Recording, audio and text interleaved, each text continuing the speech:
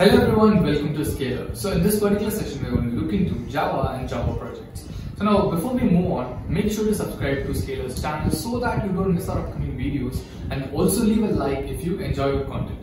If you have any queries, leave a comment down below and we would help you out. So now let's understand what will be covered in this session. First of all, we'll start off with the introduction to Java, and then we'll be looking into Java A to Z. That basically means we'll cover from the scratch to the most advanced concepts. For example, we'll be looking into iteration statements, we'll be looking into loops, arrays and more. After that, we'll be looking into the types of inheritance and concepts like that. Once that is done, we'll be looking into Java installation and Eclipse installation.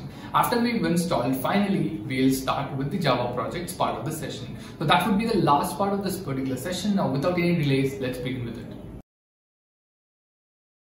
Hello everyone and welcome to the world of Java programming. My name is Rohan Arora and I am a freelance educator teaching computer programming to students of different age groups. I am also a Carnegie Mellon alumnus with experience in full stack web development and technology consulting. Currently, I am working as the founder for PyBook. This is a platform which is in the works, which aims to teach students based on their grasping power.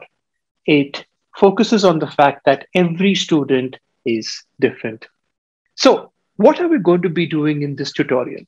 In this video, we will first start with the understanding of what programming really is.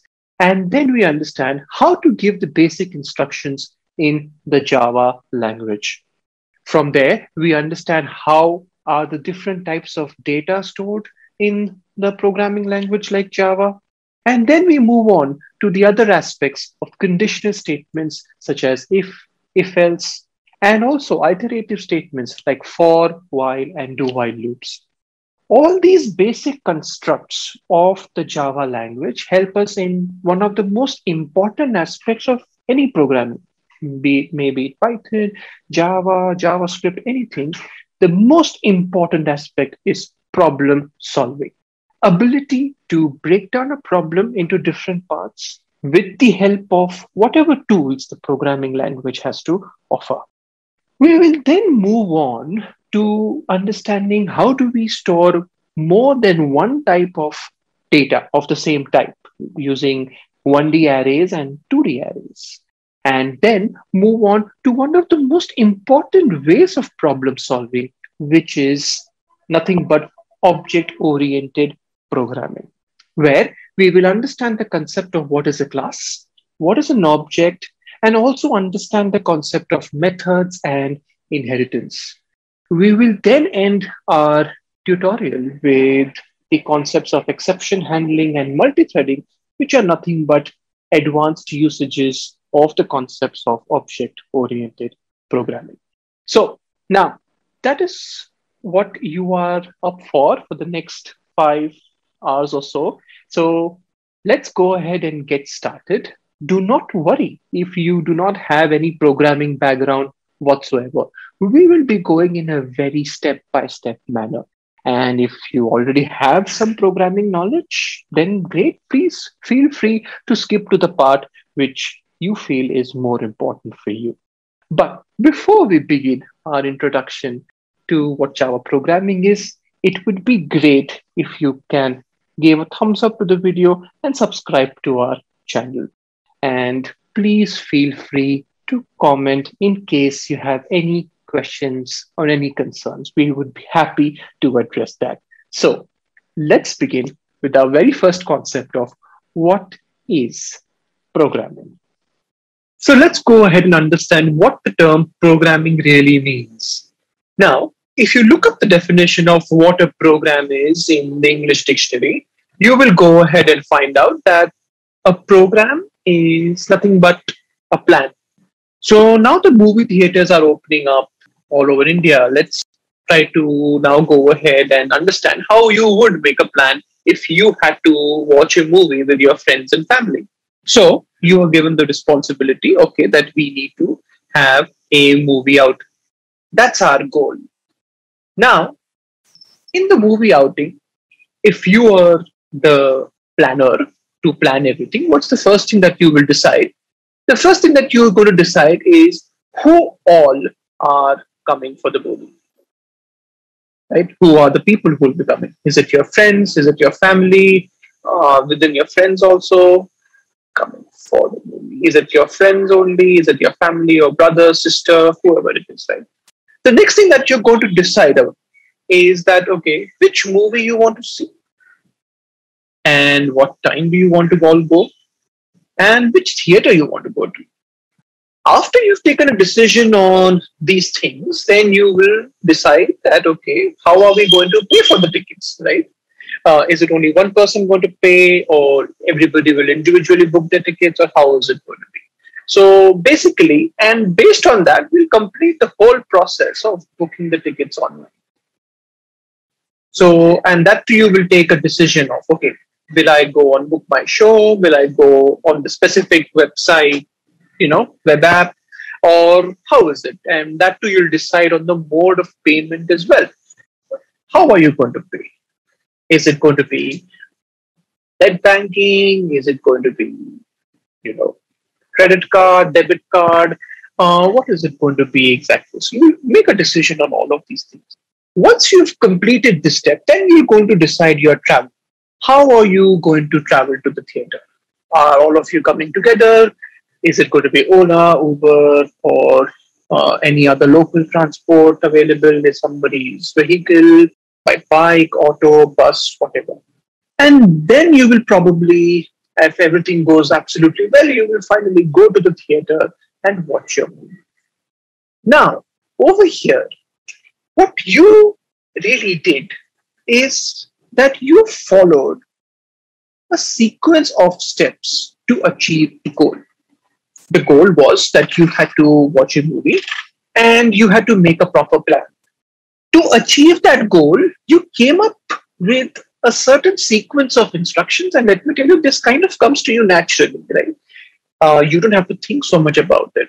This is because you possess the human brain. The human brain is said to be one of the most powerful processing things available out there in the world. And you do these steps in a certain order.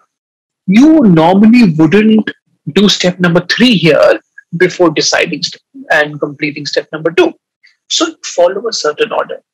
In the same way, we achieve our task by going through each step one at a time. Computer programming is nothing but a set of instructions given to the computer. In simple words, it's a set of instructions given to the computer to perform a desired task. Now, these set of instructions, and not only just you give the instructions, you also specify the step-by-step instructions. So over here, I'll just add this one more thing, a set of step-by-step instructions. So that is exactly what programming is. We want the computer to do the work on our behalf.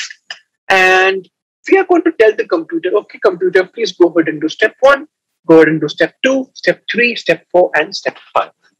Now the question comes, why would we want the computer to do the work on our behalf? Like, basically, why do we want to code? One of the simplest reasons is why programming is the question. And one of the simplest reasons is that, okay, it makes our work easier. It makes our life easy. Life of humans is easy. Not only that, the computer can process large amounts of information in very less time. Large amount of information processing can be done in less time. And of course, one of the main reasons why we want the computer to do the work on our behalf is, as humans, we can make mistakes. So there are less chances, or I would say very little chance, less to no chances of the computer to making mistakes, provided we give the instructions correctly. So if we have given the instructions correctly, then the computer will follow those instructions in a step-by-step manner. So multiple advantages of why would we want the computer to do our work. So for now, what we have seen what programming is, we have also seen why we need to program. Now let's go ahead and understand how do we communicate to the computer. But before we do that, let's take this step over here. The step was booking the tickets online. For some reason, assume that you are unable to book the tickets online. The website is down, things are not working well, but you still want to go and watch the movie. Then the only option that is left for you is that, okay, we will travel to the theater and go to the ticket counter, and then we will go ahead and watch the movie. So now over here, you are gone to the theater over here. This is the person at the ticket counter who is there and he is ready to take your order for booking a seat for you. So you go to the ticket counter and say, for example, you talk to him in the French language. That please go ahead. I don't know French, but assume that in the French language you go ahead and say that, please go ahead and book some tickets for me. The person at the ticket counter, if he knows French, great, he will do the work for you. But if he doesn't know French, he's probably going to say, I don't really understand what you're talking about. So what just happened was you gave the instructions, but still the other person wasn't able to execute them, wasn't able to perform any of the instructions. In the same way, the person over here at the ticket counter wasn't able to perform because you were not talking in a language the other person understands. It's very important that when we are giving the instructions to the computer, we speak the language the computer understands. So the question is now, what language does the computer understand? Now, to answer this, many of you who already know programming know this, but for those who don't, let's understand some very simple fact about a computer. I'm going to dumb it down to tell you what exactly does the computer really understand. We all know that the computer is an electronic device and it has some very complex electrical circuit. And one of the main components that is responsible for performing our instructions is called the CPU, the central processing unit, or the processor as it is called. Now this processor or your CPU only functions, or your laptop only functions when there is battery on your laptop, right? Now, how do you provide electrical energy or battery to your laptop? You connect to an electronic socket, you switch on the socket, and that's how your laptop gets charged. Now, when you say the laptop is getting charged, what is really happening is you are providing electrical energy. This electrical energy is responsible for carrying out all the instructions that you have been giving to the computer. Whenever you, for example, press a key on your keyboard or do a mouse click or anything, basically, you are activating some parts of the electronic circuit of your device. This, in turn, is also manifested in another form of electrical energy. This whole flow of electrical energy is nothing but a series of, as you must have learned in your school, as a series of current or voltages, a series of high and low voltages. These high and low voltages are nothing but represented in simpler terms as your ones and zeros, which therefore gives us the term that what does the computer understand? The computer actually understands is a binary language.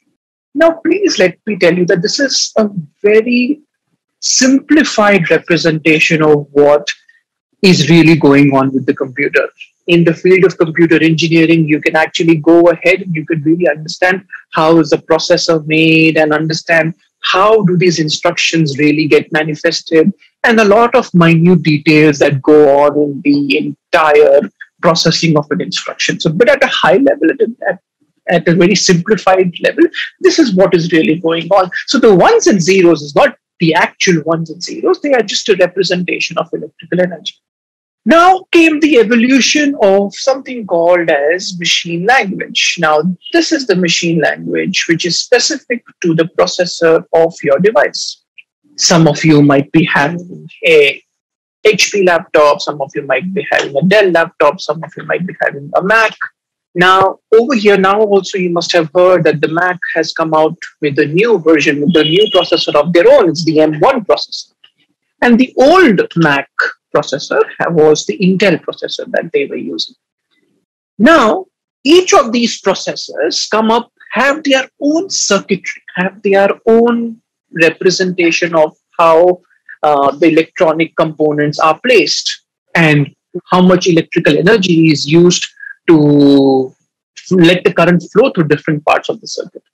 Each processor has its own architecture, and on the basis of the architecture, the processor manufacturers have come up with a device-specific language called as the machine language, which is slightly better to understand than the binary language, but at the end, again, this is something which is processor-specific. As languages evolved, it was necessary for the scientists, computer scientists, to come up with a way that anybody can give any generic instructions irrespective of what the device was. And most importantly, it should be easy for the person to give those instructions. So the binary language and the machine language were called as low-level languages. Easier for the computer to understand, but slightly challenging for the humans to understand. Thereby came the evolution of something called as high-level languages. These high-level languages are nothing but, over here, the languages that we work nowadays to make different kinds of applications, including Python, C, C++, Java, and many of the other languages that are there in today's world. They are easier for us to understand, easier for humans to understand, but they are challenging for the computer to understand. I would say not possible for the computer to understand, but difficult for the computer to understand. So they were primarily designed to make our life easy. And basically the evolution of languages, just like the human-to-human communication, the languages kept on evolving based on not only the culture, but also based on the ease of being able to communicate with each other. Right? The same way with the computer as well, the evolution of languages has been made so that it's easy for us humans to be able to interact with the computer. So we have understood three things so far. What is programming? Nothing but set of step-by-step instructions. Why is it good to learn programming? And most importantly, how do we communicate with the computer? There are various ways of doing that, depending on your area of liking and depending on what's comfortable for you, depending on the kind of application that you are looking for. That is what you will be using to communicate. So you have the low-level languages and the high-level languages. Now, since we have understood these basic terminologies, now let's go ahead and understand the basic processing of a Java program. Now, before I get into the terms of whatever I've written on the board over here, now say, for example, if you want to work with a Word document on your machine, when you save a Word document, the extension that you give is doc, or .doca.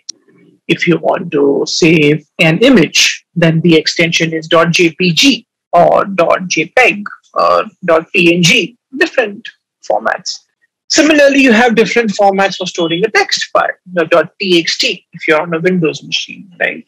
Same way, say for example, there is an editor. There is a way to go ahead and write our Java program. We wrote our Java program in the Java language, and then we went ahead and we saved our program. Now, the extension that we need to give for our Java program is .java. And say I'm going to call it, for now I'm going to call it first program.java. Now, when I write this, I have written my Java program in my editor. And somehow, let's assume somehow, there is a way for us to instruct the processor that, Mr. Processor, please go ahead and execute my Java program. The processor, unfortunately, looks at your Java code and says that, I'm sorry, but I don't understand your Java code. As we saw over here, this is what the Java program really understands, that over here, it's the low-level language that is something which is understandable by your processor. So then what do we need to do? The same way, if you want to talk to another person who is, say, from France, and you need to talk in the French language. The other person only understands the French language, but you understand only English. What you need in between is a translator.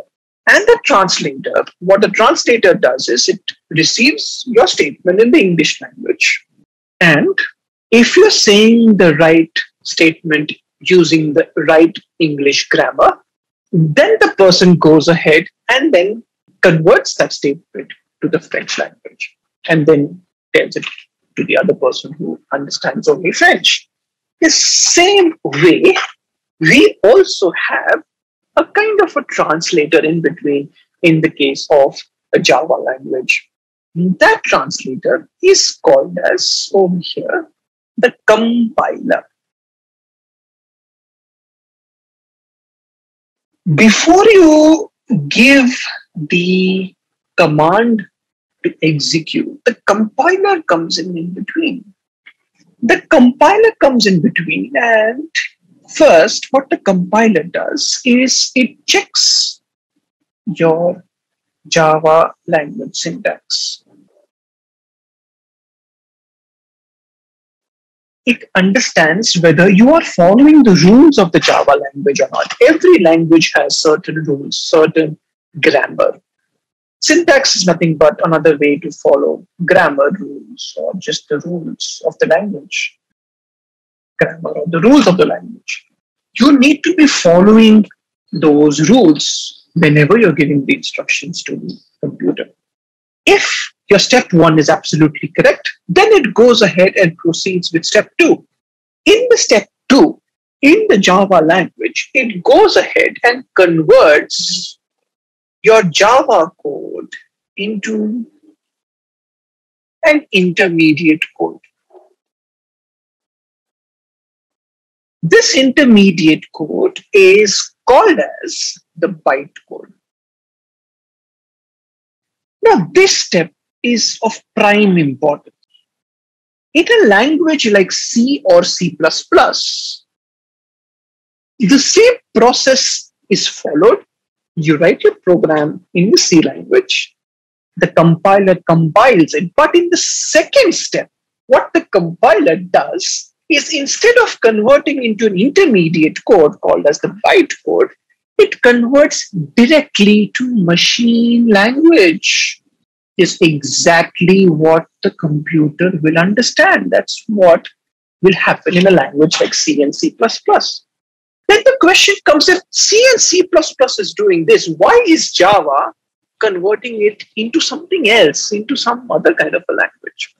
There is a reason behind it. We'll come back to it in some time, but just hold on to the thought that over here in C and C++, it's directly the machine language. So when you execute it, it reads the machine language code that was translated and it performs it. But in Java, it converts it into bytecode. After the compilation step is performed, what happens next is the execution. In the execution is taken care by one of the important components of the Java language, which is called as the JVM, called as the Java Virtual Machine. So whenever you install Java, you also install the Java virtual machine. Now, when you write this code, first program.java, after step 2, a new file gets created with the same name, first program, but with a different extension, dot class. It gets created with a different extension altogether. Now, what the JVM does when you execute the program is it looks at your dot class file and based on your machine, whichever machine you have, if you have a Mac, based on the processor of your Mac, if you have a Windows machine and an Intel processor, based on that, what the Java virtual machine does, it looks at the bytecode and converts it into machine language line by line and executes.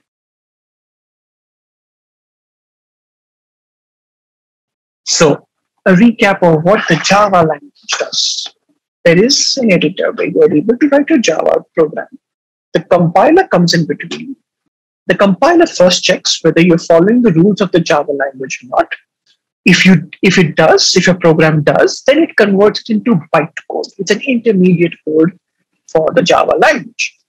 Say the code generated is first program dot class. The extension it gives it is dot class. The JVM, when you execute the program, converts this dot class file into line by line into the machine language, which is understandable by your processor. The processor receives this language and executes the code. Quite a long process. In C and C++, however, the process is quite short. It converts it into the machine language, creates another file with the same name, of course with a different extension. And when you give it to the processor can understand that file easily. Again, let's come back to the question that we had originally. Why was there a need to convert it into bytecode? And the reason for that is platform independence.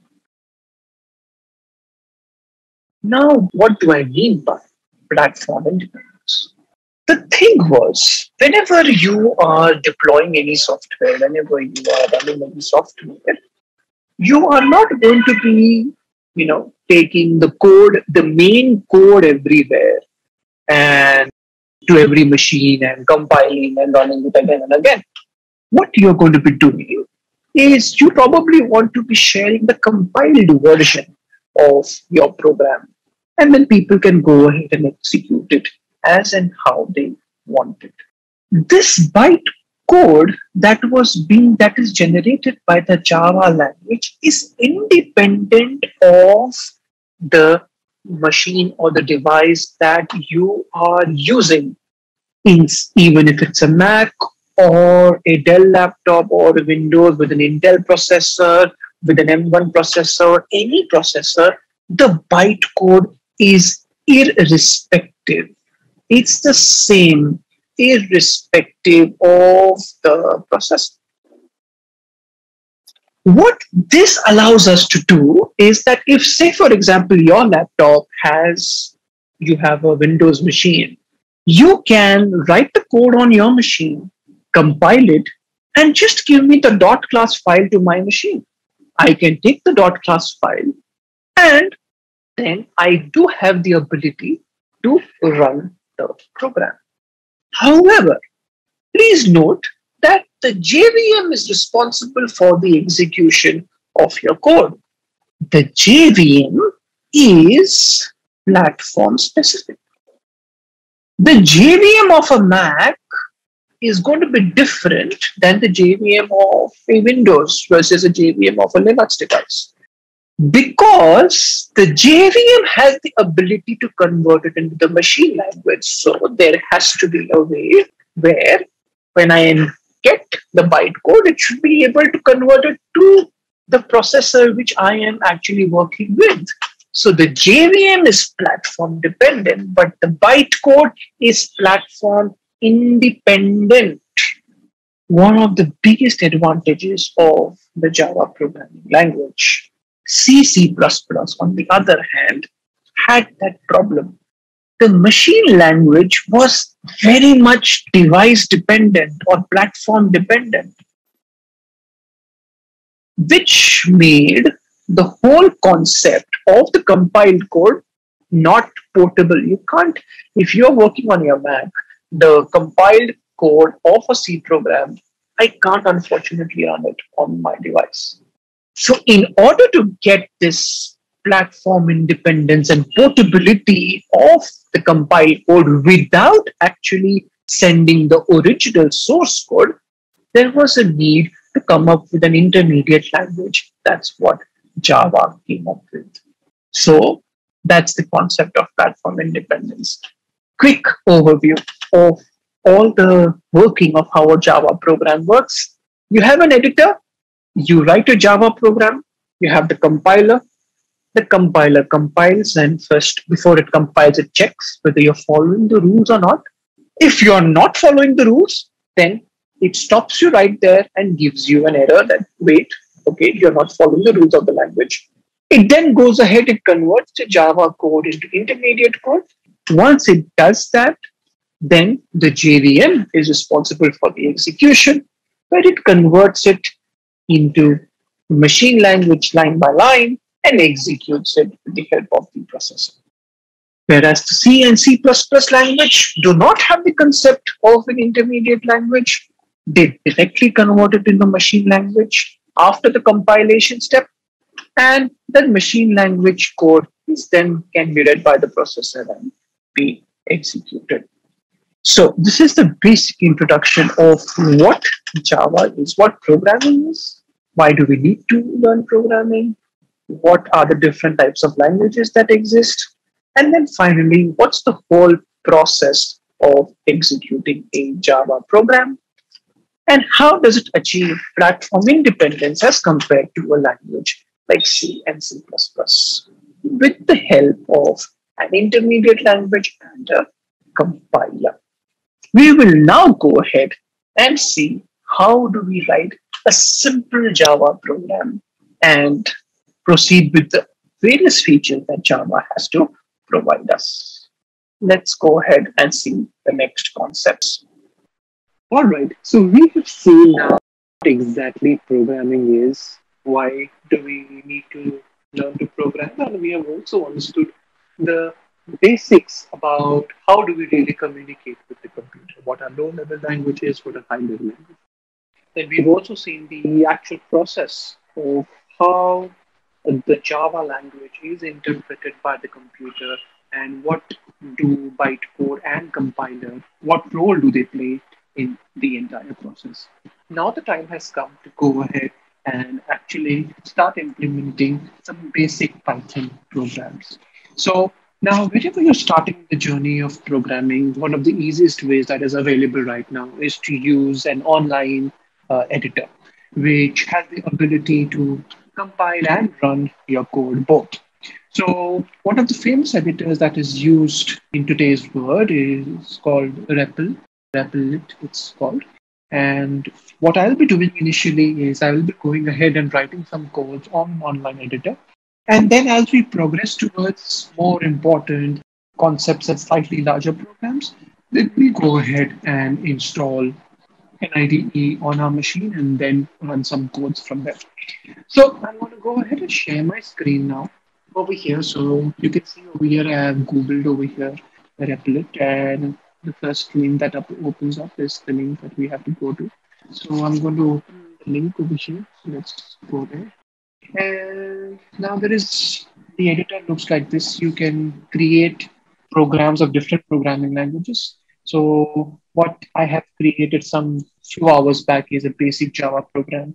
So if you want, you can create your own new REPL over here. So you can go ahead, click on create new REPL. There are other languages available that are there. And then we can choose Java over here. And you can, by default, it gives default title, but we're going to go ahead and choose that to say that first Java program. Okay, let's go ahead and create the REPL. And what will come up is the simplest Java program that is possible. So, and here it is. All right. So now the thing is over here, there are 5 lines of code that you see on the screen. First one is class main. That is the name of the class that you see over here. Then you have the opening curly brackets and the corresponding closing curly brackets on line number 5. Inside class main, we have public static void main and string square bracket args. And then again, a set of opening curly bracket and the closing curly bracket. Now, what is all of this? What do they really mean? Are they necessary to be there in every Java program? For now, you can understand that yes. Okay. What is a class? What is this public static void main? The details of this is we are going to see a little later as we progress through the concepts of classes and objects. But for now, let's pay attention to line number 3 over here. And line number 3 is the most simplest line that you can have in the Java language, is system.out.println. And within the quotation marks, it's hello world. This is the command to print a message on the console. Now, where is this console? This console is over here that you see, this dark black screen that is there. So whenever you run the program, what's going to happen is it's going to go ahead and it's going to print this message on this particular screen. Now, remember, as we discussed in the flow of a Java program, every program has the concept of a file. So the name of the file in this case is main.java. That's the name of the file that is created over here. Unfortunately, on Replit, we can't go ahead and change the name of the file, but we will go ahead and when we install the editor on our machine, we will be creating files with our names on it. So the thing is over here, the name is main.java. So if you observe carefully, the class name is the same as the name of the file. And this is the line which is the most important, which is system.out.println. Now, let us try to understand and see what does this piece of code do. So what I'm going to do is I'm going to simply go ahead and execute the code. There is a run button over here on the top. I'm going to go ahead and click on the run. Now you see that over here, there are 2 things that came up over here. We got the message, hello world. But if you remember from the flow of how a Java program really works, the first step was compilation actually. And over here, there's some command that is present on the screen, which kind of tells us that the compilation actually happened. Which is a command over here? It's this command, Java C. And then there's a whole long line of instruction that was given over here. Java C is the command to compile your code. Since there was no problem in our compilation, our program was absolutely correct. We were following the rules of the Java language. It went ahead and it ran the code. It created the .class file and it ran the code. For running the code, it executed another command, which is Java, and then a whole set of arguments that are there. We will get into the nitty-gritties of these as well as we proceed. But right now, this is the thing which is there. We had Java C and the name of the file, and then we had the Java, and then we executed the command. And you saw the result of the code, which is simply hello world. Now, over here, we were following the rules of the Java language. And if you observe, one of the most important rules, let's focus on line number 3, as I said again, system.out.println, your message within the quotation marks, and followed by a semicolon. Semicolon is like a full stop in the Java language. Now let's go ahead and let's try to get rid of the semicolon. And what we are basically doing is I'm deliberately generating a line of code which is not following the rules of the Java language. So let's see what happens when we do that. When we run the code, what happens. Now again, the command compilation is done. There was an error. And it tells you also which line number the error was on. It says main.java colon 3. Line number 3, there was a problem. And what the problem was the semicolon was expected. It's not there. And that is what was missing from the code. Since the compilation was unsuccessful, it never went ahead and created the dot class file, nor did it go ahead and execute your code. You don't see the other Java command over here. You only see the Java C, which did not happen successfully. And that's why the whole execution really never happened. So this is proof for you that if the compilation is not happening correctly, it won't go ahead with the execution. So the command over here to print a message is system.out.println. Now, what does ln really mean over here? And ln is a, you can say, a short form for saying new line. Now, what do I mean by this? Is this? Please pay attention to this. Whenever we print the contents within the quotation, then what really happens is the contents of the quotation mark get printed as it is. So HELLO space WORLD exclamation mark. That comes as it is. Once that is done, once the contents within the quotation marks is printed, the cursor then goes to the next line. Now, that means if there were multiple println commands on your screen, then how will the code really work? So let's go ahead and type another statement over here. I'm going to go ahead and type system. First, I'll go ahead and put the semicolon over here. And system.out.println. Coming there. And let's end it to the semicolon. So what happened is, what's going to happen is we will verify our understanding by actually executing it, is first hello world will be printed. We'll put the exclamation mark. And after the hello world, after the exclamation mark is printed on the screen, it goes ahead onto the next line. Now, when it goes ahead on the next line, when the second print command happens, it will again print the contents, but this time they will be printed on the second line because the cursor is standing over there. So you have hello there, again with the exclamation mark. And since again this is a println, the cursor will be standing on the next line. So basically, with these two lines of code, what we are achieving is two different lines of output. So let's go ahead and verify our understanding by running the code over here. So it's compiling first. Compilation is successful. It executed, and you see that there are indeed two different lines in the output. Now, this is println. There's another version of the printing command, which is very famous and which is very widely used. And that command is the print command. So now let me explain to you that first before I type it out for you. So it's system.out.print without the ln. And I say hi, and I put a semicolon over here. And I go ahead and write another print command over here. Say OK.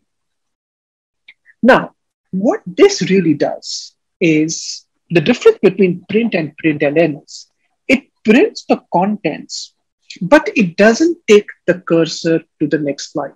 It takes the cursor right next to the last character it prints. So therefore, I print H, I print I, and then I take the cursor right next to I. Then when the second print command comes in, I have to start printing OK. Since the cursor is standing right next to I, O gets printed first, then K gets printed. And since again this is a print command, this is printed over here.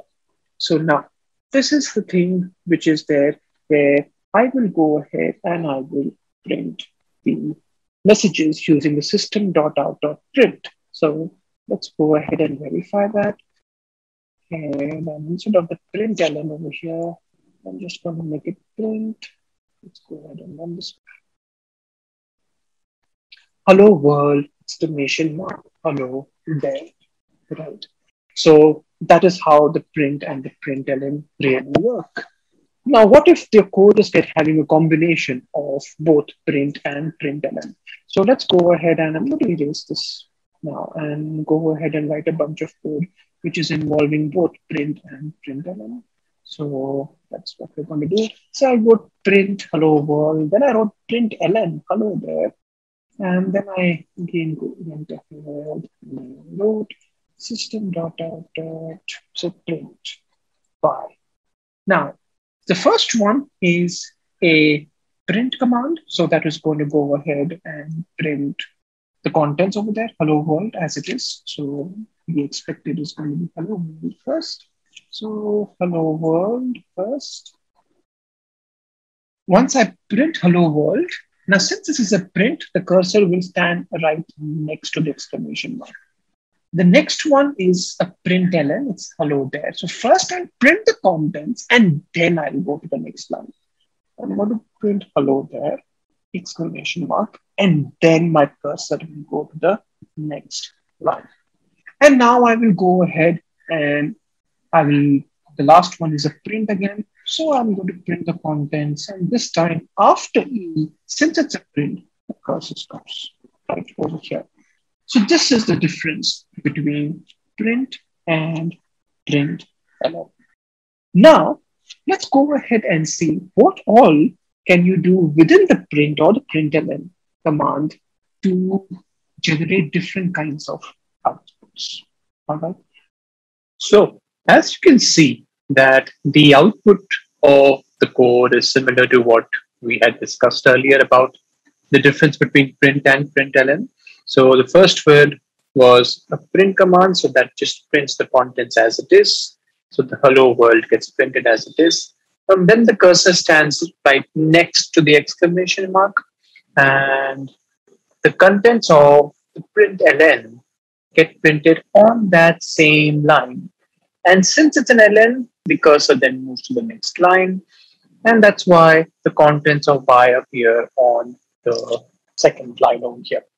All right. So this was the difference between print and println. Now let's also understand another very important concept of something called as escape sequence. Now the escape sequences can be used within the print or the println statement. And what they basically do is they give a different looking visual output. So far, whatever we have seen is whatever we write within the quotation marks gets printed as it is. But these sequences, if you use within the print and the println, they give a different looking output. One of the most commonly used ones is called \n. So backslash followed by the letter n right after it. What it means is it's going to take the cursor to the new line. And if you probably can guess, it's similar to how println also works. Then we have something called as \t, which is a tab. This is the same tab key which is there on your keyboard. So it behaves exactly how the tab key on your keyboard functions. If you want to print the double quotation marks, then you need to write \/ with the double quotation marks. Now, why would you want to do that? Is because the double quotation marks themselves are used as a marker for the beginning and the end of your message. So if you don't do this, then Java will not be able to understand the difference between whether you actually want to print it or you want to use it as a marker. And then even to print just the \, you will use two backslashes, which will print the \/ over here. So now let's go ahead and try some code over here. So I'm going to delete this code. Here I'm going to say hello \n / quotation marks I \/ quotation mark \/ and \/ quotation mark again, and then the quotation mark. Yeah, I'm just going to erase this part of the code of the marks already. So now there are multiple escape sequences that are being used over here. So let's try to first understand what the output might be, and then we'll go ahead and execute and check whether we're getting the same thing or not. So first, this is the opening quotation marks, and this is the closing quotation mark. And we're going to first print the contents as it is. So we expect hello to come as it is. And then we have the \n. The \n, as we said earlier, takes the cursor to the new line. So we're going to go to the new line. Then we have the / quotation marks, which will help us to print a single piece of quotation marks. So we're going to print one quotation mark, one pair of quotation marks. Then we print hi. So hi gets printed. Then another pair of quotation mark gets printed. So another pair of quotation marks. So this is what the expected output is. So let's go ahead and execute and check that. Please verify. And yep, we can see that in the output. Let me clear this out. Yep, we can see that in the output that hello comes on the first time and hi with the double quotation marks comes on the second one. So \n does similar work to what the println does. So we can achieve multi-line outputs within a single print command as well. And based on the special characters that we want, there are escape sequences for them. Are these the only 4 escape sequences? Not really. There are many more, but these are the ones which are normally used in the Java language. The one being used the most is the \n and the \. The tab is nothing but it gives a spacing. The number of spacing depends. So it's not a fixed space always. It may be depend on how many characters you're working with, and there's a reasoning of how many spaces it comes, but you can consider it like a nice tabbing as it is. Whenever you are writing an article and when you press the tab key, the spacing it happens, it's just exactly similar to that. So that's what the \t does. So this is all about the print command. So we saw the difference between print and println, and we saw the escape sequences. All right.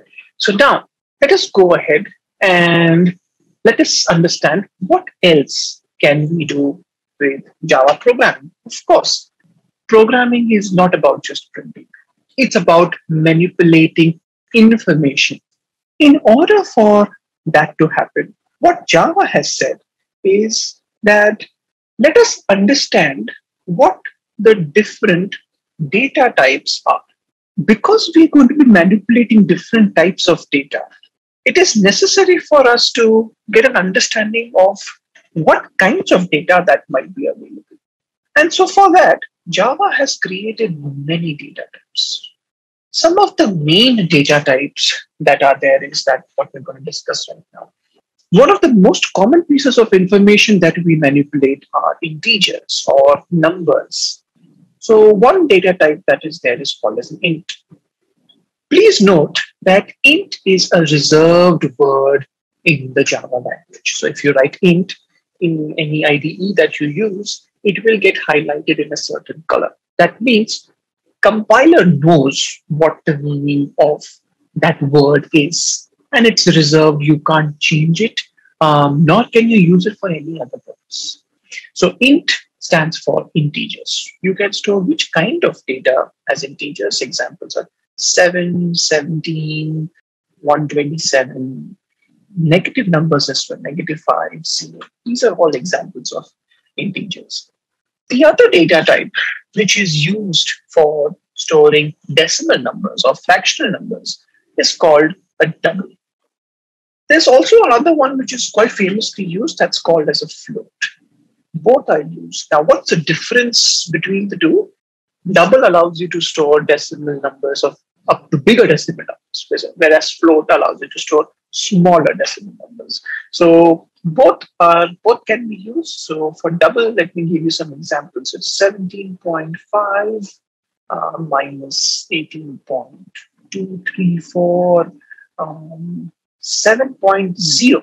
Even that is going to be considered as a double, and 123.5. So these are all examples of double value.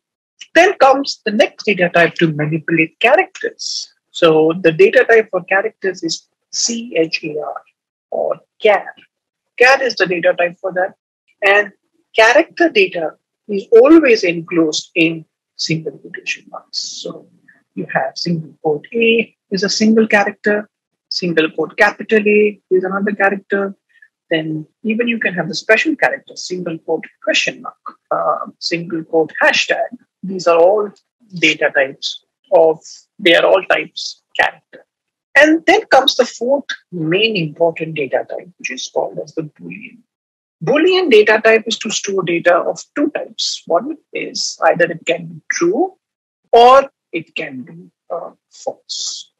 Now, how do you use the Boolean data type is what we'll see as we proceed ahead with more of our program. Now, are these the only data types that are available in the Java language? Not really. There are many versions of the integer data type as well. Okay, like for example, you have short, you have byte, you have long as well. So these are the main data types that are available. And what do they really differ in is the amount of data, how big the data can be the data be stored for each of those data types. That's basically the main difference. Now, how do we go ahead and use the data? Say, for example, I want to go ahead and work with an integer. How do I work with an integer? How do I process an integer? Now, let's take the simple example. Say, for example, you are at home and you don't want to travel anywhere. You have your mom or your roommate or your partner have come to you and you want to eat something really nice. Say you want to eat pav bhaji today. Now, you go and tell your partner or your mom that, you know what, I am in the mood of eating pav bhaji. So your partner or your mom or your roommate or whoever it is says that, sure, they can make that thing for you. Unfortunately, you are out. The ingredients are not present. So what you decide that you're so determined to have that dish today that you decide that, you know what, I'm going to travel from my house. This is my house. And I'm going to travel from my house to the store. And when I travel from my house to the store, I am going to go to the store and I'm going to buy all the ingredients that are there. Now, in your journey from your house to the store, you remember exactly what you need to buy. And the reason why you're able to remember all this is because of something called as a memory. A human brain possesses the ability to retain information. The same way our computers, our laptops, our electronic devices also they also have the ability to store information or retain information. In order to retain information, there are different types of memory that are available in your computer. One of the things that is the most important in retaining information, one type of memory, which is the most commonly type of memory, is the hard disk. This is your permanent memory, where whatever, even if the laptop shuts down, the data that you have stored remains in the memory. The other type of memory is the RAM. It's the random access memory or the temporary memory. Now, this is the memory which is needed by your applications in order to run their programs. For example, you want to open Google Chrome. When you open Google Chrome takes some part of your RAM while you are browsing through the various sites. You're having a Zoom call with somebody else, then Zoom application is accessing some part of your RAM in order to have that meeting. The same way, Java program has the ability for you to store information in the RAM for your processing whenever you need. How can you do that? You do that with the concept of variables. So what exactly is a variable? A variable is nothing but it's a name that you give to a memory location.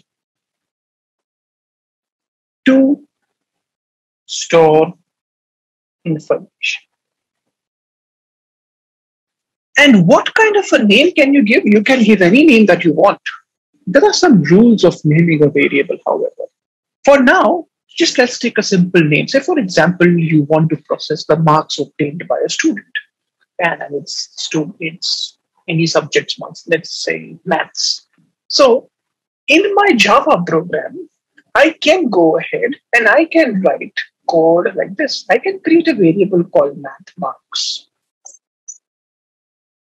Now, if I know that this is always going to be a whole number, an integer, I will declare this as an int. So I'm going to say int math marks, and then I'm going to write equal to. And then I'm going to give whatever value I want to store. So I'm going to say I want to store the value 70.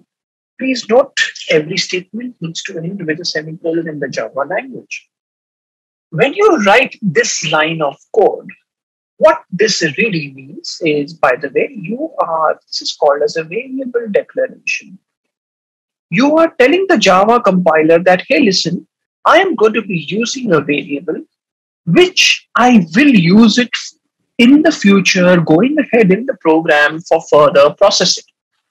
So over here, what the compiler does is the compiler helps to allocate memory in the RAM. It understands that this is an integer variable, so it goes ahead and it creates the memory in the RAM and stores the value 70. And that value, that memory location, is denoted by mathematics.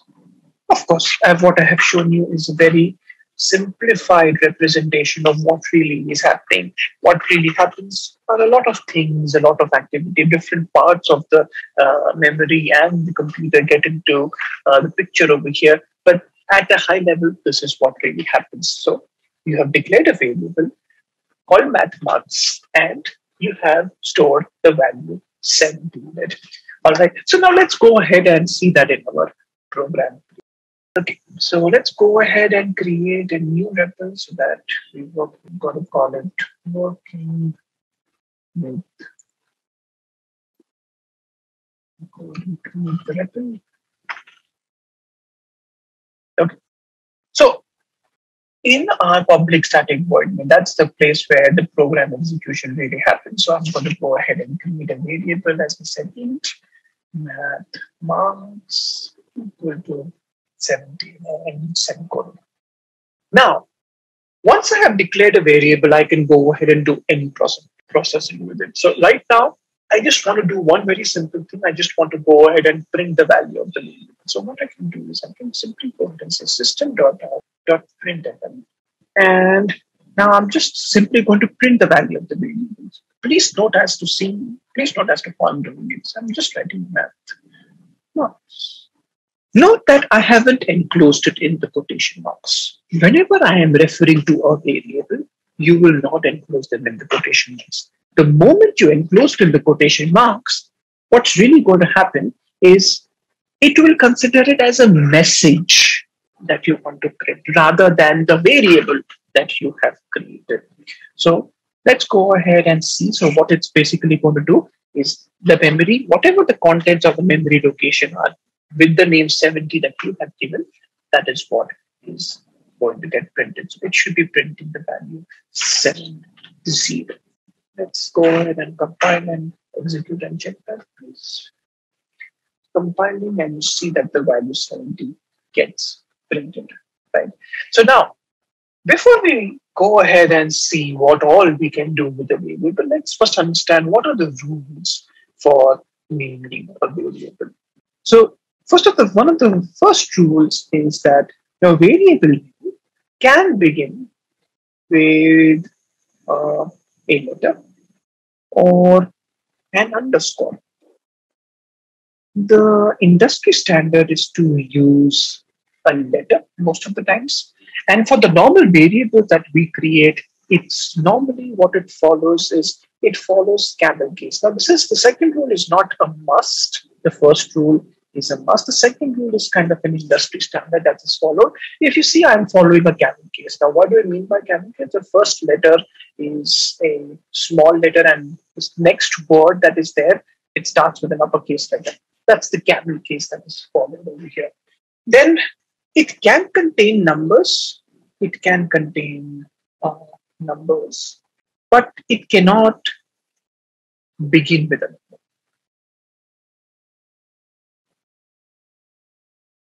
So, for example, Rohan 007 is a valid variable. It can contain numbers. It's starting with a letter. But 007 Rohan is not, because it's starting with a number. So that's not allowed. And the next rule is it can contain only underscore.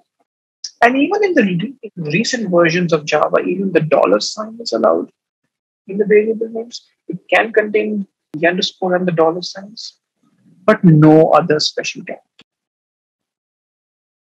No other special character is allowed. Now, what do I mean by a special character? No question mark, no exclamation mark, no space. Anything special character. By special character, I mean nothing except letters and digits. Everything else, I call it a special character. So none of them is going to be allowed. And they are case sensitive. Now, variables are case sensitive. What do I mean by that? So now if you see over here, I created a variable saying math marks. The M is small and the M is capital. If I try to go ahead and in my printing, I change my marks as small m, then if I run it, then you will get an error saying that, okay, I don't know which variable you're talking about on line number 4. Let's go ahead and see that, what the error is. Yeah, cannot find symbol. So that's what it is saying, and it's telling you which symbol it cannot find. It's on line number 4. It says, I can't find the variable math marks because you haven't declared it. So before you use a variable, the variable declaration has to happen. Since we never declared a variable with the capital M, that's why it is giving an error. And one of the final rules that is there is it cannot be any of the reserved keywords in the Java language. It cannot be a reserved keyword. So we have seen that int over here is a reserved keyword. In this editor, whatever you're seeing, whichever is highlighted in blue is a reserved keyword. What do I mean by reserved keywords? It's something which the compiler understands that has a special meaning in the Java language. So that means, are these all reserved keywords? Yes, they are all reserved keywords. Public, static, void, class, they are all reserved keywords. Main, on the other hand, is not a reserved keyword. So can you name a variable name? Main? Absolutely. Can you name a variable double? No, you can't. So these are the rules for naming a variable. And normally, your variables have to be very, very descriptive as to what kind of data that you are storing. One of the very common bad practices, I would say, that new programmers I usually see is they have variable names like A, B, C, X, Y, Z. Please don't have that, especially when your programs start becoming bigger. It's necessary to maintain that naming convention. So please go ahead and follow that naming convention. So these were the rules of naming a variable. Now let's go ahead and see how can we go ahead and print messages along with the contents of the variable. So over here, how we can do that in the print command. So I'm going to tell you. So this is the message I want to print. I scored 70. 70 is the value of the variable math marks in maths. If this is the message I want to print, so my code will look something like the system.out.print I scored. Now, plus is the symbol for concatenation. In simple words, it is used to attach or append, right? So over here, whatever we write within the double quotation marks is called as a string. You will see that going ahead as well. That is attached with our variable over here. So Our variable is of type integer, so I'm going to attach it to that. And I want to continue ahead with the other message, so I'm going to say plus again, and I'm going to say in maths. So what the output will be, I scored, math marks is 70, so 70 in maths. So I'm going to go ahead and get rid of this line because I don't need this anymore. So I'm going to delete this for now, and I'm going to execute and check whether I'm getting the output or not. So let's execute and check. Compile. I scored 70 in maths. So what we have seen so far, we have seen what a variable is. We have understood how to go ahead and print the value of the variable. And over here, we have understood how to print the value of the variable along with the message, and we have seen the rules of the variable. Now, another concept related to variables is like, now, will the math marks always remain 70? Can we change it? Yes, we can. You can go ahead and change them any way you want. But remember that in order to do that, you won't write int math marks again. You just simply go ahead and give it a new value. So you have math marks is equal to say 45. What has happened is I'm going to go ahead and actually change that after this line. Yeah. And I'm going to print one more command. I'm just going to copy this line and I have now scored. So what happened was, in the memory, first, we had created a variable where math marks was, so in the memory, first time you declared the variable, and this is 70. Then you did the print command. When you referred to math marks, the compiler said, okay, yes, I know about math marks because you had created it first. So I know what are you talking about. I know which variable are you talking about. I know where to look at in the middle. I know that. So that's why it went ahead and it mentioned I scored. It found the contents. It was saying it was 70 over there. It went and printed that. Then it looked at line number 6. Over there, it says that math marks is equal to 45. So that means now the 70 went ahead and it changed. The contents of that memory location now changed from 70 to 45. So it is no longer 70. It has changed. Now I am going ahead and again referring to the same memory location, but now instead of 70, I'm going to find 45. So the first line will continue to print 70 because still line number 5, the value was 70, but on line number 7, you will see a changed value of 45. Let's go ahead and execute that and check. I have scored 70 in math, and the next time you see that, I have now scored 45 in maths. So this was all about variables and changing the value of the variables. And that's why the word variable, vary, it can vary. But the main meaning is it's nothing but a name that you give to a memory location. All right. So we have understood, we can create variables of different types. For int, for double, and for Boolean, we'll be looking at how do we create variables of all these types. All right.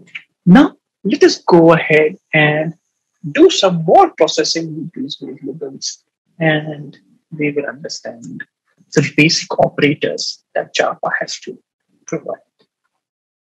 Now, let's go ahead and look at some of the most basic operators that the Java language provides. One of the most important and the most commonly used one are the arithmetic operators. Now, which are these operators? These operators are very simple. They are plus, minus, multiplication, denoted by the asterisk symbol, or the star sign, as you can call it. The divide is the front slash, very common confusion. Is it the backslash or the front slash? The front slash. And the next one is the modulus, which is the percentage sign. It doesn't calculate the percentage, it calculates the remainder. It's called as the modulus, calculates the remainder. Now, you can create variables and you can perform these arithmetic operations in them. So, for example, I can go ahead and I can create, let's go ahead and create some variables. Let me just type it out. All right, so let's go ahead and new REPL operator.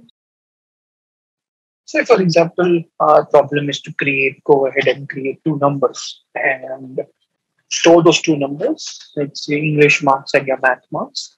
Go ahead and store those two numbers and go ahead and add them up. So that's the problem statement. So now one of the common practices that we do is that whatever program that you are writing, it is always a good practice to actually have the problem statement written in some form or the other as part of your program. Now, when you write that, you don't want it to be actually be executed by the code. It's not going to be plain English, right? So what you do is you give comments. And there are two ways of giving comments. One is a multi-line comment. That's what we're going to see now. So I'm going to go ahead and write that over here. Close that over here. So front slash star and star front slash. So whatever I write over here is a comment. And what I mean by that is these lines of code are not going to be executed or going to be considered by the Java compiler at all. So what I'm going to do is I'm going to write my question over here very quickly. So the program below is to add the English and the math marks obtained by a student. Now, this is what we are going to do. So what we will be doing is we will go ahead and create two variables. So this is a comment. This is a multi-line comment. There's also a single line comment, which I'll be showing you very soon. Let's go ahead and start solving the problem. So I'm going to have the math marks. So I'm going to follow random case, just like last time. Math marks is 40. Now, even the English marks is of the integer data type. Since there are two variables that you want to create of the same data type, you can comma separate and you can create it. So you can go ahead and create another one over here and give the values English marks equal to 17. And you end the statement with a semicolon. If you want, you can also go ahead and create it in multi-line. So now what I'm going to do is I'm going to comment this line, the single line comment. So single line comment, only this particular line will get comment. So the other way of creating the two variables is math marks equal to 40, English mark equal to 7. Now, I want to go ahead and add the two variables that's stored in another variable called total marks. So I'm going to I'll have to first declare the variables in total marks. And either I can perform the operation on this line itself, or I can do it on the next line. So I'm going to just declare the variable, not give any value to it right now, and do the calculation of the other line. So I'm going to say total marks equal to, I'm going to add the math marks and the English marks. So I'm going to say math marks plus this is good for. So I use the arithmetic operators over here, the plus arithmetic operator to actually go ahead and print it, and I can go ahead and print a message saying that, okay, system.out.print I scored a total of and total marks. So that's it. I don't want to print any other message after that, so there is nothing after total marks. To close the bracket of the print, and that is it. So now, if we go ahead and print it out, we will see that the output will be I scored a total of 110. That's exactly what it should be, because math marks is 40 and this is 70. So I can go ahead and change the value of the variable. Because I've written the expression in that way, the calculation will happen automatically when I run the program again, and you will get the updated value whenever you run it. So That's the advantage of creating a variable. You can change the value, and the rest of the code will automatically follow because you've used the variables in your expression and not the values directly. So this was the plus operator. So now let's go ahead and I want to go ahead and create another program using the multiplication operator as well. Say, for example, next one is that I want to go ahead and create a program. I'm going to write a multi-line program for us to do that. So I don't want to be doing this. I can select these lines of code. I can comment this out for that because I've understood how this works. So I'm writing another question over here, the same one. Ideally, you would create a new file for doing this, but for same. So I'm going to initialize the length and the width of a rectangle, and I am going to calculate the perimeter. Okay. Now let's go ahead and create two variables. Length is 20, width is 15.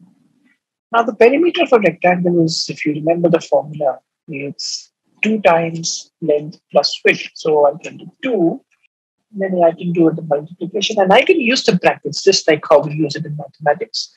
I can put the brackets, and whatever we do within the brackets will be done first. So length plus.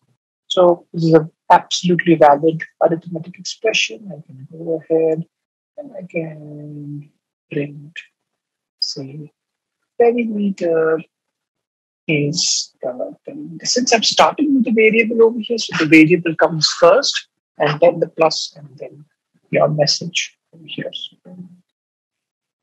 let's go ahead and execute and check and compile the code. And yes, 70 is the perimeter. 10, 20 plus 15 is 35. 35 times 2 is 70.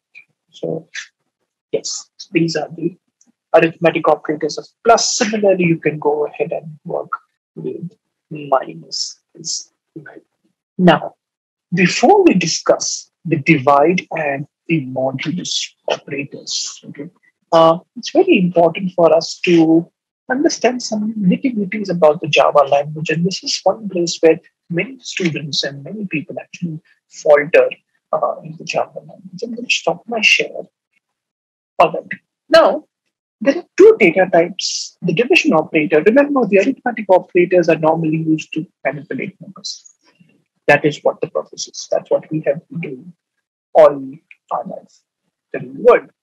However, there are two types of data that we have seen when it comes to numbers. One are integers, and the other one are the decimal values. So now let's understand double.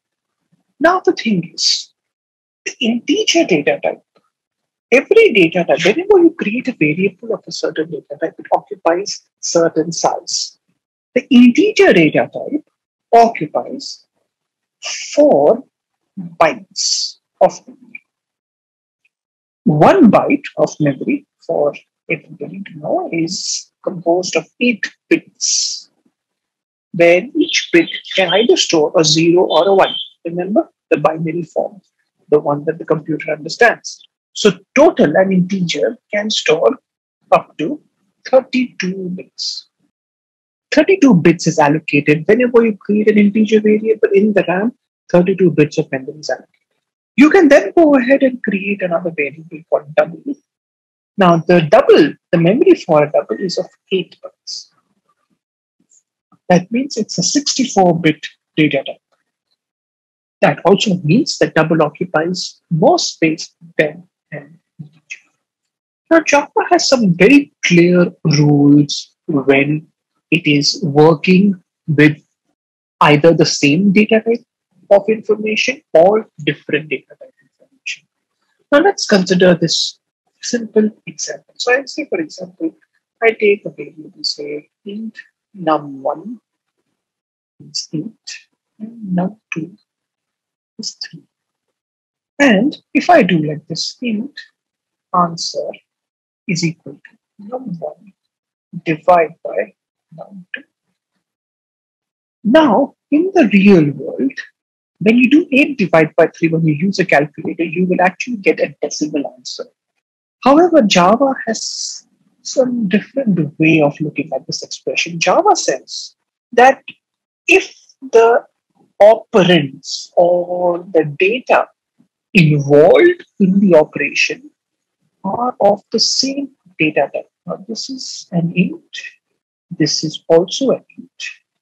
The result will be an integer.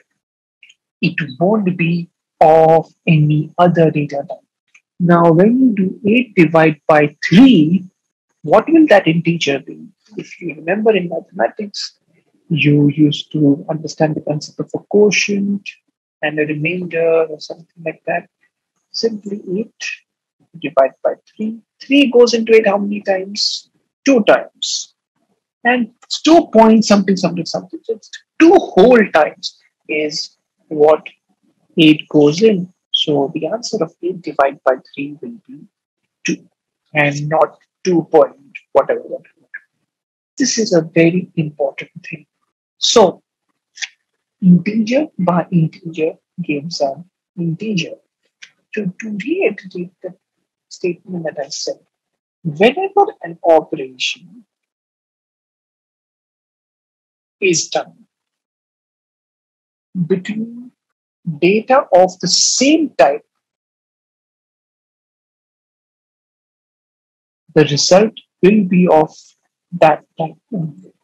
Of course, however, there is 1-2 exceptions to this, but not so important to know. But there is 1 or 2 exceptions. But majorly, it is always a result of that type only. However, whenever an operation is done on different types, the result is always the data of the higher type. Now, when I say the higher type is higher in terms of memory. So, an integer with an integer is going to give us an integer.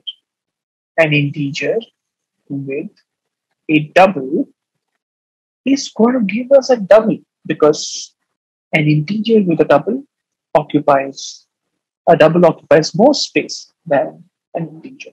So this is very important and very important for us to remember that. Now, so 8 divided by 3 gave us 2. Therefore, 7 divided by 2 will give us 3. 15 divided by 10 is going to give us 1. 4 divided by 20 is going to give us 0 because 20 doesn't go into 4 any number of times. I'm going to give 0 for that.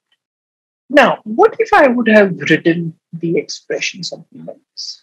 So if I write double value is equal to 7 divided by 2. One of the common mistakes that everybody makes is that, oh, now I can divide and the result is being stored in a double. So the answer will be 3.5. No, it won't be 3.5. At the end, please note is first you need to focus on the right-hand side of the equal to focus on this expression. 7 is of the integer data type. 2 is also of the integer data type. 7 divided by 2 is going to give us 3, which is an integer data type. We are actually trying to store an integer in a double. Can I store integer which occupies less memory in a variable which occupies more memory? Absolutely fine. It's absolutely okay. I can store a tennis ball in a big bus. Absolutely fine. You want to store it in the big bus? Store it. However, can you store a basketball in a small tin container? If the basketball is huge, is bigger than the size of the tin container, the answer is no.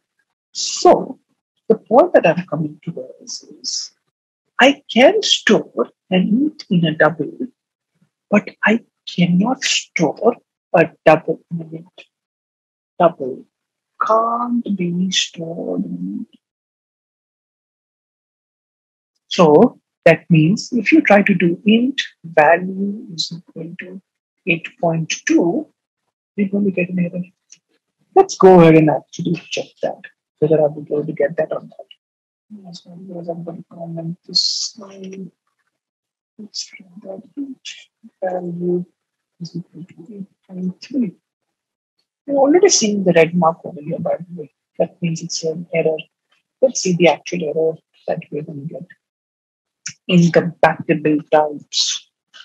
Possible lossy conversion from double to int. Not allowed. Not possible. But on the other hand, if I do double value is equal to 7, absolutely allowed. There won't be any error. Nothing will be output because you're not printing a message also. It won't give any problem. It will compile and run automatically and no issues. That's very, very, very important for us to remember that. So the summary of this is a higher data type information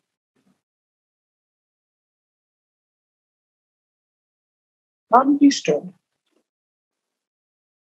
in a lower data type, variable, but the other way around is possible.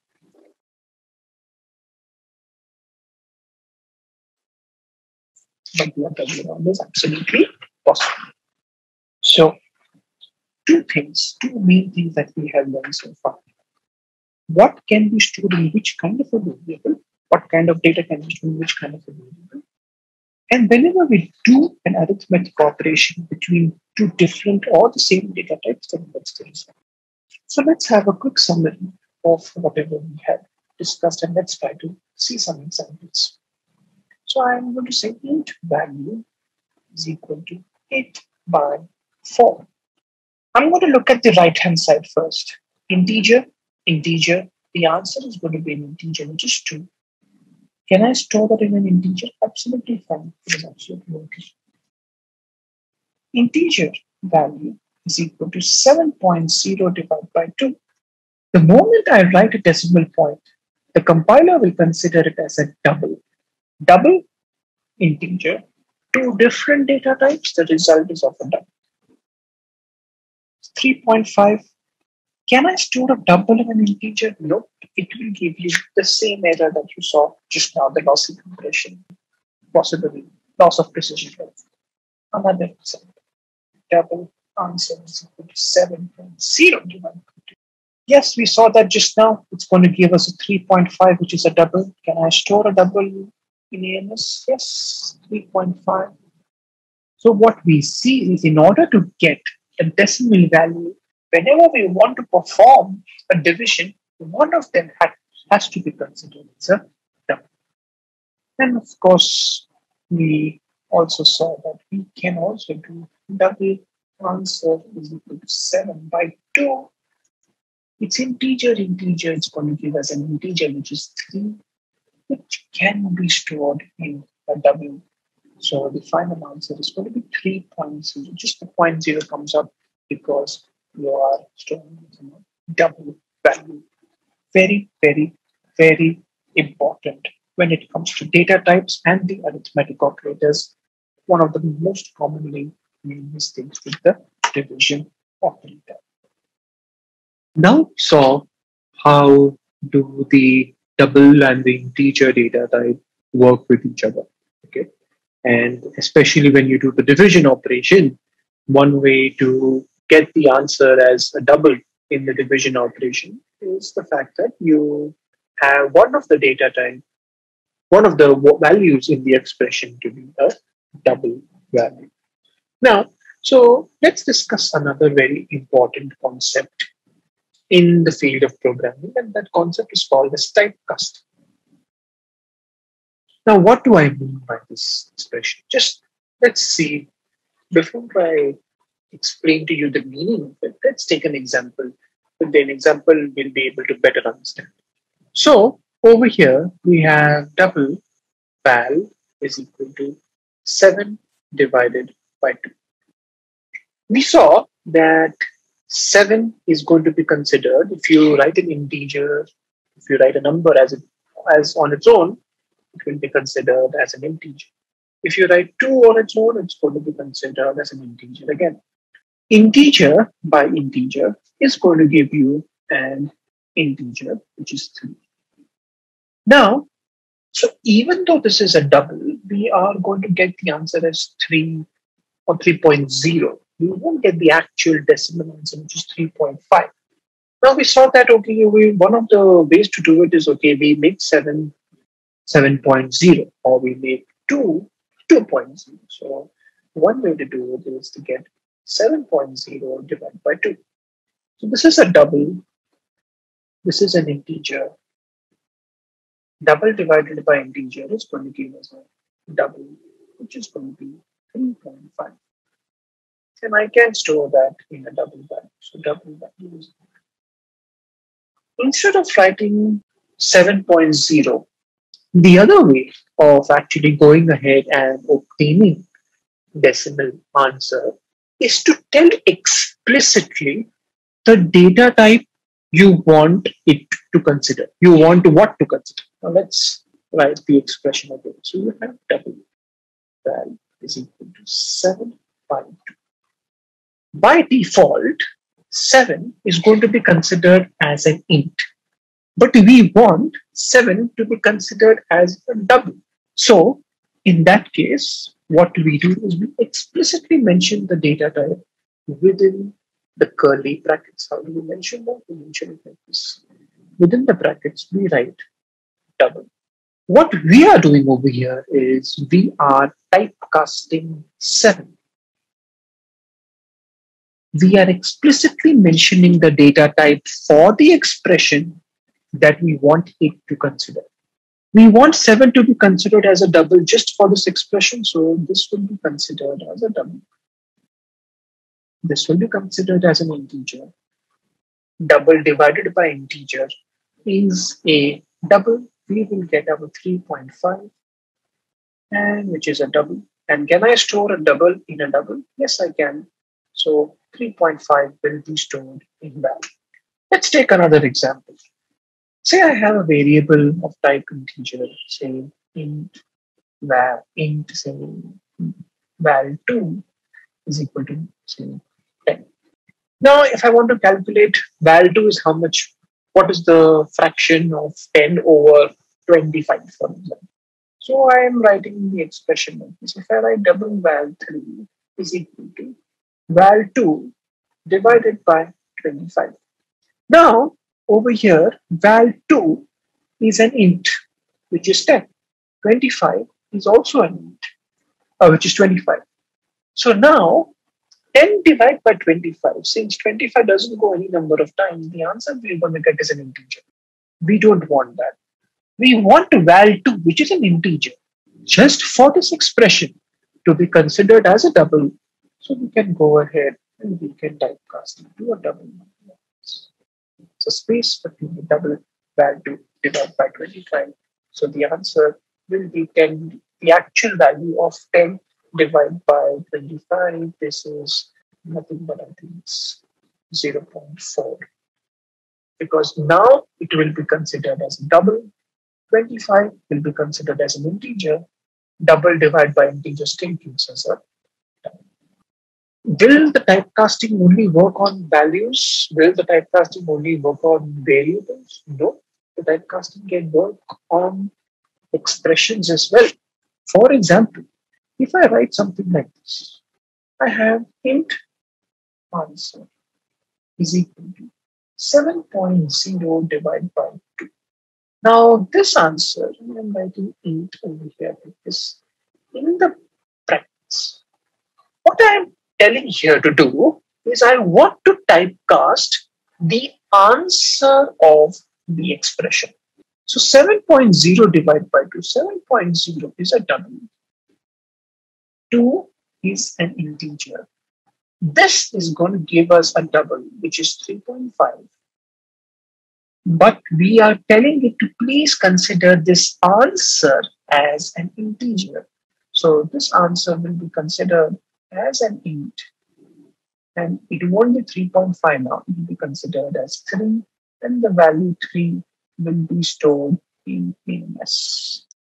So, typecasting, what exactly is typecasting? Is explicitly mentioning the type, explicitly mentioning the type to a constant. Remember, 7 is a constant, 7.0 is a constant, 25 is a constant. To a constant, a variable, or the answer of an expression. On the right hand side of the equation. Remember, this is not on the left hand side, it's on the right hand side of the equation. So explicitly mentioning the data type for that is an example of typecasting. I mean, this is something which is used very commonly and has more usages also in object-oriented programming that we are going to see ahead. Now, let's take an example of how we can go ahead and use the concept of typecasting. Now, this is the same window where we had seen the other program. So I'm going to go ahead and try doing one more program over here. So now the question is, okay, that what we have to solve. Okay, we have a multi-line comment here. The question is, we have to initialize the base and height of a triangle. Initialize the base and height. And it has been given to us that they are integers. So the values are integers. What we need to calculate is the area of the triangle. That's the aim. Now the thing is over here, if you remember from mathematics, the area of a triangle is base into height divided by 2. Now this is an example where it is possible that your triangle can be a value which is, if the base is 7 and the height is 7, your value can be decimal point 24.5. But the thing is over here, base and height are both are given as integers. So how do we go ahead and make sure that we do get a decimal value at the end? Now let's first see what happens. I'll go ahead and say base is 7, height is also 7. And I go ahead and calculate the area as base times height divided by 2. If you want, you can put them in the brackets as well. Now, if you observe, everything in this expression is an integer. So 49 divided by 2, it's not going to give me 24.5. It's going to give me actually just 24.0, right? Because everything is an integer. So integer by integer, remember, is going to give us an integer. Let's verify our answer for the area. Let's go ahead and check that. It's compiling now. 24.0. We really wanted to be 24.5. So the thing is, in this expression, even if one of them gets considered as a double, either the base or the height, then our problem is solved. Because double into anything is going to be a double. And then whatever the answer we get is a double, divide by, even though it's an integer, we will still get a double. So what we're going to do is we're going to do the concept of typecasting. So over here, I'm going to typecast base to a double. Now let's go ahead and run and see whether we're getting a proper answer or not. So now base is going to be considered as a double, which is 7.0 now. 7.0 into the height, which is also an integer. Double into integer is a double. The whole divide by is going to give us a double. So an example of how we can go ahead and use typecasting. Now, you have to be very careful over here as to how you use the typecasting. Now, what if instead of writing like this is the right answer, I'm just going to comment it so that we can come back to it. What if you write something like this? So you have to be careful of how you use the typecasting concept and you don't typecast the wrong thing. So in this case, I'm going ahead and say I write double. And I typecast the answer of this entire expression. So I calculate base into height by k, and then I typecast. The problem here is, over here is, while the division is actually happening, the thing is already done. The precision is already lost. So you're still going to get 24, and the 24 will be considered as 24.0. So this is an example. Now let's go ahead and check whether are we getting 24 or 24.0 or 24.5. So we're still getting 24.0. So this is an example where you have to be careful. What are you typecasting? Are you typecasting a value, you're typecasting a variable, or you're typecasting the value or the entire expression? Very important concept and used quite heavily. So this is all about typecasting. So this is the right answer. So I'm going to comment this out. I'm going to run it once again so that we have the right answer on the board. So for arithmetic operators, plus, minus, multiply, and divide. Divide, very simple. Plus, minus, and multiply, very simple, very straightforward. The divide, how it works with integer and the double data types, that's exactly how we are doing.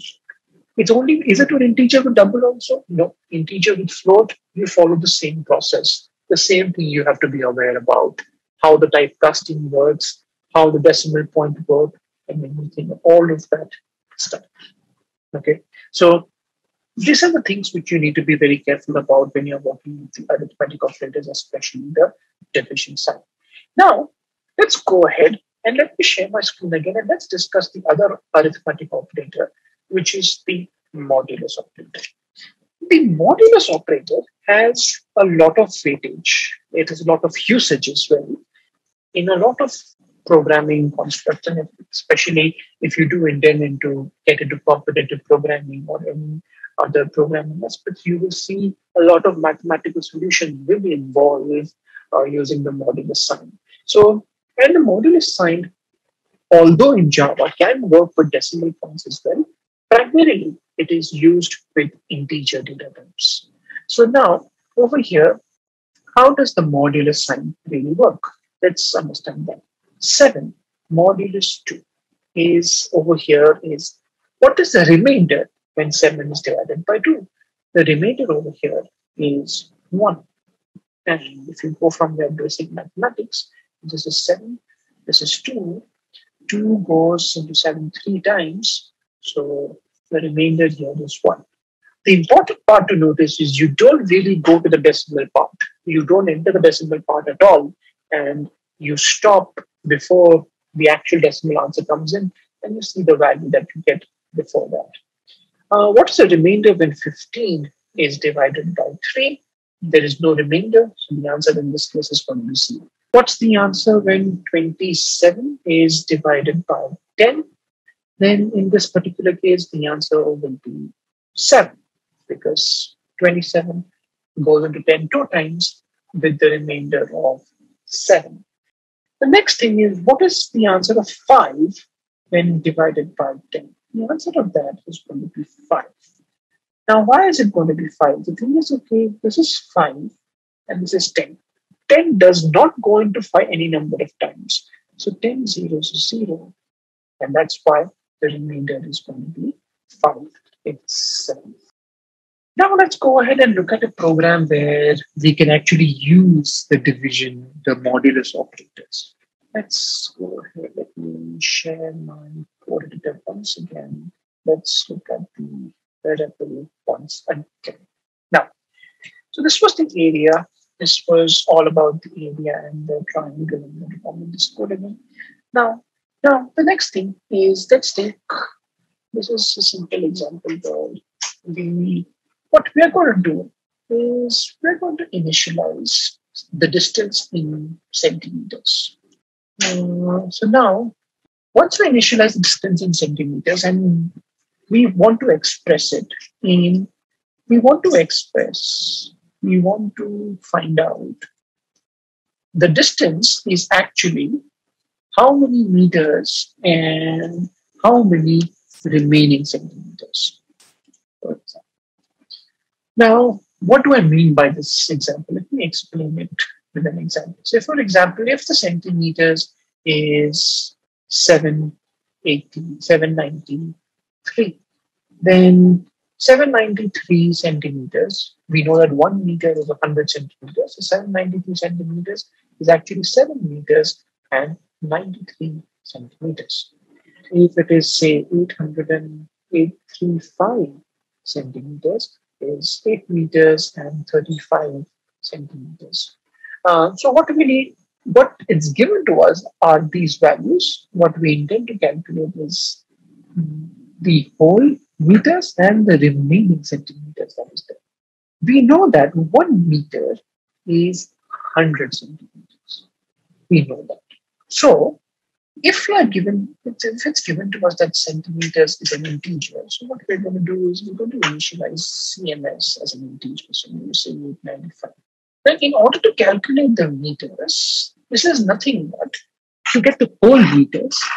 What we're simply going to do is we're going to do CMS divided by 100. How many whole meters can we get? And we know that integer by integer is already going to give us an integer.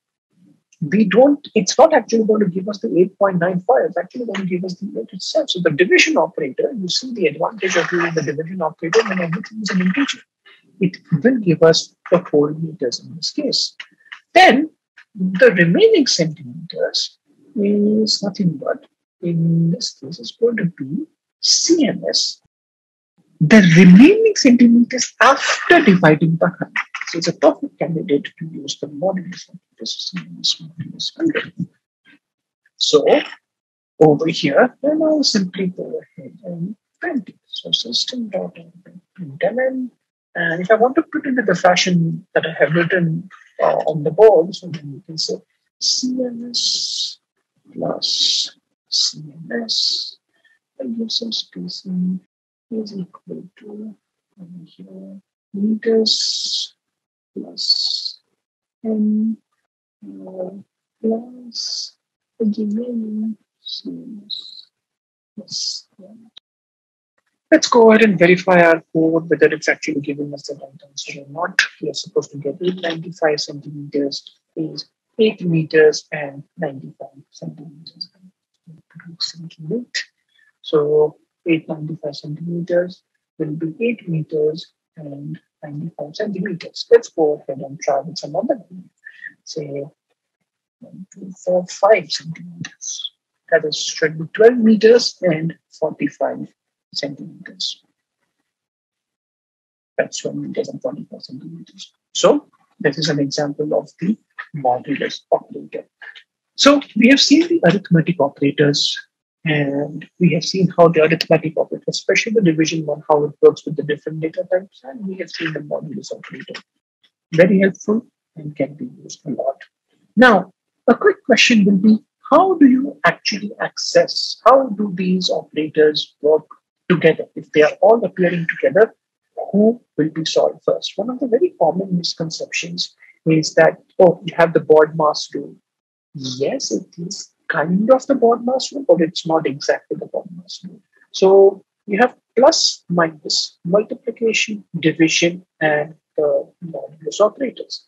These operators have the same first preference. They all have the same preference. And if they appear together in an expression, they are going to be solved left to right in the order of appearance in the expression. Then the plus and the minus are going to be solved. They have the second preference. And again, if they appear together, they will be solved left to right in the order of appearance. So let's see an example. Let me explain it with an example expression. So if you have something like this, you have an expression 7 plus 50 times 2 modulus 4 minus 3 times 3. Okay. Now, some people say that, oh, the modulus will be solved first. No. Multiplication and the modulus have the same first preference. Whoever comes first is solved first. In this expression, who's appearing first is the multiplication sign. So in this expression, the multiplication sign comes first. So that is why it will be 7 plus 30 modulus 4 means 3 30 modulus 4, the remainder when 30 is divided by 4 is 2. 7 plus 2 minus 3, which is nothing but 7 plus 2 is 9. 9 minus 3 is going to, that's what's going to be the answer. Another expression that we take over here, 9 plus 15 divided by 4 into 2 plus 1. 15 divided by 4. Both are integers. The answer will be integer. 9 plus 3 times 2 plus 1. 3 times 2 is 6. 9 plus 6 plus 1 is 15. 15 plus 1 is going to give us 60.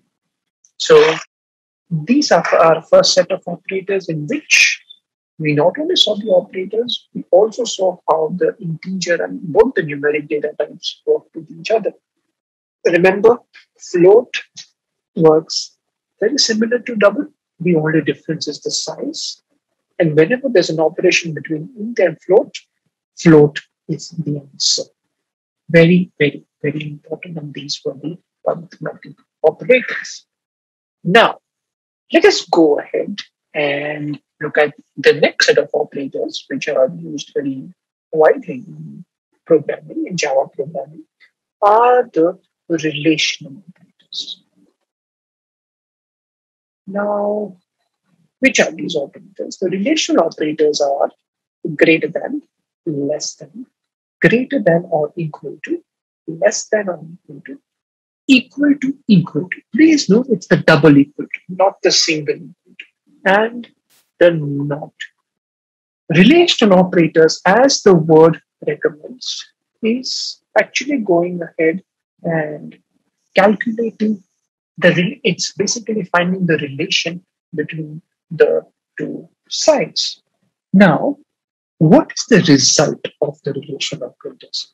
The result of the relational operators is the data type, which I said earlier that we will be visiting, is the Boolean data type.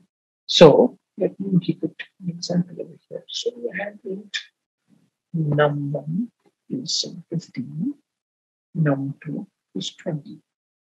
And if I write the expression as Boolean, answer is equal to num1 greater than num2. If the expression is satisfied, if the expression is correct, then the answer generated will be a true. If not, then the answer generated will be a false. Is 15 more than 20? No. Then the answer will be false in this case. Let's take another example. So similarly, if we go ahead and write that for all the other examples as well. So Boolean, if I do answer 1 is num less than num2, the answer will be true because 15 is less than 20. The next one is if it is num less than or equal to num2. This is Boolean answer 3, answer 2. If also, then the answer will still be true because it will give a true if it is less than or equal to. Then the other one is if it is num is greater than or equal to num2, this will give us false because it's neither greater than nor is it equal to. I store it in answer 3. Boolean answer 4 is equal to num not equal to num2. Yes, num is not equal. It's exclamation mark equal to. It is not equal to. Yes, num is not equal to num2. So the answer is true in this case. And finally, is num equal to num2. Store it in other variables between answer 5. Is num the same as num2? Equal to. Please note it's not the single equal to, it's the double equal to. Very common mistake that happens when many people are coding. They use single equal to instead of double equal to compare the two sides. It's this double equal to. And the answer is this case is false because the 50 is not the same as 20. Now, these are the relational operators. Now, what if the expression is containing both relational operators and arithmetic operators? Let's see the example of that. So over here you have int val is 5. And now over here you have val plus 2 is greater than val minus 4. You have the arithmetic operators over here, and you have the relational operators as well. Logically, what we can look at is, okay, the addition and the subtraction will be done first, and the result of those expressions will be then compared. So the answer in this case will be a Boolean answer with the arithmetic operators having more preference than the relational operators. So val plus 2 is 7 is greater than 1. 7 is greater than 1. The condition is satisfied, so the answer is going to be true in this case. One of the many common mistakes with relational operators is that many people try to attempt to chain relational operators. For example, if somebody says take the value 10 and you're supposed to generate a true value if the value is between 5 and 20. So one of the common mistakes that is made is over here is people write an expression like this. So you have val as 10, and if you write Boolean answer is equal to val, so 5 less than val less than 20. Now, this expression is going to generate an error. The compiler is going to complain. What is the complaint going to be all about? 5 less than val, this is going to generate a Boolean. What we are trying to compare is a Boolean with an integer, which is not possible, which is not allowed. You can't compare a Boolean value with an integer value. However, please note, in a language like Python, this expression would work and it would do what you think it is all about. Is val between 5 and 20. It will work absolutely well in Python. But in Java, goes by the rules, goes by the books, it is not going to work and it's going to generate an error. So, a quick recap. We have seen arithmetic operators and now we have seen the relational operators. How do we go ahead and use the relational operators? We will see that very soon. Now we will be going ahead and looking at the next set of operators called as the logical operators. Now, let us go ahead and look at the next set of operators which are used quite widely, and they are the logical operators. So we have the logical. Now, which are the logical operators? There are three main logical operators. They are AND, OR, and NOT. The AND, OR, and NOT. That's what the words are, AND, OR, NOT. Please note there are some small variations also to these operators. There's little variations to these operators, a few more logical operators as well. What I'm focusing on are the ones which are used a little bit more widely. There's also another operator called as the XOR. This is not the power operator, it's the XOR operator.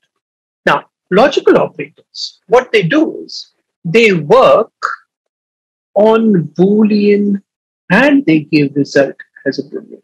They work on Boolean data and they give this and as a Boolean. Now, so if you are aware of logic gates, so those who are aware of logic gates in the concept of electronics, they will be able to associate with the logic gates that are there. If you're not aware, no problem. So how does the AND really work? So it's quite intuitive, it's quite straightforward. The word is AND.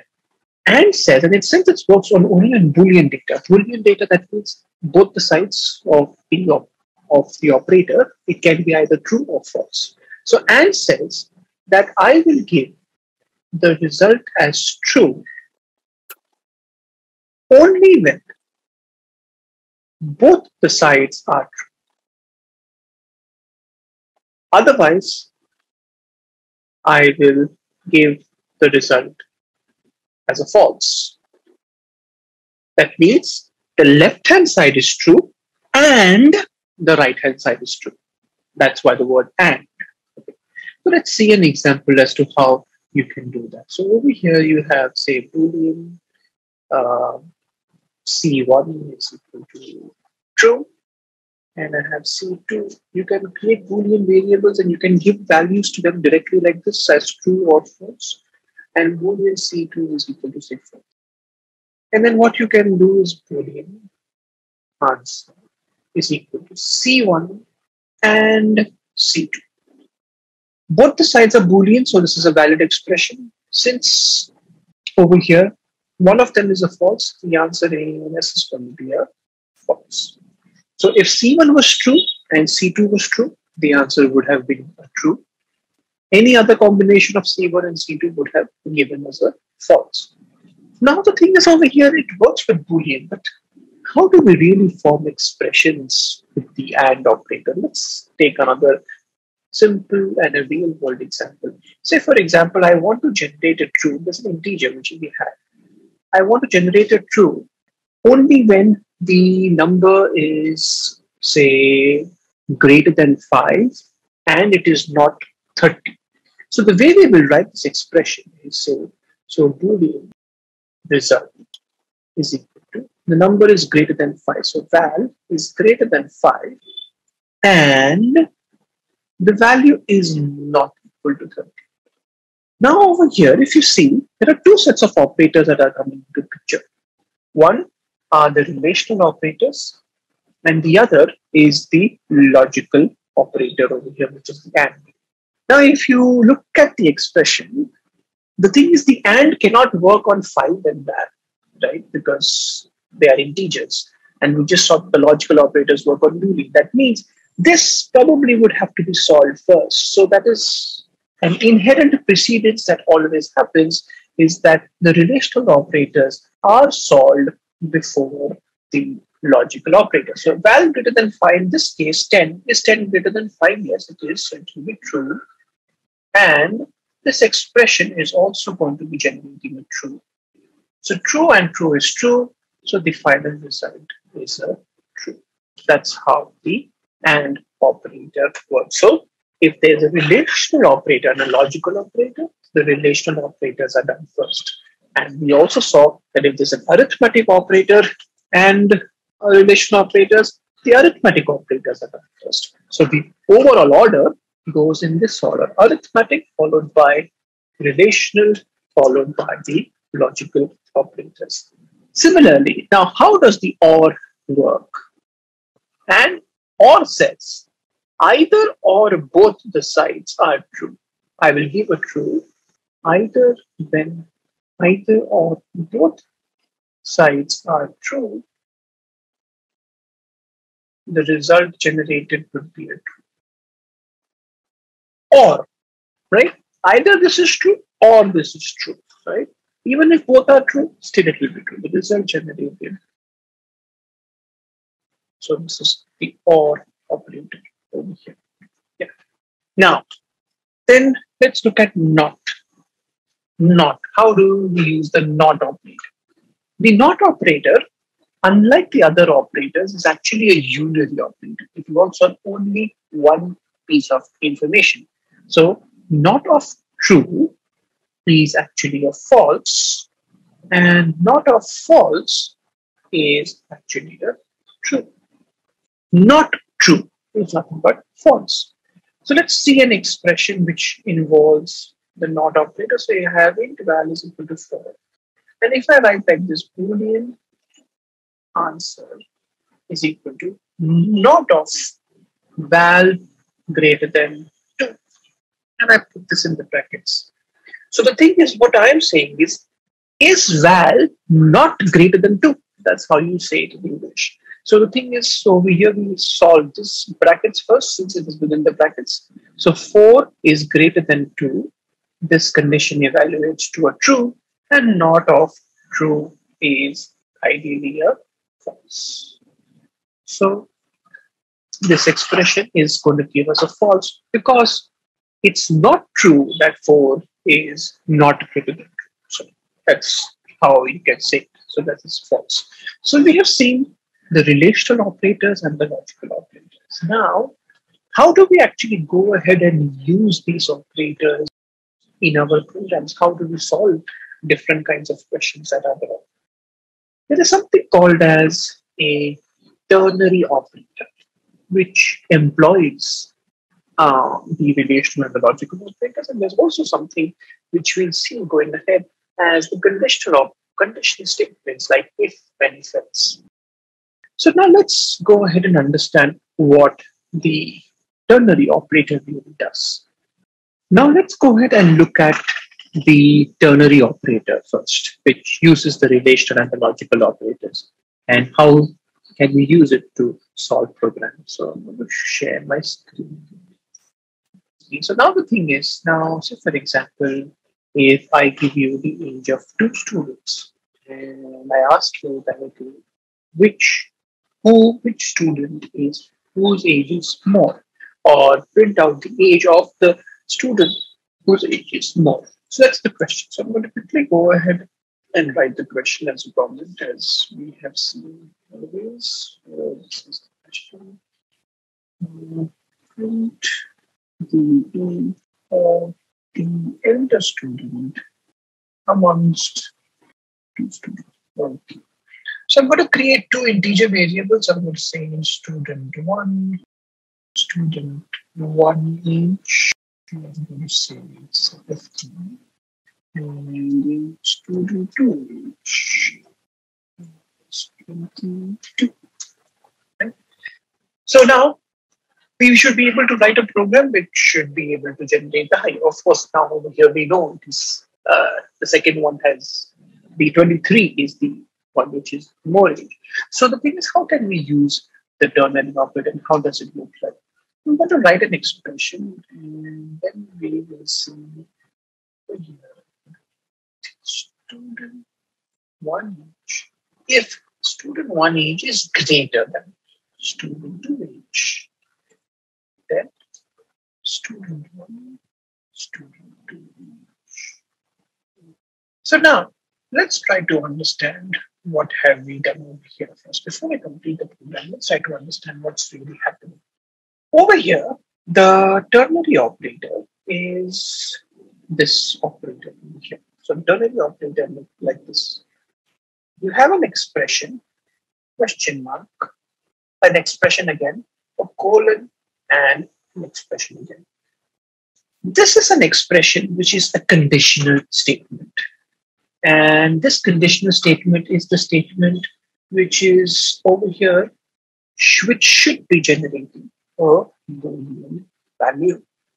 And we just saw that the relational operators and the logical operators can go ahead and help us generate the Boolean values. Just want to comment this out for something. So what are we going to have is I'm going to have expressions which is going to generate a Boolean. And then if this Boolean value generates true, then it will do whatever is written after the question mark and before the colon. This has to be an expression and has to be generating a value. Any value it can generate, but it has to generate some value. If this is true. If this evaluates to false, then whatever is written after the colon is going to be stored. Now, why is it called ternary, or some people call it tertiary also? Something is ternary, conditional operator. That's the other thing that is there. Over here, ternary, because there are three things involved over here. One is your condition using the relational, arithmetic, and logical operators. The other one is an expression, which is the second one, and there's another expression over here. Total of three things getting involved with the question mark and the colon being there between. So now, if I look at this expression over here, I have students. So what I'm doing is I'm checking if student one's age is more than the student two's age. If student one's age is more than student two's age, then my answer is going to be student one age. So in my expression after the question mark, I just am writing student one age. The reason why I'm just writing student one age is because that's the age that I want. That's the age that I'm interested in. Does it have to be only a variable? Not necessarily. It can be anything over here. If the condition is not satisfied, then my answer is student 2. So that is, I will get the answer over here. So now let's go ahead and just print out our older age in this case. And let's see if I'm getting the one with the older age. Just for now, printing older age. Just an understanding. It's compiling the code and it's 23. Whichever is older, I got that because 15 greater than 23 is false. So I'm going to go to student 2 age. Whatever the contents of student 2 age are, I am storing it in older age. Now let's try to flip around and see whether it still works or not. So this is sample maybe 25 and it's 23. We should get the answer is 25. Let's forward and verify that. Yes, we do get 25. So using the ternary operator, we did this. So I did this using the ternary operator. Now, let's go ahead and see one more usage of the same operator. So this entire piece of code, I'm going to comment in this piece of code expression, and let's go ahead and solve another expression. I'm keeping the yellow annotation as it is so that it's there for your reference. And then let's discuss about the next question. This is there. Say, for example, I have to decide that, okay, that I am a store and I have to decide that, okay, how much discount do I want to give one? Now let us go ahead and solve the other questions. I'm writing the question over here again as well. So the question is over here. We have to, given the price of the product, we have to decide the final price of the product based on, we're going to give some discount. Given the price of the product, so we say give a discount of 100 rupees if the product is, say, less than 5,000 rupees. Otherwise, we give a heavier discount. We give a discount of 300 rupees. So we need to go ahead and calculate the final price of the product. So now, if this is our question, so let's go ahead and take some integers once again. All right. So please note, I'm showing one way of doing it. You can also come up with your own logic and solve the problem. So here I have int product for now giving it some random value 1,500.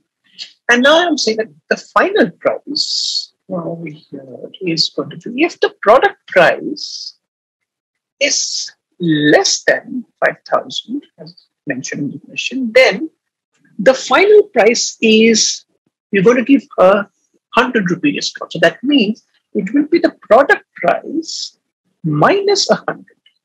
As I said, you can write any expression over it. This is an arithmetic expression which is generating a value. Otherwise, goal. If it is not less than 5,000, then I'm going to go ahead and give the value as product price minus 300 rupees. So now, and then what we simply do, we simply go ahead and print the value over here. System.out.println final. So in this case, we're going to get discount of 100 rupees. So the final price should be 1,400. So let's go ahead and verify whether we're getting that answer or not. We verify, yes, we are getting 1,400. Now let's say another example. Say if it is 6,500, we should get a discount of 300 rupees. We'll go ahead and execute that. And that is 6,200. So as I mentioned over here, you can use an expression, any expression in these, in the place between the question mark and the colon and after the colon as well. So these are the simple usages of the ternary operator. Now, the question is over here, is it necessary? You can have any other expression as well over here. Now, let's take another expression. Say, for example, if I want to find the greatest amongst, say, 3 numbers, if that is our requirement, then what I can do is I can also write like this: int num1 is 2, num2 is 5, and num3 is 6. if I want to find the greatest, what I can say is that, you know what? First, I'll compare num1 and num2. So over here, num1 is greater than num2. Is num1 greater than num2? Okay. If num1 is greater than num2, then what I'm going to do is I'm going to compare num1 and num3, and then whichever is the greater among those two, that will be the answer. Now, between the question mark and the colon, I'm going to go ahead and another expression. So num1 is greater than num3. Yes, if it is, then another ternary operator expression will be num1 or num3. And this is this. So what will happen if num1 is not greater than num3? Then in that case, I have a colon, and then I go ahead and write. This time I will compare num2 with num3 because that is the greater one. And since our aim is to find the greatest, I have to keep comparing the greater ones. So num2 greater than num3, so num2, otherwise num3. So this is the one, and then I can go ahead and bring the greatest. So now again I'm going ahead and going to copy this code, and then I'm going to run it. So I have num1, num2, num3. This piece of code does what? It simply finds the greatest amongst three numbers. It gives us the answer that the greatest is 6. Now, we saw what ternary operators are. So ternary operators help us do some basic simple comparisons, and on the basis of the comparison, we can produce different outputs. So ternary operators are normally used in the field of programming to make simple comparisons like the ones that we saw, where statements could be written in a single line. For much more complex ones, like for the example that we saw last was the greatest one, the expression became a little bit too complex. For something like that, you don't usually use the ternary operator. You use something called as a more versatile one, which is the if and the if-else statements. So now let's go ahead and see what are if and if-else statements. Now, say for example, as the word suggests, if and if-else, if statement, if some condition is true, then do something. So let's take this example over here. I have a value over here, int val is equal to 5. And what we are saying is, if, and then in the brackets you write a condition again, just like with the ternary operator, this condition should be generating a value. So if the value is greater than 5, then you will print that system.out.println. This is going to be printed when value is more than 5. I'm going to put a semicolon. Please note after the if condition, there is no semicolon over here. So basically what we are saying is if the condition gets satisfied, then go ahead and print this message. In this case, my value of val is 5. Is 5 more than 5? No, it is not. The condition is not satisfied. So that means line number 6 won't be executed. That means when you run the code there, you shouldn't be seeing any output. Let's go ahead and verify whether we see any output or not. Compile the code, run the code, there's no output because the condition is not satisfied. Now let's go ahead and add another make values 25. In this case, the condition is satisfied. So I'm going to go ahead and check whether we're getting the message or not. Yes, this is going to be printed only. The value is more than 5. Yes, it is more than 5. 25 is more than 5, and that's why the statement gets executed. Very simple, just if. Now, what I'm going to do is I'm going to comment this piece of code and copy it again so that we can reuse it for learning another thing. What we are going to do is I'm going to uncomment this code. With the if statement in Java, only with the if condition, only one statement is associated. What do I mean by that? If I write another print message, system.out.println, you might get a feeling that both these statements are associated with if. No, that is not true. Only and only the first statement is associated with the if and not the second statement. Only the execution of this statement only is associated with if. The spacing or the indentation doesn't matter. It does not make a difference, unlike in a language like Python, where it makes a difference. But in Java, it doesn't make a difference. So that means the execution of line number 12 has got nothing to do with the condition. That means execution of line number 12 will happen always. So even if the condition is satisfied or not satisfied, we are going to see the line number 12 to be done always. Let's verify that. If it is satisfied, then value is 25. Let's go ahead and execute it and check whether we're getting the output or not in this case. So yes, this is going to be printed when the value is more than 5, and we get OK as well. And let's take it as 5. In this case, the condition is not going to be satisfied.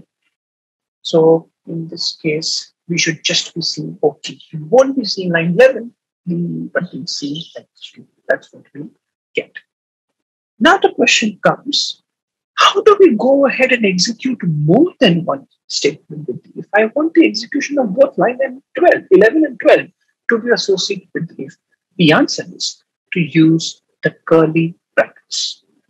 Now, how do I use the curly brackets? Now, that's very simple. I open the curly brackets here.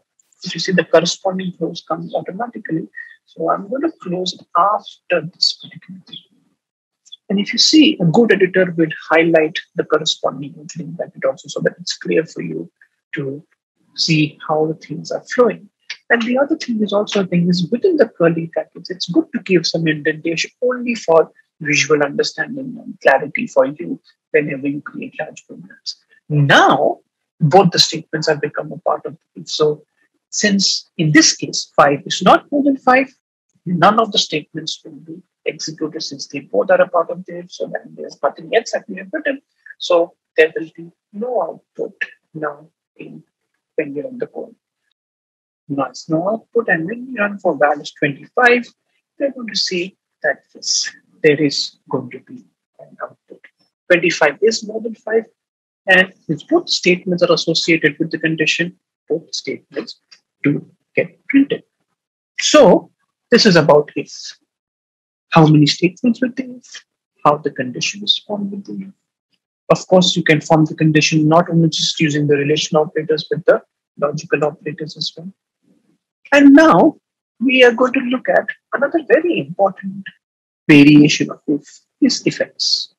If with an else. If the condition is satisfied, do something, else do something else. Say, for example, now this is a very common problem that you will see in programming.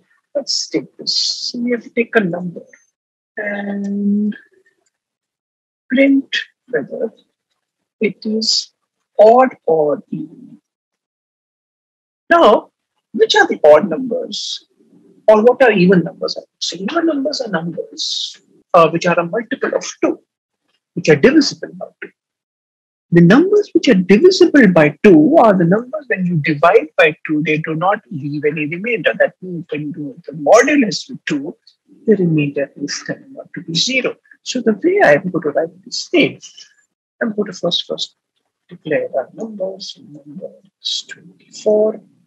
And I'm going to say if number modulus 2 is equal to 0, if the remainder is turning out to be a 0, since there's only one statement going to be associated, I don't need the curly brackets. But if you want, you can still put them. I'm going to put that on this. It's a good practice, by the way, to just have it so that it's clear for you. System.out.println. Even if the condition is not satisfied, that means else. Remember, else does not have a condition. Else is just else. Else as if else means that if the condition is not satisfied, what should I do? This is similar to how the terminal operator has system.out.println odd. Now let's go ahead and execute and check for 24. My answer should be even because then I'm going to divide 24 by 2. The remainder is 0. Please note, divisibility check. The modulus operator always comes to a rescue. This is even. 24 is even. And let's look at 27. 27 is going to be odd. Compile the code. And it's compiling. Oh, yes, it is odd. With the else, again, just like with the if, only one statement is associated. If you want to associate more than one, you put the curly brackets, just like how we discussed from lines 10 to 13. Now, we can have some more complex codes with if and else as well. So we can have an if else kind of a structure as well. Let's take another example for that and let's see how will that work. So, for example, the question is that given a number, you are required that you need to print if the number is a 0, a positive number, or a negative number. So that's the requirement. So I'm going to write the question very quickly. Given a number, print whether the number is positive, negative, or 0. Now, what are positive numbers? All the numbers which are more than 0 are positive numbers. So, very simple. You have to first have a number again. Let's say 5 in this case. If my number is more than 0, then I'm going to simply say, I'm not going to put the brackets this time. If you want, you can put it also. Since there's only one statement, it doesn't matter. It's a positive number. Now, else. Now, the thing is, if it is not positive, then I would like to check if it is 0 or not. That means, again, I need to have another checking. That means another if. So, else if number is equal to 0, then system.out.println the number is 0. If it is neither positive nor 0, that means it's an else. Else, I simply say that the number is negative. You can be sure that the number is negative. So in this case, what really happens is the first if condition is checked, and then if the condition is not satisfied, then the else if condition is checked. So the second else if condition will be checked only when the first condition is not satisfied. If line number 31 is not satisfied, then it goes to line number 32. And when line number 32's if condition is again not satisfied, then only this line number 35 is satisfied. So very quickly, let's go ahead and run the code and check. For 5, since the first condition itself is satisfied, it won't go ahead and check the other conditions because we did else. So that means now let's check for negative 5. Negative 5, the first condition is not going to be satisfied. The second condition is also not going to be satisfied. And that's why it goes in the third condition. And of course, the 0, we will see the second condition will get satisfied. And then we're going to go ahead and get that to the number is 0.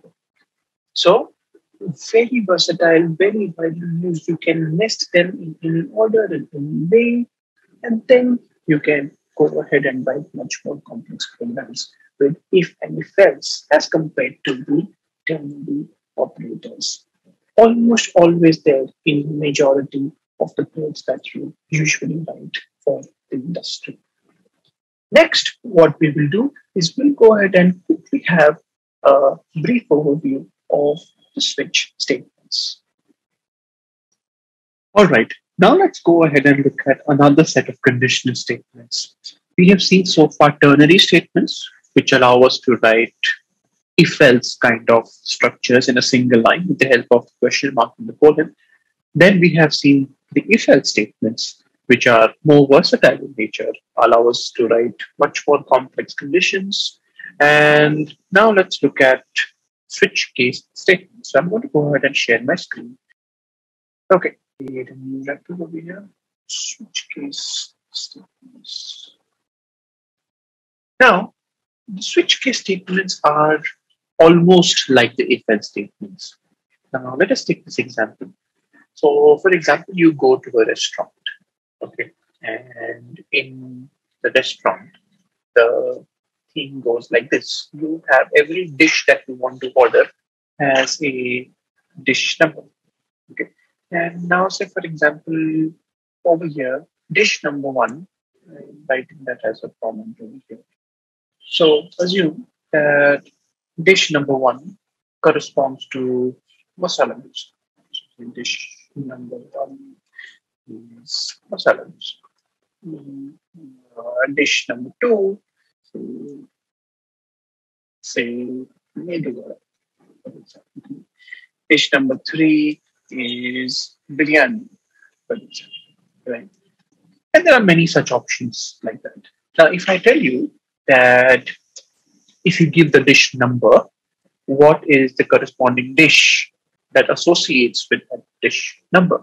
And many times when you actually go and observe how the servers at the restaurants really, when they prepare your bill, they don't really, very few times they really write down the entire dish name, or even they write a certain code associated with the dish, and then it comes up on their bill. So I'm going to assume the code is like an integer right now. So over here, I'm going to create a dish code. And then I'm going to say that, okay, assume that the dish code is, so for right now, say what? If I had to do this program using if-else structure, the program structure would go like this. It's the if dish code one, then I have only one statement associated, so I'm not going to put the semicolon. So I'm just saying system dot print, and then else.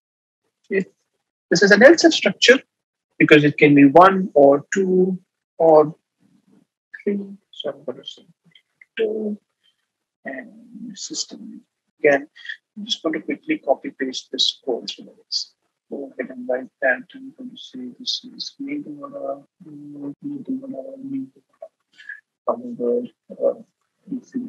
appropriate and save dish code 3, and then based on whatever other dishes are there, you can have many more if-else statements. Now, if you see, the condition that is used in the if is an equal to condition, right? If dish code is this value, or if it is this value, or if it is this value. For something like this, Java has come up with another construct using the switch case. Now, how can you work with switch case? So instead of you writing the code like this, what you could do is you could write switch, and over here you switch dish code. Now, if you switch dish code, now what can dish code as an expression can take values? What values can it take? It can take, so those will be your respective cases. So I'm going to say case 1. And I'm going to say that, okay, this is the case of masala dosa. Then I am going to have another case. Now, the other case that can be there is say case 2. Now, this can take the value over here. This is and then there can be another dish code. So case 3, that's another thing which can be there. So over here, this will be biryani. Now, assume that there was one more dish. But I just had one more dish over here for our understanding. Say if there was a dish code of 8, for example, this is equal to 8, and that was over here sada dosa. Okay. So that's what it's there. So the dish code can take one more example. This case 8. Now, this is a similar structure and does the same work as what the previous code does. Now, how does the switch case really work? Let's understand that. Let's understand the nuances of switch case over here. Switch over here takes an expression. This expression has to generate either an int or any version of int, byte short, or character, or in some of the latest or newest versions of Java, it also allows for strings. That's it. It does not allow for any other value to be generated.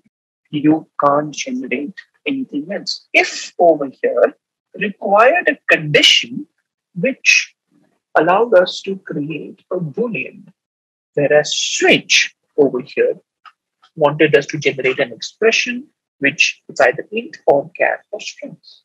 The cases are designed in such a way that each of the cases generate a possible value that your switch expression can generate. Your cases over here, the values of the cases, so over here, dish code just by itself could either be 1, 2, 3, or 8, the example that we have taken. So over here, that's why my case values are also 1, 2, 3, and 8. These things with the case can only be constants. And again, these constants, based just like with the if, can be either integer, character, and version of the integer, or string constants only. That means it can't be variables, it can't be expressions, it can be constants and constants alone. Let's understand the working of this particular thing. Now, I'm going to put one more thing in between the cases, and that thing over here is I'm going to notice as the break. That's another keyword. What is the purpose of break? Something which just try this. Do I need the break after the last case? Not really. Why we don't need it? Yeah, let's understand. Now, let's look at the if-else code first. If you look at the if-else else code, if the dish code is 1, then it is going to print just masala dosa, and that's it. The other conditions are not going to be looked at because they are all else ifs. In the case of switch case, what's going to happen is, say for example, if in this case the dish code value is 1. So when the dish code value is 1, it is going to look for the corresponding case. When it looks for the corresponding case, it starts with line 24 and say that, okay, the case value over here is the actual value of the variable.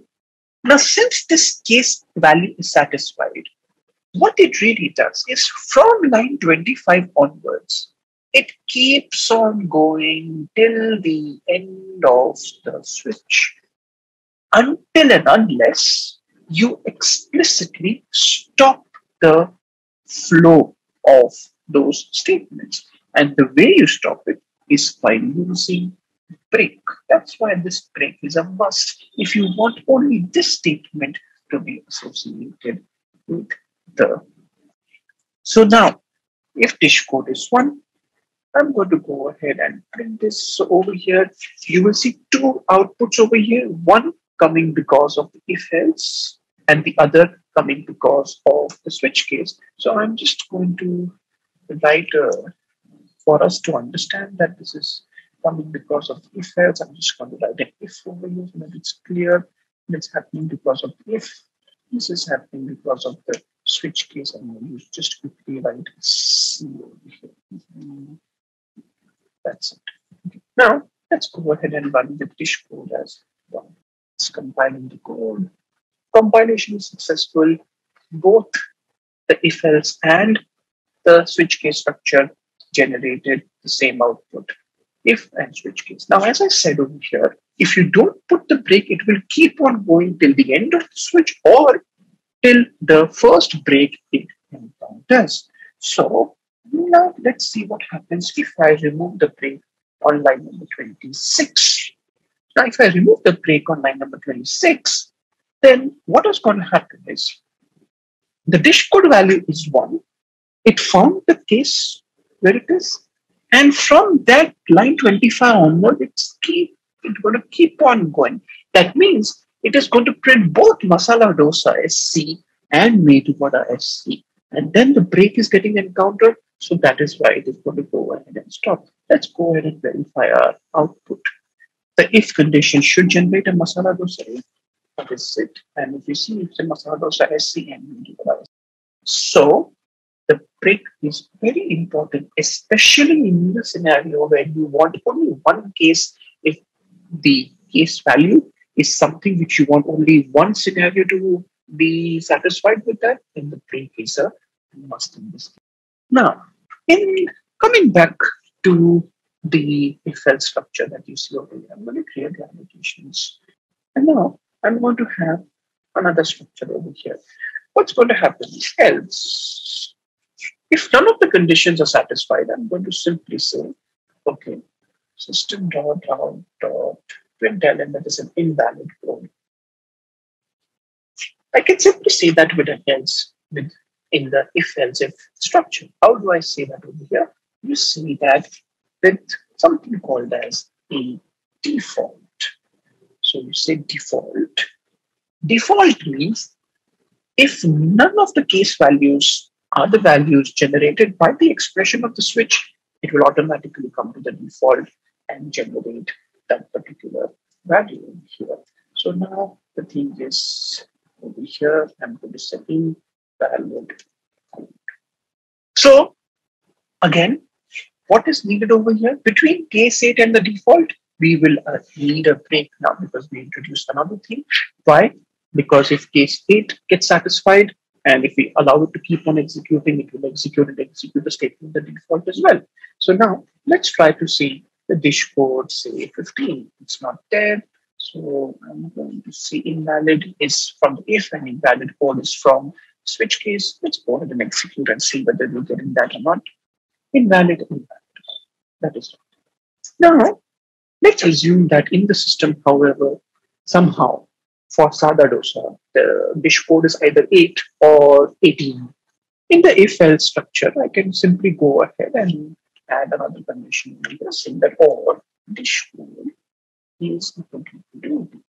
Now, in this case, either be it 8 or 18, and in that case, I want Sada Dosa to come. Now, what we want in the corresponding switch case code is there are two case values for which we want the same output. That means over here, we want line 35 to be done for case 8 as well and for case 18 as well. So what you might think that, okay, you know what, we'll go ahead and add another case and write the same thing again. Not necessary.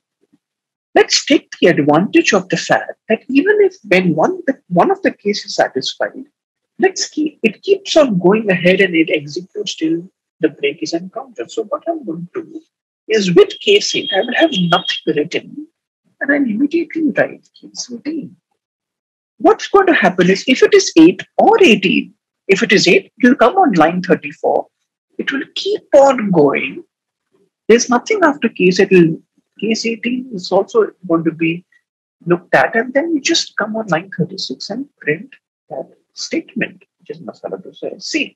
If the dish code is 18, then also I have no problem because it will again come on line 35, it will continue with line 36, and it will stop the processing over here. So now let's go ahead and check with both the values whether we're getting the same answer or not. So over here, yes, yeah, Sada Dosa here, yeah, yep, Sada Dosa if and Sada Dosa is C. Right? And let's look at 18 as well. 18 should also give us the same output for both Sada Dosa with that, Sada Dosa is C.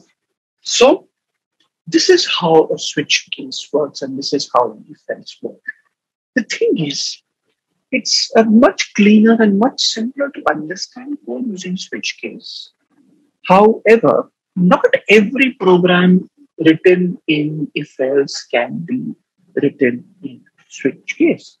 For example, if I have a very complex condition saying dish code is 1 and dashboard has some more restrictions to that particular statement, or if it is an even number or an odd number, or if it is a number which is divisible by 4 and 5 or something like that. When the conditions of the if start becoming more and more complex, it becomes difficult to translate to switch case code just because of the requirements that we have. That switch statement has to take an expression which has to either generate an integer, character, or a string, or any of the other versions of the integer. And the case values have to be the constants. And again, that's why when you see that if structure come out to be a little bit more versatile for any kind of complex conditions and any kind of code that you intend to write. All right. This is the end of conditional statement. There's one program that we had seen using ternary operator, which is the smallest amongst the three numbers. We used a ternary operator and try to do that. Let's see how we could go ahead and do that with the help of if-else, and we'll see the actual usage of the relation of the logical operators of and as well. So we get an idea of how those operators also come into the picture. That's about conditional statements. Before we go ahead and progress to the next set of statements that Java programming has to provide, one thing that we have to focus on is this particular concept over here, where we use the ternary operator to solve the greatest amongst three numbers. And we saw there were a lot of conditions, and this particular way of writing turned out to be a little more tedious.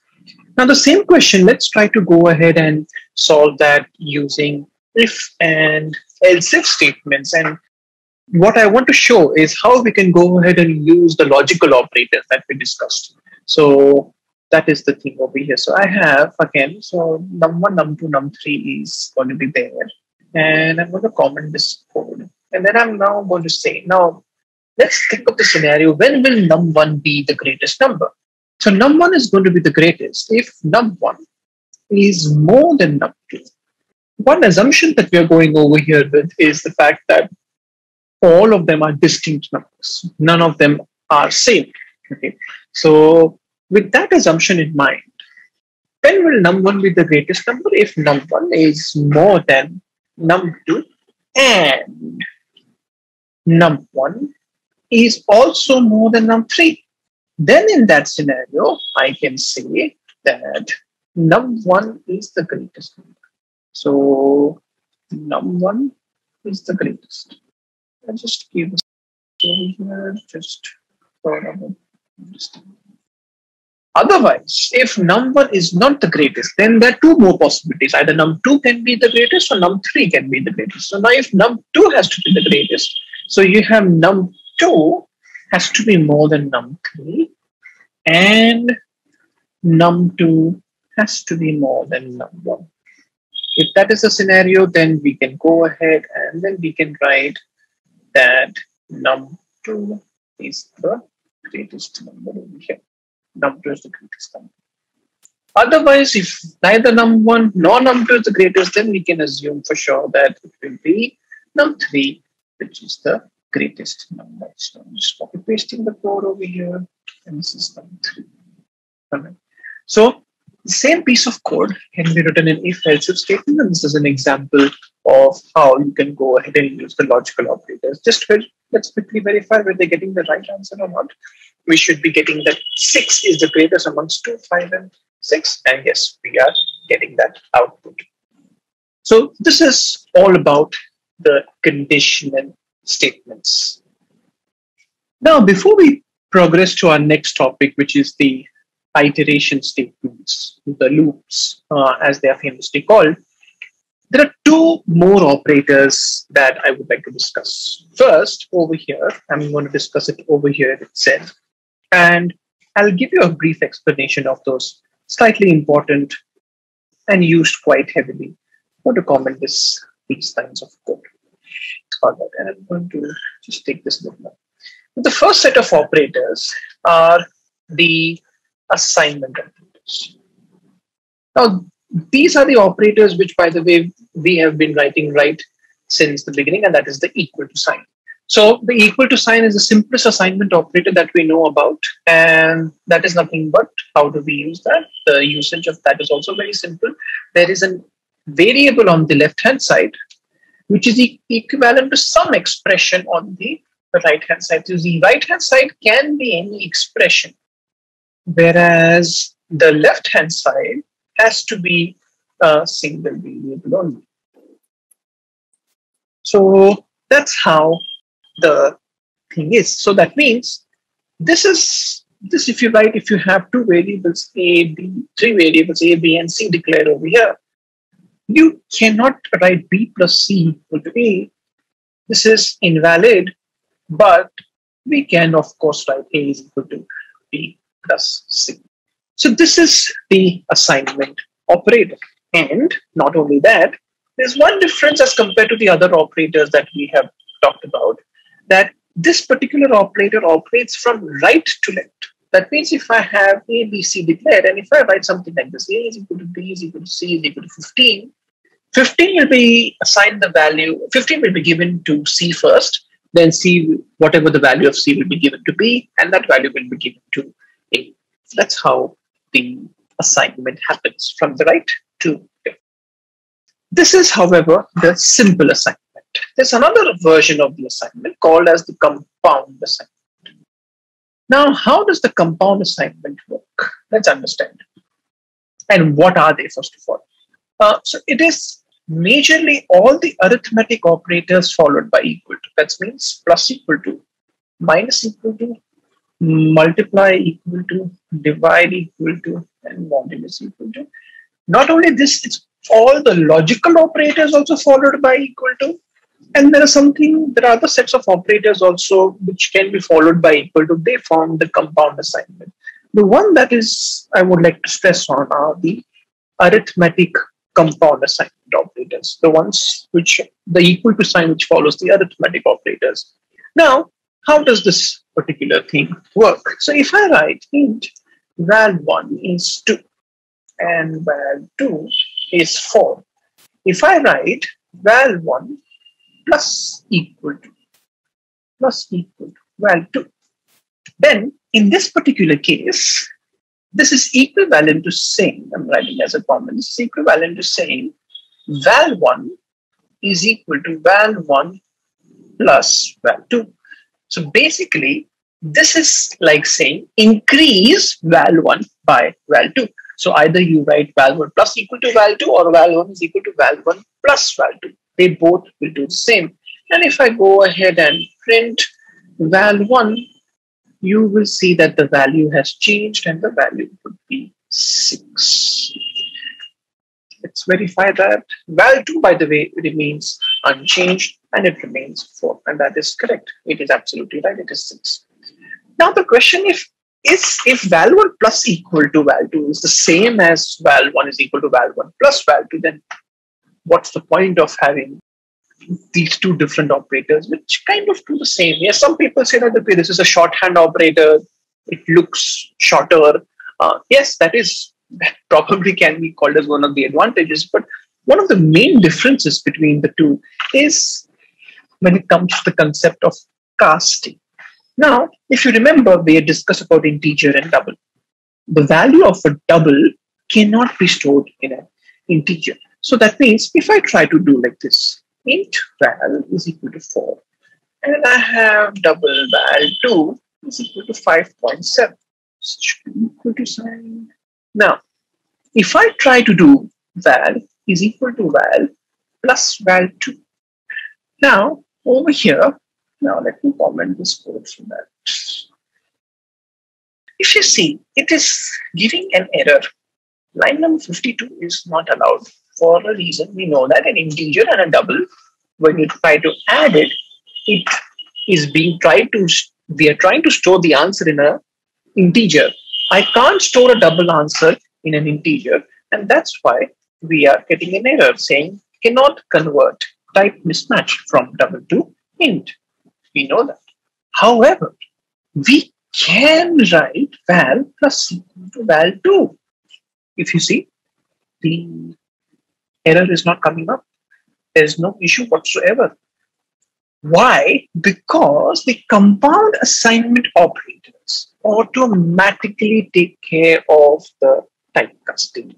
That is one of the most important differences between the simple assignment and the compound assignment. So now if you print val, what would the answer be? So if you do 4 plus 5.7, the real answer is 9.7, but it's odd since you're trying to store it in an integer, the automatic typecasting will happen and it will be stored as a 9.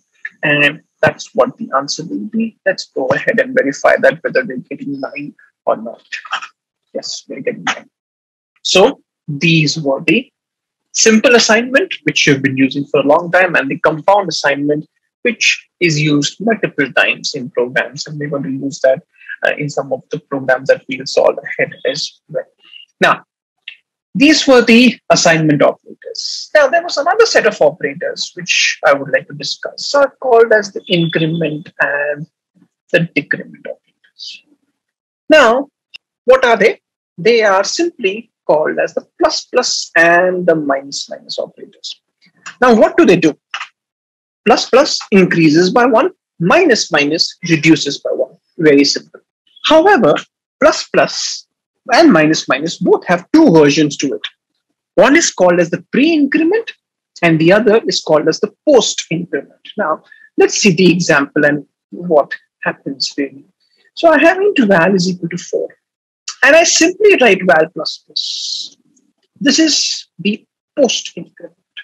Then what happens if I do system.out.println and I print val, then if I print val, the val's value would have increased by 1 and that would be 5. The thing is, what would have happened if instead of val plus plus, I would have written plus plus val. This is the pre-increment. This would also increase the value of val by 1. It increases the value of val by 1. The thing is, if pre and post both are doing the same thing, then what's the difference between the two? The question comes as to when are we doing the pre and the post increment. Now, let me go ahead and share another example over here, which will make the difference very clear. So I have int val is equal to 4, and I have say int val2 is equal to val plus plus. This over here is an example of post increment. Now, how does the post increment really work? Post increment, post means later. Post is equivalent to increasing later, not right now. Now, what do you mean by later?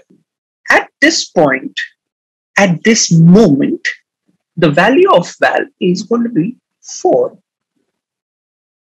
The increasing of the val will happen either while going to the next term in the expression, to the next term, or while, if there is no next term, while going to the next line in the expression. Now, there is no other term in this particular expression. So at this instant, value of val is going to remain 4, and that 4 is going to be assigned to val2. That means val2's value is going to be 4. Once I finish the execution of this particular line, and just before going to line 66 or 67 in this case, val's value will then increase to 5. So that means if I print val, the value of val will be 5, but the value of val2 will remain 4. So that is how the thing is. Let's go ahead and execute and verify our understanding. So compile. So val has changed, but val2 was the value, which was the value at that line over there, which was 5. So this is how the post works. Remember, increment increases by 1, decrement decreases by 1. So it's the same thing. The only difference being it is decreasing it by 1. Now, let's go ahead and try to see another usage or another operator that is there. Now, that over here is the pre-increment. Now, the pre-increment, how the pre-increment is going to do is val3 is equal to, I'm going to say plus val again. For simplicity, I'm going to comment this, and this I'm going to say val3.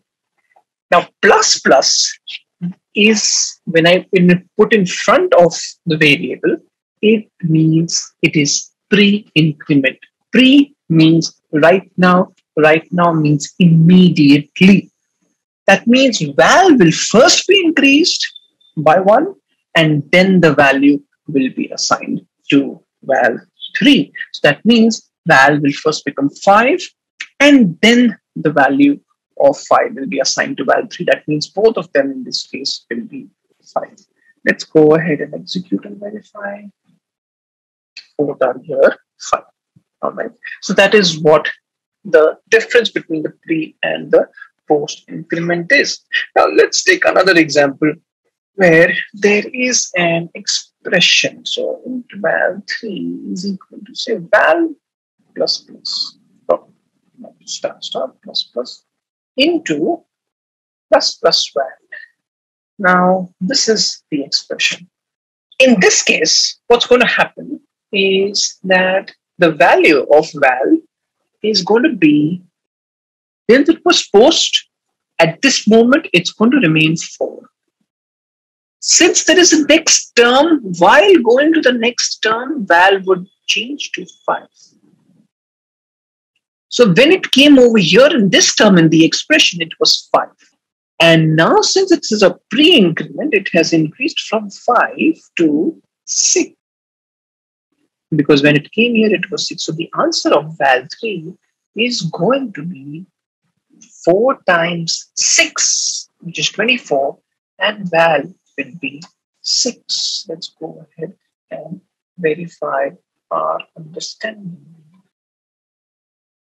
6 and 24. That is right.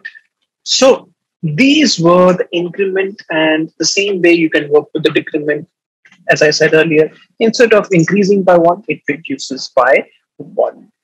And these are the main operators and the conditional statements and the ternary operators. We now move on to the iteration statements. Now, let's go ahead and work on the next set of statements called as the iteration statements. The iteration statements are nothing but, I would say, also called as the looping statements or the repetitive statements. Iteration stands for repetition. So now there are 3 major iteration statements in the Java language. Now, which are those iteration statements and how are they going to be used? We're going to be writing some programs also using them. The first one is a for loop. The second one is a while loop. And the third one is a do while loop. Now, iteration. Iteration means repeating. Sometimes we have to keep on repeating a certain set of tasks till we reach a certain goal. Now, let's take an example over here. Say, for example, for the guys and the girls of today, many of you might be a fitness freak and you might like going to the gym. Now, your trainer has a goal for today. Like, that you are supposed to go ahead and say that your training is over if you have made the total thing of 20 push-ups. If you have done an exercise of 20 push-ups, then your goal for today is complete. In this activity, your aim is to complete 20 push-ups. It's the same activity which you keep on repeating a total of how many times? A total of 20 times. Now, keeping this activity in mind, we're going to look at our first iterative statement. That's the for loop. Let's look at how the for loop works. So I have for. I have the initialization. is a starting point. I'm creating a variable called I, whose initial value is 1. Then it's a semicolon. Please note this is a semicolon. Then I have I is less than equal to 4. Now, the next set of statements that what I'm going to write over here is I is equal to I plus 1. Now, I is equal to I plus 1. Now, how do I go ahead and what do I do over here? And then I'm writing the system.out. That's short form. Understand. System.out.print and then I'm going to say hi. So the first part over here is the initialization. It is my starting point. The next part over here is the condition. This is the condition which is similar to the condition that you used in if. This is an update. And over here, what you have is the body of the loop. Now let's go ahead and go back to the push-up example that we talked about. In the push-up example, initially, before you began, you had done 0 push-ups. That was your starting point. That's like the initialization over here. Then, after that, you said that the task would be over if this number reaches 20. So you checked whether this number has reached 20 yet or not. Since it has not reached 20, you went ahead and you did 1 push-up. You did the activity of doing a push-up. This is the body of the loop. In this case, it is printing the message hi. After you did 1 push-up, the next thing that you did was, okay, since you did 1 push-up, you increase the number of push-ups that you have done so far to 1. This is now 1 push-up. This is the update of your loop. Then you check again. Is this number 20 yet? It is not 20 yet. So you repeat the process again. You go ahead and you do 1 more push-up. Just like how we have done this activity of completing 20 push-ups, so on and so forth, we can do that. Same way, the for loop also works like that. The flow of this loop goes like this. You start from the initialization. From the initialization, you go to the condition of the loop. So I is 1. Now, then you check, is 1 less than equal to 4? The condition is satisfied. The condition is true. Since the condition is true, I will go ahead and perform my body. Just like with if, by default, only 1 statement is associated with the body. And if you want to associate more than 1 statement, then you go ahead and use the curly brackets. So you go ahead and enter the body. And when you enter the body, what is happening over here? It's over here just printing hi. So it's going to print hi first. Since we have done the activity once, I'm going to go to the update. Now, when I go to the update, what I'm doing is I'm increasing I value by 1. So I is 1. Now I has become 2. So it was 1, it became 2. Now I go back to the condition again. I go back to the condition again. And then I say, okay, is 2 less than equal to 4? Yes, 2 is still less than equal to 4. I enter the body again. I print hi 1 more time. I go back to the update. I increase I once again by 1. I becomes 3 because I've written I is equal to I plus 1. That's increasing I by 1. I check the condition again. 3 is still less than equal to 4. I enter the body again. I print hi. I go back to the update. I increase I by 1 more. It becomes 4. Is the condition satisfied? Yes, 4 is still less than equal to 4. So just updating. We skip 3, 4, 4 is equal to 4. Condition is still true. I enter the body again. I print hi once more. I go to the update. Now I becomes 5. Is 5 less than equal to 4? No, the condition is not satisfied. The condition is false. If the condition is false, I step out of the loop. So the process is very simple again. Initialization to condition, from condition to the body back to the update, back to the condition. Keep repeating this cycle till condition becomes false. Now, let's go ahead and simply try this program very quickly on the editor. Stop my share. Let's share one here. Yep. So here it is. I've already created one vector. So I'm going to int. So I'm going to have my for int I is equal to I is less than equal to 4. I plus plus. I can also go ahead and use the increment and the decrement operators that we just saw. And then over here, I simply do system dot out dot println and then as I said, even if I don't put the curly brackets, it's fine because there's only one statement within the loop. If you want to print more than one statement, then the curly brackets become a must. So I'm just going to go ahead, compile the code is getting compiled, and we see that our 4 highs are getting printed. Now, some important points to note over here. The thing is, the most important one over here is this. I created a variable I in the initialization of the for loop. The thing is, whenever I do this, if I create a variable either in the initialization of the for loop or in the body of the loop, then this remains the scope of the variable I. You can't go ahead and use I outside of the loop. Now, how can we prove that? Very simply, let's go ahead and write over here system dot out dot println. We should get an error over here. Let's see what the error is going to be. Cannot find symbol variable I, right? Because I is currently outside of the loop. Because we created I within the initialization of the for loop, the scope is only within that loop. Please note this also holds true if you create variables within the within the body of the if statement. What do I mean by that? Let me just quickly show you that. So over here I have int val is equal to 4, and I say if say val is greater than 3, and in the body I create int y is equal to 5. Now, if I try to print y outside this, I will get the same error which I got over there.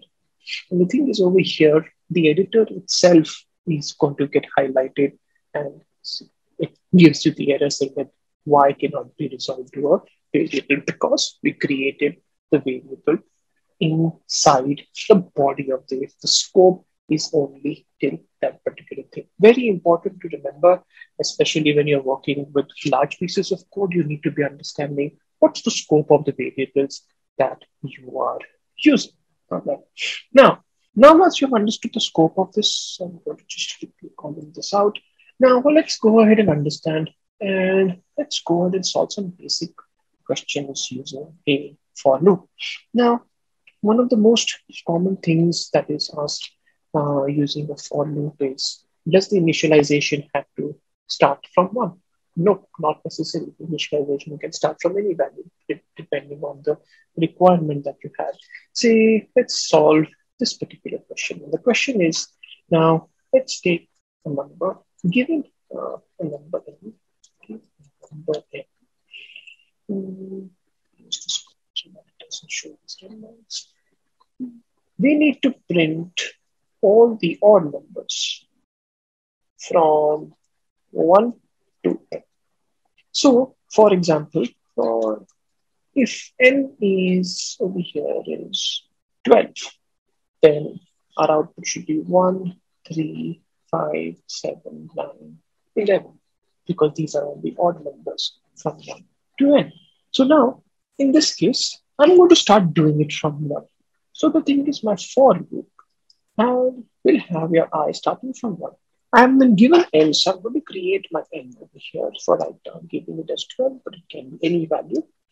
I is equal to 1. I is less than equal to n.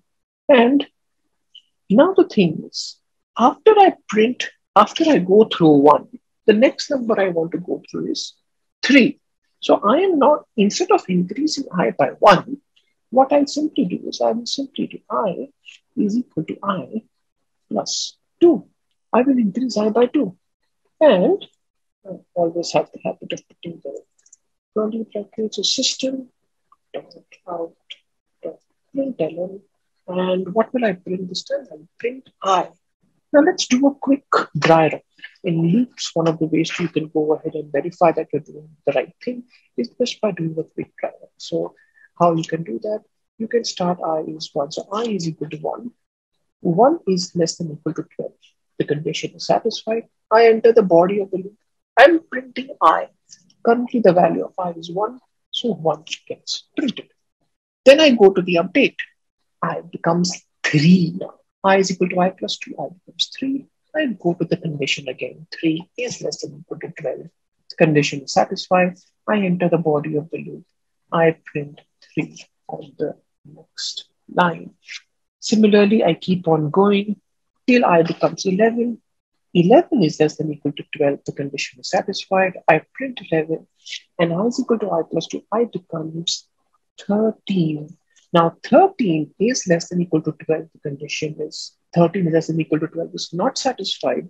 So you won't enter the loop and you will not be printing 13. So you will have all the numbers from 1 till 12, the numbers which are odd. Let's go ahead and I'm going to clear this screen so that you can see the output very clearly. Let's go ahead and run the code and verify this. Compiling 1, 3, 5, 7, 9, and 11. Now, this is one way of doing the code where we have a different update. Is there a way that we can still get the same answer where the update is the usual update that we just saw earlier, I++?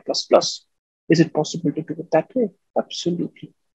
Now, for that, I'm going to just copy the code, what we had put in earlier. And we will go ahead and do that. One comment, these lines of code. And I'm going to come back to I equal to I plus 1 or I plus plus, any of those things. Now, in this particular case, if I keep as I is equal to I plus 1, what is going to happen is I is 1. 1 is less than equal to 12. I'm going to print 1, but I is increasing by 1. That means it is actually going through all the numbers right from 1 till 12, not skipping any numbers. So in the previous example, we were skipping the numbers. We were going from 1, we were directly jumping to 3. And that's why we had no problems because we were actually going through only the odd numbers. But this time we're actually going through the even numbers as well. So what to do? In this case, what I will do is I can put an if condition over here.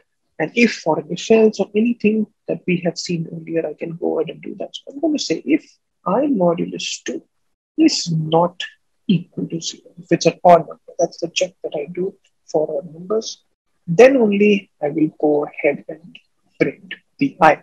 Again, if you want, if you put the curly brackets, since there's only one statement, I'm not going to put it. But it now does the same thing because 1 modulus 2 is 1, 3 modulus 2 is 1, 5 modulus 2 is 1. So now the printing is only dependent on the value of I. So let's go ahead and execute this check. We should be getting the same answer. Yes, we are getting the same answer. So this is another thing which is there. Now, one of the most common things that are there that are achieved using the loops is the concept of having some form of accumulation or counting or continuous adding.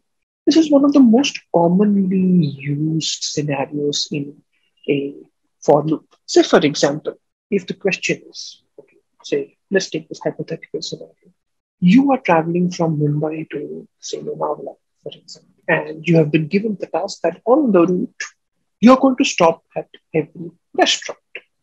You need to tell at the end of the journey how many Chinese restaurants you saw.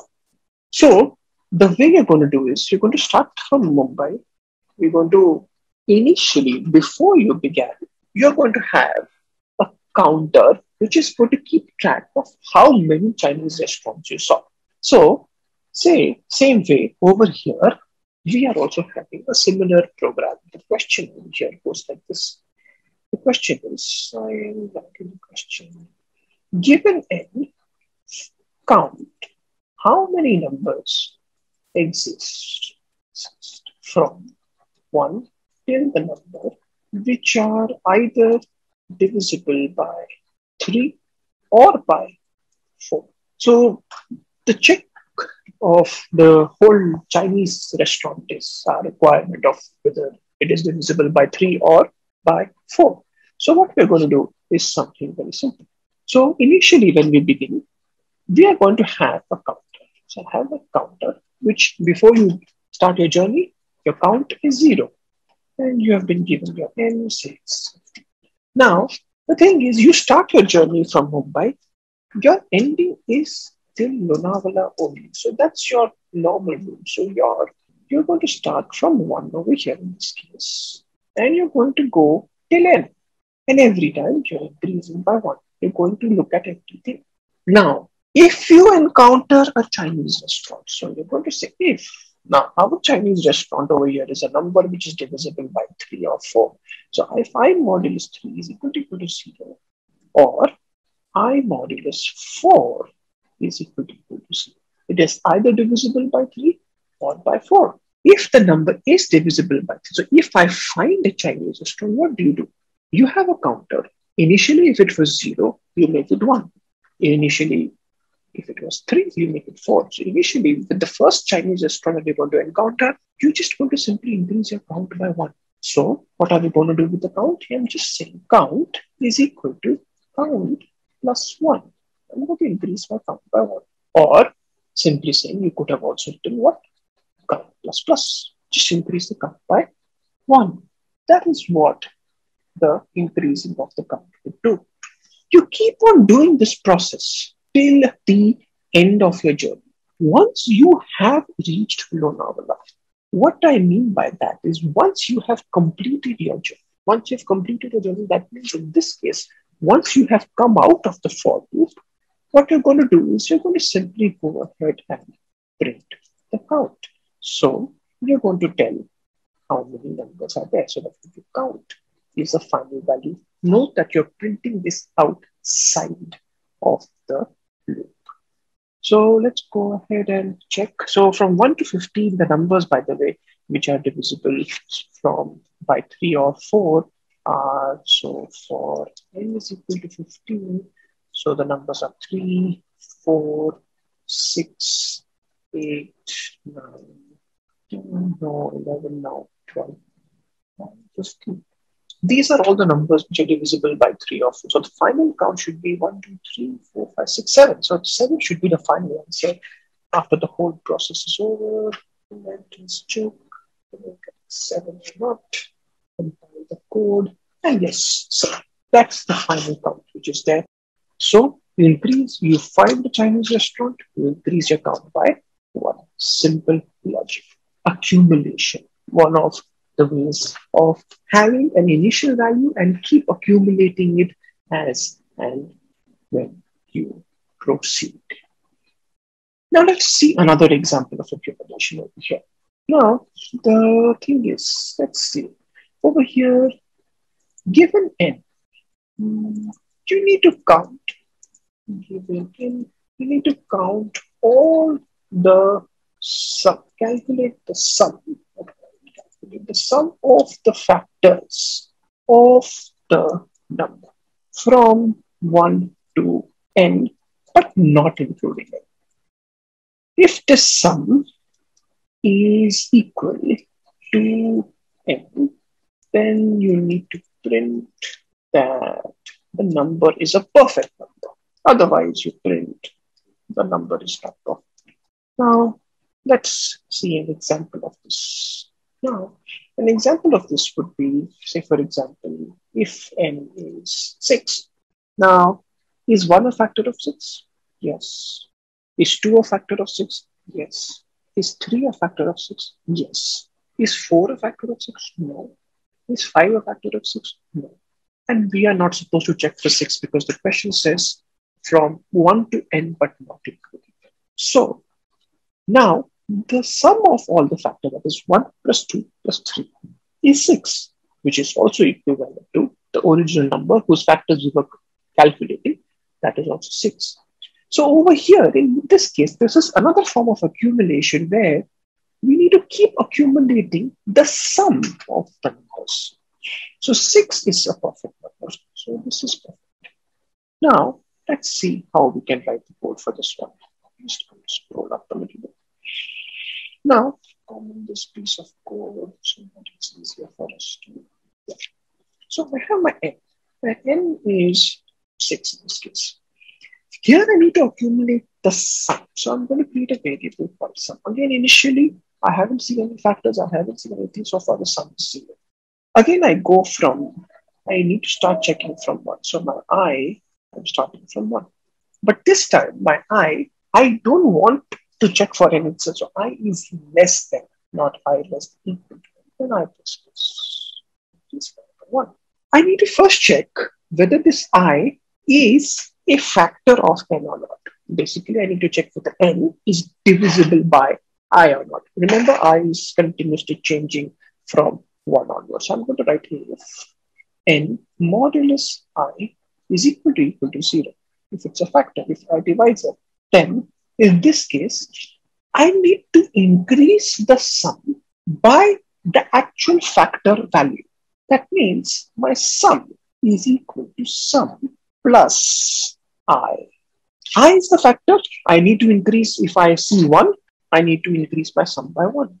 Next time I'm going to see 2, which is also a factor. I'm going to increase my sum by 2. So 1, and it then becomes 3. When look at 3, that's also a factor of n. That's going to become 6. So that is how it's going to be. At the end, again, once I have calculated the sum, that means after I have gone through all the numbers, that means after 958, I'll simply go ahead and check if sum is equal to the number or not. If it is, then simply print the sum. The sum is perfect. Or I would not say the sum, the number is perfect. Otherwise, else say the number is not perfect. Just quickly copy paste the link is not perfect. Let's go over here. Here for 6, we should get that the number is a perfect number. Number is perfect. Let's try for 12. The sum of the factors of 12. So 1 is a factor, 2 is a factor, 3 is a factor, 4 is a factor, 6 is a factor. So if you see 1 plus 2 plus 3 plus 4, that is then 16. 16, unfortunately, is not the same as 12. So it is not perfect. So I'm going to go ahead and run this, and we're supposed to see that the number is not perfect. All right. So another usage of for loops to keep accumulating. Right. And you can have if else constructs within the body of the for loop. All right. Another very important thing that I need to tell you before we move on, another usage of the for loop is that you can have any number of initializations. If you want to have more than one initialization, you can separate it with a comma. So that means you can have something like this. So I'll just show you that. So you can have for and n1 equal to 4, comma, n2 equal to 8. Multiple initializations separated by a comma. You can have any number of updates as well. n1 plus plus and say n2 minus minus. The other thing that is there, however, you can have only one condition. If you, by the way, don't give any condition, it will be considered as true or it is correct.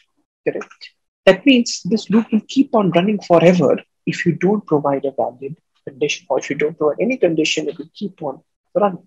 However, if you want to give a condition, you can give only one condition. So if you have multiple conditions, you need to use the logical operator that we see. For example, just n1 is less than 5 and n2 is more than 3, something like that.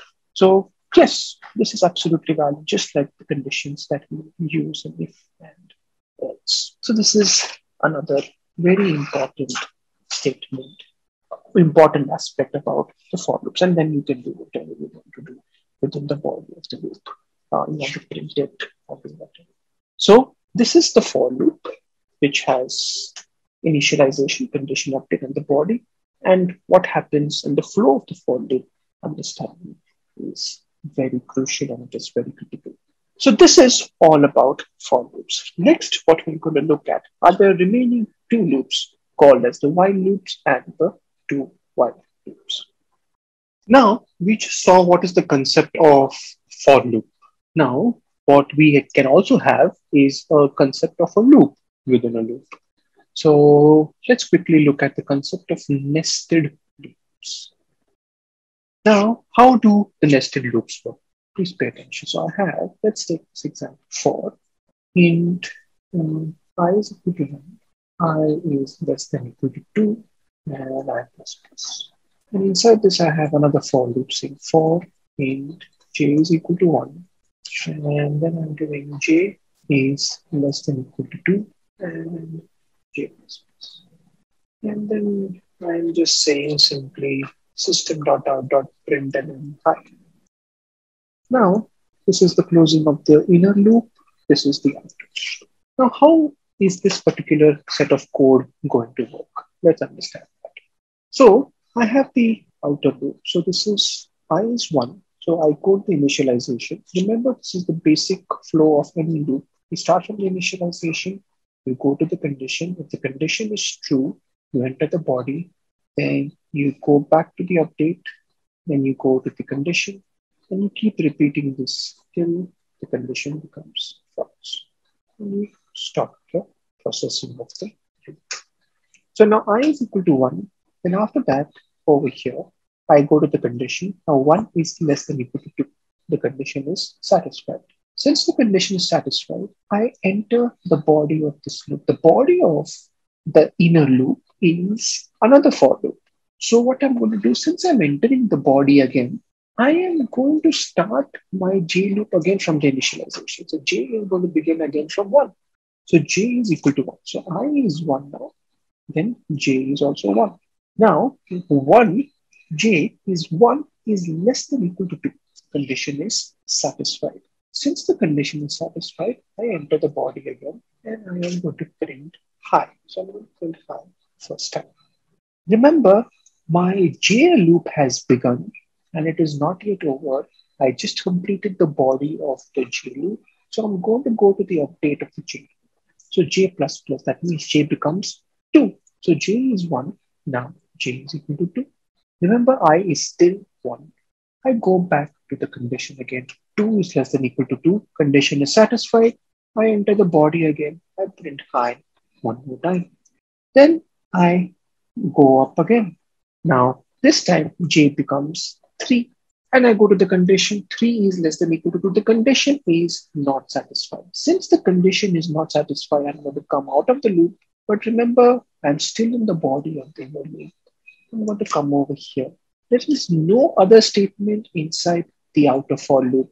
So I will go back up and go to the condition, the update of the outer loop. I becomes 2 now. I check the condition, 2 is less than equal to 2, condition is satisfied. Now, since the condition is satisfied, I enter the body of the inner loop again. Now, in that, there is another loop. Again, I start my j from the initialization. So j again starts from that. Again, I check if it is condition is satisfied. If it is satisfied, I go to the body. J becomes 2. 2 is still less than equal to 2. The condition is satisfied. I print I again. You go up. J becomes 3 now. The condition is not satisfied. I come here. There are no other statements in the body of the outer loop. I go back to the top. Now I becomes 3, but 3 is not less than equal to 2. So the whole program stops. So the output is hi getting printed 4 times. Very important flow over here to remember. For each value of I, your j is going to begin right from the beginning. The entire loop of j will be executed for each value of I.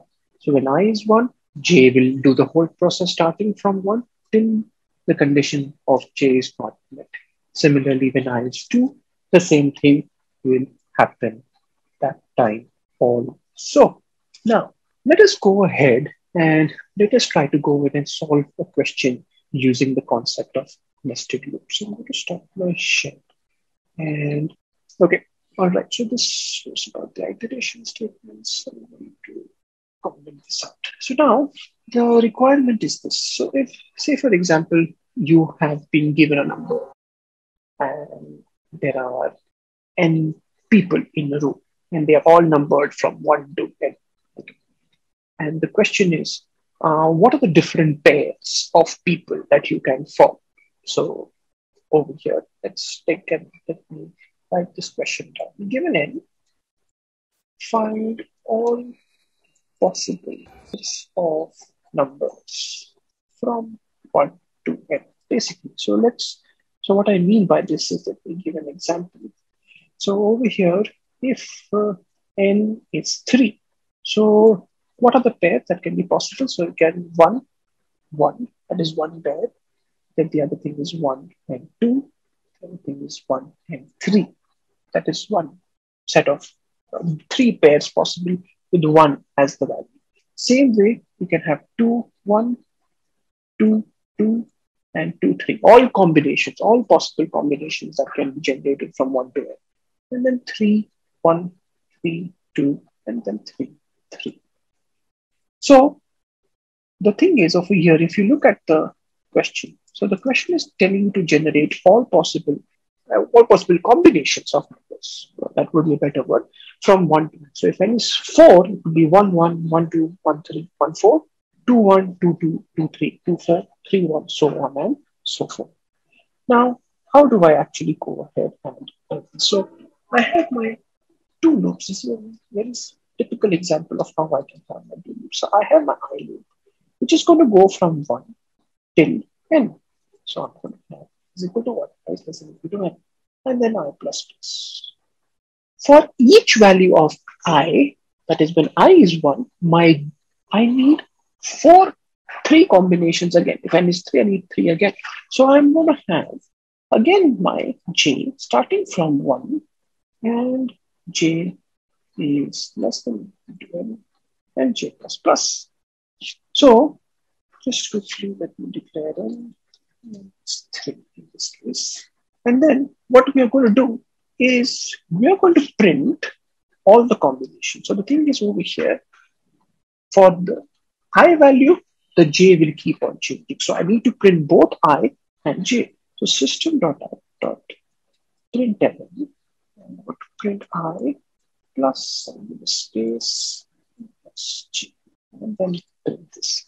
So I is equal to 1, I is less than equal to 3, the condition is satisfied, then j is 1, 1 is less than equal to 3, condition is satisfied, I print 1 and 1. Then j plus plus j becomes 2, 2 is less than equal to 3, condition is satisfied, I print 1 and 2, and so on and so forth. J becomes 3, 3 less than equal to 3, condition satisfied, I is still 1, so 1 and 3. J becomes 4, the condition is not satisfied, the inner loop is over, I go back to the outer loop. I is 2, 2 is less than equal to 3, condition is satisfied. I start my j loop again from 1. So this is how the loop goes. So let's see whether we get this answer. Compile the code.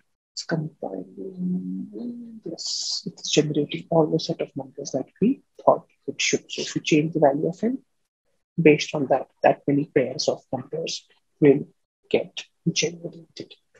So this was the for loop and the usage of nested for loop.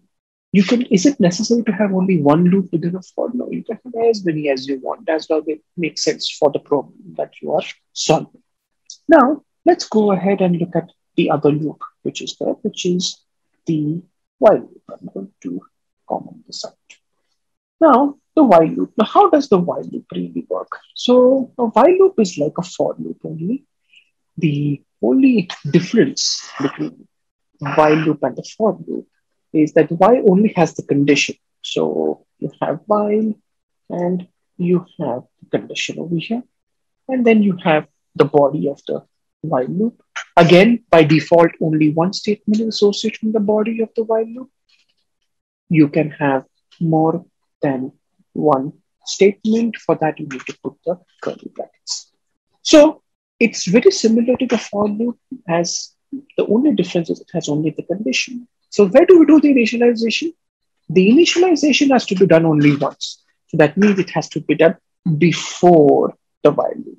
And the update will be done inside of the body of the loop, since that has to be done every time. So, like for example, now let's go ahead and see this. I have n is equal to 5. And if I want to print hello n times, so again, I can have my I is equal to 1. And then I can do the same thing. I is less than equal to n. And I can go ahead and print my hello, print my hi. Now, since the update is going to be done in the body of the loop, I'm going to have an space. So I is going to get printed inside the body of the loop. The flow is exactly the same. So I is 1. 1 is less than or equal to 5. The condition is true. I enter the body of the loop. I print hi. Then I becomes 2. Then I go back to the condition. When 2 is less than or equal to 5, the condition is satisfied. I print 2 again. As I print hi again, and I becomes 3. So on and so forth till the condition is satisfied. So now let's go ahead and print this particular thing over here. Hi. Hi gets printed a total of 5 times. Now the question comes is over here, when should we use the for loop and when should we use the while loop? Remember, if you're writing a code using a while loop, can you write it using a for loop? Absolutely. And if you're writing using a while loop, using a for loop, can you write it using a while loop? Absolutely. You just saw that one example of how I converted a for loop code into a while loop code. Ideally, while loop is used in those circumstances where you know when to stop the repetitive process.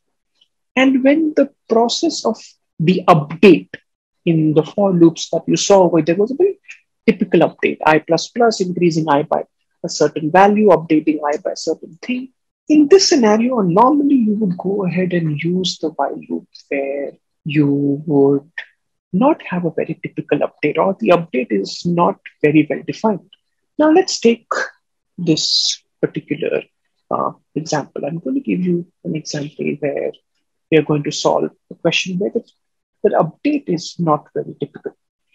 So in the field of mathematics, there is a sequence called as the hailstone sequence. And the hailstone sequence goes something like this. So the thing is, it starts from a number and it keeps on going till you don't reach 1. The moment you reach 1, you stop the process. So the thing is, how does it go? If n is odd, then you update n as, then n is updated. Then n is updated as 3n plus 1. Otherwise, n is updated as n by 2. Now, how do I go ahead and write the code for this? Now, the thing is, if you see, the update over here is actually dependent on n. But I know for sure that I stop the process. I stop the process when n becomes 1. I stop the process. So, given any value of n, so n is say 10. If n is 10, I keep on going till n is not equal to. So while n is not equal to 1. And every time I do that, the thing is, what I'm going to do is I'm going to first print the value of n. Now, I'll just print the value of n. And after I print it, I will check if n is even or not. So if n modulus 2 is equal to 0, then I can write n is equal to n divided by 2. Or, by the way, you can use the compound assignment operators also, and you can write n divided by 2. any of that is fine. Both mean the same. Otherwise, else I'm going to update this n is equal to 3 times n plus 1. So now for 10, the sequence should go something like this. So I start with 10 first, and after I look at 10, then it should be 10, then I print 10. 10 is even, so it should become 5. This should become 5. I won't go in the else, there's nothing else there. I go over here, 5 is not equal to 1, so I print 5. So this will print 5. Now 5 is odd, this condition is not satisfied, I come here. So now n becomes 16. 5 times 3 plus 1 is 16. I go again to the top. The condition is not the condition is satisfied. I enter the body of the loop and it becomes 16. I print the 16. It is even. N becomes 8. 8 is not equal to 1. I print 8. 8 is still even. N becomes 4. 4 is not equal to 1. I print 4. N is 2. 2 is not equal to 1. I print 2. And then finally, n becomes 1. 1 is not equal to 1. The condition is false and my process stops. So this is the Headstone sequence for n is equal to 10. Let's see whether we're getting this output or not. So let's go ahead and execute that. 10, 5, 16, 8, 4, 2. So this is an example of while loop, a very good way to use for a question like this, because I know when to stop, but the update kind of depends on how the value changes throughout the iteration process. So this is your while loop, and you have your for loop as well. Now, we have understood what is a for loop and a while loop. There are certain important statements called as the jump statements. These jump statements, when you use within the concept of a loop, it does something to that. Now, let's see that with an example of the while loop only first. So I'm going to erase this code. And now, the question is, say for example, using the while loop, is you keep on take the value of n, okay, and you keep on reducing the value of n till you encounter a number which is divisible by 7. So for something like this, one of the approaches that can be used to solve a question like this is a form like this. So I can have a value. Now the thing is over here, I have to keep on doing this. So one approach is to have a loop which is called as a while, and there's no condition. In that condition, give a while true. So let me say 17. So I'm going to say while true. Now, again, so before I proceed, I'll just quickly write down the question over here. The question that we are solving is taken and we'll keep reducing it till you encounter a number which is divisible by 7. So this is while true. True, the condition is always satisfied. That means this loop will keep on going. But you need to stop the process when you encounter a number which is divisible by 7. So I simply write if my n modulus 7 is equal to 0, then I want to stop the process. We're going to use a jump statement, which we also saw in switch case, which was between the two cases. What we saw was a break. That's the same thing. What we're going to do is we are going to use break. What does break do? Break takes the control out of the loop. It stops the loop. If the condition is not satisfied, then you simply reduce the value of it. That is, you simply do n minus minus. And once you keep doing that, you keep printing the value of n as well. So system.out.println, I'm just printing n before reducing it. So now let's go ahead and understand how this code will work. So I have 17 condition is true. So 17 modulus 7 is equal to 0. This condition is not yet satisfied. So I'm going to print 17 and then n becomes 16. 17, it became 16. The while loop condition is still true. I enter the body. This condition is not yet satisfied. I print 16. N minus minus, it becomes 15. The while loop condition is still true. The condition is not yet satisfied. I print 15. And finally, my n becomes 14. The while loop condition is still true, but my if condition is now satisfied. I break. Break takes the control out of the loop. And I'm on line 125. I've written nothing, so nothing will get printed. So let's go ahead and check whether we get the desired output or not. And here, 17, 16, and 15. Can I use this concept in the concept of for loops as well? Absolutely. You can use jump statements in the for loop as well, and it does the same thing.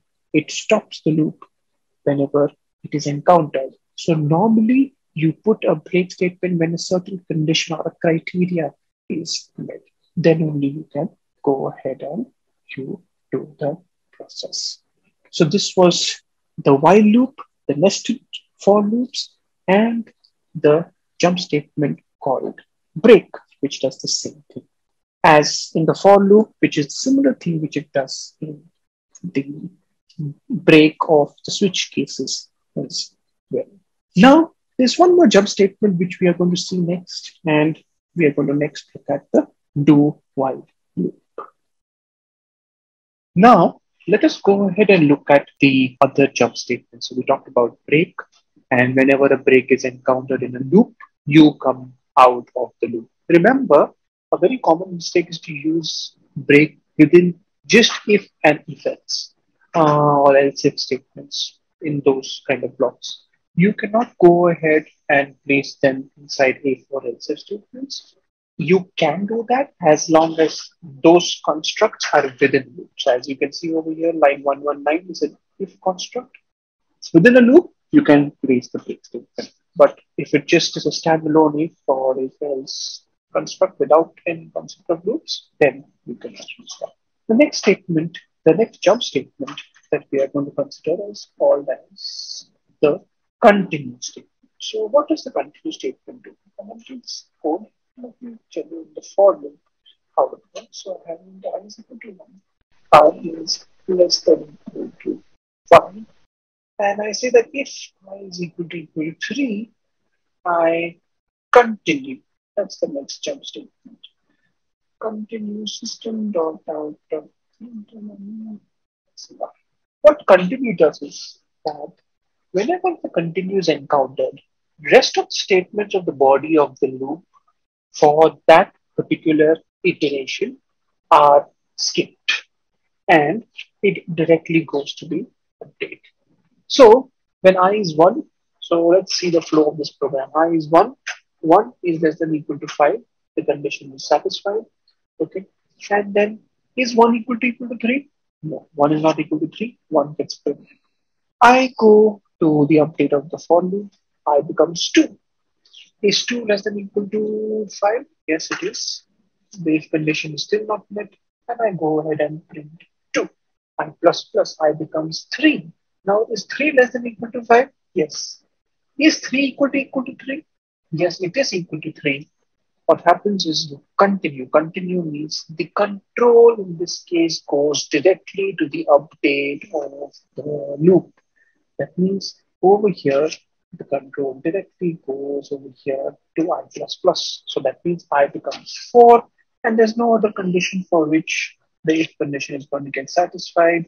So 4 will get printed and 5 will get printed. So this output in this case is just simply going to be 1, 2, 4, and 5. Let's go ahead and execute and verify our output. 1, 2, 4, and 5.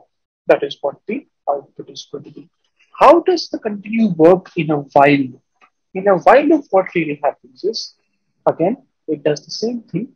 It skips the rest of the body of the while loop, and the control goes directly towards the condition of the loop. There's no update as such in the while loop. That's why the flow directly goes to the part which is there, which is the condition of the loop, and it works exactly the same way otherwise. So this was the for loop, and this was the while loop, and the jump statements of break and continue. Now, let us look at the last loop, which is there, and that loop is called as the do while. Now, the do while loop is slightly different looking. It is just like the for and the while, with one major difference. Now, what is the difference? Let's understand. It's written like this. So let's see this example. I'm using 25. And I write do, open the brackets, and we write while, say, a is greater than 0. And then there's a semicolon over here. And then I'm writing over here in the body of the loop, I'm writing system dot out dot println, and then I'm doing in minus minus. What we're doing in this case is that first we are entering the body of the loop. We are going to be doing this activity at least once, or once for sure, even before we check the condition of the loop. Therefore, the do while loop is also called as a post tested loop.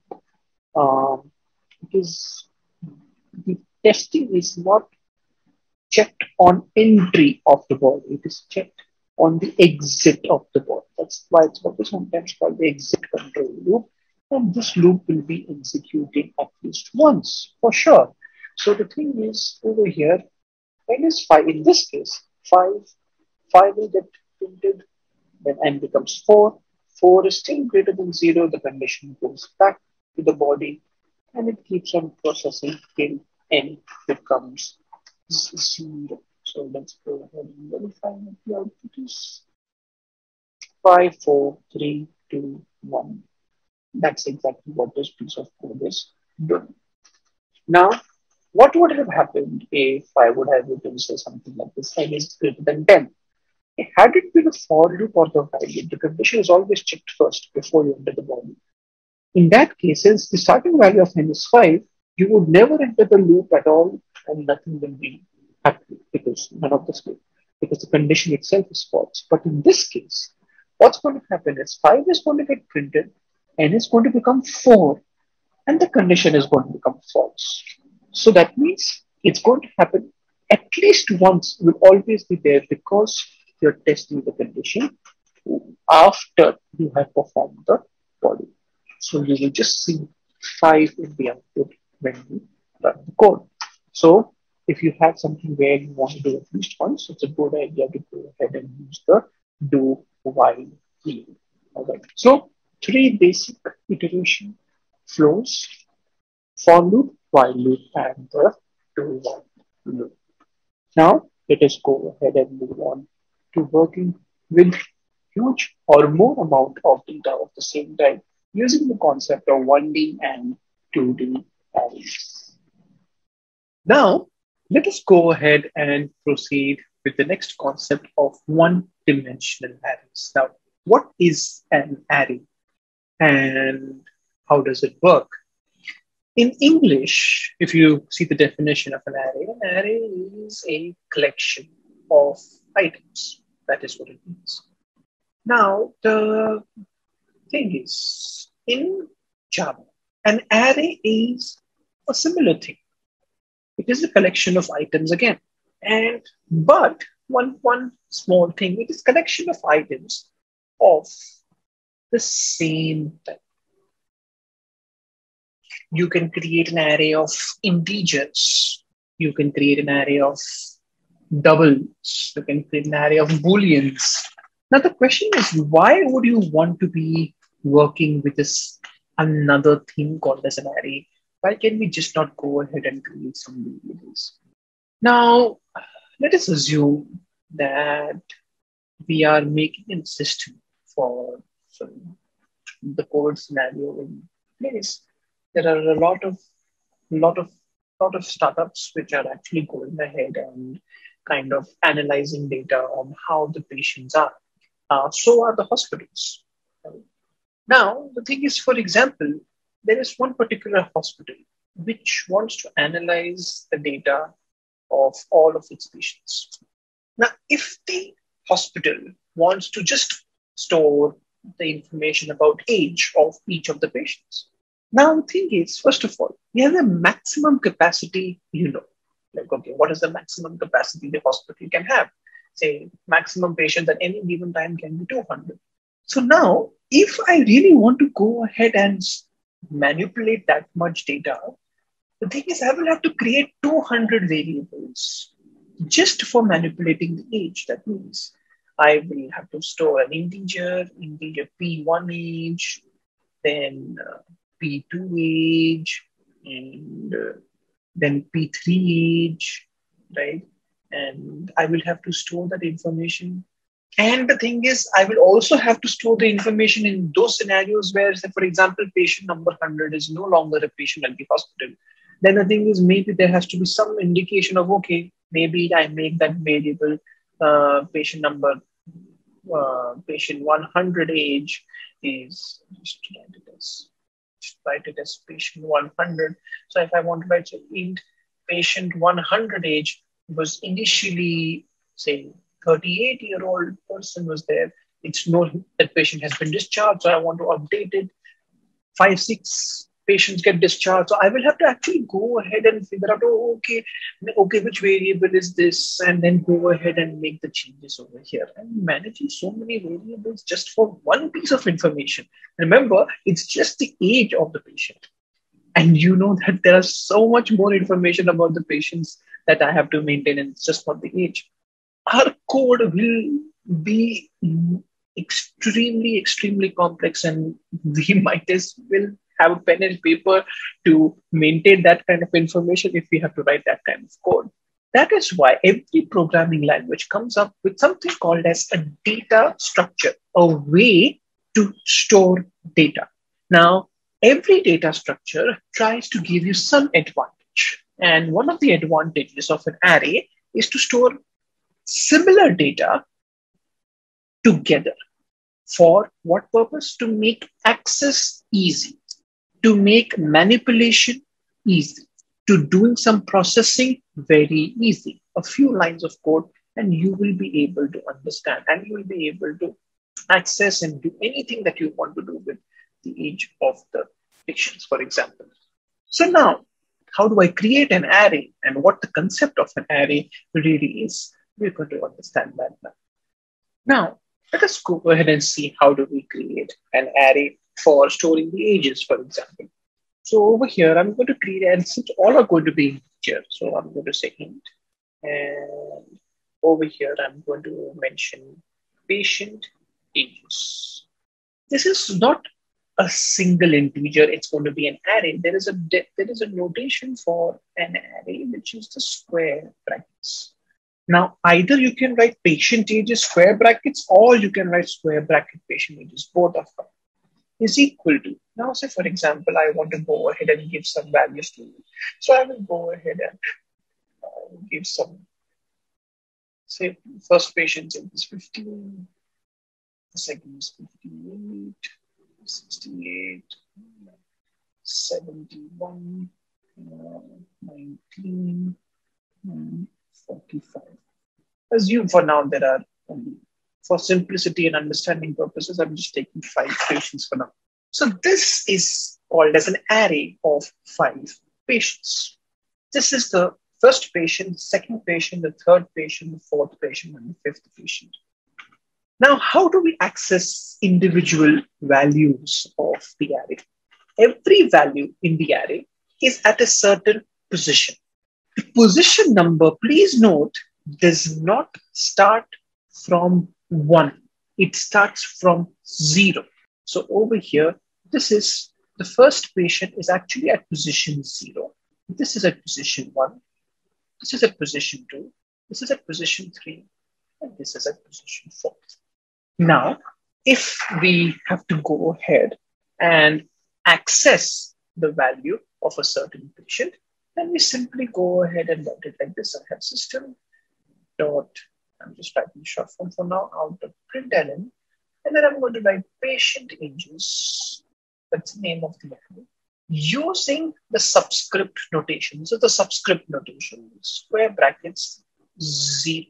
If I go ahead and do that, this is going to print the value 15 for me. This is going to print the value 15 for me. All right. Similarly, if instead of 0, if I go ahead and write 2, then it will print the value 71 for me. Let's go ahead and quickly type this out and check so that we can verify our understanding. I'm going to go ahead and create a new REPL for arrays. For that, it's getting created. It's getting created. All right, this is the print. We want to erase this. I'm going to write int patient wages square bracket. So 15.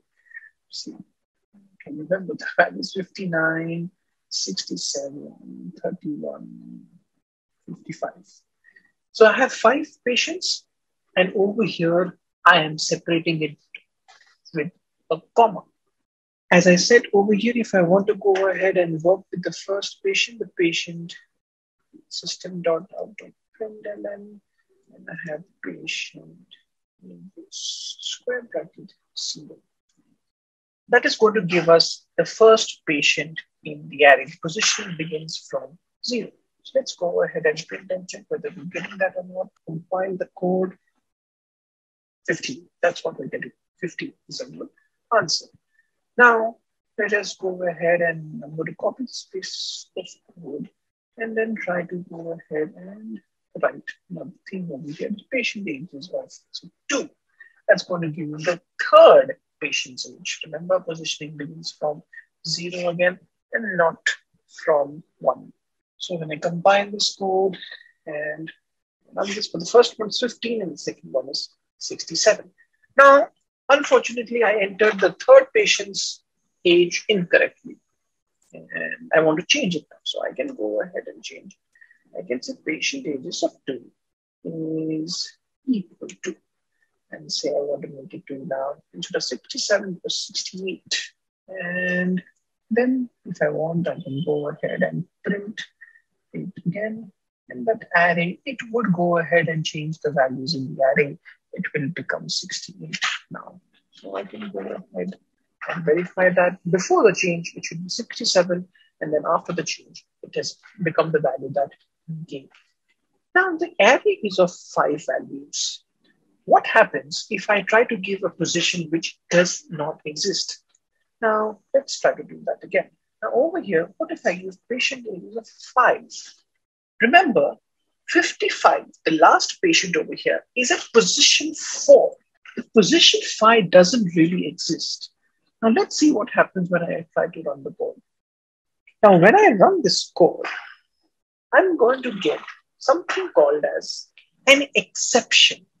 Now, what is an exception? And this is a very specific exception called an array index out of bounds exception. It tells you which line number and what the reason is. You're trying to access 5. You're trying to access index 5 out of bounds for length 5. The length is only 5 and try to access an index which is 5. And it tells you the line number where the issue happened, and it happened on line number 8. This is an exception. An exception is an error that happens at runtime. It's a runtime error. And the moment an exception occurs, your program terminates. And that's why you see an exit status of 1. That means your program didn't terminate normally because of an error that was encountered at runtime. Some of these exceptions there are predefined exceptions that always happen whenever you run your Java code if you don't pay attention to your code. And this is one of the most common ones, especially when you're working with arrays of different sizes and you're trying to manipulate different positions of the array. So we have to be very careful about it. Remember, once an exception occurs, whatever code you try to write after it, it will never happen. So the thing is, now let's try to say, for example, to check how it really works, I'm just going to go ahead and write system down just for our understanding. I'm just going to say hello. We will verify, we will see that the hello statement will never get executed because line 8 created a problem. Let's verify whether that happens or not. Yep, it never got executed because there was an error on line number 8. So very important, and we have to be very careful with this exception, is the array index out of bounds exception. Now, there's another important property. I'm going to comment this line for now. And now the thing is, the next one is an important property, which is a property of every array, which is called as the length property.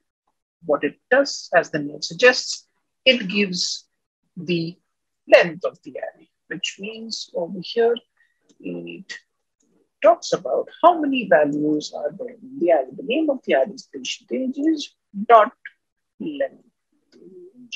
Now, length is a property whose value gets assigned automatically. You cannot give the value to it. So you cannot say patient ages dot length is equal to something. Right? And see that the length is 5. Just before hello, we see that the length has come out to be 5. So this is about the basic idea of what an array is. Now, let us go ahead and work with this particular array. Say, for example, now, if we want to find out over here, we want to print all the values of the array one at a time. All right. So that means I want to print the 0th array, 1 array, 2, 0th position value, 1st position value, 2nd position value, and so on and so forth. That means we need to start from 0 and we need to go till the length of the array, not including the length. Please note, because if the length is 5, we need to stop at 4. And we need to keep printing the value at each position. So in that particular case, what is the best thing to use is, let's go ahead and use a for loop. I can go ahead and use a loop over here. You can even use a while loop if you want. So I can write for, my position is starting from 0. So I is going to start from 0. I is going to go till the length of the array. So I'm going to say patient ages dot length. It's less than and not less than equal to. Remember, if you try to do less than equal to, that means you try to access 5. And we just saw that when you access a position which does not exist, I get the exception. Like the system out patient ages square bracket. Now over here, the square bracket now thing is over here. First it should be 0, then 1, then 2. I is the variable which is getting updated again and again. So I'm going to say patient ages of I. That is what is going to give us the answer. Let's go ahead and verify whether we're getting all the values of our array or not. It's getting combined. And that's the output. Note that the code that we have written from line 11 to line 14 is actually irrespective of the length of the array. So even if the array was 200 values, these 3 lines of code would have still worked. Imagine now, to our first point that we had made, if we had created 200 variables for each of the patients, and we had to just do a simple activity of printing them, we'll have to write 200 print statements, right? Because they were all different variables. And over here, irrespective of the size of the array, these 3 lines of code, including the brackets, that is going to be helpful for us. Now, one of the most commonly used or commonly asked things in interviews and in school or college exams is, how do we find out the highest value in this particular array? Now, it's a very simple logic. The logic goes like this. We take the maximum and we just assume the first patient is our maximum age person. Let's assume that. The thing is, our assumption, we'll keep changing this assumption as we keep going through the array. So we'll go through the array. Since we just assume the first value to be the maximum, I'll start from the second value, which is at position 1. And I'm going to go I less than, again, patient ages dot length and I plus plus. And I'm going to say, I'm going to compare if that patient's age, I assume my max to be 15 here first. If the next age, which is now, I'm starting at 59, if I is 1, patient ages of 1 is 59.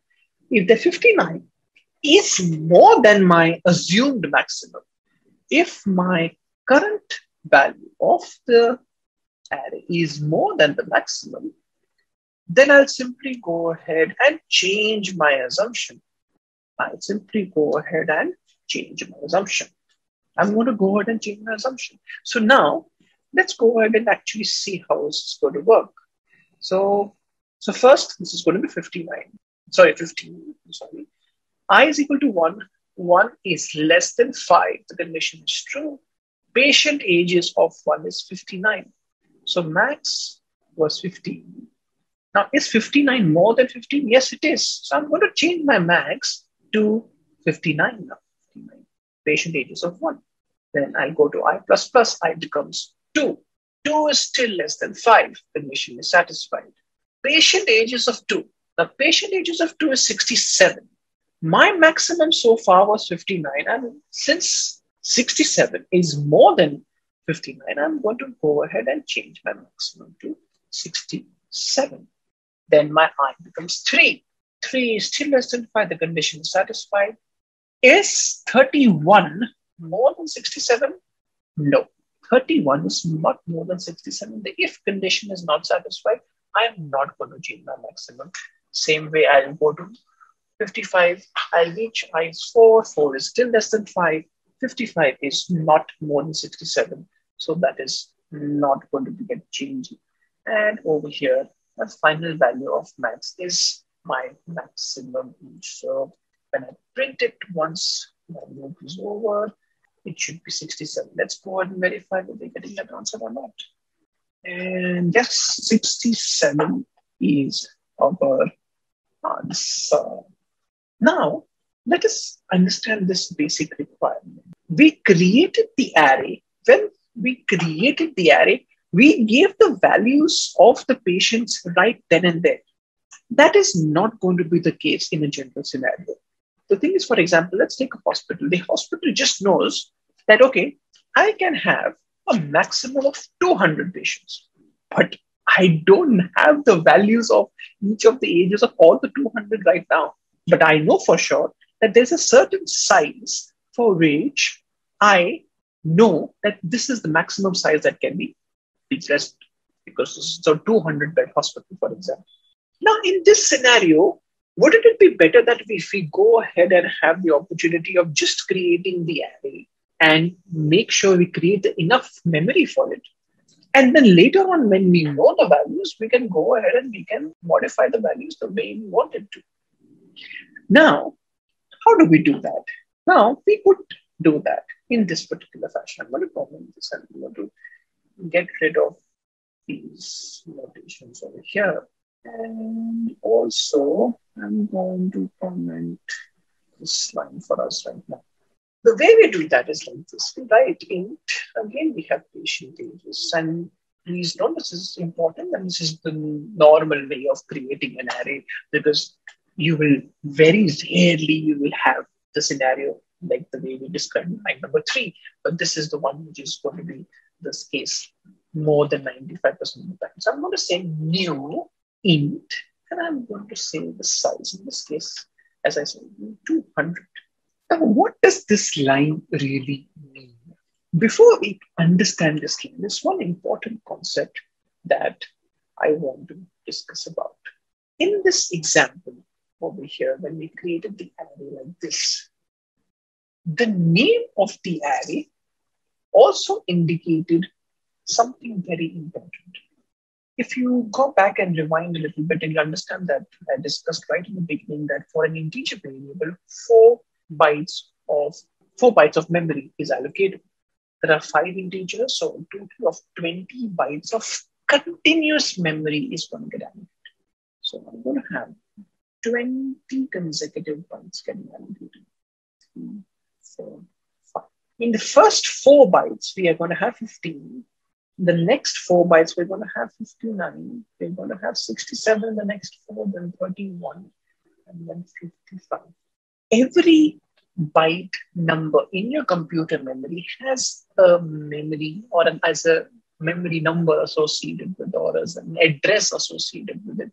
So over here, let's assume that starting values byte number is 720. We do not know what it is going to be. Wherever it finds 20 continuous bytes, it's going to allocate it over there. Let's assume for now it's going to be 720. The name of the array is actually the reference of the first value of the array. So this is the reference which is actually pointing to. So this is the value of the actual location of the memory of where the entire array is residing. And that's why the name of the array is also called as a word. This word is a word which will be used a lot. It's called the reference to the first value of the array. It's the reference, and that is why over here an array is sometimes called, or anything with reference, anything that's related to references, whatever we'll be looking at next will be all related to references. Anything that is related to references is a secondary data type, or the reference type, or the non-primary data type. Int, double, boolean, char, they are all primitive data types or primary data types, whereas the arrays, 1D arrays, 2D arrays, and whatever next we're going to do, they are all secondary data types because they themselves are not storing the data. They are actually pointing to the location where the data is stored. So that is what an array really means. A very important concept to know, especially when the program becomes large, it becomes very important for us to know that. Now, coming back to line number 23, when I go ahead and write this line, what I mean by this line is new. New means create memory. Create memory for what? Create memory for integers. Create memory for how many integers? Create memory for 200 integers. And wherever you create the memory, whatever is the first value's byte number is, please go ahead and assign that to patient ages. So that means a total of maybe like 800 bytes is going to get allocated, all these 200 values that are going to be there. Please note the default value is going to be 0 in all of them. They are all going to be 0. That's the default value that is given whenever an array is created. This is, say, location 1800, for example. We don't know. So then in that case, patient ages will be 1800. To verify our understanding, so let's go ahead and check whether the values are going to be 0 or not. Just for now, simply I'll just copy this piece of code from here and paste it, comment these lines of code for simplicity. Now it's 285 so that you can see all the output. And I'm going to run my code. Here you see that all of them will be 0 right now. All of them are 0. I can then go ahead and I can manipulate it. I can individually put the values just like how I saw in, just like how we saw in line number 6 over here. And also, if you want, you can go ahead and give any value in the for loop if you want to give it on the basis of a certain thing. Now, if you want, now let's create another array over here. Say over here, there is a new hospital that is coming up, which is going to take all the patients from the same hospital, which was there. So the new patient is equal to, now if I write this to be equal to patient, now this is very important. What are we doing over here? What we are doing over here is we are not creating a new set of 200 bytes and allocating it, but basically we are copying the references of the array. That means, if patient ages over here, as I discussed, if patient ages was over here was 1800. Now, when I do line number 29, what's going to happen is you will have new patient ages, which is again going to be 1800 again. That means there are 2 references to the same array. If over here, now how do we verify that it's really happening or not? Let's see that over here. Over here, I can go ahead and check patient ages of 1 is equal to say, 25. Okay. So over here, I change the first values to be 25. Now, over here, I change new patient ages of 1 to 44. Since both of them are pointing to the same array, what's going to happen is this. Now let's understand this. Let me explain. So line number 28 is going to make this value as 25 and new patient ages of 1. That is the same array. It's the same set of 200 values that is going to get changed to 44. So the 25 is going to get overwritten by 44. So if I print now system dot out dot println patient ages of 1, it will be that changed value 44 because both of them are pointing to the same memory. Let's go ahead and verify that very quickly from our understanding over here. Yes, it is 44. This is the zeros of this particular for loop. So this is 44. That means gives us a proof that yes, both of them are indeed pointing to the same array. If they were different arrays altogether, then patient ages 1 would have remained 25. That wouldn't have changed. But the fact that when I did line 29, I made it point to the same set of values. And that is the thing we have to be very, very careful about whenever you are working with references. So this is the basic concept of 1D arrays. There's another way of going ahead and going through the values of an 1D array. That is what we're going to look at next. I'm going to very quickly clear the screen now. Now, for just 1D arrays or for anything which is related to a collection, a new concept was created of traversal. This concept of traversal is the for each loop, or also called as the enhanced loop. Remember, this is for the traversal and traversal alone. Let me uncomment this original patient ages value. The way we do it is like this. It's for int val colon patient ages. So now the difference between the regular way of traversing versus this is over here, val will automatically first not take the position, it will automatically take the value from the 1D array. That means first the value will be 15, then it will be 59, then it will be 67, then it will be 31, and then 55.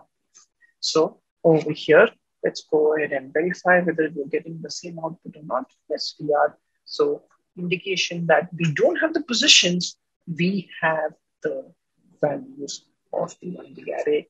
Another loop, enhanced loop, normally used to just go through the values, used when you do not want to make any changes to your array, used when you just want to go from the beginning till the end and not in any special direction.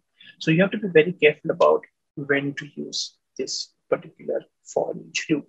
Now, let's go ahead and look at the enhancement of 1D arrays called as two-dimensional arrays. Now, let us go ahead and understand the concept of two-dimensional arrays. Now, let us consider the scenario. Say, for example, over here, you have a school, you have a class, which has to maintain the details of the marks of all the students in each of the subjects that they can do.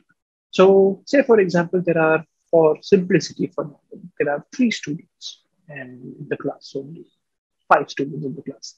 Each one of them can take up to 5 subjects. You want to be able to store the information of all the subjects for all the students. Now, for one student, we're going to have 5 marks. That is a 1D array for one student.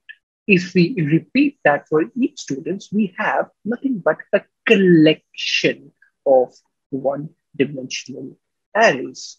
That is what the next concept is. It's a two-dimensional array. So I am creating marks, which is a two-dimensional array, which is nothing but the collection of multiple one-dimensional arrays. So over here we have a 2D array where the definition is it is nothing but collection of multiple 1D arrays. Now, how do we go ahead and actually write that thing? How do we actually go ahead and create a 1D array? So, a 2D array. So over here, let's go ahead and this is the first student's marks. So I have say 5 marks, 15, 6, 18, 12, 10. Then I'm going to have another 1D array for the second student. So I'm going ahead and I'm writing like this. This is say 20, 5, 10, 11, 15.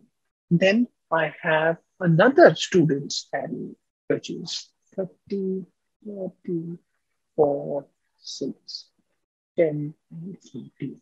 So over here, what is happening is I have multiple 1D arrays. The collection of that is nothing but a 2D array. Now, in the memory, how is it going to get? How is it going to look? Let's understand that. Now, the first array is an array, so I'm going to make the memory for the array for the first array. The values are 15, 6, 18, 12, and 10. Assume that this location of this array is 700. Remember, every array has a starting byte number. That's the reference of the array.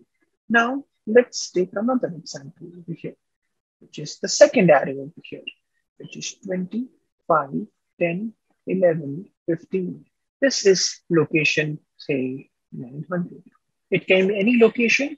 It need not be continuous, but the values in a single array will be continuous. And then over here, you have the third array over here, which is something like 30, 4, 6, 10, and 14.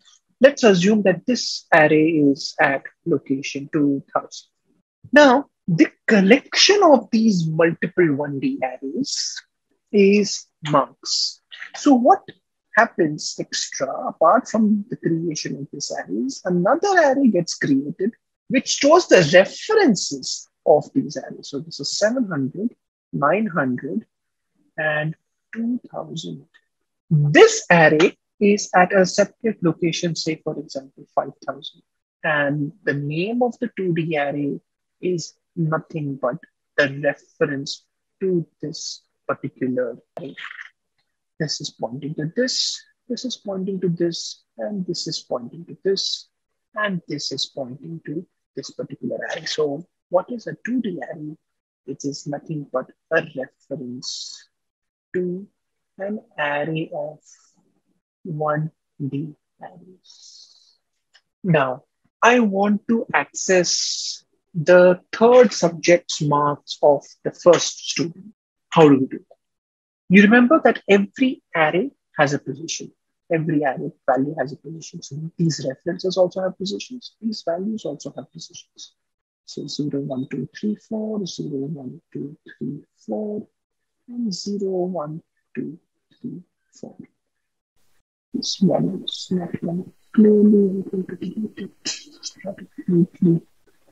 This is one. Each of these arrays are the arrays, the 0th array, the first array, and the second array, which is nothing but the references over here. In order to get the third subject's marks, so if I need the third subject, so that means for the first student, that means I'm interested in this particular value over here. That means first this is my 2D array's name. I first go to that particular 1D array. I get the reference, and then I get the value at that particular position. So first I get to that particular array number. So how do I do that? Very simple. It's the first array system.out.println marks squared. You can see that's the first student's array. Within that array, I need the third subject's mark, which is this position number 2 or index number 2, that is going to give us 18 in this particular case. Now, say for example, I want to go ahead and change the second student's marks of the first subject to, instead of 20, right now it's 20, I want to change it to 25. So I can simply go ahead and say marks of the second student, that is nothing but marks position 1, and the first subject, that is 0th index. I change it to 25. So I'm going to go ahead and change it to 25 over here. Now, a very common way of representing a 2D array, it's also called as is a matrix. That's the other word that is used. It is a matrix. Where a matrix, if you know, a matrix in mathematics comprises of rows. These are the rows, which are nothing but the number of the multiple 1D arrays. And these are over here, the columns, which are the columns of the matrix. So the columns actually are nothing but the size of each 1D array, and the rows are nothing but the how many 1D arrays are there. So if I want to get this, how many 1D arrays are there, then if I want to get that information, I simply go ahead and write system.out.println, and I go ahead and say marks dot length. That is going to go ahead and give us the size of this references array, which is nothing but also the number of students, which is nothing but how many arrays are there in this particular thing. So which is going to be 3. If I want how many values are there for each student, I need to first go to that array, and then I need to go ahead and get that information. So system.out.println, I do marks of 0, the first student, if I want to do. That is how I go ahead and do that. Now let's go ahead and quickly run our things and check whether all of this is coming properly or not. 18 is the value for marks 02. That is what it is. Marks 10 got changed to 25. We are not printing it, but it has been changed. Marks.length is the number of arrays, which is 3, and marks of 0.length is 5. That is absolutely correct. Now, if the requirement is that let us go ahead and print all the values of the matrix. To go through all the values of a single 1D array, we just saw that we need a for loop, where we start from the 0 position and we keep going to the size of the array. We need to repeat that process for every 1D array. So we have to go through every 1D array. So I'm going to have a loop to go through all the arrays. So that is nothing but marks.length plus plus. For each 1D array, I need to go through the individual values, for which I need another loop. This is an example of a nested loop. J is equal to 0. J is less than marks of I dot length. The ith array's length. Whatever is the length of the ith array, I will go ahead and then simply I will go ahead and then print the marks at the ith position and the jth column, ith row and the jth column. So this is how this particular thing is. Marks.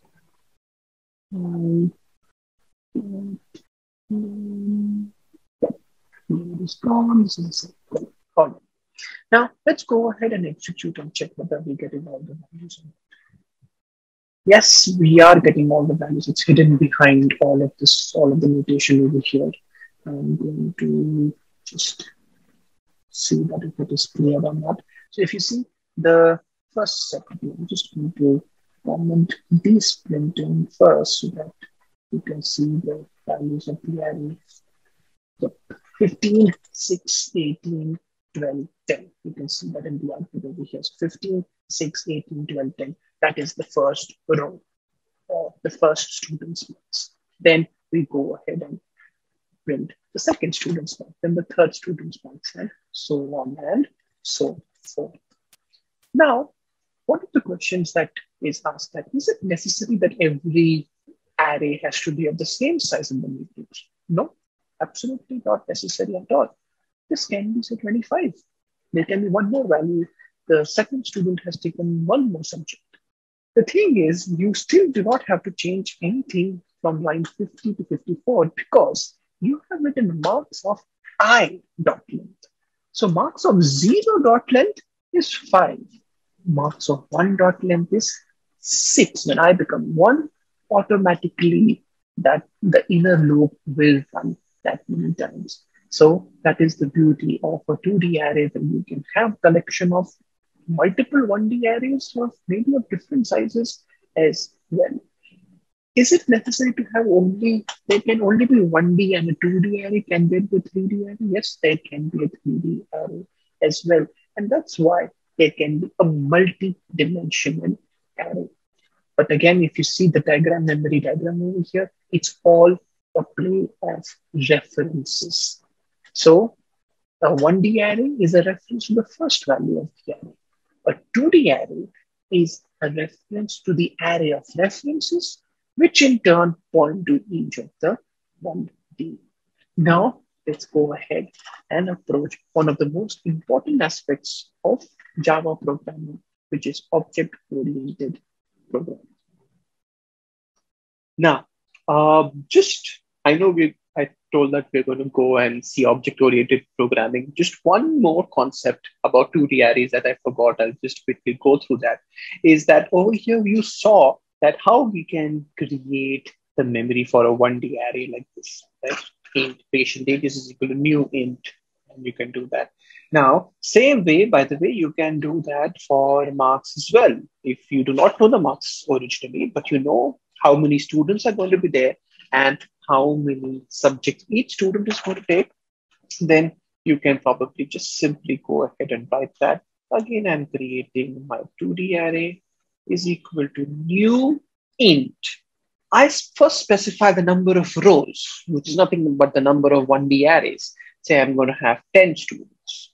And each student is going to take how many subjects? That's nothing but the number of columns or the size of each 1D array. So each student is going to get 5. So over here, so 10 is the number of rows and 5 is the number of columns.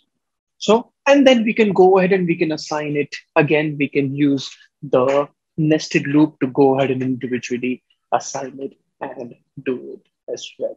But remember, in this case, we need to specify the number of rows and the number of columns as well.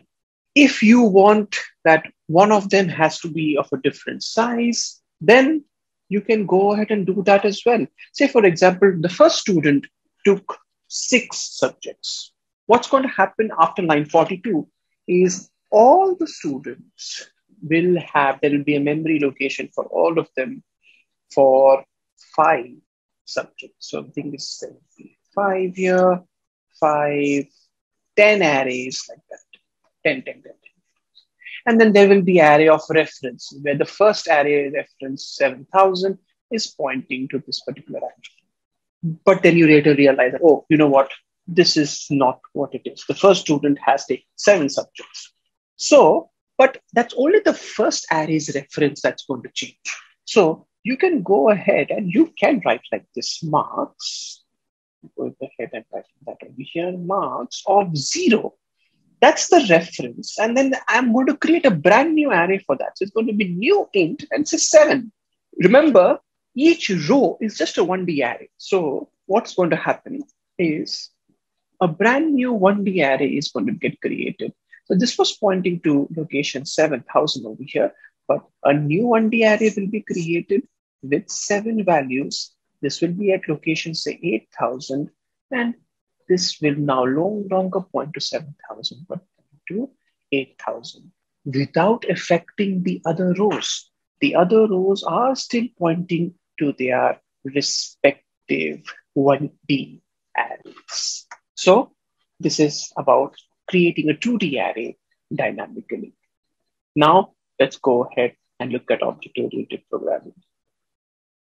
We will now start one of the most important ways of solving problems with the help of computer programming and Java programming is the object-oriented programming principle.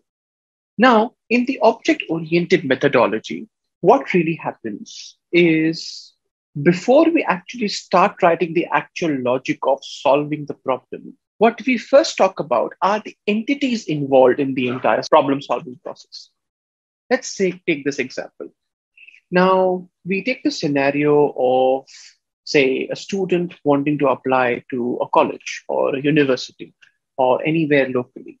And there is an online application system that has to be developed so that students can apply and universities and colleges can access the data of the students and decide and give results based on the applications made by the student. Now, this is an application system where primarily you're going to be working with data of two main types of entities. One is a student, and the other is over here a university or a college.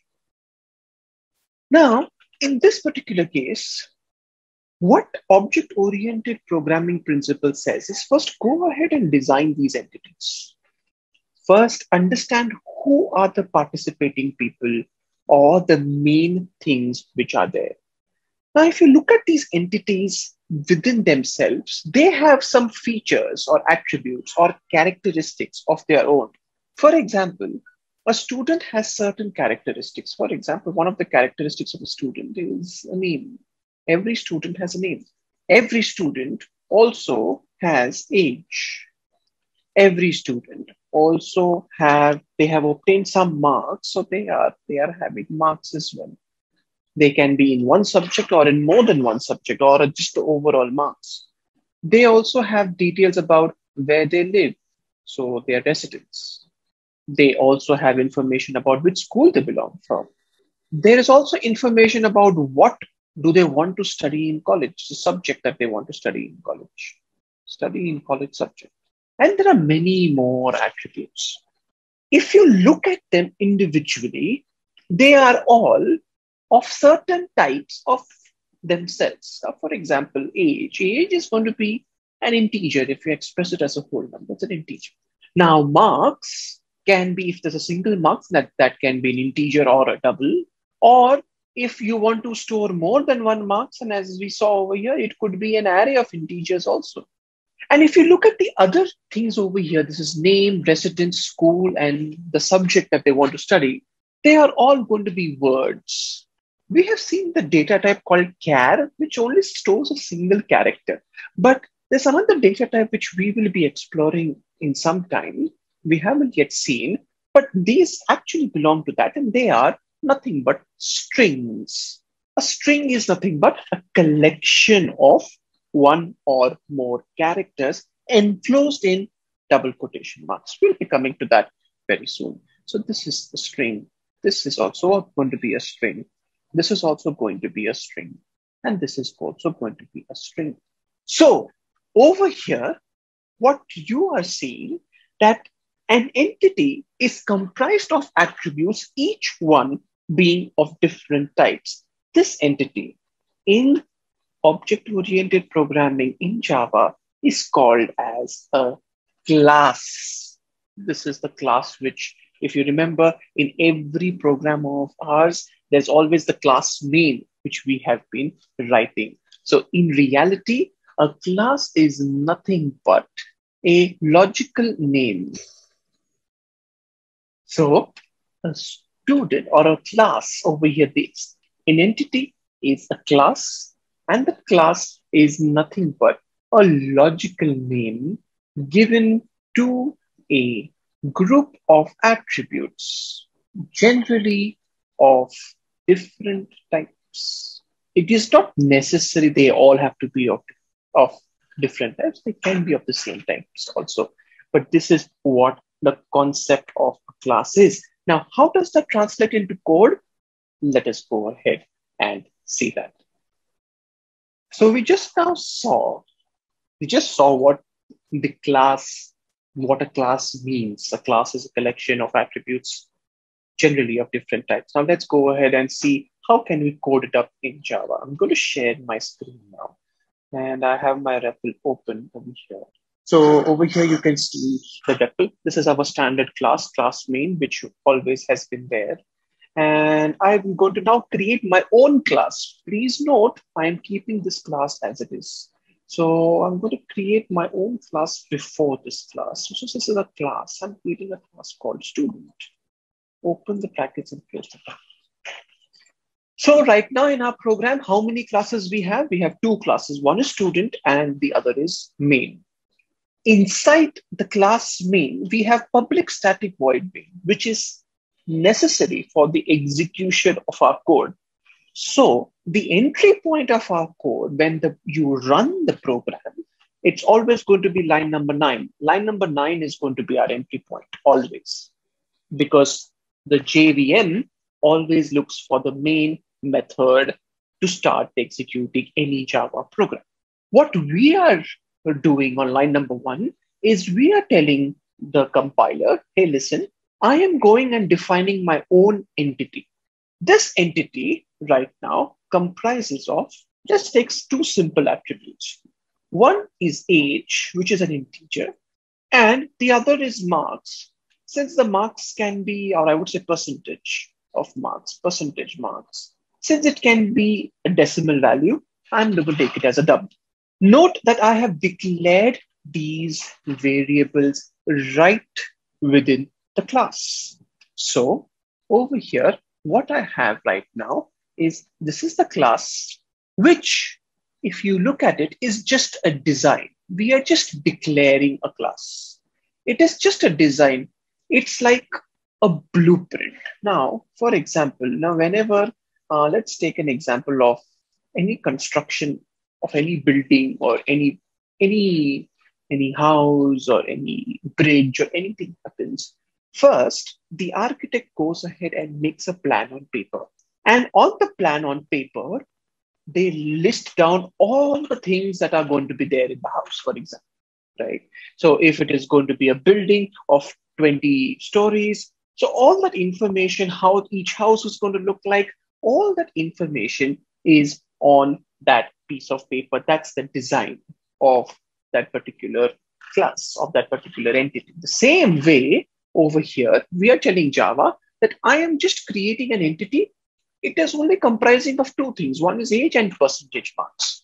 That is it. That is all that is there. What the compiler does, it understands that, and it understands that, okay, you are creating a design right now, which you might use in the future. Now, these age and percentage marks, they are your attributes, as we discussed earlier. One of the names for them is called as data members. They are the data members of your class. Now, the thing is, you're not going to pay money to the architect just for making the plan on paper. You are going to pay money to the architect only once the architect has constructed the house based on that plan. Now, how do we do that? Remember, our execution is starting from line number 10 now. Line number 10, that's the entry point of our program. So what we are going to do now is we are going to create the actual building based on our design. Our design is the entity that we have created so far, and that is the class student. And it is comprising of the two attributes. We want to create an instance, an actual reality based on that entity. How do we do that? Very simple. We do it like this. We say student. The variable name is student. Remember, we are creating a variable of the class over here, which we have created, is equal to new. The word new has come again, and student. This is the class. Student is the class, the capital with the capital S is the class with which what we have created. So basically, what you did is just like how we've been creating int a, double value, Boolean X. Same way, we have created a student of type student. Therefore, a class is also called as a user-defined data type. You have defined this data type and you are creating a variable based on this particular data type. Now, let's understand this line 11 a little bit more in detail. New, if you remember, in arrays, in 1D array and 2D arrays, new was nothing but create memory. Create memory for what? Create memory for a student design. Now, what does the student design compose of? It composes of age and percentage marks. So a memory location is allocated, which comprises of the memory for age and which comprises the memory for percentage marks. I'm writing it short right now. This is the house that actually gets created. This house gets created. This whole house is getting created at a certain location called at say 4000 byte number. Student over here is pointing to the location where this house is created. So something that resembles what we have seen, a student is therefore a reference. This particular memory location comprising of the data members is the object of the class. Very important word, object, or also called as the instance of the class. Object, instance, same thing. Whenever an object is created, something is filled for each of those data members. For age, since it's an integer, the default value is 0. For percentage marks, since it's a double, the default value is 0.0. These variables belong to a particular instance. Therefore, they are called data members, also called as instance variables. All these are synonyms for the data members or attributes of a class. So we first created the design, we told what we want in our design. Then we went ahead in our public static void main, we created an object of the class and we stored the reference in that particular object. Now, let us go ahead and say that, okay, by default, the age of this particular student is 0. What if I want to go ahead and change that to, say, 15? So I'm going to go ahead and say a very simple thing, student, that's the name of the variable. Then I'm going to use the dot operator. Student dot age is equal to 15. So student is residing at location 4000. I go to 4000 and at 4000, I change my age from 0 to 15. So my age changes from 0 to 15. This is the dot operator.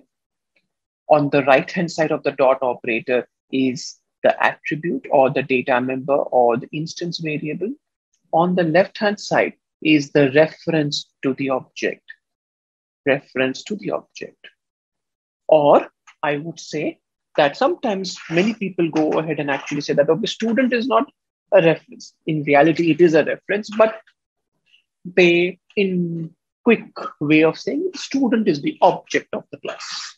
Student is object of the class student with the capital S. Does it have to be student only? Not necessarily, it can be anything. Now, I want to give the value to percentage marks as 75.8. So I can go ahead and do that. I can say student dot percentage marks is equal to 75.8. 75.8 percentage. Is it necessary that I can create only one particular object on the basis of that particular class? No, not at all. I can go ahead and create as many objects as I want. Let's go ahead and create another object. I'll create another object. So student, say I'm going to create stu1. stu1, this stu is equal to new student. What happens when you do like this on line number 24? It's like creating another integer variable. Like you have int x and then you write int y, that you create another variable. Same way you can go ahead and create another variable. Over here, stu gets created. Stu is created at some other location, say 4,500, can be any location. And at 4,500, again, you have the same things over here. You have age and you have percentage marks, and they are 0 and 0.0, and they are at location 4,500. Please note, this object has got nothing to do with this particular object. And each one of them have a copy of the instance. I can go ahead and change these values. So I can say stu dot age is equal to 15 and stu dot percentage marks is equal to 46.7. So of course, this will then go ahead and change the values in this particular location. So the age will become 15 and percentage marks will become 46.7. And by the way, this had changed to 75.8. So a lot of things we have seen. A class is an entity, which is a design or a blueprint, where we define what our attributes are going to be. Then when we want to really work with the design, we'll have to first create an object of that class using line number 11, and then give values to each of those attributes. And then I can go ahead and then I can work with them. If I want to do a printing and everything, I can go ahead and do that. Please note, I cannot access the attributes directly. I cannot write system.out.println age. Nope. I cannot write system.out.println percentage. No. I will need to find which instance, which object do you want to talk about. Take that object and then access the attributes of that particular object. This is the very base of classes and objects. We are going to now go ahead and see more concepts of classes and objects using the same class. Now, we saw that over here, how we can define a class. So we applied one principle of object-oriented programming, that's defining an entity and defining the attributes of the class.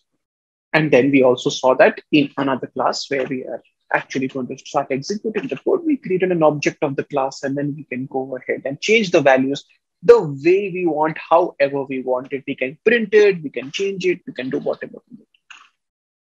Now, the thing is, in reality, that is, again, one of the things which object-oriented programming says is not a very good idea. Now, how did this example come from? Now, a very simple thing is this over here. Let's take an example of a vehicle or of a car. Now, in a vehicle, in a car, you can say that over here, a car is also like an entity. Now, in a car, I'm very poor in drawing, so excuse me for that. But the thing is, one of the things which is there is an engine over here. Normally, in the beginning of the car, it's an engine. It's my word, engine. The way for you as a user of the car to start the engine is when you enter over here. There is an option in the steering wheel close to the steering wheel to insert the key, or there can be a push button based on the type of car that you're using. That's the only way to interact with the engine. Let's take another example again with the car. You have the windows. Now, normally, most of the windows nowadays are operated by a button. If you want to get the windows down, then you need to press the button and you need to get it down. And if you want to get it up, then you need to use the button a certain way to get it up. You can't get the windows down with your bare hands. Right? Just do it like that. It won't work. You can't really go ahead and access the attributes of an entity just like the way you want.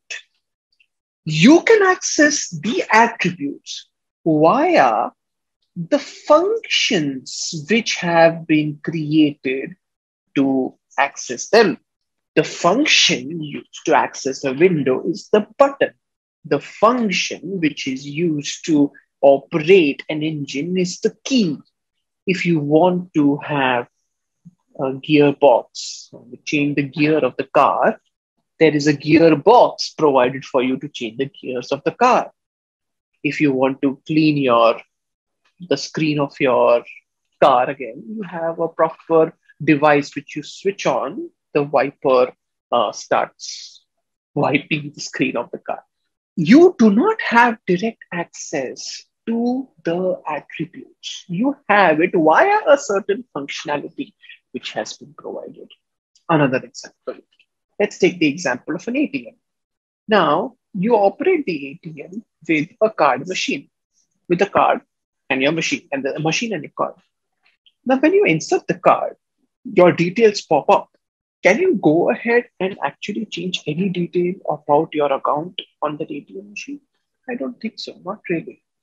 You can't go ahead and change the name on that account. No, it doesn't give you that option at all. Not only that, sometimes some ATM machines, some banks are quite restrictive and they might not even allow you to withdraw all the amount also in one go or deposit huge amount in one go. They have certain limits that are set. Again, the ATM application is giving you the access to the attribute, but it's still not allowing you to go ahead and change it the way you want. It is giving you restricted access, or I would say it in this way, it is giving you as much access as you are needed to have. With this concept of how we work with our day-to-day life, the same thing was introduced in programming as well. Now, how was it introduced? Let's go ahead and see the example. There was an introduction of something called as access specifiers. Now, a good object-oriented programming principle says that ideally, you should not be giving direct access of the attributes outside the class. Therefore, they created one of the most restrictive access specifier called private. Private means this attribute, this data member cannot be accessed outside the class. Now, remember, I can still go ahead and create a building based on my design. I have created an object. But if I try to do student.age is equal to 50, I am not in the same class. Note that I am not in the same class. I am in a different class altogether. Now, when I try to write line number 12, it should be giving me an error. Let's try to execute and see whether are we getting any problems or not when we compile our code. Compiling error. Age has private access in student. I cannot go ahead and access it anymore. But then the question comes, okay, I did not give direct access to the engine, but there needs to be a way to create the key so that I can access the engine. So the data members ideally are supposed to be kept private. In most of the scenarios, you will see that they are kept private. But then there needs to be a way to create those functions which are allowing to access this particular data. Remember, what are these functions? These functions are called as methods. What is a method? It's simply nothing but a block of code which is performing a certain task.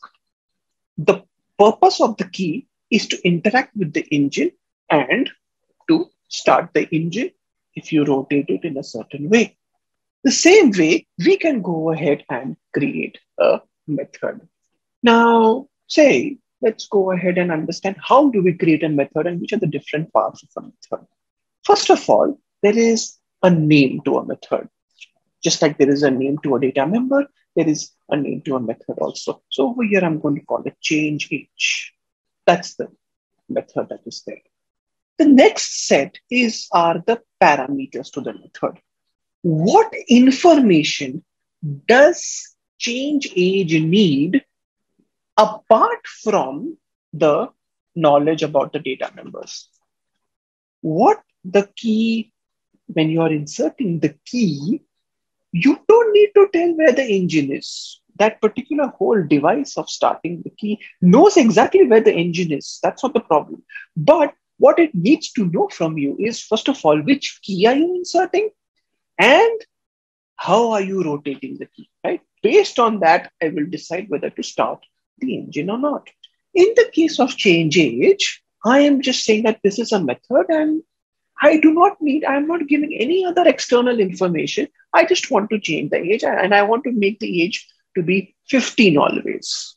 Then that's why there are no parameters in this particular method. Then what we're going to do is we're going to define the body of the method. Now, this body is the place where this guy will actually do the work.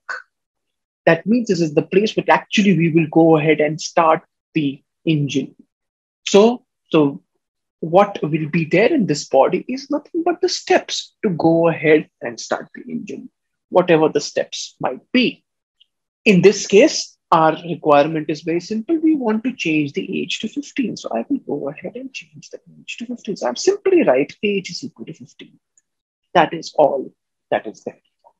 Once I am done defining what the function is going to do, next thing is over here is I'm going to tell what am I giving back once this activity is done. Once the engine is done, the engine is started. That's it. Nothing. It doesn't give back anything. So in that case, there is the fourth part of a function, which is called as the return type, which in this case, I'm not going to give back anything. So the return type is going to be void. And this is a function. This is a method. You want everybody to be able to access this method. Therefore, the access specifier for a method is usually public. So you have the data members which are kept private, and you have the methods which are kept public so that people can go ahead and access it and use it and work with the data members or the instance variables in this case, or the attributes of the class. So a quick summary of whatever we have done so far. I'm going to mark all of them, annotate it so that it's easier for us to understand. So I'm going to use a red ink for us. Just go to this here. So private is an access specifier or access modifier or access specifier, however you want to call it. So is public. Public is also an access modifier. Remember, public means can be accessed anywhere. Any part of the code can be accessed anywhere. This is the return type. This is over here the name of the method. This over here are the parameters. Parameters are nothing but the information needed apart from the data members. Why? Because the methods already have access to the data members. And note I'm defining this method inside the class. This is very much inside the class. And of course, what we have in the curly brackets is the body of the method. Now, let us go ahead and use this method in our main code. So over here, I cannot write student.age is equal to 15. So what I can do now is I cannot access that attribute, but what I definitely can do is I can access the method which has been created. Which object is going to call the method? The student object wants to call the method. So I'm going to say student dot change age. You can see that it's now giving an option to call change age. So change age is the method. No parameters being passed. I will need to pass without the parameters. Now, how can we really verify that the age has been changed? Let's go ahead and create another method where I am just displaying whatever the age is. So I'm going to make another method called public void display age. And I'm simply going to say system.out.println. I'm just going to print the age.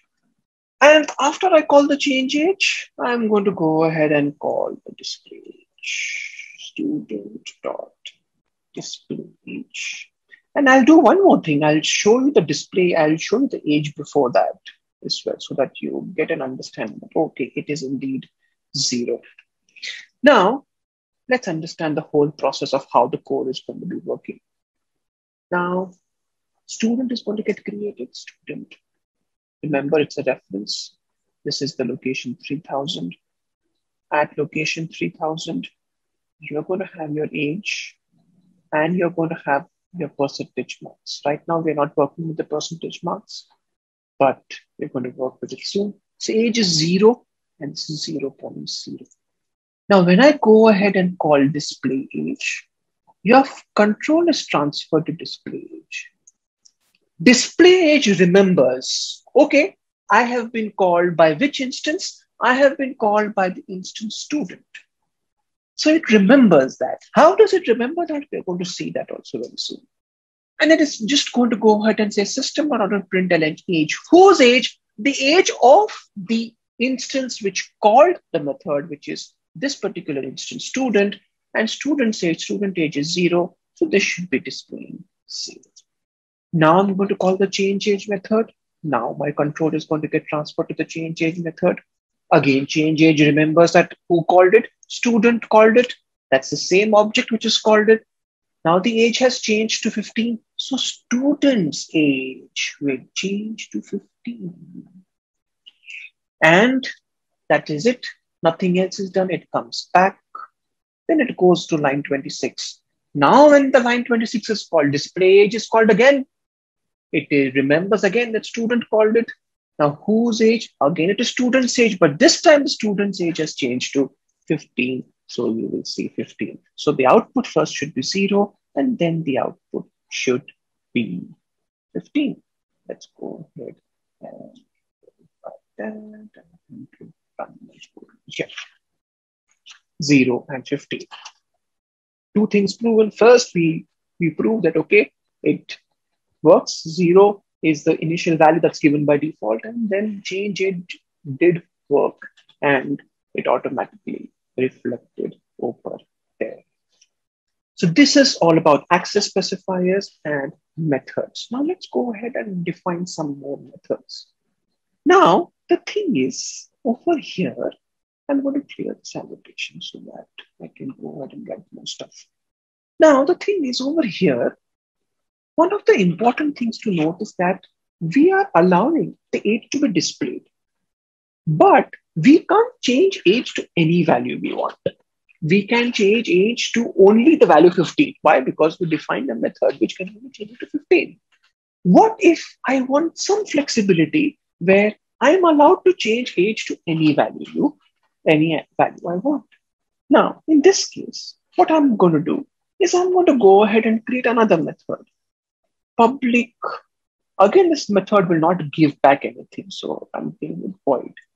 Change age. I'm calling it change age again. But this time, I'm going to pass a parameter. And this is the parameter, which is an integer. So integer your value. Whatever your value is, you want to give it. You can go ahead and give that value to change age. And then I'm simply going to write age is equal to your value. Remember, over here, I have gone ahead and I have created something called as a parameter. Now, this is a parameter, which is of type integer. Very common mistake that is made. People try to use a parameter in one method in some other method. No, you can't. This parameter is local to the method. Local meaning it can be used only in this method only. You can't use it anywhere else. You are declaring that there is this particular function is going to take a parameter which is going to be of type integer. And we are saying that whatever that integer value is, please go ahead and change the age to that. How do we go ahead and use that? Now, let's try to do that with the other student that we had created over here. But I'm coming this one.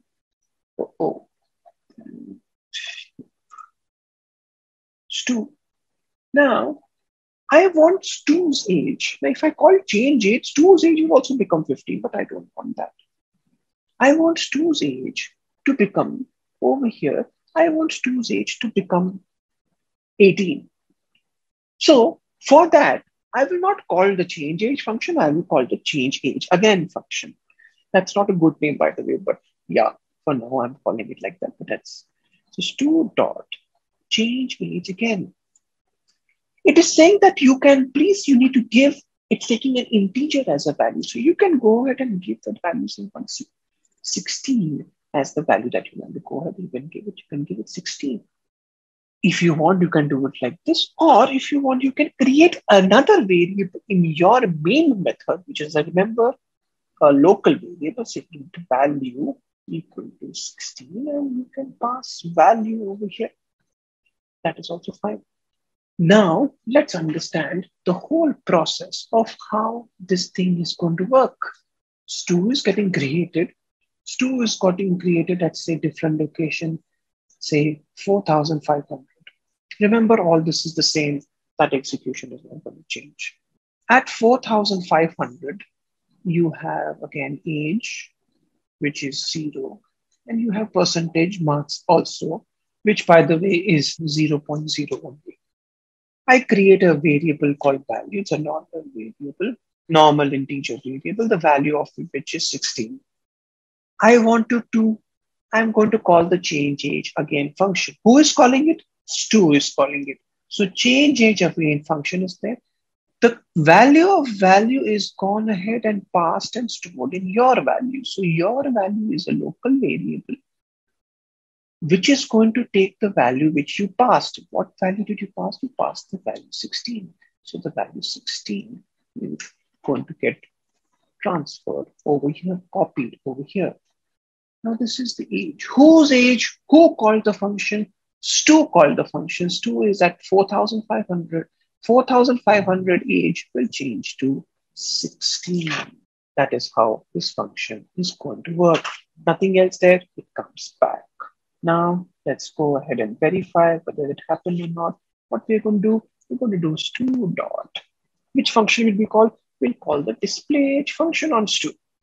If display age is being called by Stu now, you print Stu's details. So I'm going to comment this for now for our understanding, and then run this and see whether the value has indeed changed to 16 or not. Yes, it has changed to 16. So this was an example where a method is taking a parameter. Is it necessary that it has to be only one parameter? No, you can pass any number of parameters. Let us very quickly go ahead and see another method where I am passing 2 parameters to this particular method. Drawings. I'm seeing there is a way to update the age. Now, update the age can be increasing or decreasing. So I'm going to say public void update age. And this is the value which I wanted to update it to. Now, updated by. Now, if it's an increasing, I'm passing a Boolean. Boolean is increasing. And then what I'm doing, I'm writing our normal code. If, over here, if is increasing is equal to true. Either I can just write if is increasing, or I can write if increasing equal to true. If it is true, then I will update my age by this value, age plus equal to value. Otherwise, I'm going to say age minus equal to value. Just like how we have been writing code normally over here. That is how it is going to be working. This it is value, not value. Value is value. Now, let's go ahead and do that for Stu. Now we display the age. Now I'm going to say Stu dot, and I'm going to say, what is the method called? Update age. Update age. Yeah, update age. I want to update it by the value 5, and this increasing is false. I want to actually decrease it. So I'm passing false as a value. And let's go ahead and display age for this one. Display age. So first, Stu gets the age 16, I'm going to call the update age. The value is going to be 5. Is increasing is false. The if condition is not going to be satisfied. Stu's age itself is going to reduce by 5. It will become 11. So when you call display age, it should be 11. Let's go ahead and see that. Yes, it has become 11. So two types of method. One, no parameters. One with one parameter and one with two parameters. Now, let's go ahead and see how can we create a method which returns some values. Say, for example, I am only interested in, like, I want to get a proper, I want to print a particular output message saying that, okay, the age of this particular student is 16. I just want the age of that particular person. If I want, I can go ahead and make a method in the class and that can do your work. If not, another way could be like, so I'm going to make a method. This is, I'm going to return the age over here. Public int get age. I'm going to return an integer. This method is returning an integer. How do I do that return? I simply say return. I want to return the value of the age. Return age. Return is a keyword. What it does is it gives back the value, whatever is there. Not only does it give back, the other thing what it does is it also goes ahead and stops the execution of the function. That means if you write anything after the return, it might as well be considered useless. Why? Because that is not going to happen. Return means go back. It will go back immediately. Now, how do we go ahead and print this particular method? Let's go ahead and see that. Now, use this method. Again, I have a display age, all of that stuff. And I'm going to comment these lines for now. And I want to call the get age method. So what I'm going to do is I'm going to store it in an integer. Now, this is an example where a method returns a value. If a method is returning a value, it's returning an int. So you should be able to store it in an int over here. And I say stu dot get age. Whatever the age is, that value is returned and it's going to get stored in val. And then I can go ahead and I can print whatever message I want. I can say the age is plus 1. So this is how the method is going to be working. Now let's go ahead and see whether it's actually giving us the answer that we thought or not.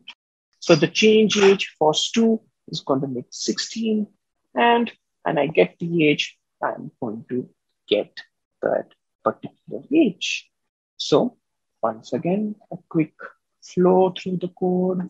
Get age, go to get age. Who called the function? Stu called the function. I'm going to return the age, which is right now 16. 16 is going to get returned and be stored in val, and I'm going to display the val. Over here, you saw that this particular thing just returned the value of one of the data numbers. This is one of the most common concepts in object-oriented programming, where such a method is a special method which just does nothing else but just gives back the value of the data number. Why does it give back? Because the data number is private. So you created a method so that you can access the value, just give back the value.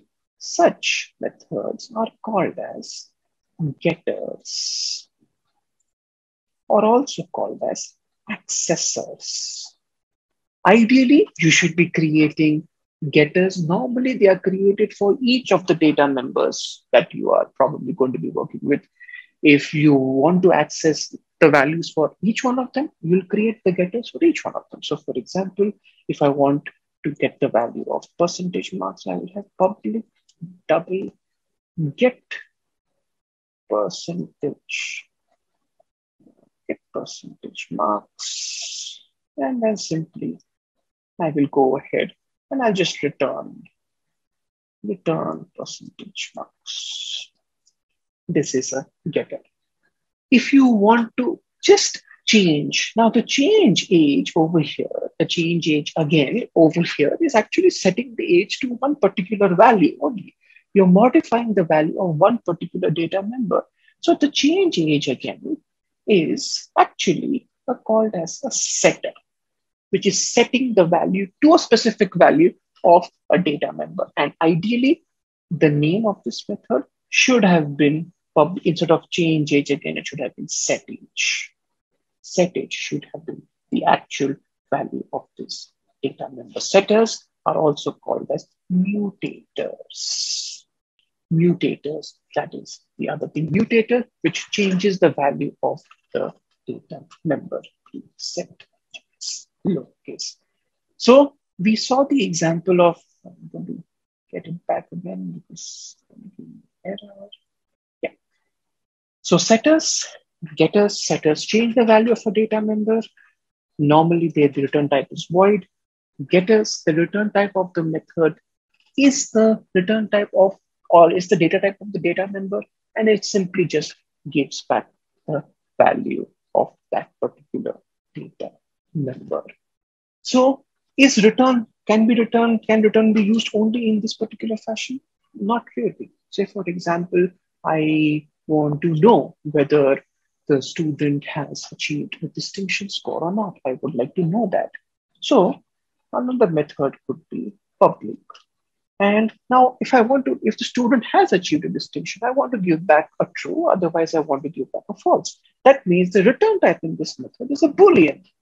So has student, or I would say, is distinction score. And what it simply does, so thing is, if the marks is more than 75, is it marks or sorry, not marks, percentage marks. That's the so if percentage marks is more than 75, then I'm going to return true. Else, I'm going to simply return false.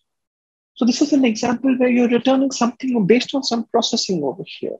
Right now, we do not have a setter for the percentage marks. So I'm going to quickly go ahead and create one.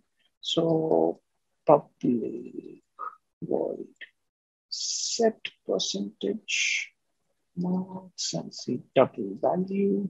And then simply I'm going to say percentage marks is equal to the value.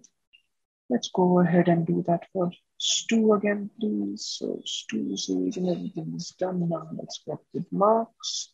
So Stu dot, I'm going to say set percentage marks to 76.5. And now let's see whether the student has achieved a distinction or not. So Boolean answer is equal to Stu dot get is distinction score. It does not take any parameters because it just needs to work with the percentage marks, and I can go ahead and print my answer over here. And let's go ahead and execute and check. And let's see whether, yes, it's returning true. If it was not 76.5, it's 70.5. We should be getting false. It should be getting false over here. Let's see if we can false. This is false. So this is a method. How do we create different types of methods? How do we return values from the methods? And how do we pass parameters to the methods? Let's go ahead and understand a little bit more concepts of classes and objects. All right, guys, we are halfway there, and 2.5 hours approximately of content left for us. Just pause for here for some time and put in a request that if you have liked the video so far, please go ahead and give us a quick like and also subscribe to our channel. Now let's go ahead and proceed to our next concept. Now, if you remember that we have been saying that whenever a method is called, the method remembers which instance called that particular method. Correct. Now, how is it able to remember that particular thing? So now let's go ahead and I'm going to call this set. As I said, setters ideally should be, normally they begin with the word set, get or set, setter, set. Now, the thing is over here, let's go ahead and see this example over here. Now, when I have student and I'm going to say student dot set age, I want to set the age of student to say 20. Again, let's understand from the concept of references once again. Very important. I have student. This is at location, say, it was 4,000. Let's take it as 4,000. Whatever the reference originally was. So 4,000 is 4,000.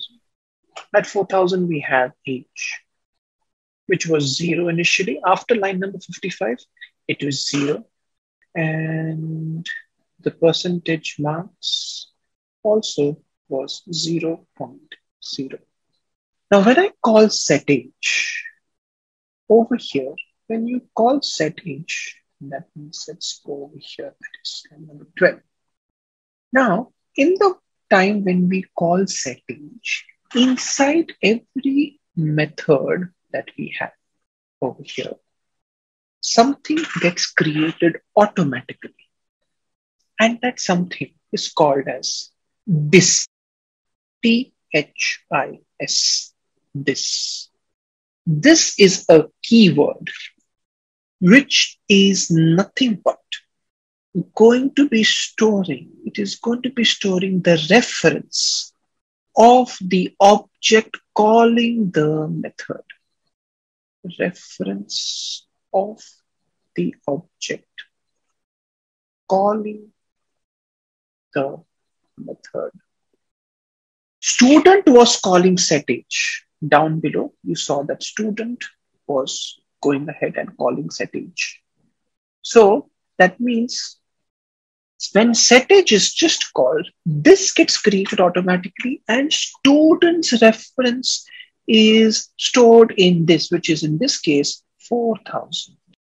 Not only that, in front of all the data members or the instance variables used inside the method, this dot is added automatically. It's automatically added. Even if you don't write it, it's already present. And that is why it was what was actually written over here, which you can also write explicitly, is something like this. This dot. It is 4,000's age, which is getting set to whatever value you passed over here. This dot age is equal to age. So that is why over here it was understanding that since student called it, I'm going to change student's age because this line was not just age, it was actually this dot age. And let me tell you, it is preferred that you write this dot in front of all the data members inside the methods. One very good purpose is so that you can understand which one of them are local variables and which one of them are the instance variables. Over here, your value is a parameter. It's a local variable. You will not go ahead and write this dot in front of that. But age is an instance variable. So you can go ahead and write it over there. Whenever your method becomes too complex, it is always a good idea to always place this dot so that anyone else who reads your code can understand that, okay, this is the instance variable that you're talking about. Sometimes some classes run into thousands of lines of code. It becomes very difficult to actually go ahead and debug, okay, which are the data members of that particular class. So writing this dot explicitly always helps. Now, that's not just the first one advantage of this dot. There's another advantage of writing this dot. And in this scenario, what I'm going to talk about, it becomes a must that this dot is used. Now let's try to make over here, we have the setter for the percentage marks. Instead of, I'm giving the parameter, the name of the parameter as percentage marks only. Can I give the parameter the exact same name as the data member? Yes, I can. So this is percentage marks equal to percentage marks. But now the question comes, which percentage marks is what? Which one is the parameter and which one is the data member? Now, if you don't write anything, both the percentage marks will be considered as the parameter, or even if you have a local variable, it will be considered as a local variable. So that means the data member percentage marks in this piece of code is never going to get changed, because the default preference is to the local variable or the parameter that is there in the case when both of them have the same name.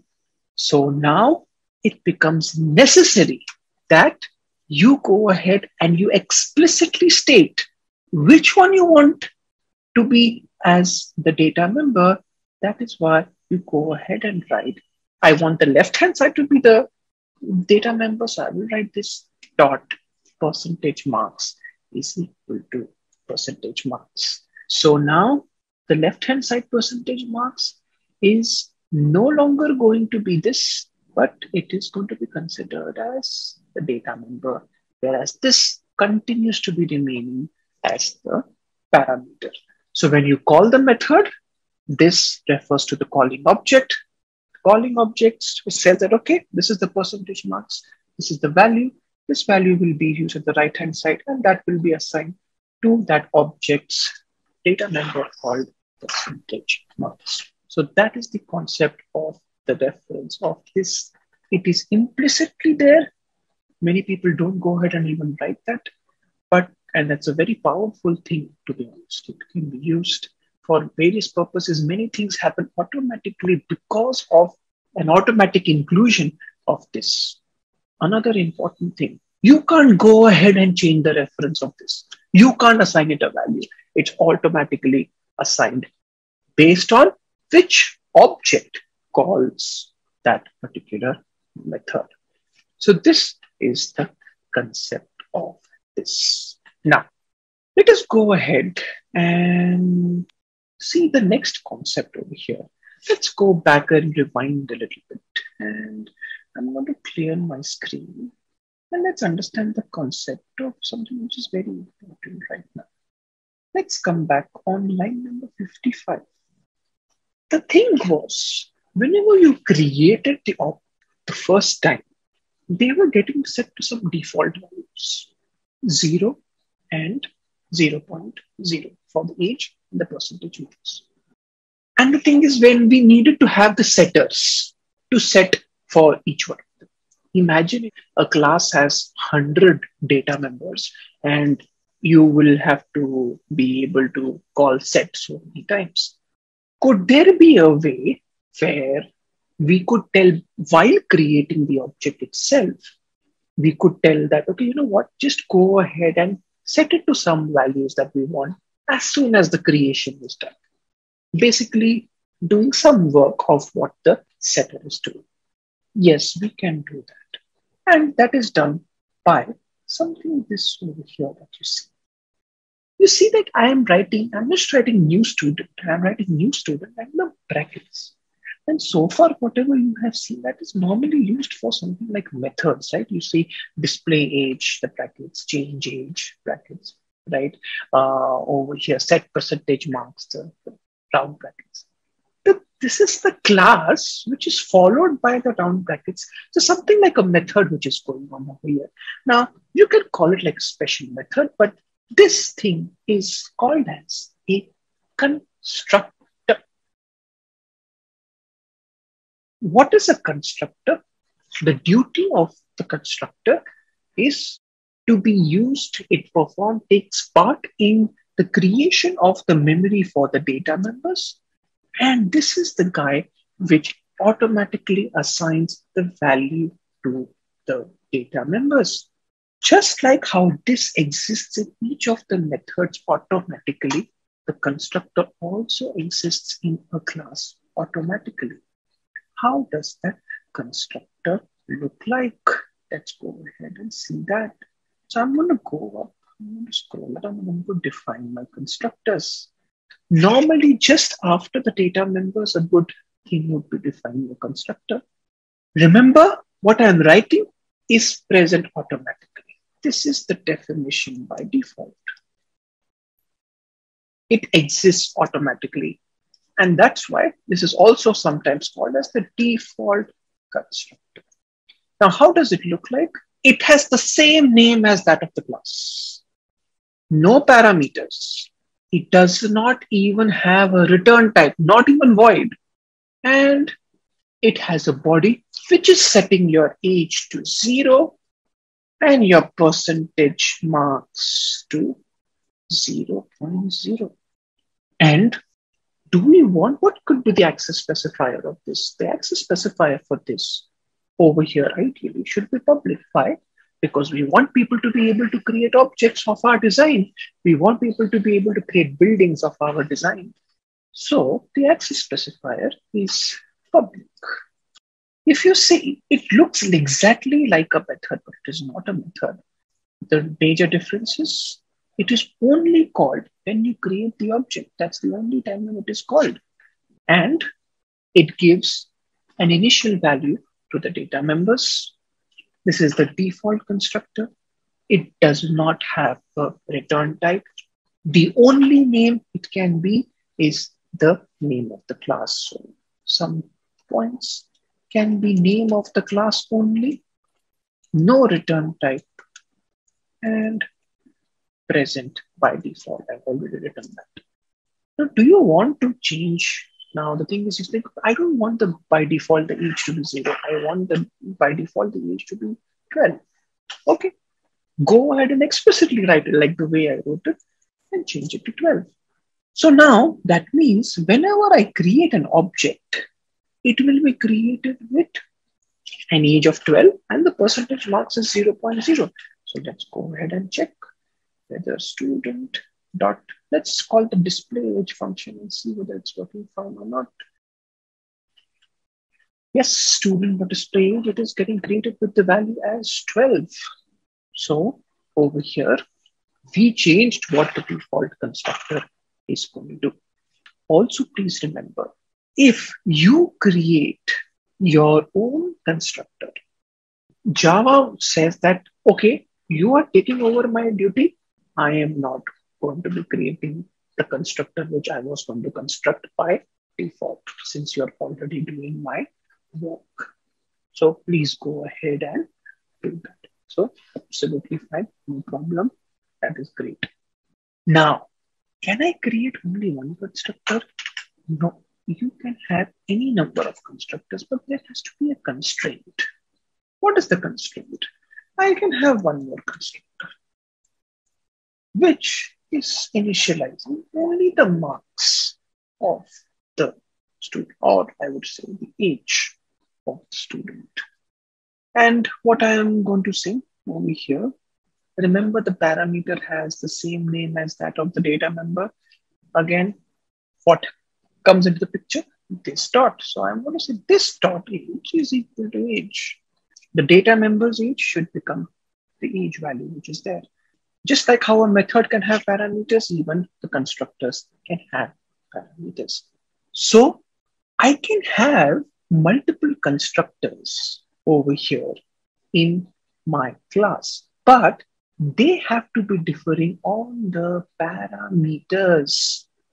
How can they be differing on the parameters? Either their type of parameters are different, or their number of parameters are different, or their order in which the parameters are written are different, or combination of one or more of these things. That means we can have the constructors and any number of constructors as long as we go ahead and maintain this particular order.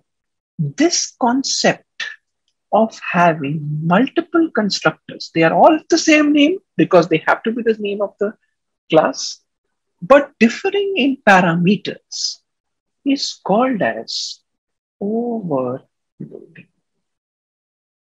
This is the constructor overloading. Overloading, very important object-oriented principles. The ability to have multiple things with the same name, but with varying parameters. Can I go ahead and create one more constructor with setting both the age and this? Yes, I'm just going to copy this. So I have age. See, if you see, it's already giving you duplicate method student in type student. There's already a duplicate. Even if I change the name, it doesn't make it. It will still give that error. Duplicate method. I cannot have the same thing over here. So I think I'm going to have over here double mark. So this dot age is equal to value. This dot percentage marks is equal to marks. Again, another constructor. I have overloaded this time.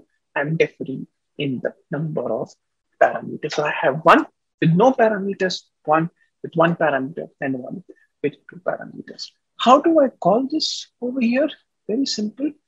I can go ahead if I want to call the student. Now I want to create it with the constructor with two parameters. Then what can I do? I can simply go ahead and pass the two parameters. The first one over here was an integer and the second one was a double. So I'm going to create the first one as an integer, so 17, and the second one was double, so 77.8. And now when I display the age would be displayed as 17. Let us go ahead and execute and see whether the age is 17. Yes. So the object is now getting constructed with the other constructor, which has two parameters. Once the memory is created, whatever the value assigning we are doing, that value is going to be assigned, and then the whole thing is going to go ahead and work as always. And if I want to create it using the first constructor alone, so I will create it with the first constructor. And if I say 17, it will still be 70 because we're not setting the marks in that case. So it will still be created. If I try to create it. Now, what if I decide to go ahead and comment this constructor? Okay. And then after that, if I try to go ahead and change this instead of now I try to do this, I cannot any longer do that because the default constructor is undefined. And as I said, if you define your constructors, the Java language will say that, okay, you know what, I'm not going to have my own constructors. So this is the example of constructor overloading.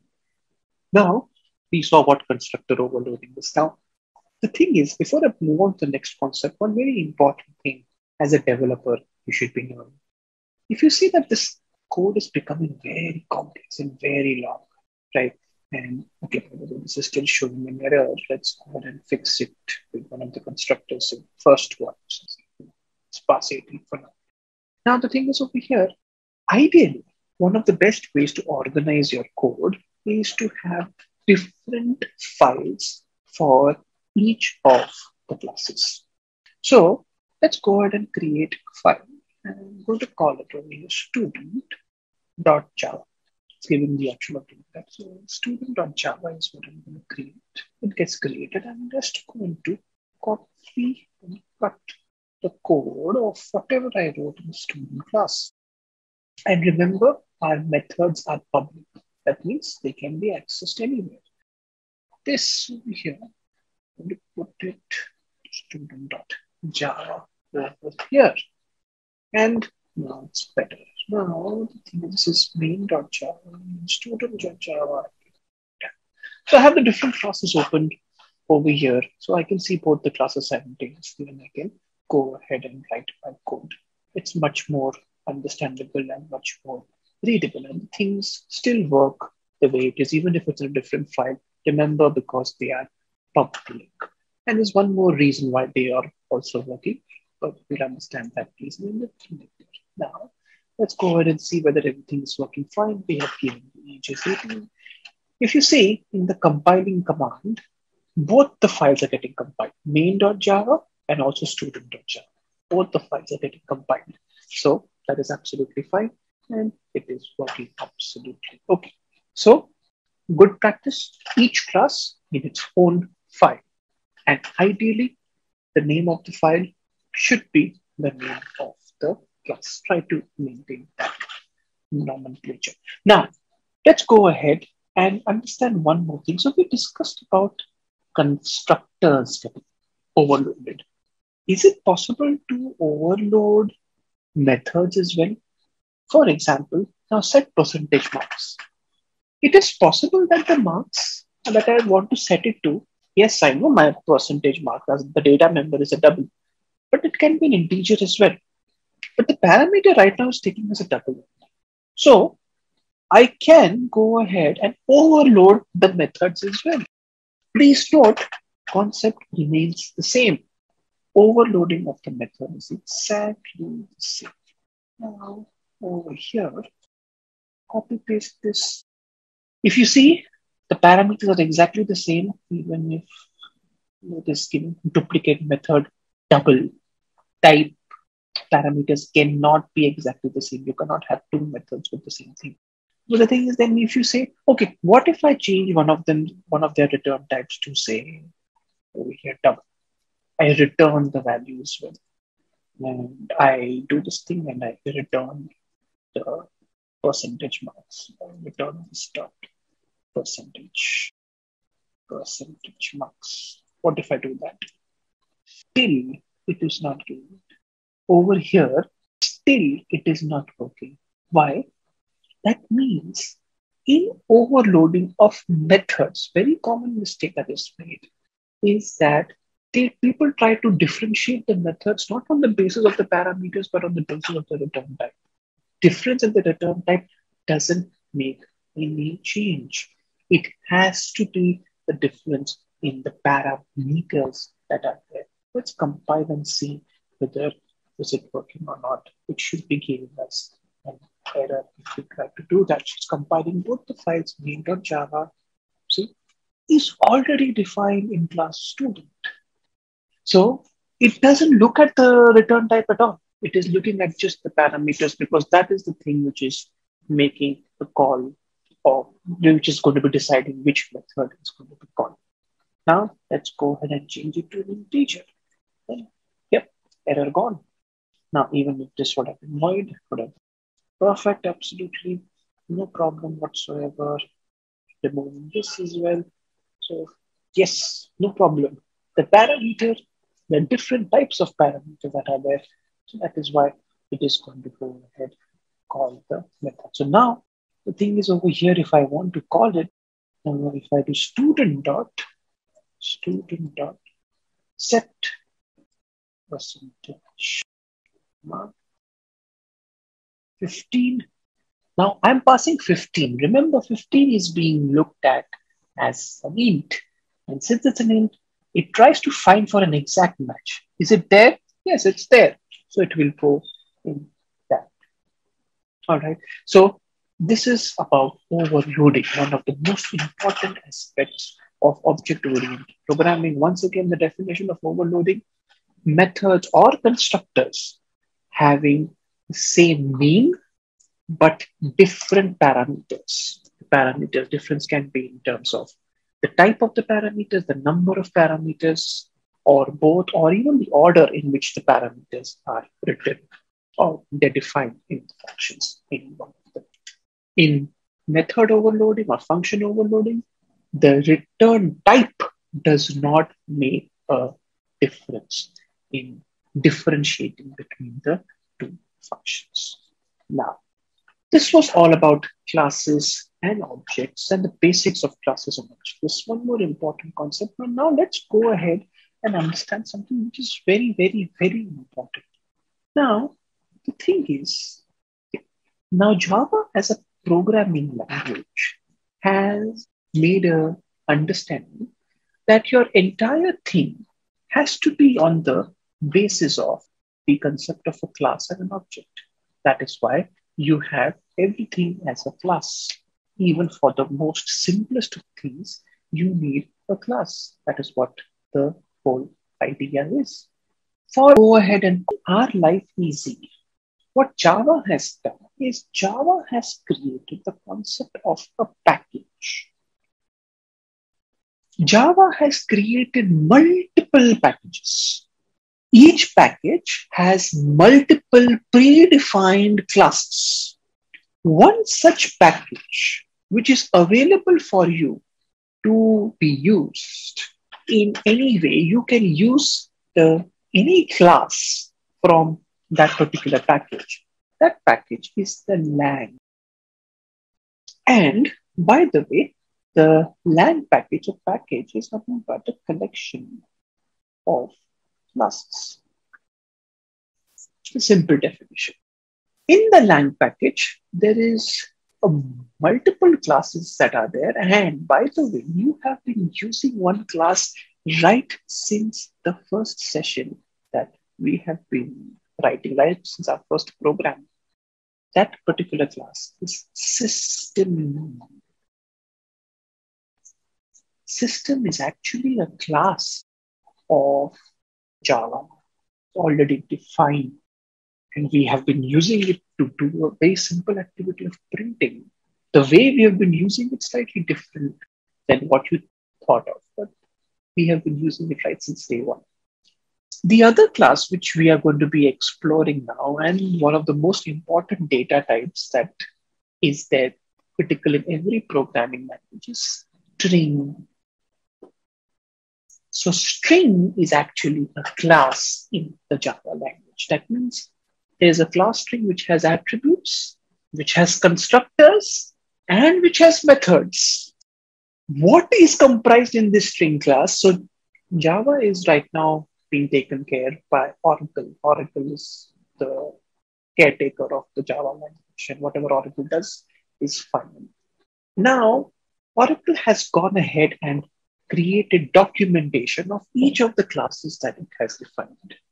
And that is what, and they're all publicly available. Whenever you install the Java in your machine, of course, all these classes, and they are .class file. Remember the first session when we understood how the whole flow of the Java program is?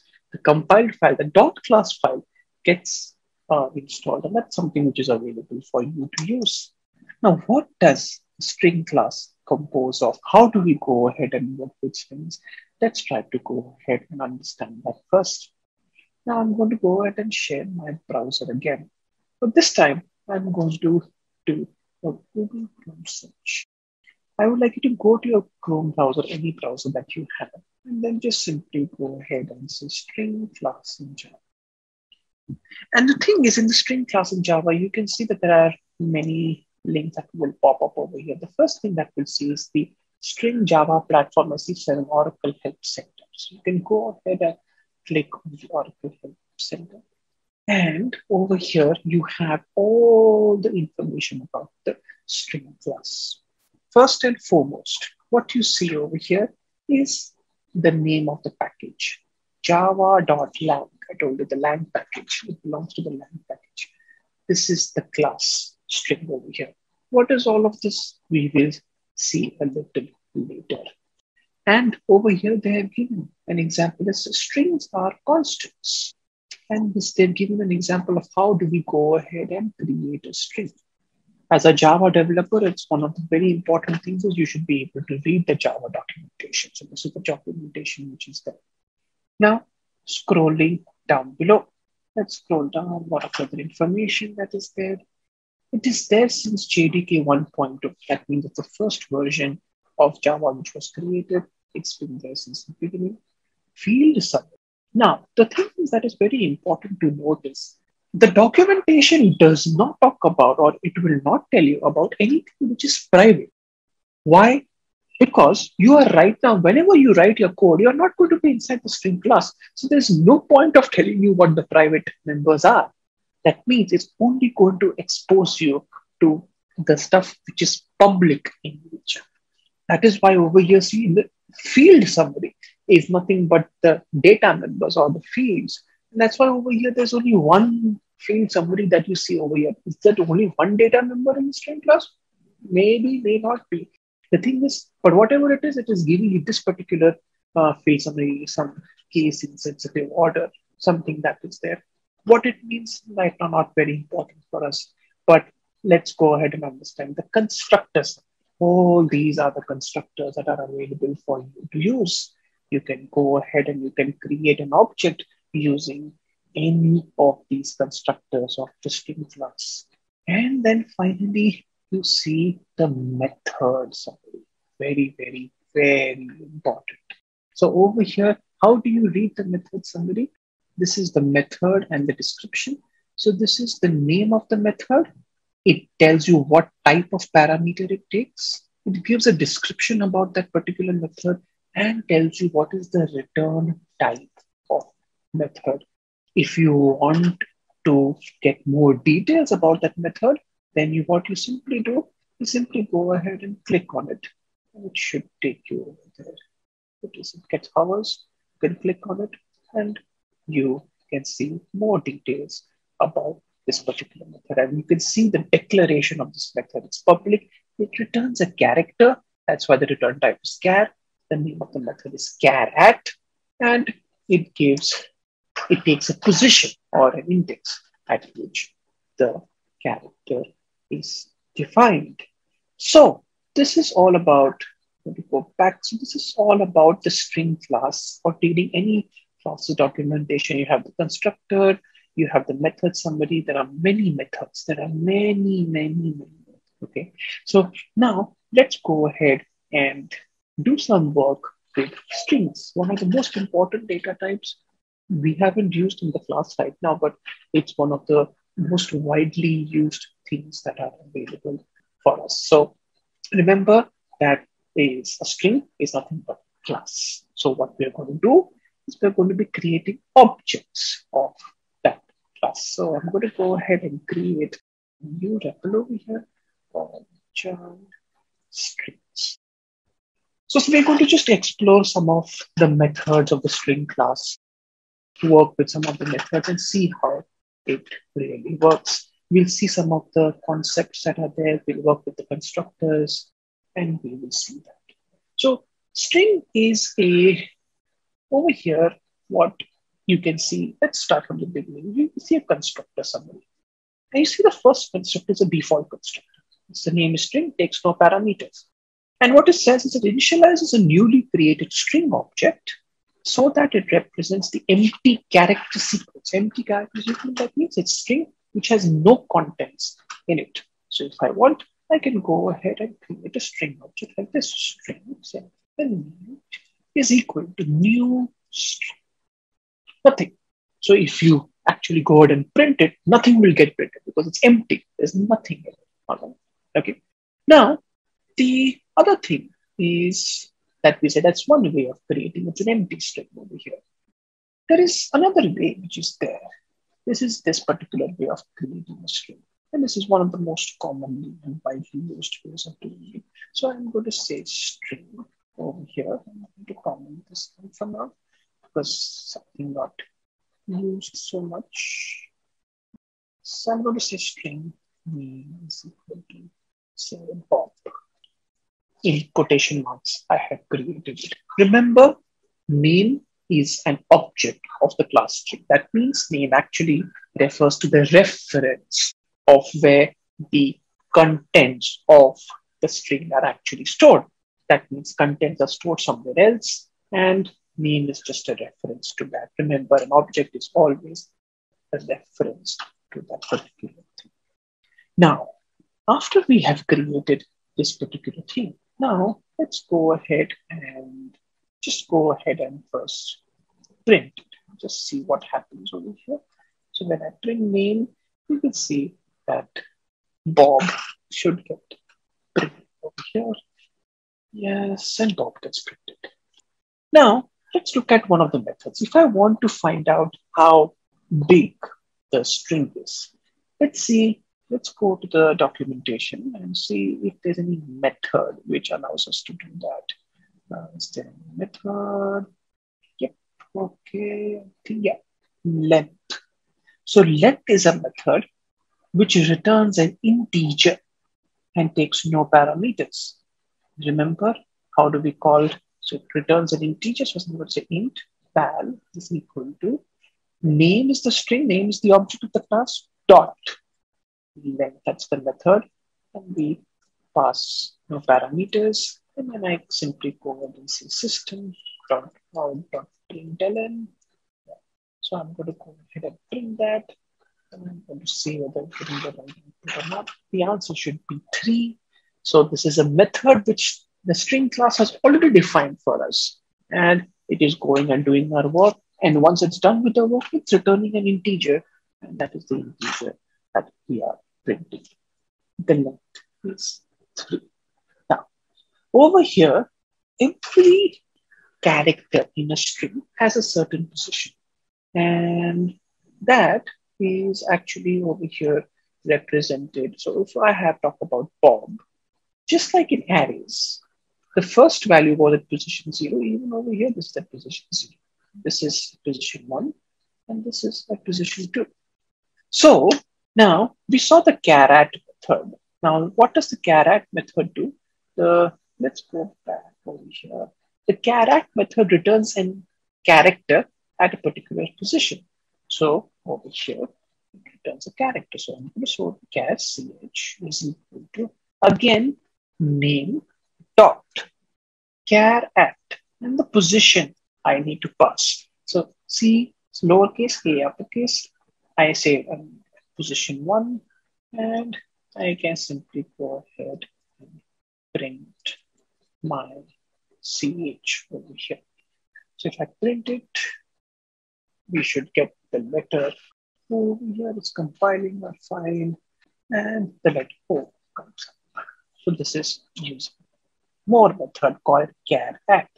Now, I would like you to pay attention to another very important method. It's called as substring.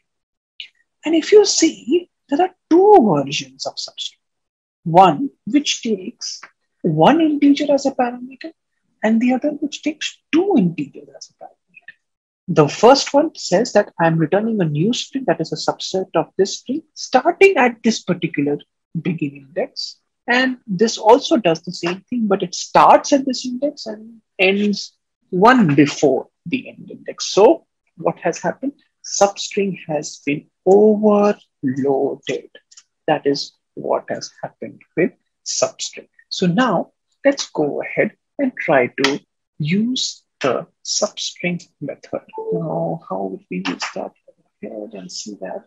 So again, string, it returns a string. Please note, it is returning a string. It is returning another string. So it's returning a string only. So the thing is, say string part is equal to, I'm going to say name dot substring, and I'm going to say position 1.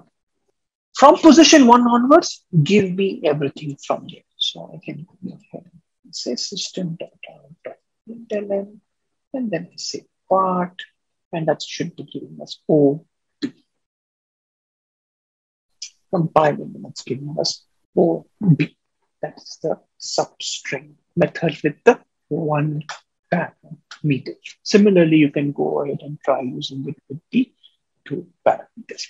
Now, there is one thing which is there about strings, which is an important operation, which you've been using in system.out.println every time, and that's the plus. The plus is the concatenation operator, and that is something which you have been using right since the first program that we had done. So again, so I can create strings like this. So I can say string word is equal to hi plus. Okay. I can attach strings with anything using the plus sign. And if I print the word system.out.println word, and that is going to print hi. Okay. That is we're getting that output or not. Yes, we are getting that output. Hi, okay, gets printed. So this is about strings. And one last thing which I want to say is, as I said, the empty string, that one way of creating is like how you saw on line number 3 using the constructor. If you don't want to use the constructor, then you can see, you can do like this also, string that 2 is equal to.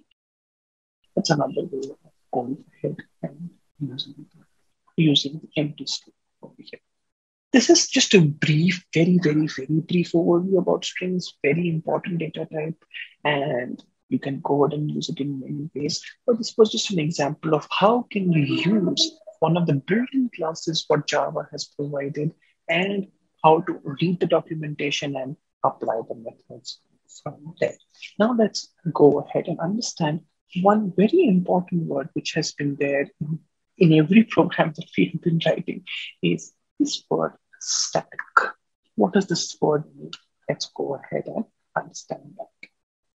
Now, let us understand the concept of static data or static members, I would say. Let us take this example. Let us take this real life scenario once again. Now, most of us actually over here in India, if you're not in India and abroad, you all live in houses or areas where there are certain areas, there's a community that is normally there. In India, there's a concept like over here, many buildings are there, and all the buildings together form an apartment complex. So there is a building over here, building A, which has all the flats in each of the floors. Then there is building B, which again has its all flats on different floors. And all of us are staying in an apartment complex. Sometimes one or more apartments together, or one or more set of houses together, they form a community or an area or a region or a complex.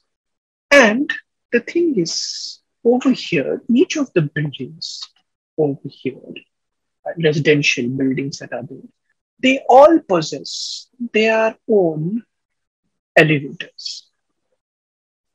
Each building has its own elevator.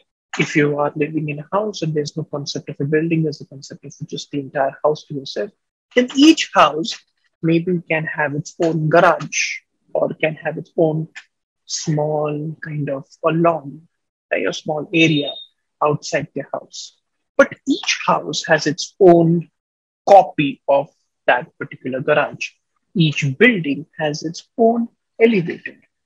So consider the building like an object of a class, whereas the elevator is like the instance variable of the class. Now, the thing is, over here, elevator is like an instance variable. If one more building comes up in the apartment complex, a new tower comes up, that tower is also going to have its own elevator over here. However, all these towers are going to share one playground only. Very common scenario. There's only one playground, one mini stadium, one ground where all the children can play together. All of them share that particular playground. And the thing is, if you look at it, it doesn't really belong to object A or object B or object C. People from the building C cannot come and say that, okay, this playground belongs to us. This is exactly what the concept of a static member is. A static member is a member for which there is only one copy of that member created, and everybody shares that particular copy. Now, over here, how do we go ahead and create these static members? That is exactly what we are going to be keeping track of. Now, let's go ahead and see that in our example that we had created. These were strings that we had created. Let's go back to our class, the student class that we had created. Let's go back to that. All right. And I have my student.java. I'm going to open it. Now, what I'm going to do is I'm going to go ahead and create a static data member. And for now, I'm going to keep it as public so that I can access it outside the class. Public static over here, I'm going to make an integer, say count of students. This is a static data member. That means only one copy of this particular data member is going to be created. And that is why this is also called as, since it has got nothing to do with the instance, this is also called as a class variable. Why? Because it really belongs to the class over here. So now let's come back to this particular example over here. And this is the thing I'm going to comment this out. And I'm going to get my other student object over here. And now I have two objects created over here. Even though I do not have any objects in right now, no objects are created. But when I run the program, since I'm compiling the program and since I'm working with two classes right now, although I'm not using the student class at all, what the compiler is going to do is the compiler is going to create the memory for the static members separately. That means a separate memory area will be created for our static member called count students. And the value that will be initialized to it will be given the value 0. When I go ahead and uncomment line number 6, what happens is over here, the memory is created for the instance. I'm creating a building right now. This variable is created at a separate location. This is student is created at 1500. And I'm using the constructor which takes one parameter, which you have seen in the student class earlier, how I have created the constructor. That is for the age. So you have the age, which is going to get the value 18 because that's what I'm assigning in the constructor. And I am going to have percentage marks. The memory is going to get created only for the instance variables at this particular location. The memory for the static members is different, is separate. When I uncomment line number 7 again, I'm going to create another object. But remember, even though I'm creating as many objects as I want, the memory created for the static member is only one. There's only one variable which is created for that particular static member. So that this string will be created at some other location. Say this location is 8,000. And at 8,000, you have over here age as 23, and you have percentage marks as 0.0. What is the age? 25. Again, count students, only one copy is created. The question comes, if you also remember, that we had created this member as a public member for now, and it's a class variable. Now the thing is, it is called as a class variable. Now because it is called as a class variable, one of the ways of accessing the static data member is through the name of the class, because it really belongs to the class. Can the objects access them? Yes. People from buildings A and B, the example that I showed you earlier, people from building A and B can come ahead and they can go and play in the playground. They have full access of the playground. The real way, however, is that it belongs really to the class. The playground really belongs to that area, to that community, and whoever, and the area is the caretaker of that particular playground. Same way over here, the count students really belong to the class. That's why static members outside the class are referred with the class name. So I will go ahead and write down student dot count. I think that was a static data member that we had created, count students. Student dot count students. And if you run and check, as I said, the default value will be 0. It is going to be 0. If you want to give any particular default value apart from 0, can you do that? Yes, absolutely. You can do that. You can give that value over here if you want. So initially, when the memory is going to be created, so the count students value won't be 0. That will be over here, will be 25. If there is any information that you want to maintain about a class, which doesn't really belong to the object. Say, for example, if I want to keep track of how many students have I been creating so far, it doesn't really belong to any particular object as such. It belongs to the class. Such members are usually static members, static data members, also called as the class members. Now, if you were within the class, how will you access count students? You can access it directly.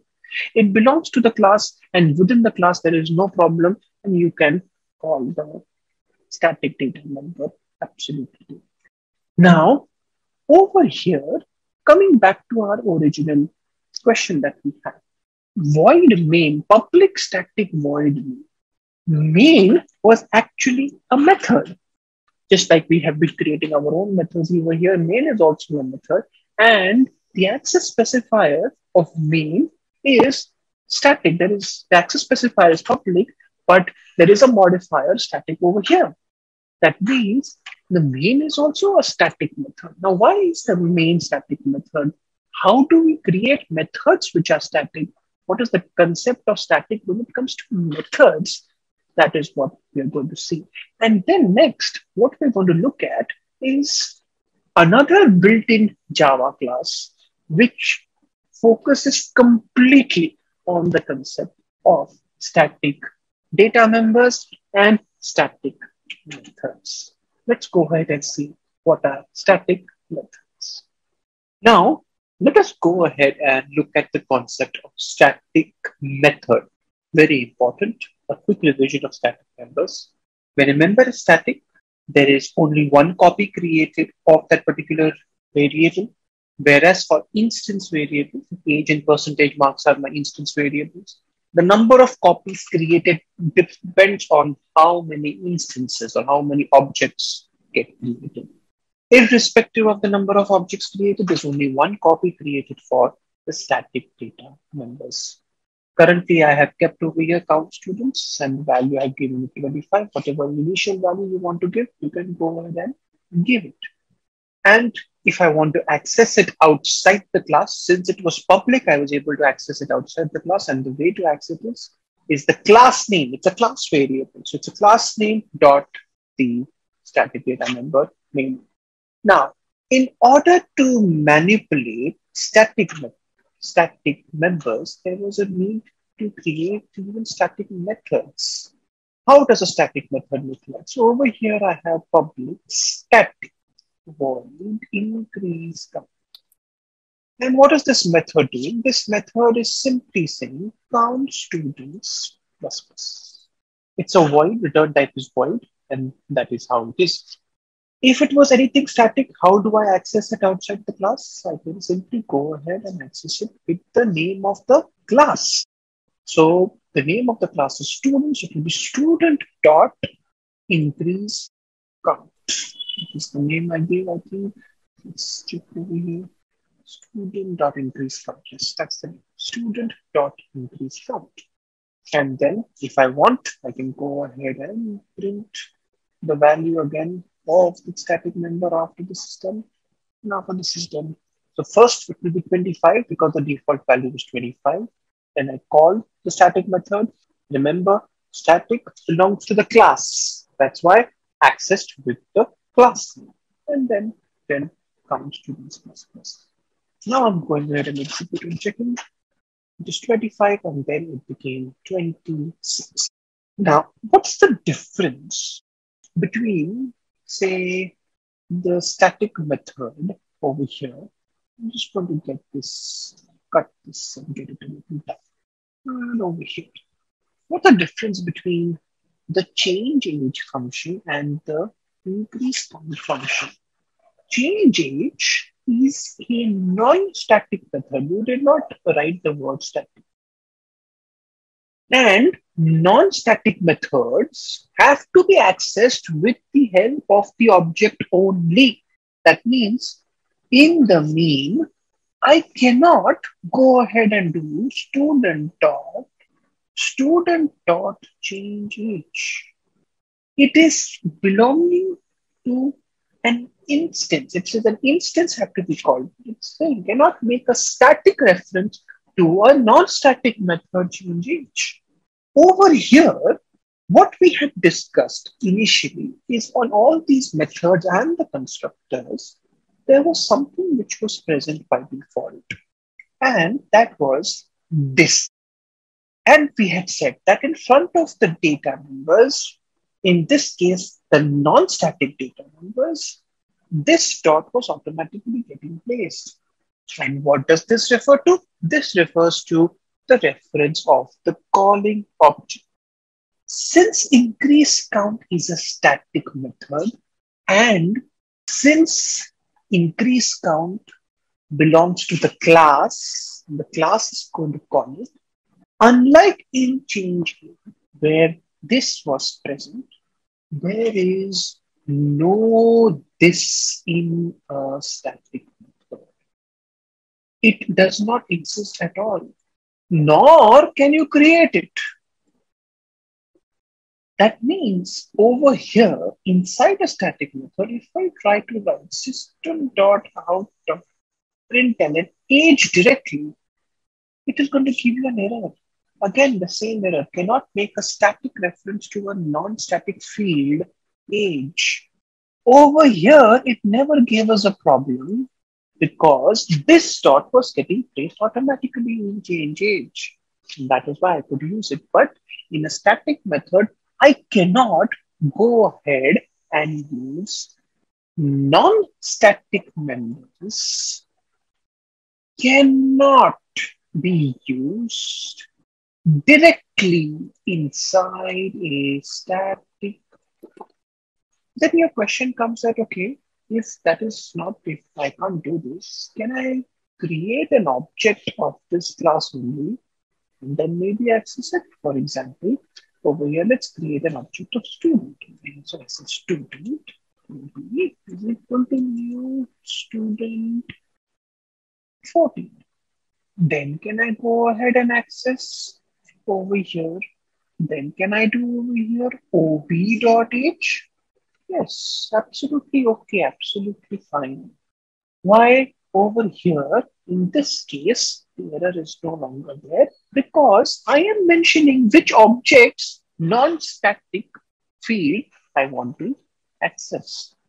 Remember, let me give a summary of all of this as an analogy. You have your buildings again.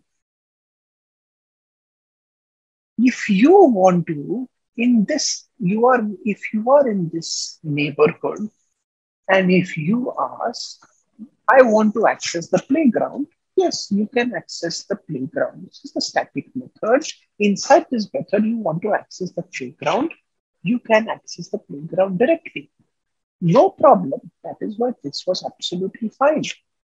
But if you say, I want to access the elevator, I will need to say whose elevator you want to access. I just can't say I want to access an elevator. Why?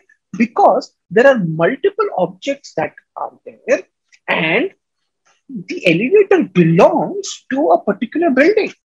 But there's only one playground which can be accessed in a static method directly because it is a static method. Very, very, very important and very common place of mistake. Static methods cannot access non-static members directly. Line 32, not allowed. Line 34, allowed because I'm making the object. Why? Because over here, this dot is not placed explicitly. If I want to go ahead and access a static method, I can go ahead and I will use that with the name of the class. Inside that, I will go ahead and call the method.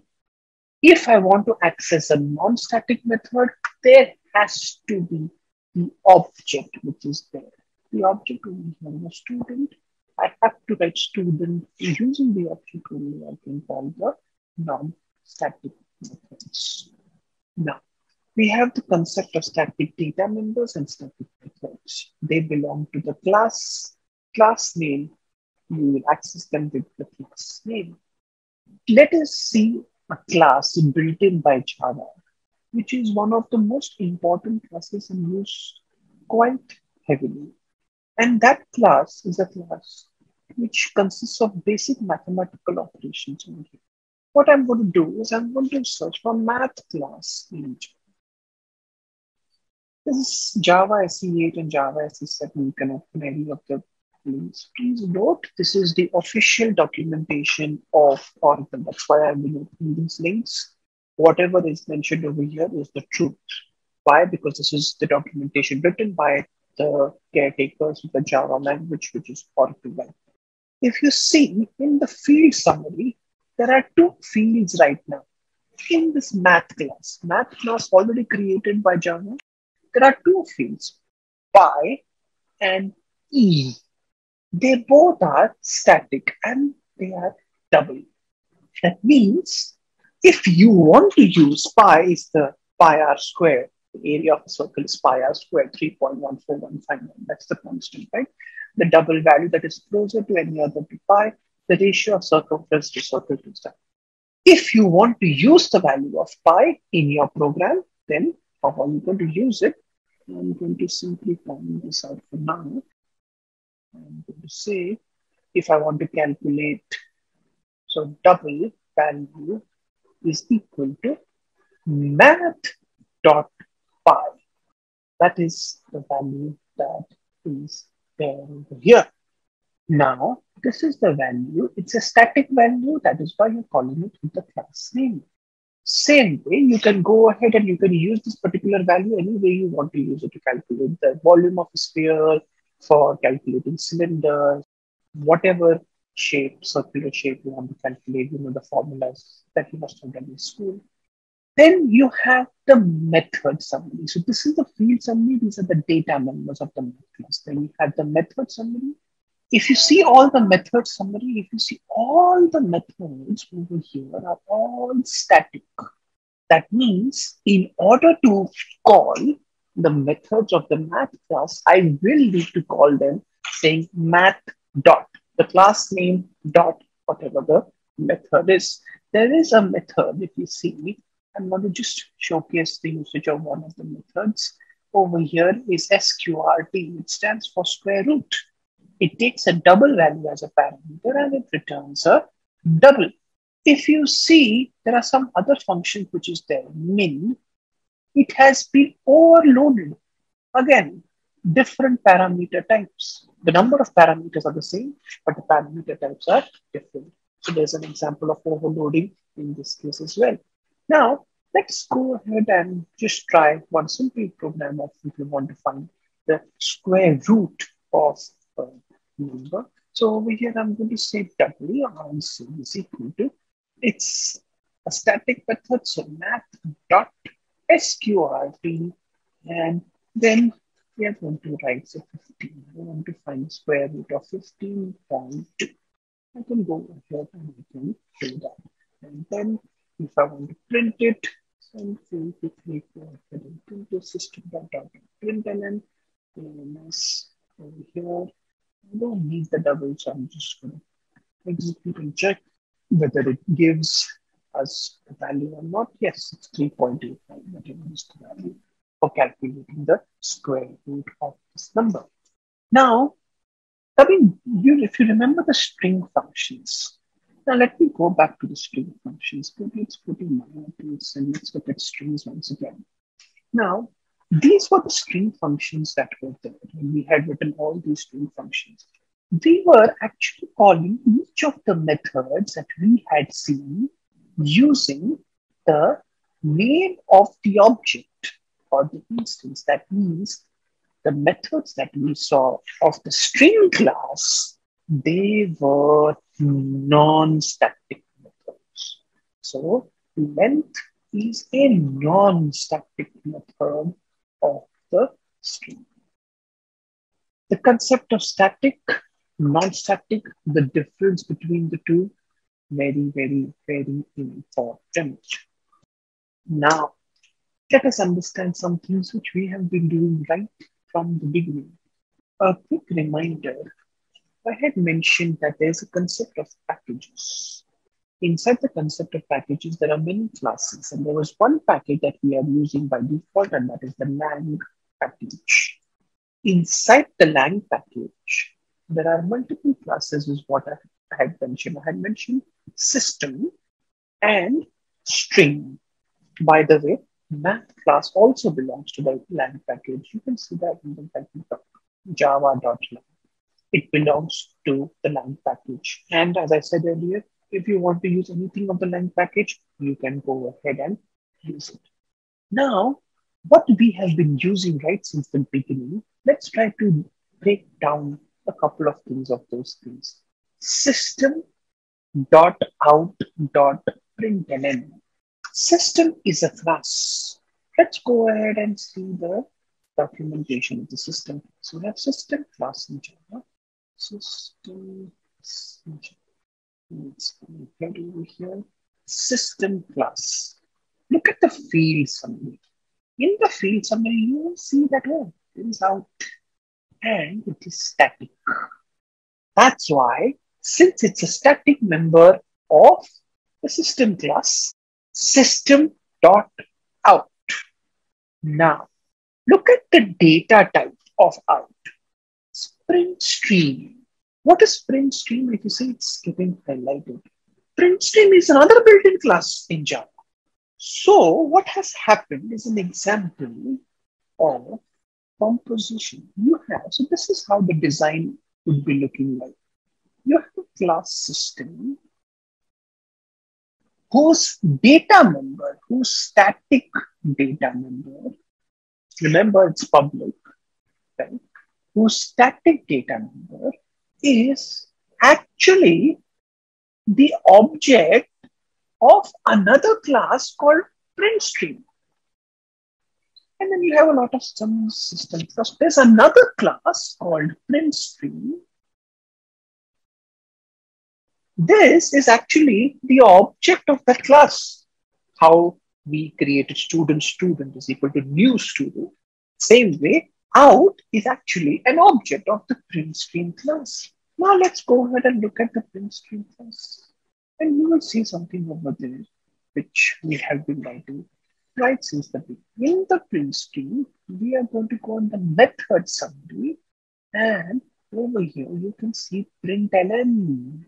And you can see that println has been overloaded so many times. And it is void. I don't see the static word in here at all. That means println is a non-static method of the printstream class. That is why we need an object of that class. Which is that object? It is out. So, if I want to access println, first I will need to access out. How do I access out? The name of the class is system. This is a static member. So I'm going to say system dot out. This is a print stream object. For this object, I need to get the println. This is already an object. This is not the class. So I'm going to call it with the object. That's why you have system dot out println. That is how things have been working for us so far. That's how the whole concept, so even in the very basic concept of printing, all these concepts of object-oriented programming are involved. System, once again, system, static data member out. It's an object of the printstream class. So if I want to access any method of the printstream class, which is non-static, I will need an object. Yes, I have the object which is out. But how do I access out? This is a data member of system class. And it's a static. That's why system.out to get the out and then get the method dot println. One thing that we have been using for so long, we've understood it's all related to object-oriented programming. Now, the other thing, let's look at public static void main. I said that in the initial stages that JVM is the one which is responsible for calling the function. JVM is the one which is going to be running the program. What the JVM simply does is the JVM knows the name of your class, and using the name of your class, it simply says, in this case, the name of the class is main. So I'm saying main dot main. It takes an array of strings as a parameter. What is it now? We're going to leave that aside for some time. But this is how the JVM has been calling the method. The JVM says that I'm not going to create an object of this class and call the name. I have the name of the class. I will please make the name static so that I can call it directly. I don't want to get into the whole concept of a constructor and all of that. That is the other thing that we have to do. So system dot out of println, and we have understood public static void main. Now, the other thing that you must be wondering is that we haven't yet seen how to take the input from the user. Unfortunately, we had to know all these concepts before we actually go ahead and do that. As I said earlier, that there are packages. There are multiple classes that have been created for you to take them. One of the most simplest ways is what I'm going to demonstrate right now is the scanner class. The scanner class is unfortunately not present in the plan package. It is present in the util package. And so therefore, if you want to use something which is not in the land package, you will need to import it. So that should be the first line over here. You will select this java dot util dot scanner. The util package has many classes.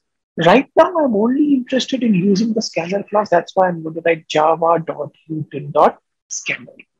If there is another way that people normally they go ahead and do it, it's like they write star. What does that mean? That you're telling the compiler, hey, listen, I'm importing this package and I can use any class from that particular thing. So don't give me an error if I try to use any class from this particular package. Right now, I'm using the scanner class. So I'm going to use just the scanner class from that package. Now, the first thing is we have to create the object of the scanner class. Now, how do we do that? I'm going to comment on this. And we're going to understand the creation of the object of the class. Again, let's try to understand the documentation. Class. Sure. If you can see, it's belonging to the util package. Let's see the constructor summary as to how we can go ahead and do it. Now, there are so many constructors which are there. If you remember, system.out was for printing, and that was print string. If it was an object of print string, let me quickly open the system first again. So yeah, so out was print string. Over here, there is a way to take an input, and this is particular, which takes a parameter as an input stream. Again, from system, if you see there is in, which is a parameter, which is a data member, sorry. And over here, this is a static data member again. So how are we going to create an object of this scanner class using that constructor scanner?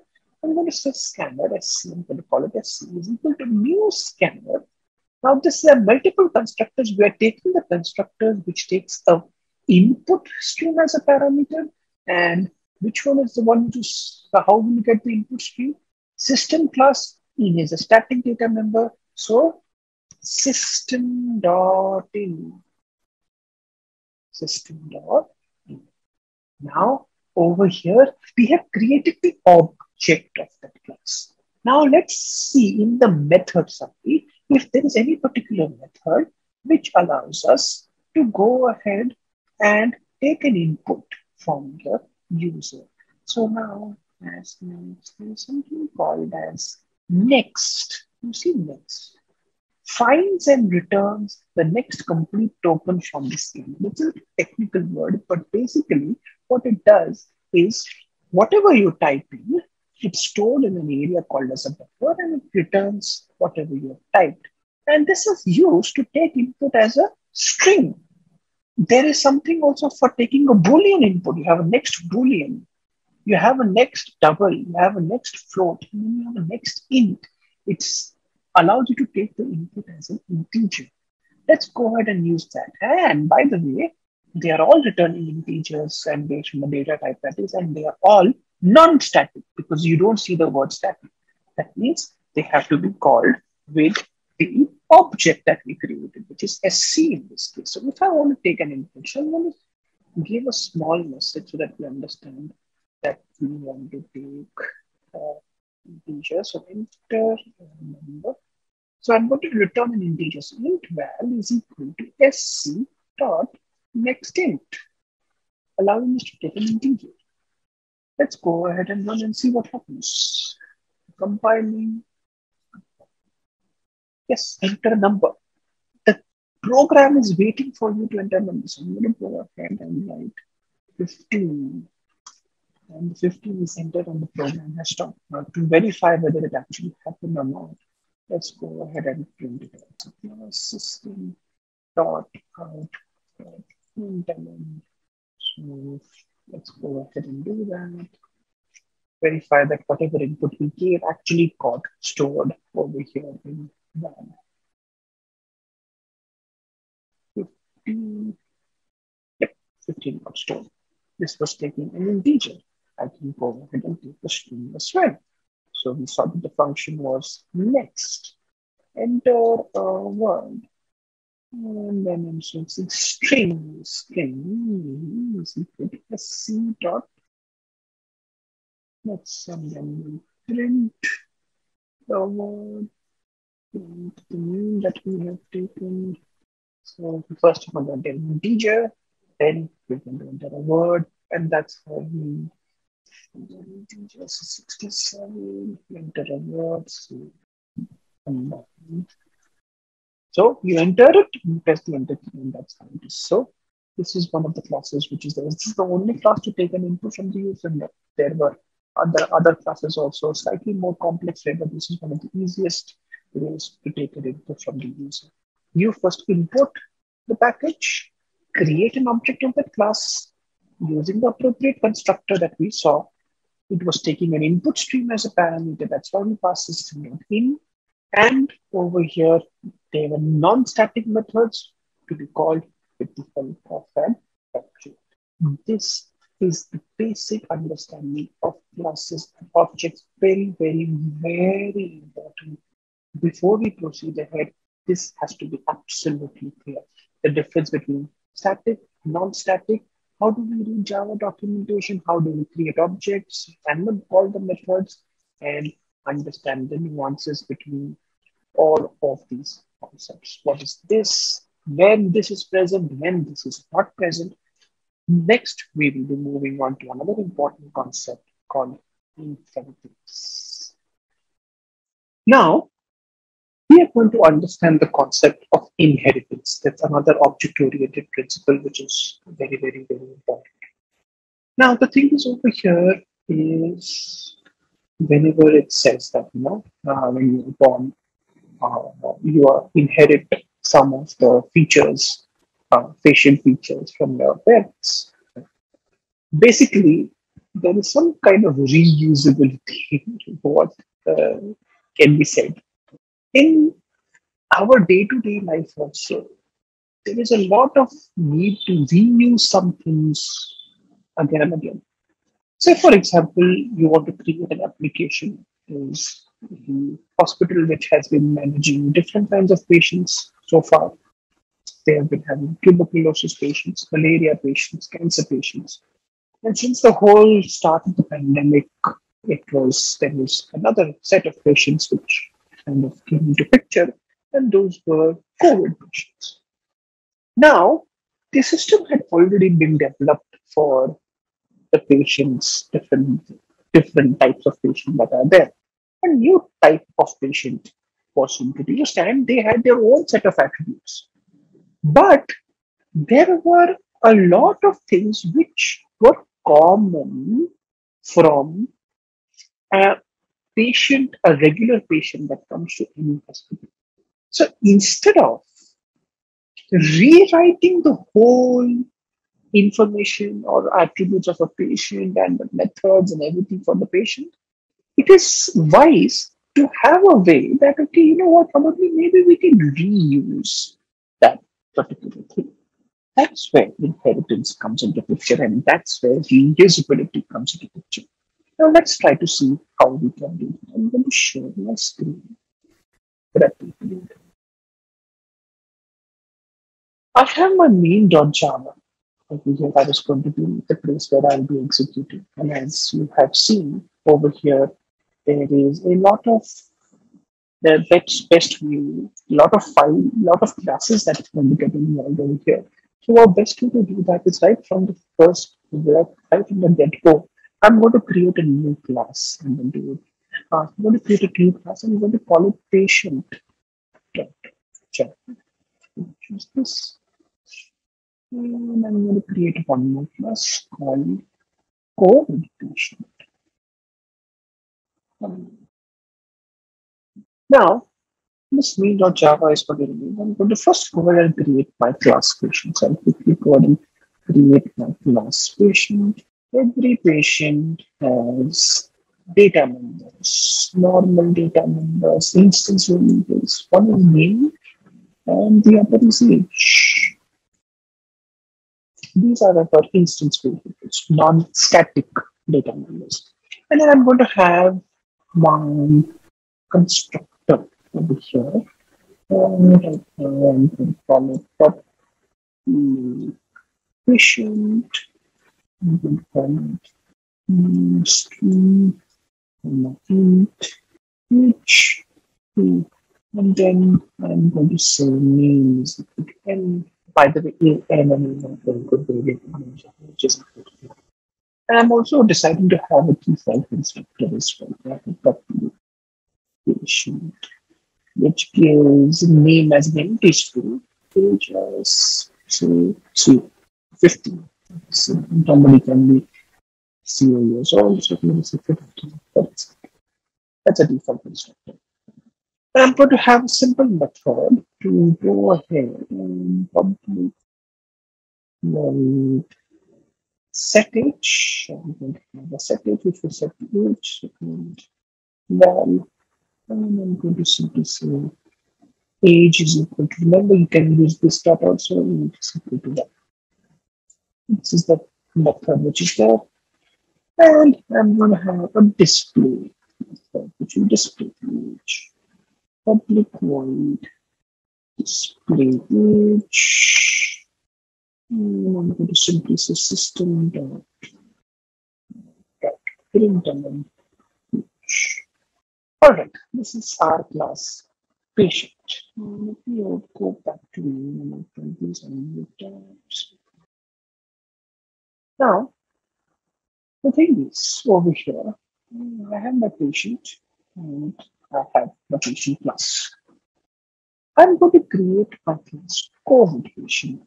When I create my class COVID patient, I want to say that COVID patient has to inherit whatever the attributes in the patient class are. In order to mention that, I mention that with the keyword extends patient. Right now, I'm not writing anything over here. I'm not doing anything whatsoever. Even if I don't do anything, what has happened is all the members of the patient class are available in the COVID patient. All the members are available. Remember, in reality, you might be able to decide which member you want to inherit, what you want to inherit from your mom or from your dad. It doesn't happen like that over here. It's the entire thing. Whatever is a part of the patient class, everything becomes part of this COVID patient class also. Of course, there are some small nitty-gritties to that statement. We're going to see as we progress. Let's first go ahead and let's try to compile. Let's try to go ahead and just create an object of COVID patient and see whether that works. COVID patient B is equal to new COVID patient. COVID patient. Let's go ahead and run and see. And the thing is, as I said over here, the patient, everything of patient has belonged to COVID patient. So that means set age and display age are also belonging to COVID patient. So let's try to do separate. So we say OB dot separate. You see, you can see that it is showing that it is allowing me to do that, right? Because, and it says it's coming from patient. So over here, OB dot set age, so 15 years old. And then we can obviously OB dot display age as well. Let's see whether it works or not. Remember, I did not write a single line of code inside the COVID patient class. And over here, I wrote everything in the patient class, the COVID patient class, COVID patient.java, just went ahead and extended everything from the patient class. Now, that means all the methods of the patient class belong to COVID patient and the data members as well. That is why over here, the patient class is called as, over here, is the parent. The class from which you're inheriting is the parent class. The parent class, or also called as the super class, or also called as the base class. All these are the words for the parent class. So, diagrammatically, if I have to represent inheritance in this scenario, I have patient. Over here, this is the patient class, and all the information of the patient has been inherited by the other class called COVID patient. And this is an example of this type of inheritance where it's simply one class inheriting another class. It is called as a simple inheritance. Now, what is the COVID patient class called? The COVID patient is inheriting, so it is called as the child class, or a derived class, or the subclass. These are all the words for the child class. Now, the derived class ideally would like to add some of its own attributes. For example, over here, one of the things that you must have heard a lot is the O2 level, the oxygen level, which is there. So this is a data member which I'm going to private O2. And there is a method to set public void set O2 level, which is speed W. And then I can say that O2 level equal to. So now this is a method which is specific to the derived class. That means over here, if I go ahead and if I create an object of patient class, patient OB2 is equal to new patient. And if I try to do OB2 dot set O2 level and pass 85 over here, it's giving me an error. So the name of the method, let's verify the name of the method. Let's say set O2 level L capital. Set O2 level is exactly the same thing. And if you see, the method is undefined for type patient. So the derived class object can access anything of the base class, but not the other way around. Base class cannot access the further derived class. Very, very, very important. So this is starting. So let's comment this out. Coming back to the COVID patient.java class, this is the subclass. Now we said that over here, everything of the base class belongs to the derived class. So over here, let's have a display. Public void, just display, we'll call it. And let's try to, over here, access. Over here, name was a data member, right? We had to say name. And we just said that over here, whatever is of the base class goes to the derived class also. So name should be accessible over here in the COVID patient class. You see, it is giving you an error. Look at the error it is saying. It's saying the field patient.name is not visible. Why? Because patient has name declared as private. Private, as I said, is an access specifier which allows you to do it only within that particular class. You cannot do it outside the class. But if you see the error message is also very different. You're saying it's not visible. So does it mean it's not inherited? That's just a very debatable thing. So many people say that over here, no, private members are not inherited. I would disagree with that. What I would say instead is they are inherited, but you can't access them. So it's like this. When you are born, and if your mom or dad have a treasure, only they have the key to it. When you are born, you also inherit that treasure, but you don't have access to it. You can't, if you don't know the key, you can't really open. But yes, people will say that, okay, that treasure belongs to you as well. Just analogy, simple analogy I'm trying to say. So remember, if the thing is private, I cannot access it outside the class. So then you'll be thinking like, okay, if that's going to be the case, then what's the advantage of making the whole thing as inheritance? I'm not able to still access it. That is where the third access specifier comes into picture. That access specifier is called protected.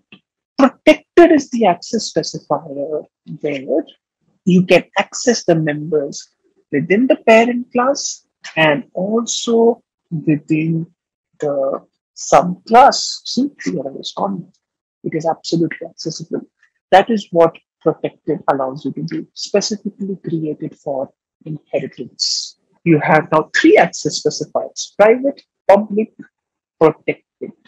Protected in base class and in subclasses. You can also access protected in other situations as well. It's a little advanced, so we're not going to get into that. But right now, for the main purposes of it, this is the main purpose of protected, to allow the parent class members to be accessible in the subclass.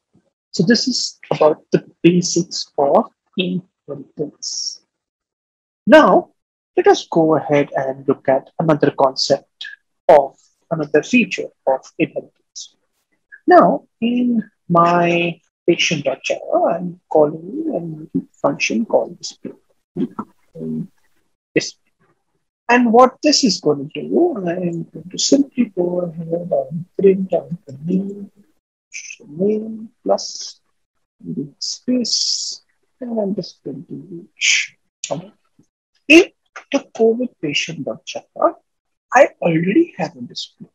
And now, and the thing is, you see that it is not giving an error. And this display over here, let's understand, is I am just going ahead and printing, saying, hello, is first, right? And here also in patient.java, I'm not printing for now. I'm just going to comment this out. I'm going to say print. Okay. You're seeing that it's not giving an error. The base class and the derived class both have methods which are exactly the same looking, but their bodies are different. In the patient class, you had public void display. In the COVID patient class, you again decided to have the same looking method with not only the same name, but also the same parameters and the same return type and also the same access specifier. Is it possible to have that in the COVID patient class? Absolutely yes. But the thing is, we had seen the concept of overloading, but the parameters were different, but the parameters are also the same. This concept of the base class and the derived class having the exact same signature is called as function overriding or method overriding. This is, let me explain it to you with a simple example. Now, assume when you were born, you had your father. Your father, you have your father. Your father says that, okay, you know what? The definition of success is hard work. He says it is hard work. When you are born, you are inheriting from him the same definition of success. But then after, as you grow older in life, you are saying that no. This is your dad. This is you.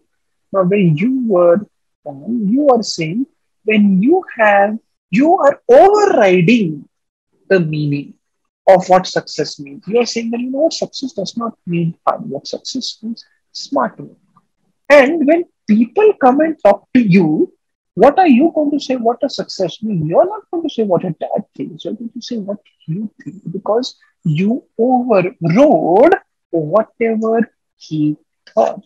Therefore, in your COVID patient class, if you go and create an object of that overridden method, and if you do ob.display, you are going to call, right now I'm just commenting this out, you are going to call the display defined by the derived class, by the class which overrides it.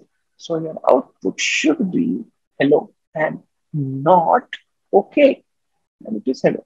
Now the question comes, that means people outside are creating your object and asking you that's what main.java is doing. Now, is there a way to also think what your dad wants you to think? What your dad said about success? The only thing is that controls only with you. That means that control is only with the COVID patient.java class only. If you want to say that, my definition of success is not just smart. It's not only smart. It's also a combination of what my dad says. It is a combination of what my dad says and what I say. In this case, what you intend to do is you intend to invoke whatever your dad was saying or whatever your parent was saying. If you want to call the overridden method of the parent class, you need to use a word called super. Super.display. Super.display it calls the version, this is a comment, it calls the overridden version of the parent class. So you're doing that because whenever I do over here on line number 6, display, you're always going to come on line number 13. So if you want to incorporate whatever your parent is also doing, and you want to call the display of the parent, then you need to say super.display. What would happen if you call display only? The thing is, if you call display, line number 13 will again call line number 12. That means the function will keep calling itself again and again and again and again and again. This is an example of a recursive function, a function which keeps calling itself again and again and again and again, and it never stops. So that is why the word super is important. And if you see, if I write super.display, tells you there is a special display. Now when I execute the program, I will be getting both okay and then hello. Since I called okay first, since I called the super display first, and that is what it is. So function overriding, one of the most important aspects of object-oriented programming. When the base class and the derived class have the same name, same parameters, and the same return type, and a same or less restrictive access specifier, then you are set to be overriding that particular method. Very, very, very, very important. If you intend to call the method of the base class, only the derived class can do that. And the way the derived class can do it by using the keyword super dot display. Super keyword being used here. We're going to see this concept of overriding again and again for the next few minutes of our session. So this is overriding. Now let us go ahead and tackle another aspect of inheritance is the creation of the data names. Now the thing is over here, when I'm creating Let me just erase everything like that. I'm sure I'll erase everything and rewrite it. Erase all of this. So, now, the thing is, when I create an object, this is the patient class which is there, and this is the COVID patient class which is there. Now, the thing is, when I create an object of the COVID patient class, whose members get created first? Now, patient has name and age, COVID patient has O2 level. Whose members get created first? The answer is the base class members.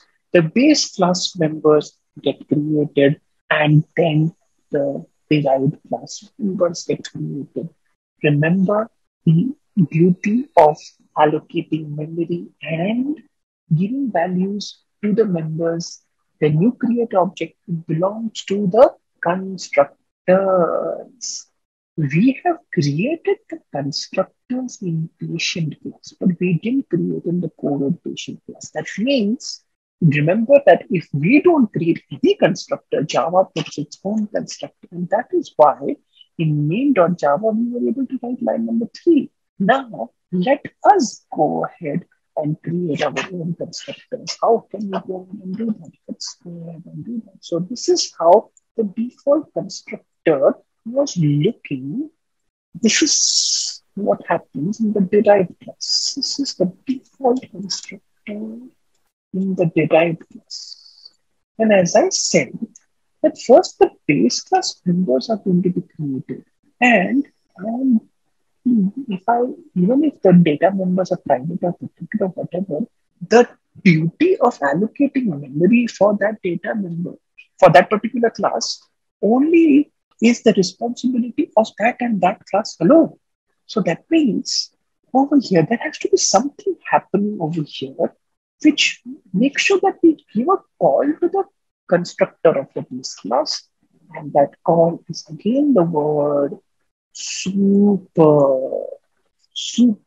with no parameters. This is the one which was existing by default. It was first going ahead and coming over here and in giving the name as this and age is 15 and then coming back and giving O2 level as receiver. This was the constructor which was existing by default. How do we prove that this is what exactly was happening? Let's comment this out. Let's keep as it is. So if we don't do it, Java will do the same thing. And let's see, this was name and age, and we'll call display age. And we'll see if the display age function is working or not. So display age, I haven't said the age explicitly. Display age is 215. That means I can understand that, okay, my default constructor on the base class was getting called. So that is what happens over here. The first line within the constructor of the derived class is the call to the constructor of the base class. Note the first line within the constructor of the derived class is the base constructor, and it has to be the first line only. It cannot be the second line. It will give you an error if you try to do that. Let's see. If you try to uncomment this, uncomment this, and this from here, and put it here. See, it's giving an error. Must be the first one. So that's how it is. Now, can you go ahead and create your own constructor? Yes, you can. But the thing is, by default, the call is going to be to the default constructor. So you can go ahead and create your own constructor as well with the parameters. So now this I have the N, the E, and the O2. Now, the thing is, in this case, the name and age will be taken care by patient.java, by this particular constructor. So how do I call that constructor? Very simple over here. You say super, and you pass the parameters. See, the second example, it's giving you the option. Says you have super n, comma a.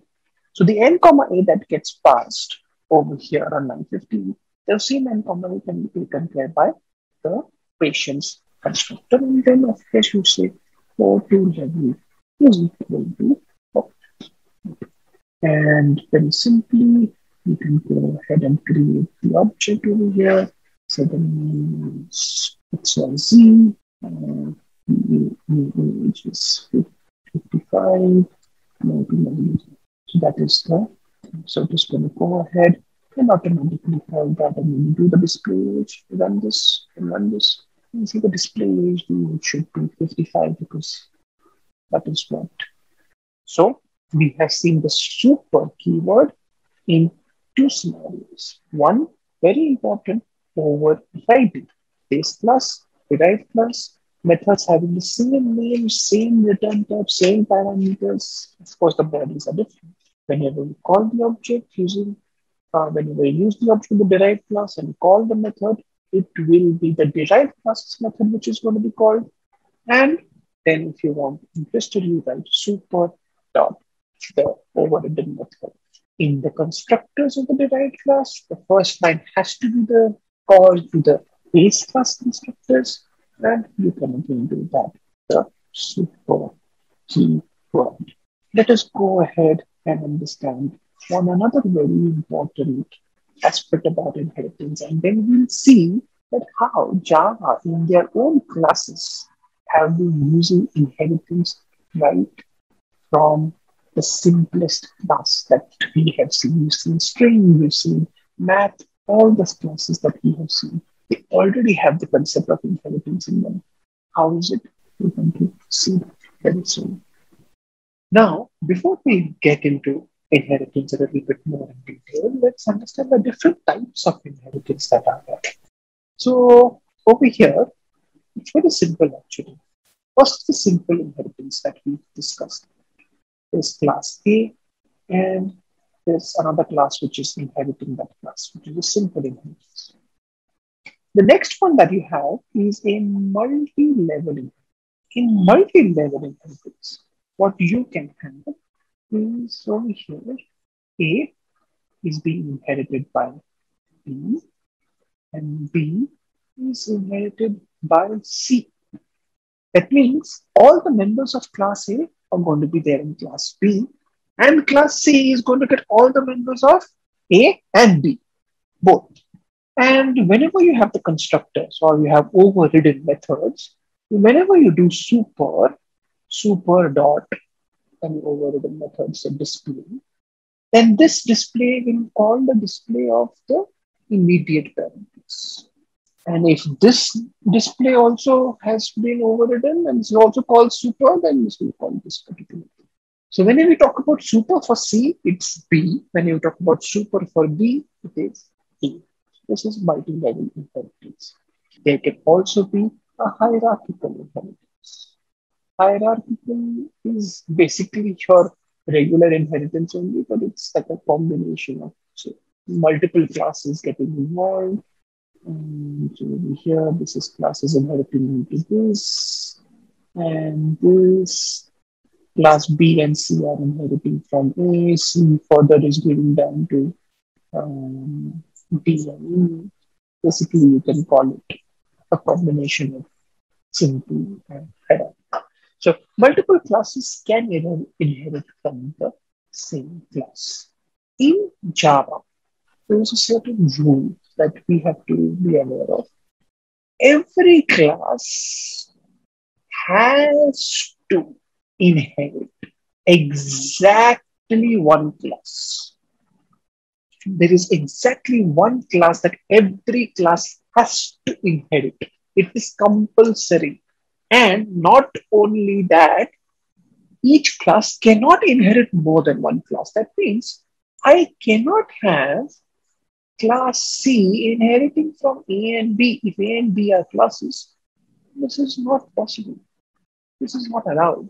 But Java still did come with a workaround to have this scenario possible. But it wasn't possible with the concept of classes. Something else which we will see consider.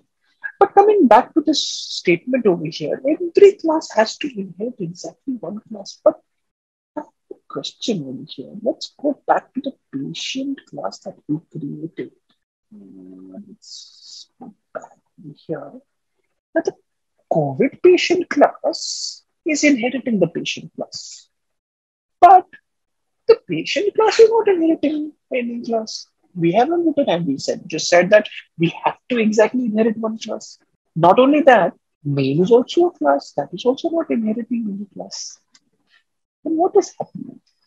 There is one class in Java and only one class in Java, which is the parent of all the classes in the Java language. Not only that, if you write your own class, automatically you inherit that class. And that class is called as the object class. So we're going to see the object class in Java, the documentation of the object class. Let's open this. So class object. Class object is the root of the class hierarchy. Every class has object as a root. So that means patient has been inheriting the object class. Main has also been inheriting the object class. That means all these methods are actually all present in the object class and also the patient classes and the main classes. And then basically every class that we have been writing, all these methods are already available. There is one particular method which is of a little bit of importance and used quite widely, and that method is the toString method. If you see, it is returning a string. And it says, if you read the description, what it says, it returns a string representation of the object. Now, coming back to that, what does that method do? Let's understand. Now, this is COVID patient OB is equal to new COVID patient. Now, the thing is, if you remember, I had told you that the name of the OB is actually a reference. So, OB itself is not the object. OB is the reference. So, if I try to print OB, what will happen?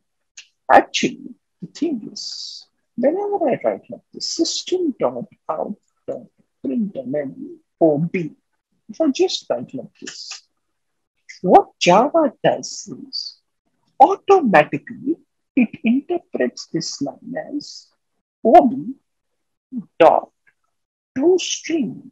Now the toString method, now the question is COVID patient, does it have the toString method?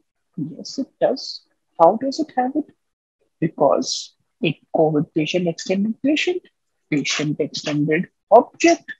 Object had the toString method. So patient also had it, and patient then passed into COVID patient.java as well. That means the toString method is going to get called. And when I do that, I'm going to basically do whatever the object class has defined this class as. So whatever the object class has mentioned about toString method, I'm going to do that. So now let's go ahead and see what the object class has to say about toString. Let's see what it. So what it is going to do is if it returns a string representation of the object and it is equal to the value of this particular thing. It is some hash code. It is going to give the class name followed by @ and some hash code. This hash code, by the way, is kind of related to the actual memory, the reference that it's pointing. So let's go ahead and check what really happens. So when I print this page, so you see the name of the class is COVID patient @ and some hash code which is based on the reference. Now think about it. There is a base class which says something about a certain method, and we would ideally want to change the meaning of that particular thing. That means, what are we going to do? We are going to override the method. So let's go ahead and override the method in the COVID patient class. Since I'm interested in the COVID patient object, I want to override in the COVID patient class. Can I override in the patient class as well? Yes, you can do that there as well. Ideally, normally you would see that the toString method is kind of overridden in almost all of the classes. And if you look at the object class, it says public string toString. That's how it's a public method. So we will go ahead and do that. And say, I'm going to say public string. And I'm going to return. It's running a string, so I'm going to just simply return the name or something we had made it as a protected data member. Yes, name, and I'm going to return the O2 name plus O2 level. That's what we are going to do. So now, when we print OB, again, it is going to be interpreted as OB.toString, but this time, since you have COVID patient has overridden it, it is going to go ahead and call your overridden method and not the toString of the object class. Let's go ahead and verify that and see whether it happens or not. Yes, XYZ and 90. That means it is calling your toString method. That is the advantage of inheritance. Just very quickly, string class in Java. The string class has also been inheriting things from the object class. This is the hierarchy which is shown over here. Java.lang.object, Java.lang.string. String is a derived class of the object class. Another method which string has overridden is the equals method. We haven't discussed about it, but what it does, it's used for comparing two strings. And you can see the equals method over here. There is an equals method. It's the equals method. It indicates whether some object is equal to this one. So string class also decided to override it. It's the parameter is same, the object. And not only that, when you click on it, you see this word saying overrides equals in class object. So overriding as a concept, as I told you earlier, used very heavily and of a lot of importance. One last aspect about inheritance and parent and subclasses, we are going to discuss that next, and then we understand the concept of interfaces and abstract classes. Now, let us go ahead and look at one of the most useful aspects of inheritance. So now we have patient.java, which was the base class, and we have COVID patient.java, which was the derived class. Now in main.java, I have COVID patient OB is equal to new COVID patient, and I'm using the constructor of the COVID patient class, which we have created. That's quite straightforward. Now, whenever you create OB, if you remember, OB is a reference. And OB says that I should be pointing to a memory location, which at least consists of the data members of that particular class. Or I would say, let me not say data members, I would say the members of that particular class, at least. Therefore, over here, I can go ahead and I can write something like this. Patient OB comment is equal to patient OB is equal to new COVID patient XYZ 55 and now how am I able to write this? OB is of type patient, which is the base class, and I'm creating the object of the derived class. How is this okay? I just said that OB is a reference which should be pointing to a memory location of at least the members of the base class. Now, if you look at the memory diagram, then what is going to happen is OB is a reference. OB, I'm doing a reference. This can be, say, location is 1800. It can be any location. We do not know what it is. Assume it is 1800. As I said first, whenever I am trying to create is the memory for a derived class. That means I'm going to first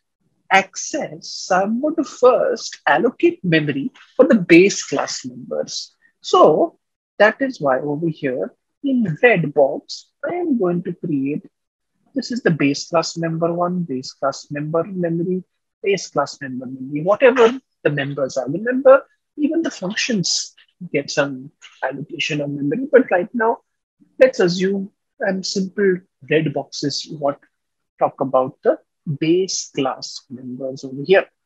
Now, after that, the derived class members are getting formed. In that, I am forming that in green boxes. So this is the derived class member. This is a derived class member. And say assume one of the derived class function has overridden the base class. So this was say the function which is getting overridden. The same location is now being written by the derived class. Remember, this is just a representation just for the explanation purposes. This is the actual thing is not exactly like this, but you get a general idea. So this is derived class members. Over here, OB is a reference of the base class. And 1800, the question is, does 1800 consists of the members of the base class? Yes, it does. And that is why this line is absolutely okay. But if you would have tried to do the other way around, if you would have written COVID patient X is equal to new something, then that would not have been fine. If you would have written Y, if this would have been not been okay, COVID patient that is equal to new patient. If I write like that, over here, this would not have been fine. Why would this not have been fine? Because that would have said that I need to point to a memory location which at least contains the members of COVID patient, which is nothing but the members of patient plus the members of COVID patient. But right now I'm saying that you point only to patient, which is not correct. And see over here, it is over here. If you try to do this, it's giving an error now. Cannot convert from patient to COVID patient. I'm not able to convert that. I can't do that. So this is therefore not allowed. Therefore, one of the very important things, base class members can point to a derived class instance. What's the advantage of doing that?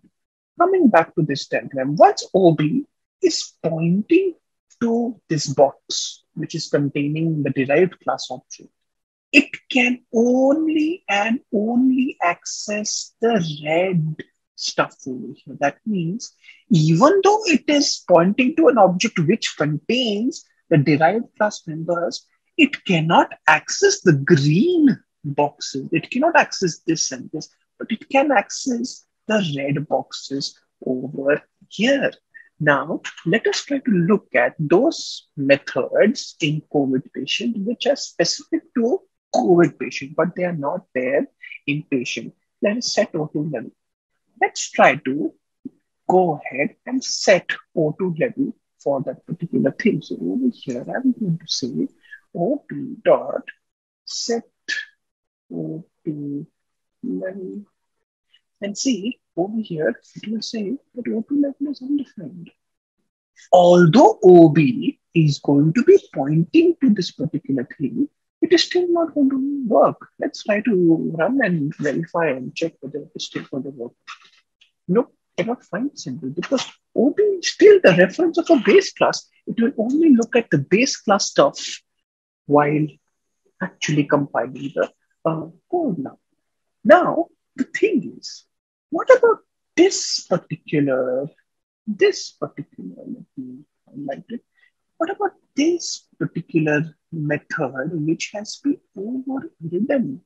The thing is, because this has been overridden, I can still access it, nor can I still access it. It will show the implementation of the derived class. That means if I do, now over here, let's look at if any method is that there was a display method over here and COVID patient had overridden display. So that means even if because OB, this is OB dot display, if I do that and if I run this program, you will see that it will actually actually call the overridden method of the derived class, and that's what it did. So something beautiful has happened over here. Over here, the base class member has the base class reference when pointing to a derived class object. We were able to access the derived classes overridden methods. And this is very, very, very, very powerful. How is it very powerful and how can it be used? Let's take this scenario. I'm going to give you a diagram over here. So now assume this is patient. Now patient has been derived by multiple classes. One is a COVID patient, the other is a TB patient, and then there is another one called as the cancer patient. Now, and everybody has overridden display. So now the thing is, assume there is public void display here, which is saying SOPLMA. Okay. The COVID patient display also has been overridden.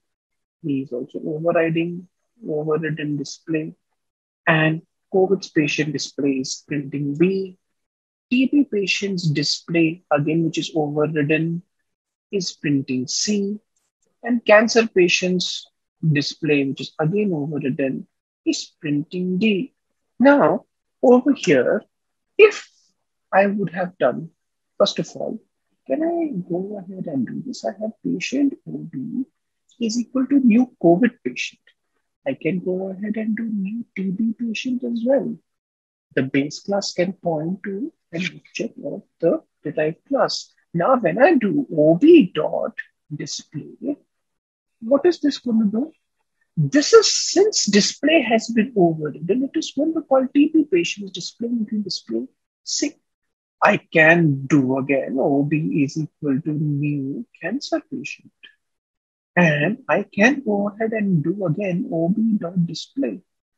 Now, over here, this display is now going to call the overridden method by the cancer patient because cancer patient has overridden display and that is going to print D. What you are observing is over here, the same line of code is actually giving you different outputs based on which instance is the base class reference pointing to. This is a very important aspect of polymorphism, one of the most important features of object-oriented programming. This is runtime polymorphism, or also called as late binding. Why runtime polymorphism? It is because when you are running the code, when you run the code, it really comes to know that OB is going to be pointing to which object. And based on which object it is pointing to, that particular class's overridden method is going to be called. Very important. By the way, we already saw polymorphism in some other way also, which was the compile time polymorphism in the form of overloading. Over here, why compile time? Because at that instant, when we were writing our methods or our constructors, the compiler needs to be very clear between the difference of the various forms, polymorph, various forms of the methods or various forms of the constructor. So again, polymorphism is one of the most important aspects of over here object-oriented programming and used very, very heavily.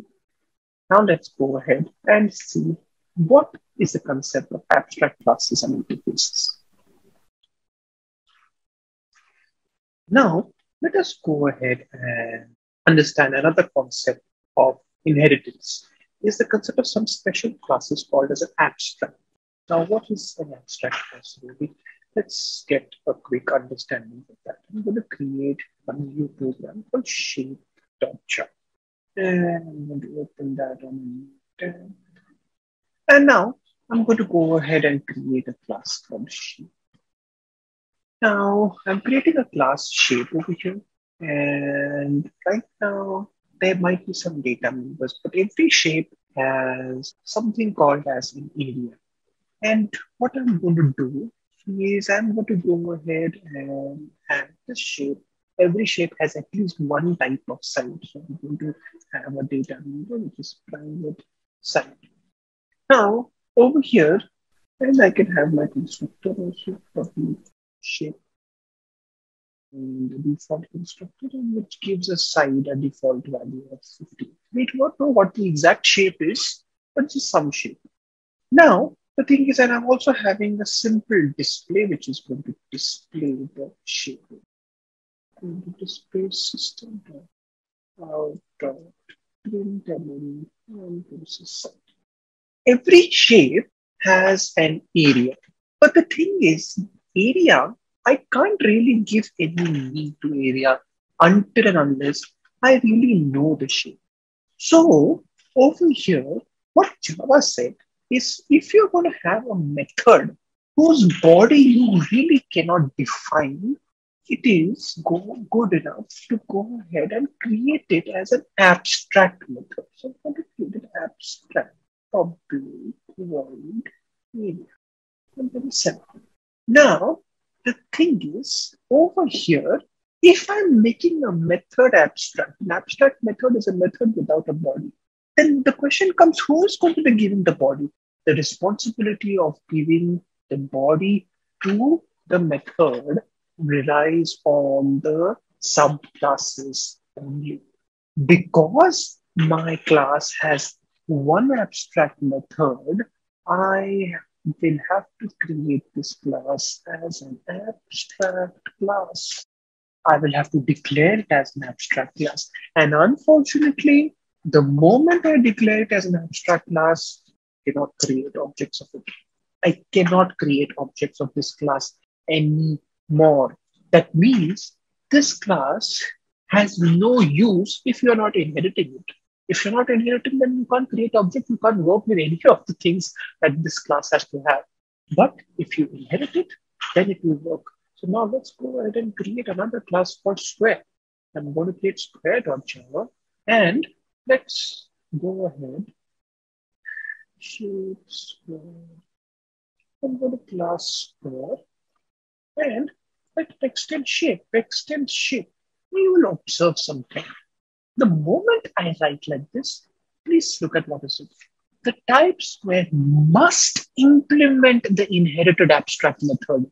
It becomes compulsory for this class to go ahead and implement all the abstract methods of the base class because the base class over here is an abstract class. You're saying that, no, I don't want to do it. If you don't want to do it, you will have to declare this class also as an abstract class. So I will go ahead and implement the area over here. So I'm going to say public void area, override the method, right?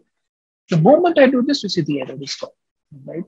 And now, once again, over here, the thing is, I don't really want to have a square already has a side and the side is already taken care by shape. So I'm going to make protected so that I can, for now, I can go ahead and access it over there. So I'll make it protected. And then I'm going to simply do system.out.println side. Because a square is going to be inheriting whatever the shape is. Shape already has one side. So I will just go ahead and use that and made it protected just for now. But please note, however, many of the times over here, you will see people still keeping the base class members as private and using the getters and setters to access them even in the derived classes. So over here, but right now for simplicity's sake, I have made it protected and I can go ahead and do it.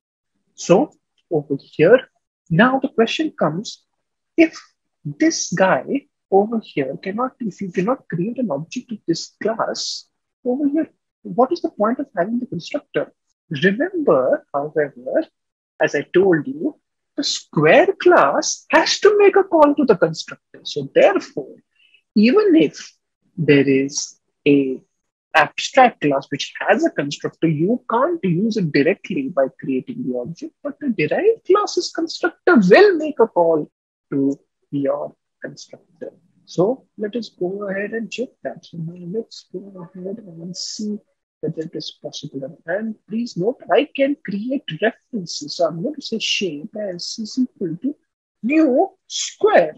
Yep, I can do that. I can do new square. Absolutely. It's absolutely allowed. And since it is overwritten, definitely I can do a start area. And now over here, remember there's also square also has another method, which is a normal method, which is inheriting from display. So I am actually, we just have to print the area. So I'm just going to print that thing. Shape is giving the side as 15. So square should be giving it as 225. Let's execute and check whether we're getting that answer or not. 225. Base class reference can be pointing to the derived class object. Area had to be overridden by square because shape had declared it as an abstract method.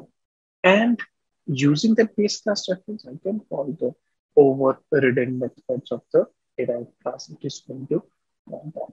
And by the way, if you try to do shape over here, you can see that it will give, I don't know, click on instantiate the type shape. It's going to be giving that there. Now, this was the concept of abstract classes, and the one of the things which I had told earlier was that over here there is a thing that one class can only inherit one other class. One class cannot inherit more than one classes. And people liked the concept of the abstract method over here. They took it a little further, okay, and they introduced the concept of an interface. What was an interface? So over here, an interface is like a class, but in that all the methods are abstract methods. You will see a lot of interfaces created by the Java language, and if you want to kind of set a set of rules for everyone to follow, then in a way that you really yourself cannot implement those rules. You want others to implement those rules compulsorily, then it is better to go ahead and create an interface in that particular case. So instead of creating the shape as an abstract class, okay, we could also actually go ahead and create it as an interface. And not only that, we could have gone ahead and then each shape, like square, triangle, rectangle, and all of those things, they could have gone ahead and have their own data members, have their own ways of calculating stuff, have their own methods. So how would you go ahead and create an interface called shape? So I will have some interface, and I will say shape. Interface shape. And then over here, I'm just simply going to say area. If you know, I did not write public over here. Why? Because in an interface, everything is public by default. What about data members? Can interface have data members? The thing is, yes, but it can only have static data members, which are final. What are final?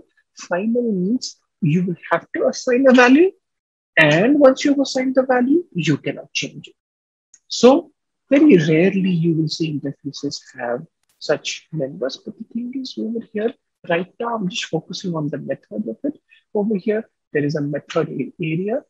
And then over here, for square, it is now, I would like square to now inherit this particular thing. So now the thing is, there is no longer extends anymore. A class implements an interface. The word is implement, and it is not extends. The side was no longer there, so I will have to create all that in this particular class, and it kind of makes sense. So I'm just going to quickly copy it from here and put it in the square class, and I'm going to implement all of this And this is not shape anymore. This is square. And I have already overridden the area method. So this is there. If there's also something called as a perimeter, so I can have some void perimeter. So that means for square, it has now become compulsory to, again, it is given that error over here, must implement the perimeter method as well over here. Whatever the interfaces methods are, over here, you will need to implement it over here. Again, you cannot create an object of an interface. You cannot, there is no concept of a constructor at all in an interface. And you can create references.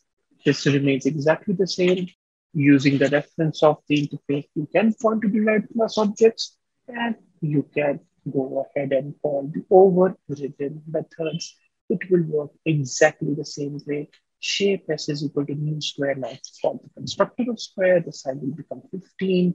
You can make this to private, and everything will work exactly as it is. Let's go ahead and quickly execute and check this, whether we're getting yes, that's absolutely fine.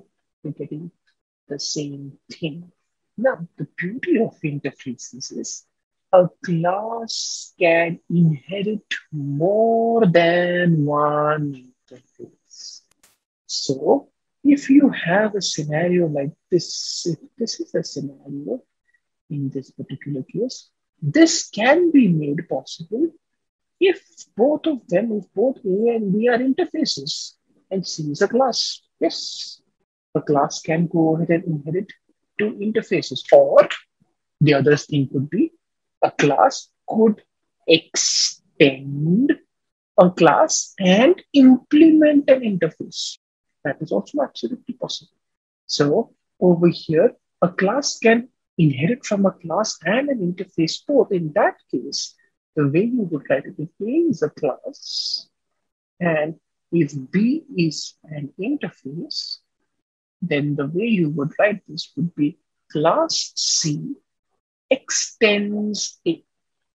The extends has to be first and then the implements. You need to say implements. If both of them would have been, if this would have been an interface, and so is this an interface, then the declaration would have been class C implements A, comma. That is how you will do. And by the way, this is multiple inheritance, multiple one who inheriting from multiple sources. This would have been possible using the concept of interfaces. And you have something called as a hybrid inheritance. And this hybrid inheritance again would be possible if you have the concept of interfaces. These guys can go ahead and inherit from here. But the thing is, over here, one of them will have to be an interface. An interface cannot, unfortunately, inherit from a class because a class is defined. It has methods which have a body in it.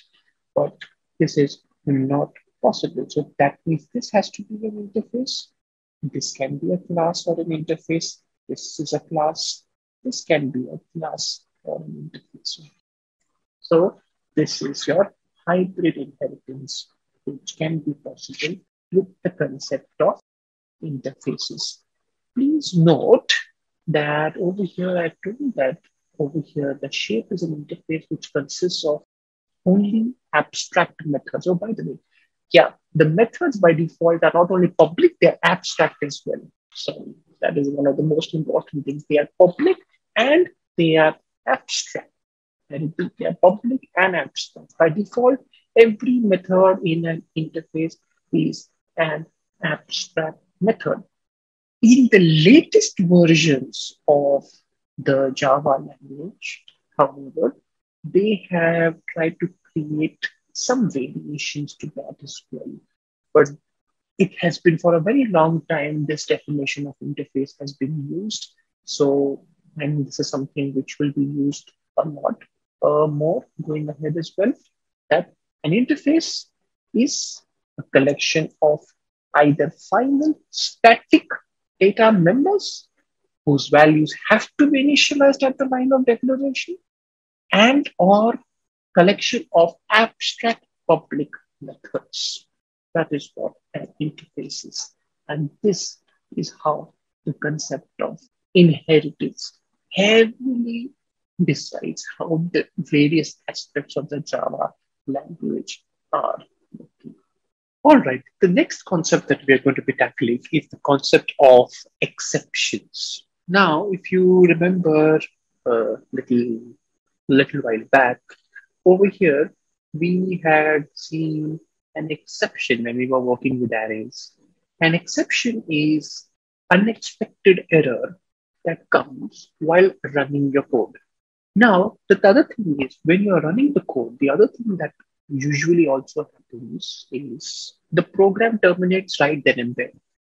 Now, in the actual application that you are using, right, if such a situation does occur while using the application, the program terminates, or there is some unwanted, or you haven't thought of that particular scenario happens, you should still be able to handle it gracefully, and your program shouldn't crash. That is why there was a need to understand the concept of exception handling. Let's go ahead and first generate some exceptions and see what really happens. I'm going to share my screen. And let's go ahead and let's create a new repo. It's Java. I'm going to say exception handling. Okay. Let's create it. Now, the thing is, one of the most common exceptions that can happen is, say, for example, you're taking two numbers and you take the value of two numbers from the user. And if you divide, and when you try to divide by, if it turns out to be 0, then it is not possible. So you are going to get some exception. So let's go ahead and first, let's take from util, import java.util.scanner. Let's take input from the user. And I'm going to say over here, and instead of hello world, I'm going to say enter the first number into val.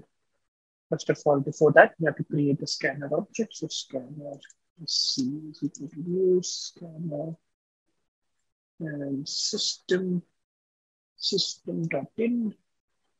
and val 1 is equal to sc.extint, and then I'm simply going to ask to do the second number as well. Quickly copy this into second number, and this one here, 1, 2. And I'm going to simply go ahead and print the thing over here of the division system dot out dot print and value 1 divided by 1. Now, over here, let's execute and check. And the thing is, I'm going to write some more statements to tell you what happens if an exception occurs in between. We've already discussed this for the quick revision. Now, if I'm taking my integers, I'm running my code over here. It's compiling. Yeah, enter first number 5, enter second number 2. 5 divided by 2 is 2. Remember that integers, integer by integer equals an integer, and hello gets printed, no problem whatsoever. Now, let's go ahead and run what happens when we enter something which is not, you try to divide by 5, and 0, exception incredibly. Java.lang.arithmetic exception divide by 0. So, whenever such a situation occurs in the program, what is actually the JVM doing is the JVM is actually creating an object of a class. And which is that class over here? That class is arithmetic exception. So actually arithmetic exception is a class. And Just like we saw the hierarchy of the object class and how everybody inherits the object class, there is a hierarchy of all the exception classes as well. You have at the top the object class, which is the root. It has to be the root, which is followed by another thing called throw. And then there's another class which inherits. Remember, this is inheriting object. There's another class called exception, which inherits throw. There are many classes which inherit exception directly. There is a certain particular class called as the runtime exception, which inherits exception. And there is many exceptions that are there, the other one which we have seen over here. One of them is arithmetic exception. And the other that we have seen is array index out of bounds exception. That's also another exception. So what the JVM is doing is JVM is creating the object of this particular class, arithmetic exception. This is the hierarchy of all the classes that is there. Now the thing is over here, exception handling says that you should be aware that such a situation occurs. And the thing is, if you have written a lot of lines of code, the line number 10, they will not be executed because you haven't handled this particular scenario. Then what we should do is whenever such a situation is about to happen, or you can think that can happen, those lines of code should be put inside a try catch block. Now, how do I do that? Is something like this. I don't expect any problems happening over here on line number 6 and on line number 8. I expect a problem happening on line number 9. So I'm going to put this in a try catch block. So try, put my statement over here. Then I'm going to have a catch. The catch block takes a parameter. And over here, it takes a parameter, which is anything of the type throwable, any object of the type throwable. That means over here, I'll go ahead and pass arithmetic exception. Is taking the arithmetic exception E. I'm going to call it. Now, and then I'm going to simply go ahead and I'm going to write for now just a simple message. So I'm just going to call it a message. But the thing is, what you will have over here is if it is coming in the catch block, that means an exception has happened, an unwanted scenario has taken place, and you are supposed to go ahead and handle that scenario and do the error correction or error mechanism to do that on line number 13. So over here, the thing is, now when I am going to call val1 divide by val2, the moment I enter 0, the JVM is going to generate object of the arithmetic exception class. Since I have put this in a try-catch block, the JVM is saying, are you ready to catch an arithmetic exception? Do I have a catch for arithmetic exception? Absolutely, I do have it. So I'm going to put the catch block on line number 13, and then I'm going to continue with my rest of the code from line number 30 onwards. So let's go ahead and see. So when I enter 5 and 0, then over here, I should be printing line 13, and over here, going to 11. I caught the exception, and I went ahead. My program did not terminate. I handled it gracefully. And if there was no exception, then the JVM would never generate that object at all. So I will just go ahead and do my code normally. So I will have 5, and this is 2. No problem. It is going to do line number 10. After line number 10, it is going to go ahead and do line number 15. What is it? You said that there can be only one statement in the try? No, there can be any number of statements. So over here, if I have something like this, system.println by. Now the thing is, over here, the moment any statement within the try is throwing an exception, the rest of the statements within the try are not going to get executed. And I will look for my appropriate catch block. Over here, let's go ahead and check that. Again, I'm going to execute with 5 and 0, and then see 5, 0. over here, by never got printed. I generated an arithmetic exception. I was handling the exception. I handled it and I went ahead with the rest of my code. Now, instead of arithmetic exception, I said we also know if it is array index out of bounds. So let us try the array index out of bounds exception. Now the thing is, this code on line number 10 is not generating that exception. An array index out of bounds exception has got nothing to do with the arithmetic exception. So although we have a catch block, it is not catching what my code can generate. So the program will terminate and it is as if there was no try catch block at all. Let's go ahead and check that as well and see what happens. Again, I'm going to enter 5, and then 0, 5, 0, arithmetic exception. The JVM is saying I have generated an arithmetic exception, and your catch is array index out of bounds exception has got nothing to do with it.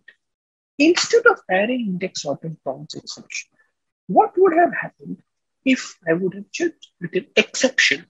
We just discussed the concept in inheritance that the exception over here is the base class of arithmetic exception. The base class object, can it store the object of a derived class?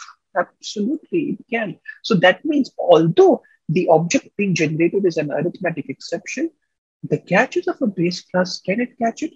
Absolutely, it can catch it. So it should work and the exception should be caught. Let's go ahead and execute that and check over here. So C, it's getting compiled. 5, 0. Yes, it's getting caught. So I can put the catch of the base class as well. Is it necessary that you can have only one catch block? No, you can have any number of catch blocks. And you can go ahead and write. So for example, over here, can you have array index of bounds exception? You can have any number of blocks that is there, and you can handle it the way you want to handle it. Over here, this is arithmetic exception. This can be arithmetic exception, right? So the thing is, however, but remember that although I can have multiple catch blocks, only one statement, the moment any one statement within the try generates an exception, I am going to go and check whether there's an appropriate catch block for it or not. And then I'm going to go ahead and execute it. So now let's go ahead and let me create an array also. So int arr is equal to new int say 3. And then I am trying to generate system dot out println using the 4, trying to access a position which does not exist. And copy this over here so that array index message. Now let's go ahead and see what happens. Now I'm going to first give the value 5 at 0. In that case, line number 11 is going to get executed. And over here, since the line 11 itself is generating an exception, I'm looking for the appropriate exception. I got it on line 18. I went ahead and I did it. Now, let's try to see what happens if I give 5 and 2. Line 11 won't give a problem right now. 5, 2. Line 11 is not giving a problem right now. Line 12 was not a problem, but line 13 was a problem. It generated an array index out of bounds exception. I had the appropriate catch for it. I got it, and then I went ahead and did it. So I can have try with one catch. I can have try with as many catches as I want. And you can also have at the end of all the catch blocks, if you want, is something called as a finally. Now, finally is a block which is always going to be executed. Always, always, always going to be executed, irrespective whether you are handling the exception or not. Now, the thing is, in this particular case, if I do 5 and 2, let's understand what happens when I do 5 and 2. Over here, I have 5, I have 2, I have 5, 2, line 11 was not a problem, line 12 was not a problem. Line 13 generated an exception of array index out of bounds. Is there an appropriate catch? Yes, there is. On line 15, I did that whatever I want to do over here. Then before I exit that, I check whether there's a finally block. There is a finally block. I printed that and then I continued with the rest of my code. Why did I continue with my rest of my code? Because I actually handled the exception. Now, what I'm doing is I'm commenting this catch block. I'm not handling the array index out of bounds exception. And now let's see what happens. Arithmetic exception can't catch array index out of bounds. So 5 and 2. By happened. 5 divided by 2 gave me 2. By happened. Line 13 generated an exception. It did not have an appropriate exception. I came on line number 22 because there was no appropriate, but so I will execute the finally thing. Since I did not have an appropriate catch, I went ahead and I stopped my program over here with a normal exception. So this is the basics of try, catch, and finally of exception handling and the hierarchy of how exception handling really works. Now, there's something about exceptions that we need to know. There are two types of exceptions which are there. And Java programming is very specific about those type of exceptions. So one type of exceptions are called as checked exceptions. Which are these exceptions? The exceptions which are related to the exception class and the class is directly inheriting the exception class. The exceptions which are the subclass of runtime exceptions, they are called as unchecked exceptions. Now, what's the difference between checked and unchecked? We're going to look at that very soon. Now, what does checked exception and an unchecked exception, what is it over here? Right now, over here, the thing is, if you're using any built-in method, erase all of this stuff, comment this out. If you're going to use any built-in method which is capable of generating an unchecked exception, and if you do not have any try-catch block in your code, the compiler will not come to you. The compiler will tell you, this is an unchecked exception.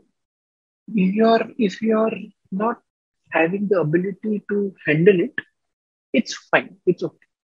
Now, over here in this particular line of code, is anything capable of generating an unchecked exception?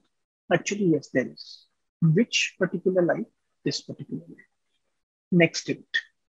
This is a method of the scanner class. And if you read, this method can throw an input mismatch exception. How does it happen? Let's see how you can generate it. So I'm going to enter a number. I'm going to enter hello. I'm not entering an integer, I'm entering a string. Input mismatch.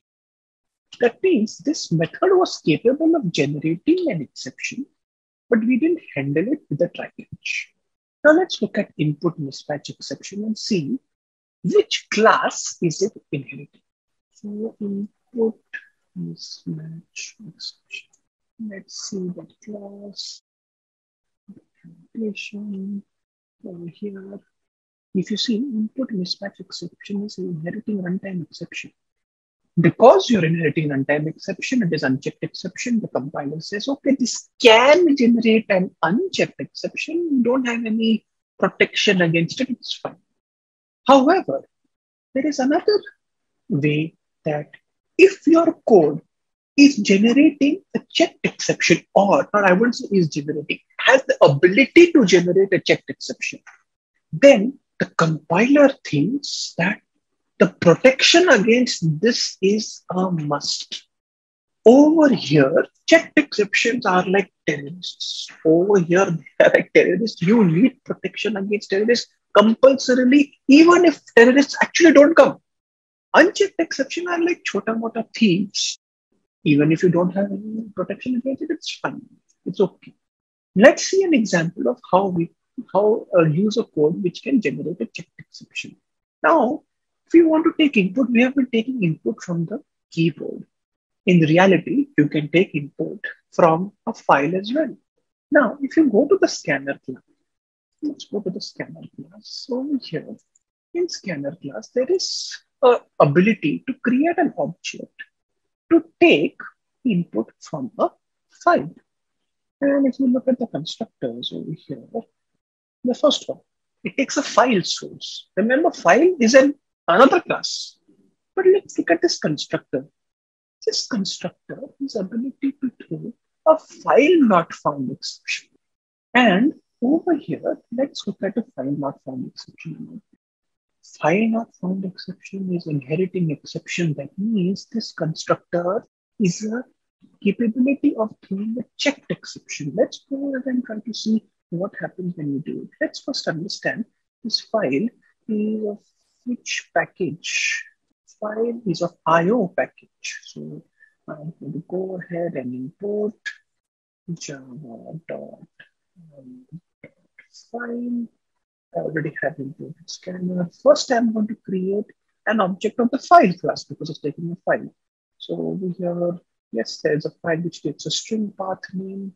Just for understanding purposes right now, it's kind of code. And I'm saving file. Obj is equal to new file. And I'm going to give a name of the files abc.txt. This is the file which I want to be doing it. And instead of passing system.in, I'm passing obj as a parameter.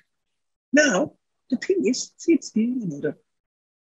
Unhandled exception type. The code is saying that you are supposed to have protection against checked exceptions. So, the main difference between checked and unchecked exceptions are normally checked exceptions are external exceptions, exceptions that happen because of external environments, not related to the program as such. Unchecked exceptions happen because of some problem in the code of your logic and they generate like divide by zero, accessing a position which does not exist. These are all normally unchecked exceptions. That's the difference between checked and unchecked exceptions. Now the thing is over here, the thing might be in a lot of software projects, one of the requirements is that your code should be generating exceptions or scenarios for your software requirements. For example, if you're applying for a university, the age in that particular thing, if the age at the processing comes out to be less than 18, then it's a problem. Right? Java is not going to give a problem for that kind of a value because 18 is a valid integer or 15 is a valid integer. But the thing is, if it is coming less than that, then it should be a problem. So your code should be able to generate, you can generate your exceptions as well. And you can have methods which are generating your exceptions. So let's go ahead and create a method. So over here, public static, I'm creating a static method for static void boolean is valid. Now the thing is, for as I'm taking an age as a parameter, and the thing is for age as a parameter is how can an age be a valid age? Over here, it can be a valid age only when the age is a positive number. If it is a negative number and if it is more than 18, then I should be having that. So the thing is, if age is more than 18, it is return true. And then I'm saying else or whatever, else return false. And this is true and false that is being returned. But the thing is, if I give a negative value to age, that should not be processed. This method checks whether it's a valid age or not, but if it's a negative value, it should not be processed. That is an exceptional situation to your particular scenario. So then what I'm doing is over here is I'm going to say age is equal to 0, or I would say age is less than or equal to 0. This is not an acceptable situation. I am going to create my own exception. So I'm going to say throw. The word is throw. Throw is equivalent to returning, but this returning is returning for exception objects. Now, throw, I am going to create an exception object over here. Now, do you want to generate a runtime exception or a checked exception? It's up to you. Let's generate a checked exception. Throw new exception. I'm creating the object of the exception class itself. Now, let's see the exception class. Let's try to go to the exception class from here. And the exception class constructor summary, there is a which takes a message, a string as a parameter. So I'm going to just generate this particular throw new exception and say age cannot be let. This is a situation that should not be happening. Since your method is capable of throwing an exception, you need to add a throws clause. Throws, and what is it supposed to throw? What can it throw? It can throw an exception object. It throws exception over here. Now, over here, if you want to go ahead and use this particular thing, in this case, let's go ahead and on site. I'm going to first say age. I'm going to give some values of t. I'm going to put it in my try and catch block. I'm going to call this method, since this method is generating a checked exception, I'm putting it in the try and catch block. And since it's returning a boolean, so I'm saying boolean val. Static method within the same class can be called directly. So I'm just going to say is valid age, and I'm going to say age over here. And this catch is exception, and right now I'm not doing anything. I'll just print it very quickly. Exception thrown. Right now, this particular method is not going to generate an exception because it's not less than equal to 0. But if it is negative 15, the control will go to the function. Line number 8 is going to get executed. An exception object will be generated. It will come on line 43. You're catching that exception and exception thrown. By the way, you can go ahead and print the object and see what is going to happen. Remember, when you print the object, what gets called? The toString method gets called. And the toString method, let's see whether it's printing a message or not. Let's go ahead and execute and check very quickly. Yes, exception is thrown. Again, for the spell mistake. And Java or Latin age cannot be negative. So we can have our methods which can throw exceptions. Sometimes, and actually most of the times, people actually go and create their own classes which inherit the appropriate exception class, either an runtime exception or an actual one of the actual exceptions or an IO exception, any of the exceptions, and then they give more attributes and more features to that particular class. So this is all about exception handling. It's all about handling errors which happen at runtime and handling them gracefully. And we just saw how you can create your own exceptions which can be used to handle scenarios which are specific to your particular application. And this is something which is very, very much recommended.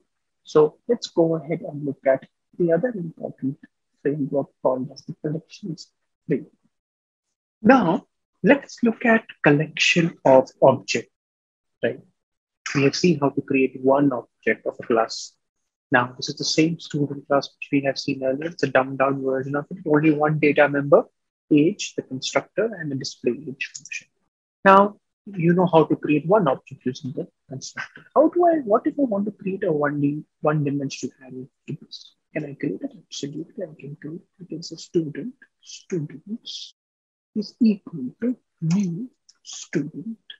And then I want to mention the size. So 3 students. Int ARR square bracket is equal to new int. That's how we created an integer array. So over here, I can create the student objects as well. But the thing is, what really is happening in this particular case? Let's understand in the memory what is really happening. Students, the name of an array is a reference. This is pointing to the location 1800. At 1800, there is the provision for 3 student objects. But what are these locations? These are actually going to be the references to the objects above. Remember an object, when you say student, OB is equal to new student, it is a reference to that particular object. Right now, an integer array by default has a value of 0. Array of references has a default value of null. And the thing is, over here, that means the actual object is never created. I've just created the memory for the references. And the references are not pointing to anybody right now. So if I actually go ahead and do the students of 0, that's the first one, it's an object. And if I do, I'll call the display age function. Let's see what is going to happen. Dot display age. Let's see what's going to happen when I run the code. It is not pointing to anybody. The reference right now is null. An exception is going to be thrown called null pointer exception, which, by the way, is an unchecked exception. Another unchecked exception for you over here. Why? Because students of 0 is not pointing to any object at all. That means I will have to create the object. To create the object, what do we have to do? We have to call the constructor. And we do that just by saying the students of 0. The first reference is going to be new student. And I'm going to say, now after this over here, I have gone ahead and I will be creating the object of the student, which right now has only one data member called age. The constructor is called, the constructor is giving the value 10 at location 3000, and students of 0, which was null, will now become 3000. That is what is going to happen. Now, this particular line is going to work absolutely fine, and it is going to get executed. So I'm going to say this, I'm going to compile, and this is working fine absolutely. Students of 0. Remember, students of 1, still an issue. Students of 1 still pointing to null, and it is going to give us the same null pointer exception only once again. This is an array of objects. There is a limitation of an array.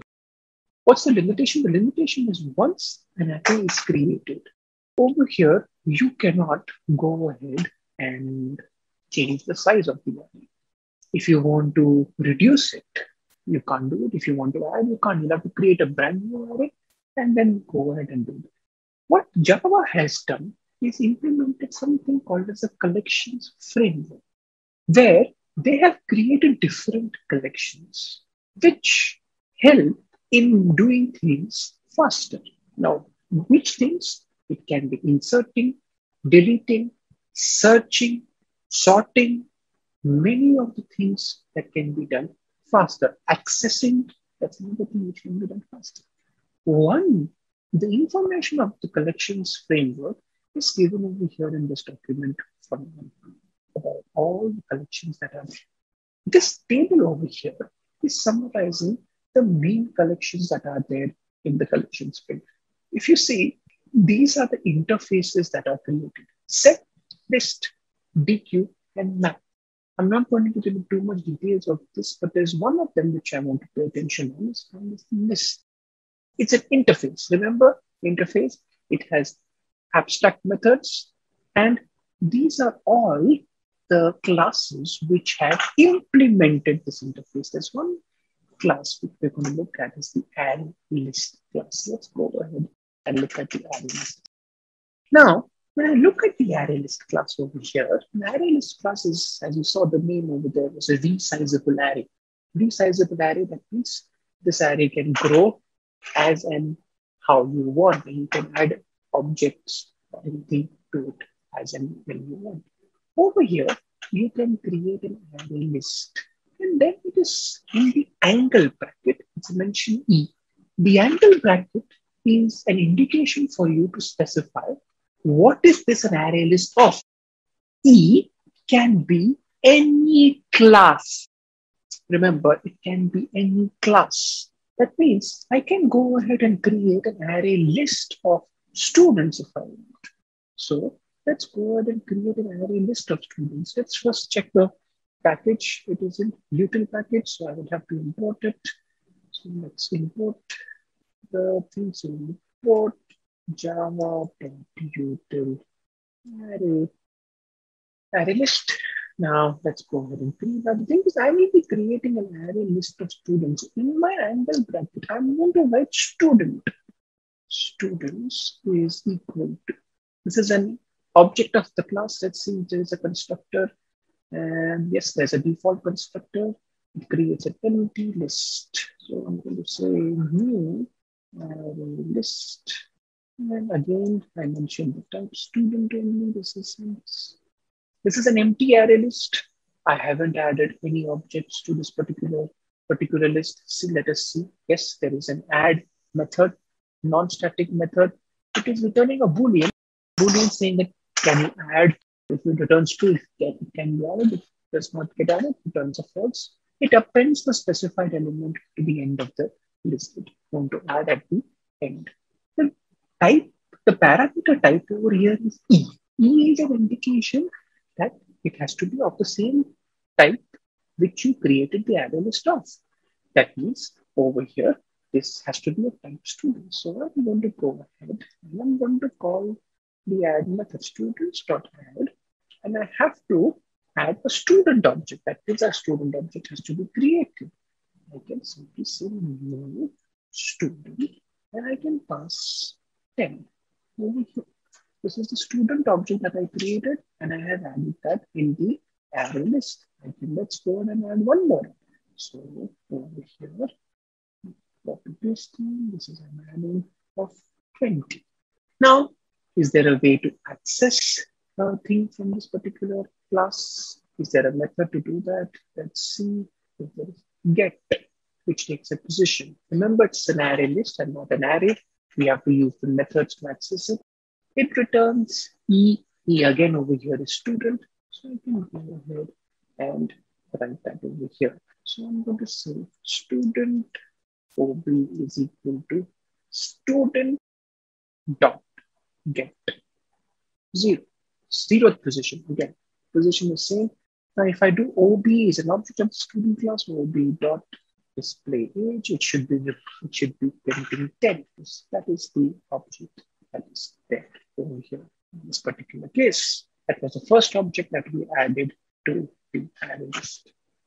Now, a very important point that comes to our mind is that over here, the array list takes E.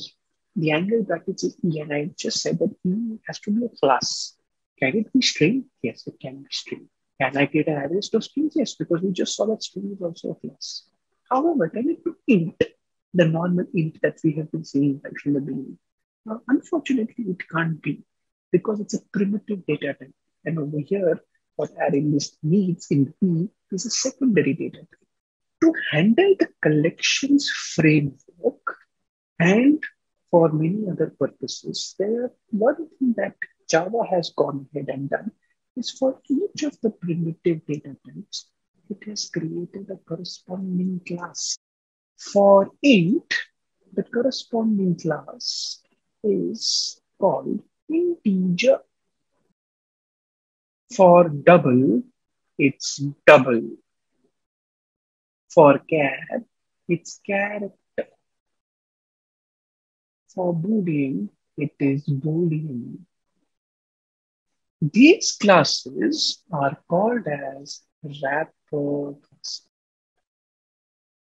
So, whenever you need an object only, something that can work only with objects of a class, and if you intend to work with the primitive types, Java says, go ahead and use the wrapper classes. Now, over here, how can I use the wrapper classes over here? So let's go ahead and want to comment this for now. Let's see how do we work with the wrapper class? Let's see the integer class. Integer platform is 7. These are the static data members, max value, min value, and size. You have the constructor summary. You can create an object by passing an int as a parameter. That means I can go ahead and create an integer object. Integer n is equal to new integer 15. I can go ahead and I can do that.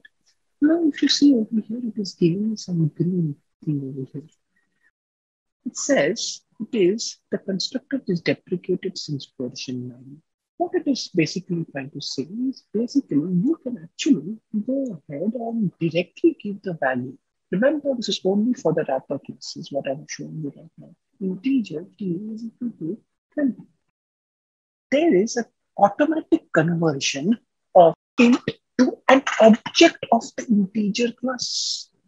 This concept is called as auto boxing. You're boxing the primitive into an object. Auto boxing. Similarly, a t is an object of the class. If I want the corresponding int, let's see if there is any method which can give us that particular thing. Over here, int value returns the value of this integer as mint. Let's go ahead and do that.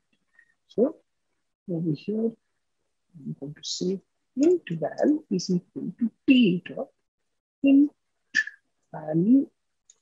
Now again, it is saying something over here. It's saying, okay, it's saying the value is not being used. I thought it will show something else. But what I'm going to show you now is if there's an auto boxing concept, there is an auto unboxing concept as well. That means instead of you writing int value is equal to t dot int value, you could simply write int value is equal to t. So I can directly assign t, which is an object, to a primitive data type because of the concept of unboxing. Line number 20 implicitly gets converted to line 19. Line number 17 implicitly gets converted to line 16. And if I go ahead and print the val, you will see it will be 20. And let's go ahead and run and check. Yep, they are getting 20. So you have a way of using the wrapper classes. So you can use the wrapper classes and you can create an array list of integer and not array list of int. And then you can work with integer objects. And the whole concept of auto boxing and unboxing makes it easy for you to not worry about creating the object and converting it back to int. And using the methods auto boxing and unboxing takes care for you for itself. So this is auto unboxing. This was a quick overview of an array of objects. An array list which was a collection made by the Java framework, and how wrapper classes come into the picture. Now let us get another very important topic is there. I'm just going to give you a brief overview of what it is and what you can, of course, explore more in depth, and it is used quite widely. The concept is of multi-threading. What is multi-threading? Multi-threading is the ability of a process to have different parts of the same program running concurrently. Very important, and you have also used it in your daily life all the time. Now, say for example, within a big program that you have written, a big piece of code that you have written, there is some piece of code which has gone ahead and which is hogging all the resources and doing some heavy computation. But there's some other part which has got nothing to do with that particular part. The thing is, if you write everything sequentially and serially, everything is going to everything is going to go on a halt, on a stop, because the other part of your code is still not doing any work. Let's take a real life scenario of how that thing particular is. Now, say for example, when you open any app which is music playing. The thing is, now when you open the app, you open and there is an option to play a particular song. The thing, the moment you start, you said, okay, this is the song which I'm going to play. What really happens is the screen is not does not become that okay, only now you have to listen to the song and that's it, nothing else you can do. The thing is this kind of goes over here, goes to the bottom, and the song keeps playing and there's an option to pause and all of that stuff. And you can still interact with the remainder of the app, which is there. It's the same app where you're doing multiple things at the same time, doing two things at the same time. This is a thread. The playing of the song is happening on a separate thread, and the whole interaction with you while changing the name or doing anything or whatever, making your playlist or whatever, that is happening on a separate thread. And that's a very important concept used quite heavily. In many banking applications, in many real life applications of the same process, multiple threads are created so that over here the process is faster. And if there's something which is independent of the other, it doesn't really affect it. It just keeps on executing. Now, in your program, you have been writing class. The thing which is necessary for every program is class name. And inside class name, there is public static void.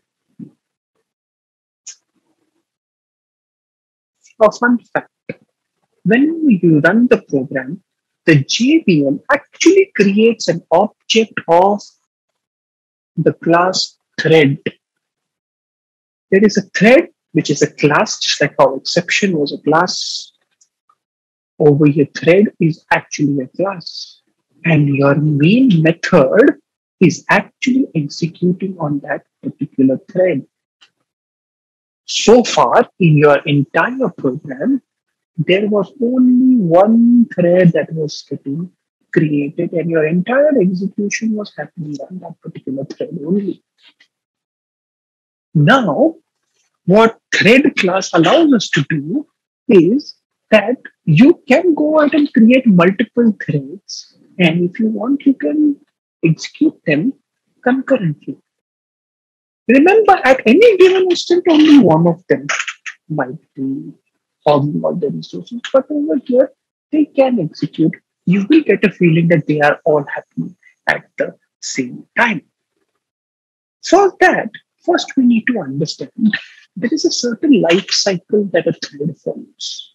If you want to create a thread, how do we get it into the actual way that we want it? So we need to understand the life cycle. The first thing is we create a thread. We create a thread, and when I mean by create a thread, it has to be an object. We have to be creating an object of this particular class. Normally, there are two ways of doing it. We'll be discussing those two ways. The other thing is after you create the thread, you need to get it to the ready to run stage. How do I get it in the ready to run stage? We will be looking at the thread class documentation and we'll be doing it. Whenever a thread gets an opportunity to run, the thread will be going in the running stage. Then, based on what work you are doing, it can enter into a blocking stage or a waiting stage. And finally, once the work is done, the thread dies, exits. The thread automatically terminates. Now, let us look at the thread class over here. So I'm going to go ahead and share my screen. And let's go to the Google Chrome browser. And let us open. Let us open the documentation of the thread. So thread class in Java. Thread platform 7. thread again inherits the object class. And the thing is over here, every thread over here has main attributes. One of the attributes of the thread is the name of the thread, the other is which group it belongs to, and the third property is the priority. So in the field summary over here, you can see what the priority of the thread is. Which thread do you want to execute first? Min priority, max priority, and norm priority. They have all some values. They are static data members. You can go ahead and you can do that. Now, after you create a thread object, to create a thread object is basically creating an object of the class. And you can get it over here to the ready to run stage. In order to get it to a ready to run stage, there should be a method. Start. We need to call the start method to get it into a ready to run stage.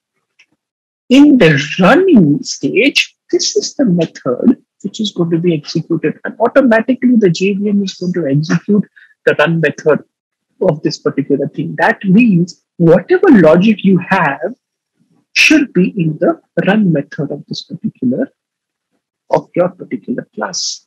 Now the thing is, since you are going to be creating your own thread and you want to provide your own meaning to the run method, what is the best way to do? Inherit the thread class. So I'm going to say class my thread extends thread. And what I'm simply going to do, I am simply going to go ahead and override the run method. In the run method, I'm simply putting a for loop for I is equal to 1, I is less than 10, I is plus, and I am putting a try catch, and I'm deliberately going to be calling the sleep method. Now the thing is, there's a sleep method, a static method, so that I can demonstrate to you what happens when a particular thread is gone to sleep or it's waiting. So it's a static method of the thread class. So I'm going to say thread dot sleep. And I'm going to say it's taking in milliseconds. So I'm going to say 1000 milliseconds. It says milliseconds. Milliseconds. And I've put a try catch block. Why? Because it's throwing an interrupted exception. Interrupted exception is a checked exception. So I need the try catch block. I can't avoid it. So I'm going to have catch. And I can write exception base class can have it. This is not going to happen. I'm not providing any body right now. So that is the thing. And I'm going to do system.out.println. I'm going to say this is what the run method is doing like that. This is our thread. This is what we want the work to be done. Now, in order to do that, remember the execution, the JVM is only going to create the object of the main thread. The main thread, and that it is your execution is going to begin on line 17. That is, it's your responsibility to create an object of your thread. So I'm going to say my thread is equal to my thread. I will create an object of my thread class, okay, and then I have to get it to the ready to run stage. Start. Remember, right now there will be 2 threads be running. So let me show you diagrammatically how it is going to work. The main thread got created by the JVM. Your program is executed. At this point, you created one more thread called the my thread. I'm just calling the or class names like that. That's not really the name of the thread, by the way. This is just the class name. And then over here, the moment I do start, this is in the ready to run stage. Currently, this is the thread which is executing. The moment the main thread waits, my thread, if it is available to run, if it's not waiting or anything, it will start executing immediately. So what I'm going to do is I'm going to put this main thread also in the sleep. So catch and copy that try catch over here. Say I'm going to put it for sleep for 500, 1500 minutes. And also have a form over here as well. Actually, I'll copy the same thing. Let's copy the same thing. Yep. This is a for loop here, and we're putting it for a sleep 1500 milliseconds. Now let's go ahead and execute. Remember, the output of this particular code cannot be predicted because who sleeps for how much time, what is the, even the switching takes some time. So the execution can be varied. So over here, let's go ahead and execute and see what happens. So, okay, we are not understanding which thread is being executed. So I'm going to put one thing over here.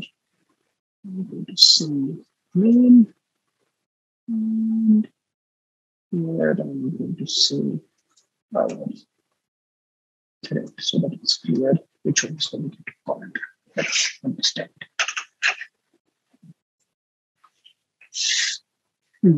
Our thread main, our thread main, our thread. So you see, our thread happened 2 times. Over here, it is very unpredictable. Sometimes our thread is happening twice, sometimes our thread is happening only once. And then the moment it happened, our thread got completed, that thread got over, and the remaining statements of the main thread are executed. So this is the basic concept of what multi-threading is. Over here, remember that it is not the other way to create a thread is to, since I'm only interested in overriding the run method, the other way is to create the runnable interface. Runnable interface in Java. If you look at the runnable interface, and it has only the run method. That means you need to implement only this particular method. And in the thread class, using the runnable interface, over here, if you create an object, let's see whether there is an object which is there, which can be created. Yes, there's an object which can be created, which is runnable as a parameter. So that's another way to create a thread object. Life cycle once again, create the object, ready to run stage using the start method. You need to override your run method, do whatever work you want to do over there based on the priority, and whenever there is a resource available, your thread will get the chance to execute. And if your thread is waiting, the other thread can jump in and start executing from there. There are many other aspects to multi-threading as well, but this is a good enough idea for you to get started on this topic on multi-threading. Now, the last thing that we'll be covering, a very quick one that this will be, is the concept of command line arguments. Now, what are these command line arguments? You've been wondering right since day one, what is this string args? These are the command line arguments. Now, the thing is, if you also remember in the console, whenever we ran the programming, there used to be 2 commands that came. One was the command to compile in Java C, and the other one was to execute. We can also go ahead and give this command. So over here on Grepl, there's an option called a shell. In a Windows machine, you'll have the command prompt, or in the terminal called in the Mac, and same way in your Linux machine as well. You will go to the location. You will go to the location. This is the location where this particular file is present called moving.java. You can go ahead and you can compile the file using the Java C command. So you can say Java C space the name of the file. The name of the file which we want to compile right now is main.java. Now, before I press the enter key, let's write something in the file. So I'm going to go ahead and write. This is an array. So I'm going to print the arguments as an array. So I'm just going to say args of 0. I want to print the first value right now. So right now we'll compile the file and we'll see everything works on that. Let's go here and press the enter key. It's compiling. It's taking a little longer than expected. Compile successfully. All right. So the thing is, if there's no error, it will compile successfully and give you the answer. Now let's generate an error and see whether the things are coming. If you want the previous command, you just press the up arrow key over here, and the previous command will come in. Again, it is compiling, and now you should get the error. Same compiler error we used to get. So you got the error over here. Coming back to this, let's go ahead and compile it over here. Compile it. There should be no compilation error. Now, after compilation is going to be successful, now we will execute it. So the execution command is Java space the name of the class which has the public static void main. Which class has it? It is the main class. So I'm going to say main. And if I want to give the arguments, this is where I will give the arguments. Give a space, and with every space you can give the arguments. So you can say hello, say okay, but they're giving 3 arguments right now in this particular case. Right now, and I'm just printing out the first one. So the answer should be hello. Yes, hello got printed. Now, what would be the benefit of running the command line arguments? The thing is over here, in many programs, based on the main thing, your entire program's flow completely changes. One very simple example could be the thing that, okay, if you want to start a game, before you even start the game, based on which version of the game you are playing, the whole setup keeps on changing. So probably you can give it as a command line. Just give me an example over here.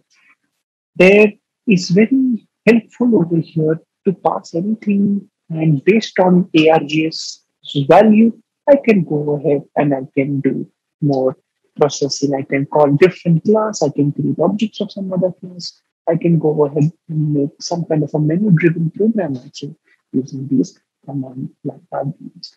Remember, the Java C and Java commands only come if you have installed Java properly in your machine. So JDK has to be installed and from the Oracle's website, and the proper paths have to be given. You don't see that over here, but you have to explore that, get those paths, and then only these commands will work for you appropriately. The last thing which I want to discuss is the concept of debugging your code. Now, debugging your code is a thing which is it is one of the most important tasks as a software developer. And you should be able to debug any program, whichever you want to do. Every IDE that you install, we have done the entire thing using REPL over here. Also, professionally, you will go ahead and download IntelliJ or Eclipse. And the thing is, in all those IDE, there is a concept of a debugger. Debugger over here in REPL is also having a debugger over here. This is in the beta phase, so let's try it out over here. And the thing is over here, it says to add a breakpoint. So the thing is over here, breakpoint. Now, what does breakpoint really mean? So I'm going to comment this line and I'm going to uncomment this particular thing. A breakpoint is a point in your code where you want the execution to halt and see what the status of all the variables is in that code till that particular thing. So I'm just going to go ahead and is it allowed to put a breakpoint on the yep, that's it. If you click on the line number on line number 8, I have the blue dot system, that means it's a breakpoint. In an IDE, there is a concept of a debug. So when you run in the debug mode, wherever there is a breakpoint, now where will you put a breakpoint? You put a breakpoint around the code which you think might be an issue. And then you will go ahead and you will stop the thing over there. And then in that case, you will go ahead. So I'm going to go over here and see I'm going to run it. In an IDE, what's going to happen is you are going to have the option. So if you see it is compiling over here you're going to have the option of actually going ahead and putting a breakpoint. A whole new window pops up and everything, and that is what is going to happen. This is a little time consuming, so let's wait for it for some time. Okay, so over here after a long time, because it was an online ID, it took a bit enough time. And then this over here, your program has stopped over here. And it is at this point, it is saying that val has args as an array of strings, and val has the value 45 right now. And now let's go ahead and go to the next step. Next step over here is that number 10. After this, val should become 49. Let's see if this becomes 49 or not. Yes, val has become 49. So I only have one variable right now, but you can have multiple variables and you can keep track of all the variables. And it is really helpful for us to do that. And once you're done with your work, you can just go to the next breakpoint. There's no other breakpoint. That means the program will terminate to print the value 49 and the program will stop. Okay. So debugging, having a breakpoint, very, very, very important.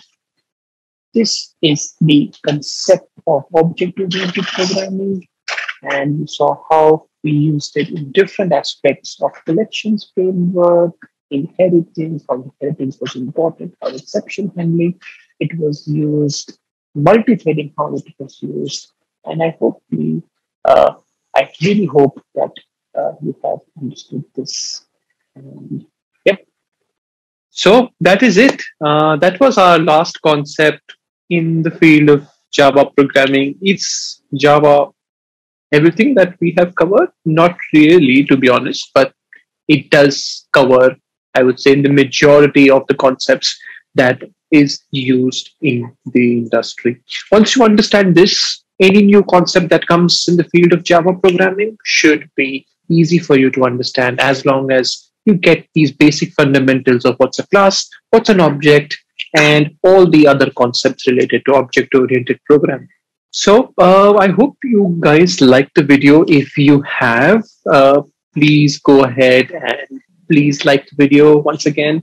And also, I would like you to please go ahead and share and subscribe to this channel of Scalar Academy. We will be coming with more such content and more such exclusive tutorials. Watch out this space for more. And as always, if you have any questions or concerns, please go ahead and mention that in our comment section below. Thank you so much. And I wish everyone the best of luck in the field of Java programming. All the best. Thank you. Hello everyone. I am Yugendra, and today we are going to show you how we can install Java or the Java Development Environment or the Java Development Kit, which is commonly called as JDK on Windows 10, and how to install an IDE, which is Integrated Development Environment of Java as well. In this video, the IDE which we'll be installing is Eclipse, which is quite a common IDE among Java developers. It is quite common just because it is easy to collaborate and work with. And companies like Apple, Citigroup, Qualcomm and Bank of America use Eclipse, so it will be a bonus to add this on your resume as well. So the agenda for today's video will be installing JDK and then proceeding with the Eclipse IDE installation. But before moving on with the video, for more such videos on Java, do not forget to hit the like button, and it would mean a lot to us if you could subscribe to our channel. So without further ado, let us now go ahead with the demo.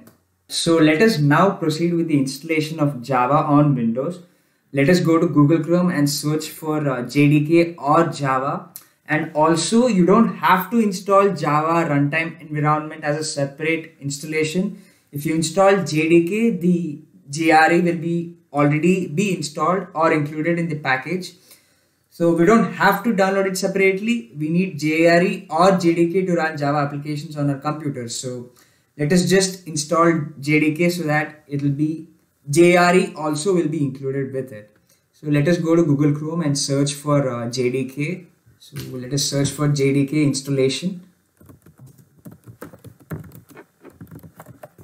And over here you can see that the website over here is Oracle. So Oracle is the company which developed Java. So we can click here and see what we get it. So here you can see that the latest version is 17.0.1. So LTS means long-term support. So that means, the support is still going on for that version. As you can see over here, we have different OSs, but right now we are interested in Windows. So let's click on Windows.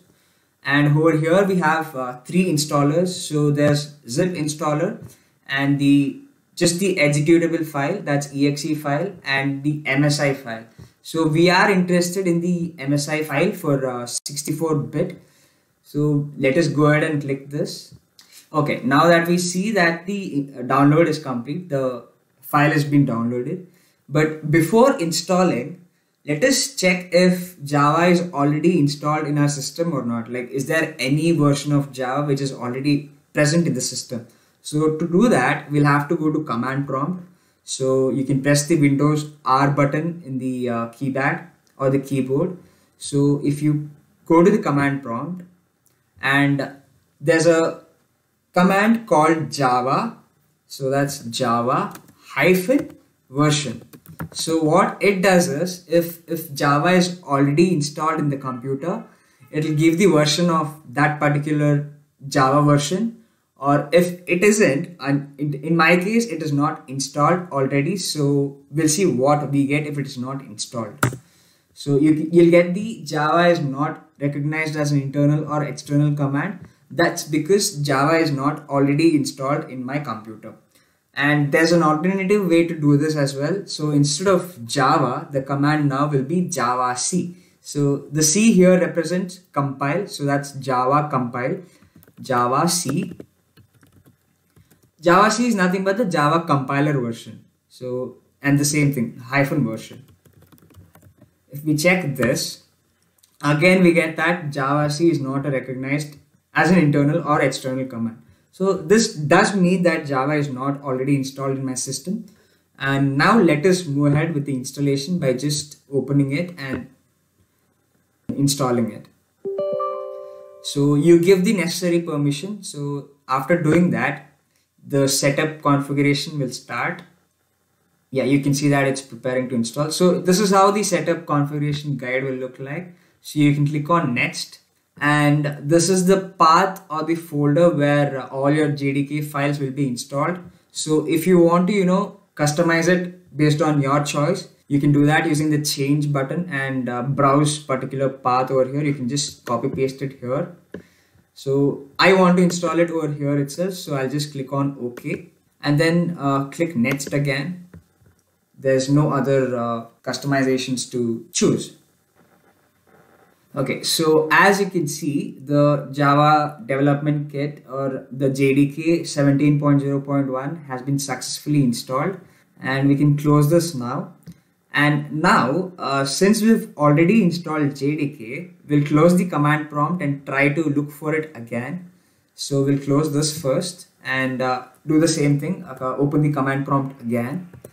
So over here, now if you give the Java command and the -version thing, so I think you'll get the version because Java is already installed in our system. So if you click on enter, so we have the Java version as 17.0.1, which is the version which we installed today, and the same command, the Java C command. So that's Java C -version. If you press enter, you have the Java compiler version also as 17.0.1. So this confirms that Java or JDK has been installed successfully. And now let us, go ahead and put Java or Java home as path or environment variables. This is to run Java from command prompt so that it's easier to access. So let us do that. And for that, you need to go to settings. Okay, so here you need to go to environment variables. So and click on edit the system environment variables. And over here you have a button in the advanced tab saying environment variables. So click on it and you have a numerous number of variables over here. So over here go to path and then edit this one. So click on edit. Over here you can give the path of Java where it's installed. So for that we need to go to this file explorer and go to the Java path, go to C drive. For me it's C drive and for you it would be different. So C drive, program files, Java, and over here JDK 17.0.1. And always remember that bin is the important folder inside JDK. So this is where all the executable files or the DLLs are loaded from. So this is the path we are supposed to give in the environment variables path. So copy this and just paste it over here. Get a new one.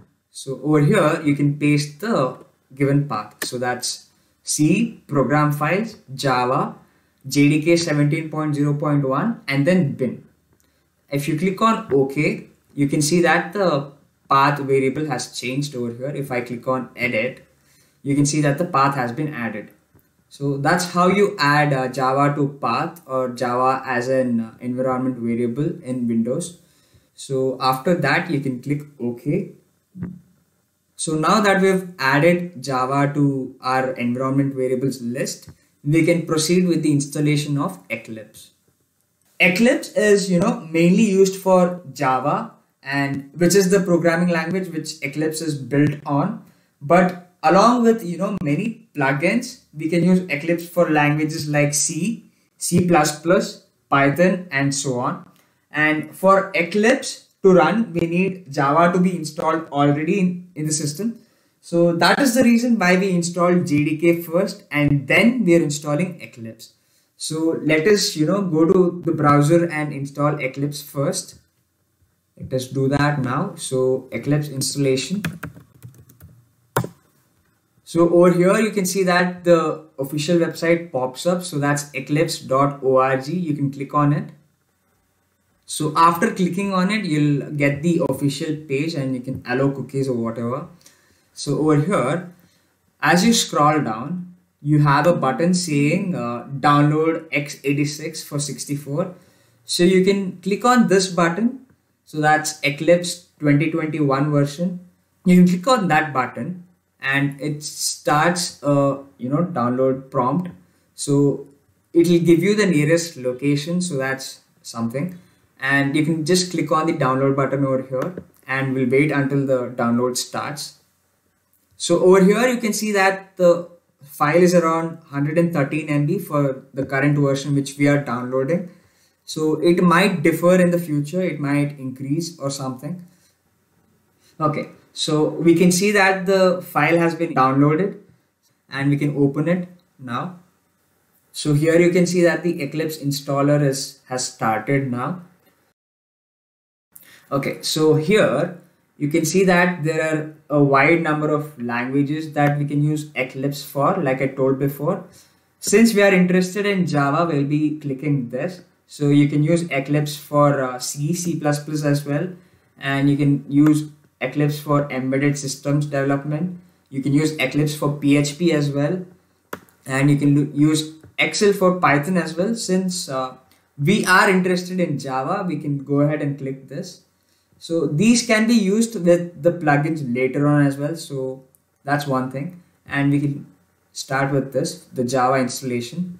So over here, you can see that the path is Java JDK, which is we've already installed. That's the JDK path, and installation folder for Eclipse will be this. So that's users interview bit Eclipse Java, and you can change it using this button as well. So that's one thing, and we can proceed with the installation. So if you want to change the path, you can do it using browse button. So since I don't want to change it, I'll just click on install. It will create a desktop shortcut as well now.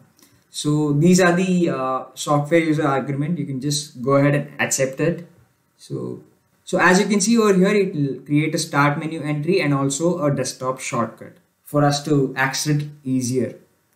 So yeah, here you can see that the Eclipse has been installed, and you can launch Eclipse from this button itself. So you have a desktop shortcut which we chose while installing it, so you can open it.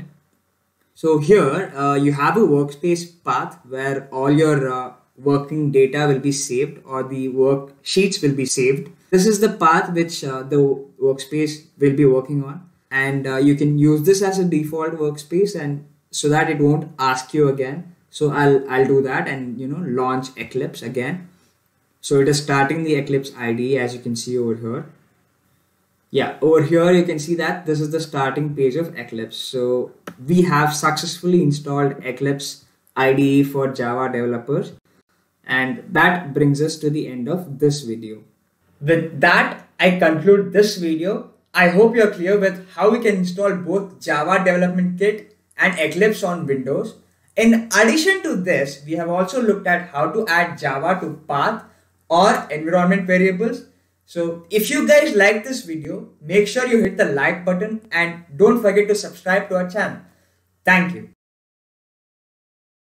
Hi guys, my name is Devi and I am back with another video for you all. So today's video is going to be really helpful for anyone who is looking for basic beginner level projects based on Java programming language. But before we move on with the video, I would request you to please like this video and share it with your friends and family. Also, do not forget to subscribe to our channel because we keep bringing you new videos based on multiple technologies and trends every single day. So in this video, we are going to look at two different projects which are very basic yet very easy to understand and are going to help you clear your concepts of Java programming. We will be looking at two different projects. The first would be an ATM machine interface, and the second project is going to be a calculator application. One by one, I'm going to show you how you can work with these two projects, how the code is executed, what functions, what methods, and what all features of core Java have been used in creating these applications. So let us begin. Okay, so the first application that we have is the ATM machine interface or an ATM application. Now this is a very basic ATM machine interface or application that we have created with the help of core Java concepts and OOPS concepts.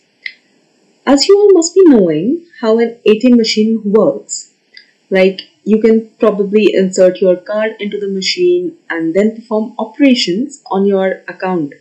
It could be your current account, your savings account, and you can perform different types of operations on your account, such as you could view your existing balance, or you can even withdraw or deposit funds into your account. So that is exactly what we are going to look at today in this application. So as you can see, I have created a project ATM, and within this project we have three different classes. Now the first class that we have created is the ATM class.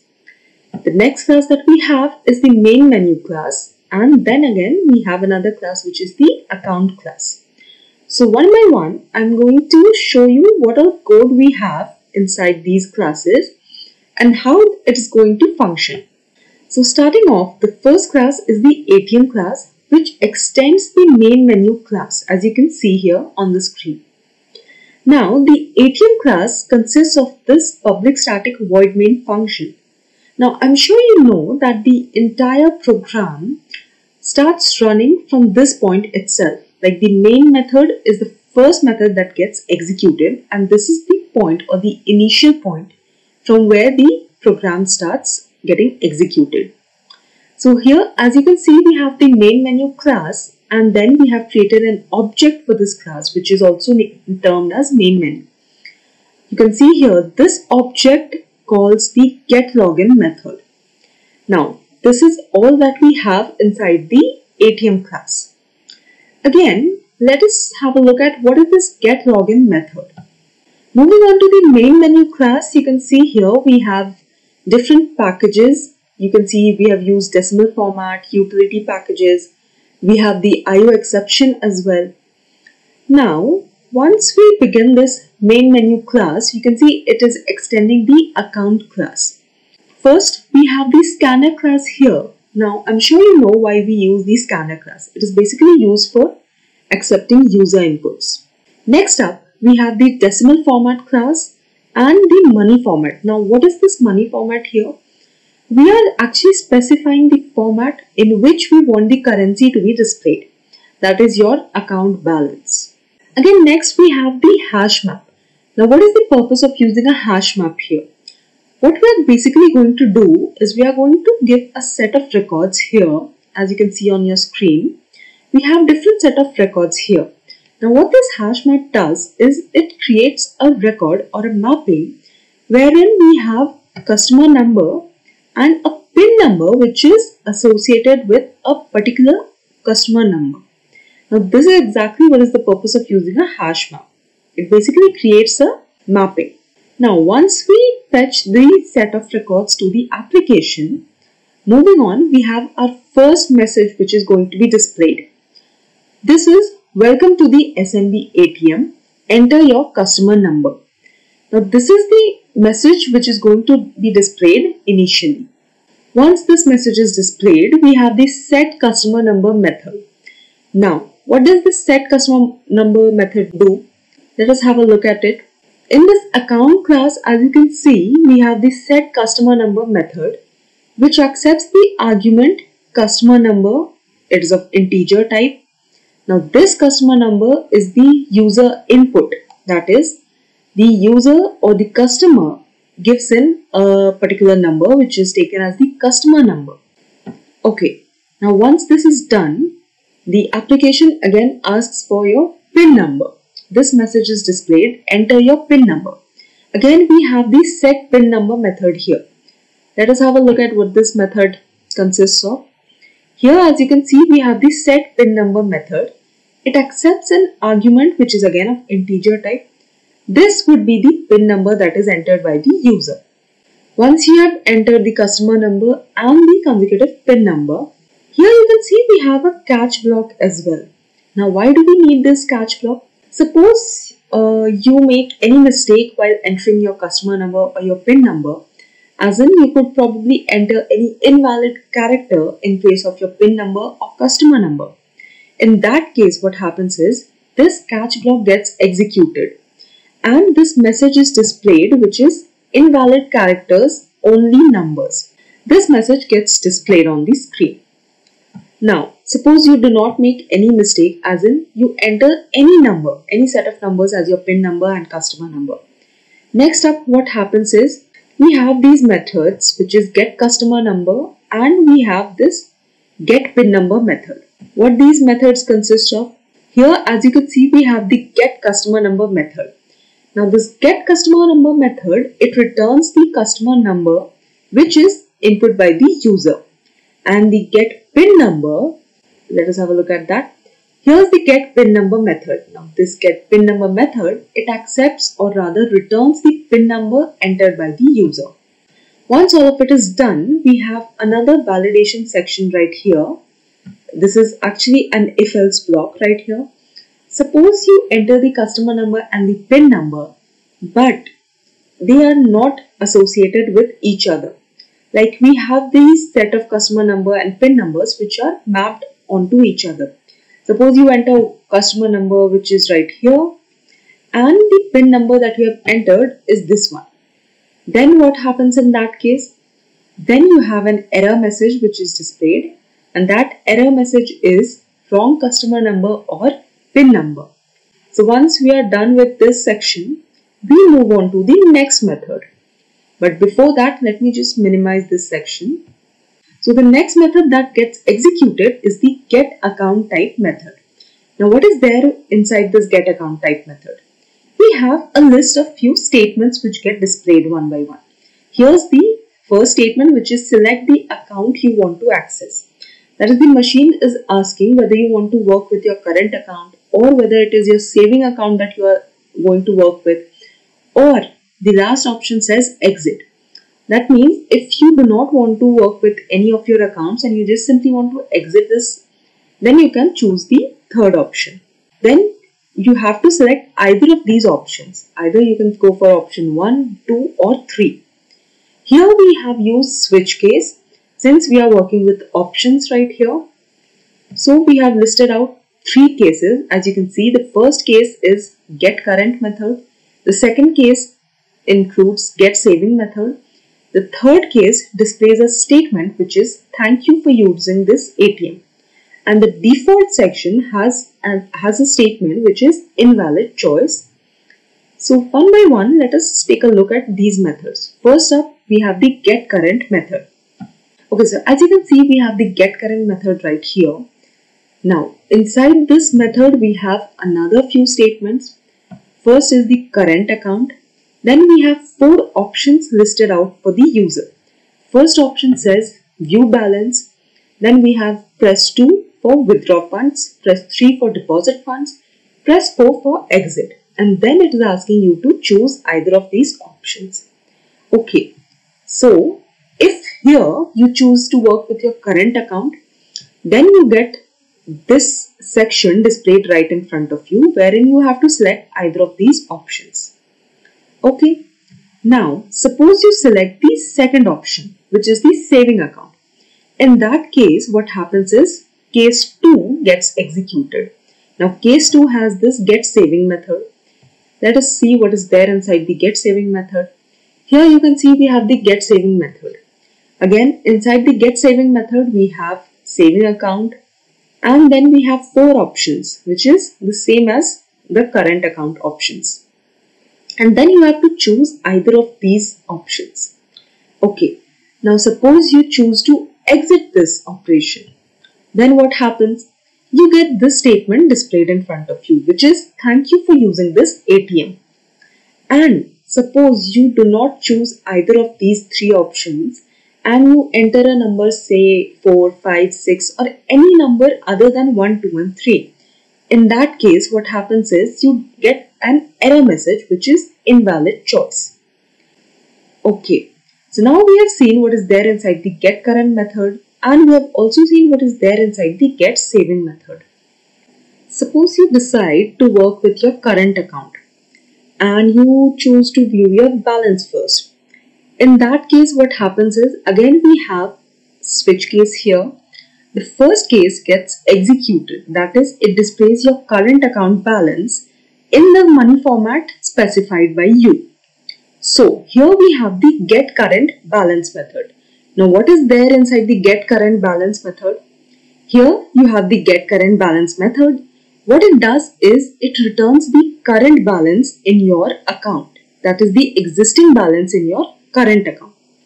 Again, suppose you decide to go for the second option. Now what is the second option? Second option is to withdraw funds from your account. In that case, what happens is this case gets executed, which is the get current withdraw input method. What happens here? Let us take a look at it. Here's the get current withdraw input method. The first statement which gets displayed is the current account balance or the existing balance in your current account. Next, the machine or the application asks you the amount that you want to withdraw from your current account. You need to input the amount that you want to withdraw. Then this if-else block gets executed. The amount is deducted from your current balance and the new current account balance gets displayed right in front of you. In case the amount that you want to withdraw is more or larger than the existing balance in your account, in that case what happens is this else block gets executed. Then the statement which gets displayed is balance cannot be negative. Now here, as you can see, we have another new method which gets executed. This method is the calc current withdraw, which also takes argument, which is the amount you enter. This is the amount that you need to withdraw. Now let us take a look at what is this calc current withdraw. Okay, so here's the method that I was talking about, calc current withdraw. This takes the argument, which is the amount you need to withdraw, your current balance here, then the amount gets deducted from your current balance and the new current balance is returned. Okay, so once this is executed, you have your new current balance. Now suppose you want to deposit funds into your current account. In that case, the third case gets executed and the get current deposit input method gets invoked. Now let us have a look at this method, what is there inside this method. Now here we have the get current deposit input method. First, the existing balance in your current account gets displayed. Next up, you need to enter the amount you want to deposit to your current account. The user input is accepted.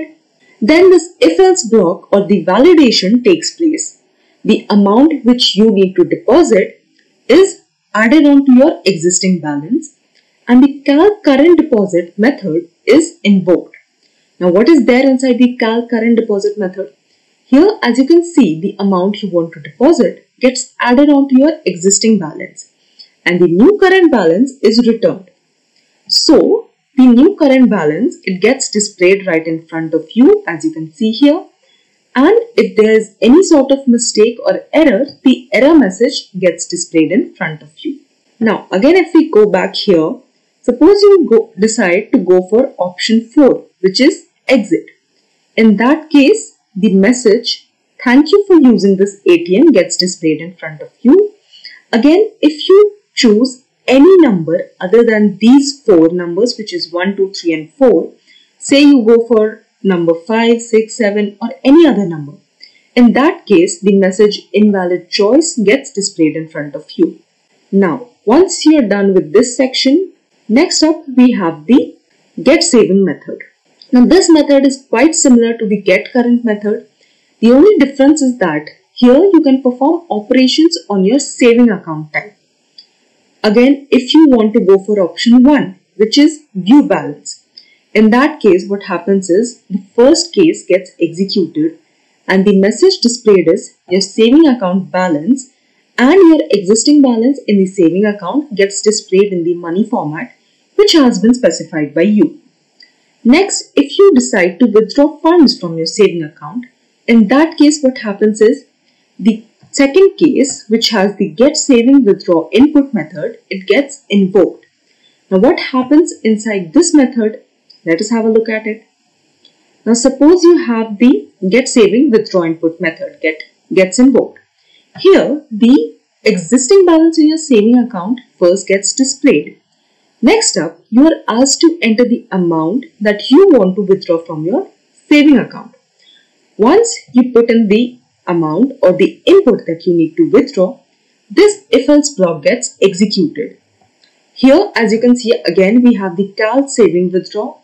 This method gets invoked and inside this method, the amount that you need to withdraw gets deducted from your existing balance and the new saving balance is returned.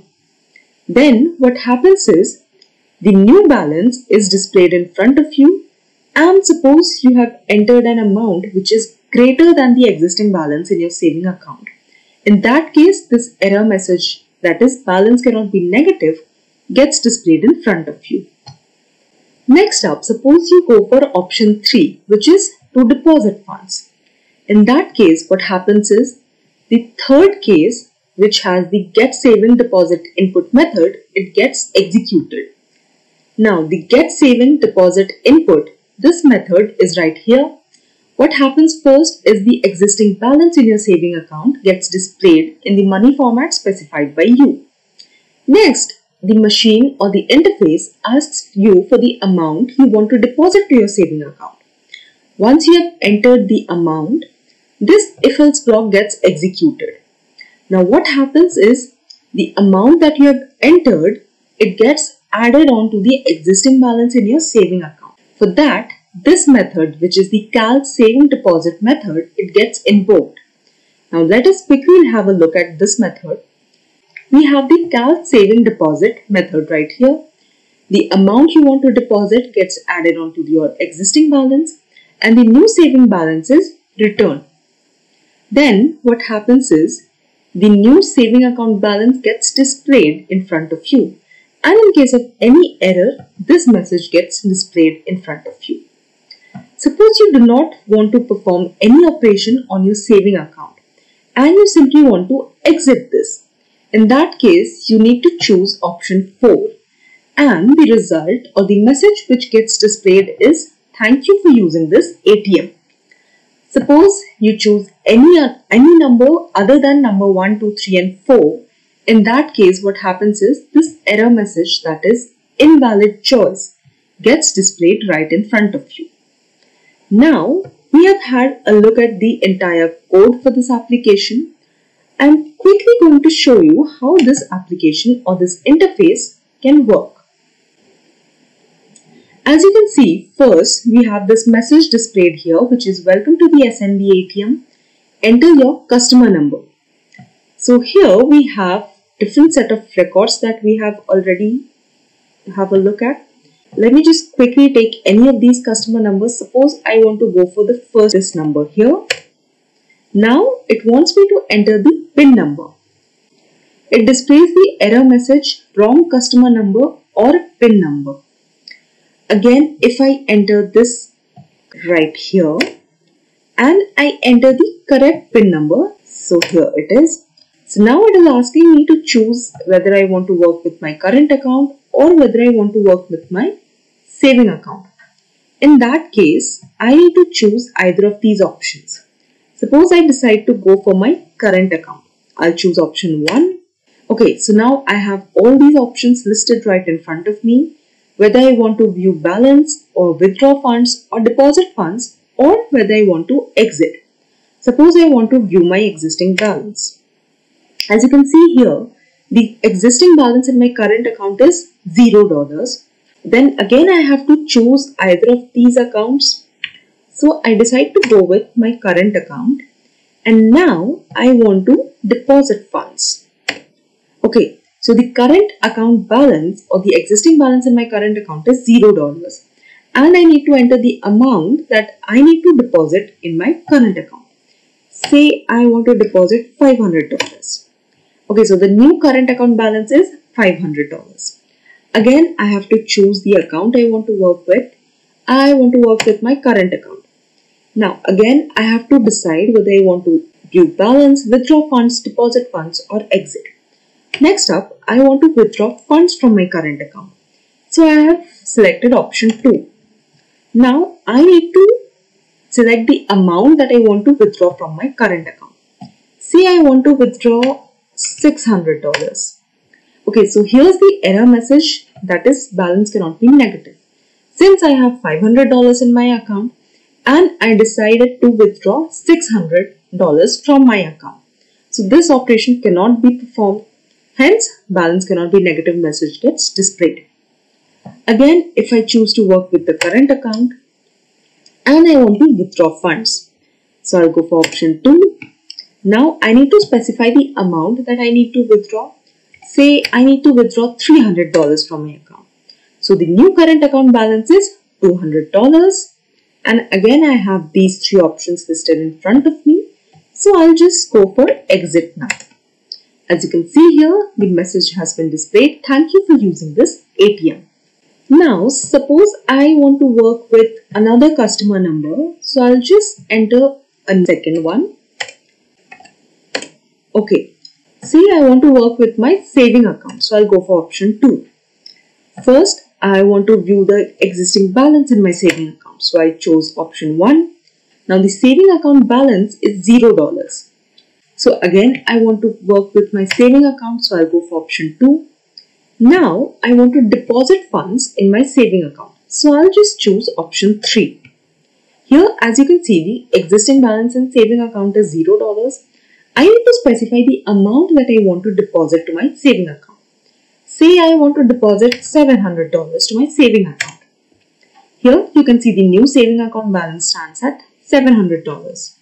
Again, I decide to work with saving account, and now I want to withdraw funds from my saving account. So I choose option 2. You can see the existing balance is $700. Again, I need to specify the amount that is to be withdrawn from my saving account.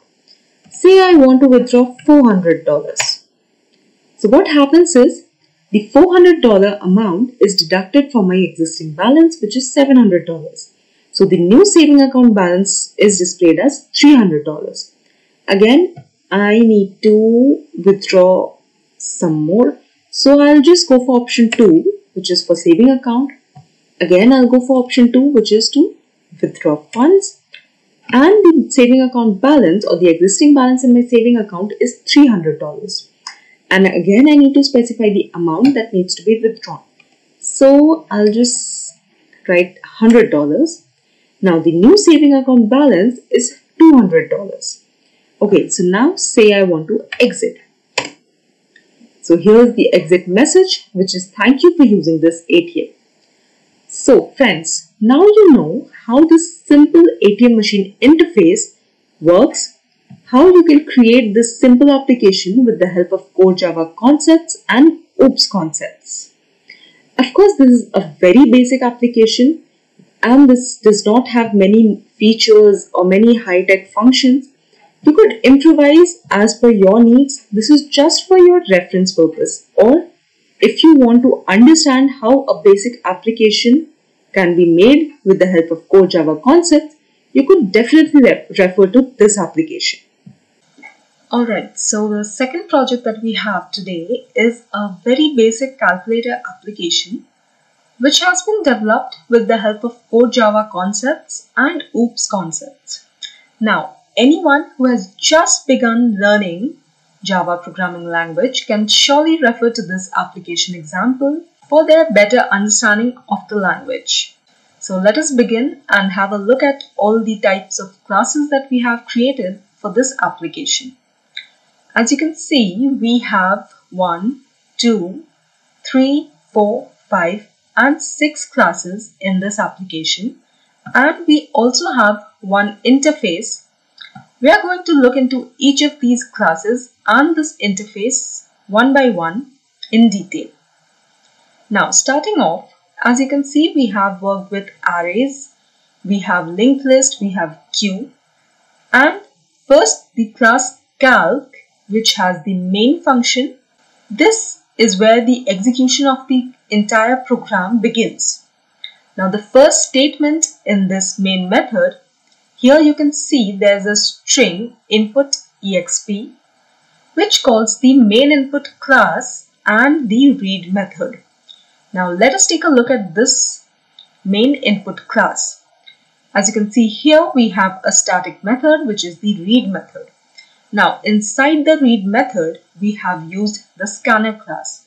I'm sure you all know why we use the scanner class. And for those of you who do not know, scanner class is basically used to accept command line arguments from the user.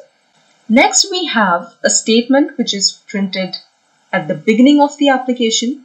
This says input expression. That is, the user is asked to input any expression, and you also have an example which is given right here, 5 plus 2 multiplied by 9 divided by 6. Any similar expression could be entered by the user. Now the input is accepted from the user and this input is returned back to this string, which is input exp. Now once this has been done and the input expression has been accepted from the user, then moving on, we have two different arrays here. Now what is the purpose of these arrays? Let us see. First we have the array of numbers, which is right here, and the second array is for the array of operators, or you can say array of operations. Now why do we need these two different types of arrays? So the first array, which is the array of numbers, basically stores all the numbers which are there in the expression. Which expression? The expression which has been entered or input by the user. Now all the numbers are selectively fetched into this array of numbers. Again we have the array of operators. Now what is stored in this array? The expression consists of different operators, right?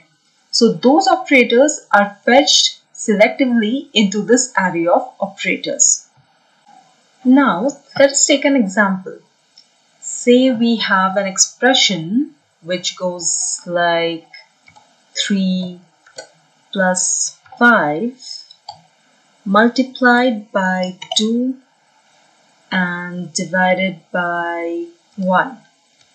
Okay, so suppose this is the expression that has been taken by the user. Okay, now we want to get the result of this expression by performing the entire calculation on the application that we have created. Okay, so now let us see what we can do with the calculator application.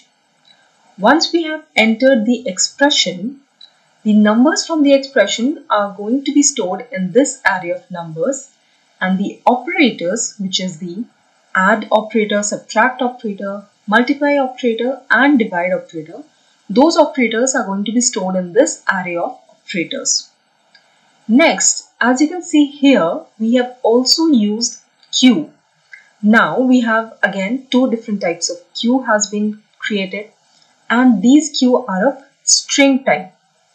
Basically, we are storing the operators in one queue and the numbers in another queue.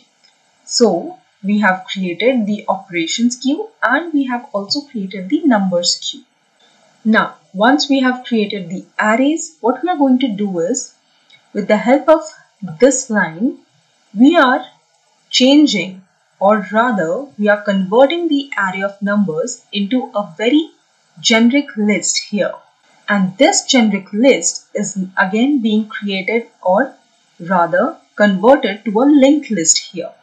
And this linked list is being stored in this queue of numbers. Similarly, what we are doing here is that we are taking the array of operators, we are converting it into a generic list. This generic list is being converted into a linked list of string, which is again or further converted into the queue of operations. Now, moving on, we have this line of code. Here we have the res variable. Now, what is there stored in this variable? Here you can see we have written numbers.poll method. Now, I'm sure you all know that the poll method is used whenever we want to fetch the topmost element from a queue. That is, the first element which is there in a queue is fetched with the help of this poll method. So here the topmost element from the queue of numbers is fetched and stored in the res variable. Okay. Now again we have the while loop here. Next, inside this while loop, whatever the condition you want to apply could be put here. In this case, we are applying a condition where we are saying that the numbers queue should not be empty. This means that this entire while loop will be executed till the queue becomes empty. Okay, as long as we have elements in the numbers queue, this entire while loop will keep on being executed. So the first line inside the loop is this operator string that we have, and we have termed it as OPR. Now this string stores what? Here again you can see we have used the poll method, but this time we want the poll method to extract the topmost element from the queue of operations, and that operator, that is the topmost element in the queue, will be stored in this OPR variable. Moving on, we can see we have the interface operate, and here is the reference. This reference is for the interface operate. Okay. Next up, you can see we have made use of switch case here. Now this switch case block is very important for this calculator application. Let us see how. Here, as you can see, we are passing the OPR variable value into the switch case functions. Here are 4 case blocks that we have, and these case blocks are based on the expressions, or rather the operators within the expression that has been input by the user. Now, here I have made use of dynamic binding. How? I have taken the reference or the interface reference here, and here is the object that I have added onto the interface reference. As you can see, here's the divide object, multiply object, subtract object, and the add object. Now, whenever the expression is being executed or we are fetching the operators, One by one, they are matched with these 4 cases. Suppose we encounter the addition operator. In that case, what happens is this add object is invoked. Here we have the class addition or add, which you can see implements the interface operate. Now first let us see what is there inside the interface operate. You just have one single method inside the interface, that is the getResult method, which takes the argument, which is the queue of numbers. And this right here means that it is a variable argument, which means that the entire length of this array, it depends on how many arguments you want to pass on to this method. Although it has a fixed length, but it still depends on how many elements or how many arguments you are passing on to this getResult method. This array could have a single element, it could have 2 elements, it could have 3 elements. It totally depends on how many arguments you want to pass on to this method. Okay, so going back to the add class that we have here. Now inside this add class, since the operate interface already has the getResult method, so in this case, it needs to override this method. Now inside the getResult method, we have to perform the addition operation on the arguments that have been supplied to it. And once the addition has been performed, the end result or the sum is returned back to where? It is returned back to this case or the interface reference, which is the operate. Here we have the sum returned back to it. Now once this has been done, this entire while loop gets executed again. Why? Because the queue of numbers is not empty yet. So here's the example that we are considering: 3 plus 5 multiplied by 2 divided by 1. So first what happens is the numbers 3, 5, 2 and 1 are stored in the numbers queue, and the operators addition, multiplication and division are stored in the queue of operators.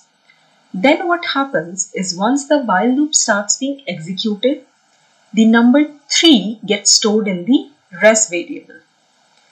Then we perform the switch case block, we encounter the plus operator, and 5 is stored in the num. I'll just show you where 5 can be stored. Here, as you can see, we have the num variable. Now what is the num variable going to store? You can see we are again taking the poll method. This time the poll method is going to fetch the topmost element from the queue. At first, in this line of code, the element 3 has already been fetched into the rest variable. So now the topmost element in the queue of numbers is 5. So 5 is stored in num variable, and then what happens is the rest variable is equal to operate, which is the interface reference, dot getResult method, and the arguments which are passed inside the getResult method is rest and num, that is 3 and 5.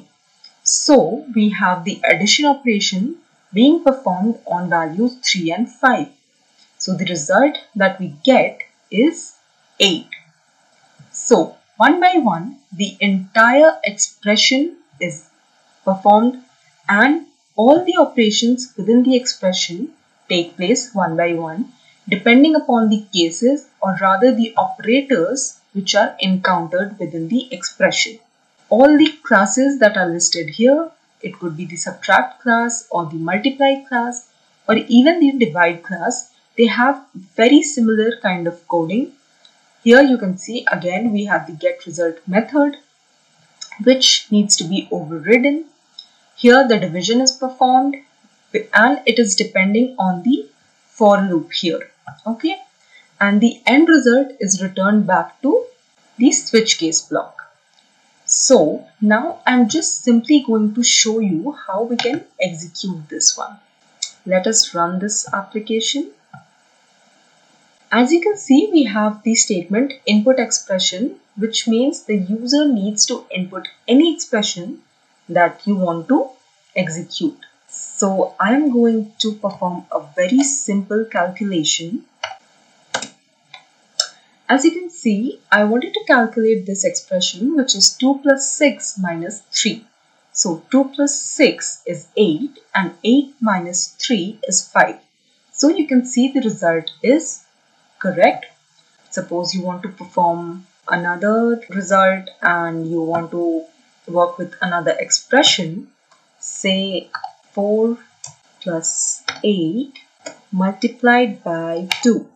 Okay, so here again we have the result right in front of us. It is 24. That is 4 plus 8, 12 multiplied by 2, which is 24. So this is a very basic calculator application that you can create with the help of core Java concepts and OOPS concepts as well.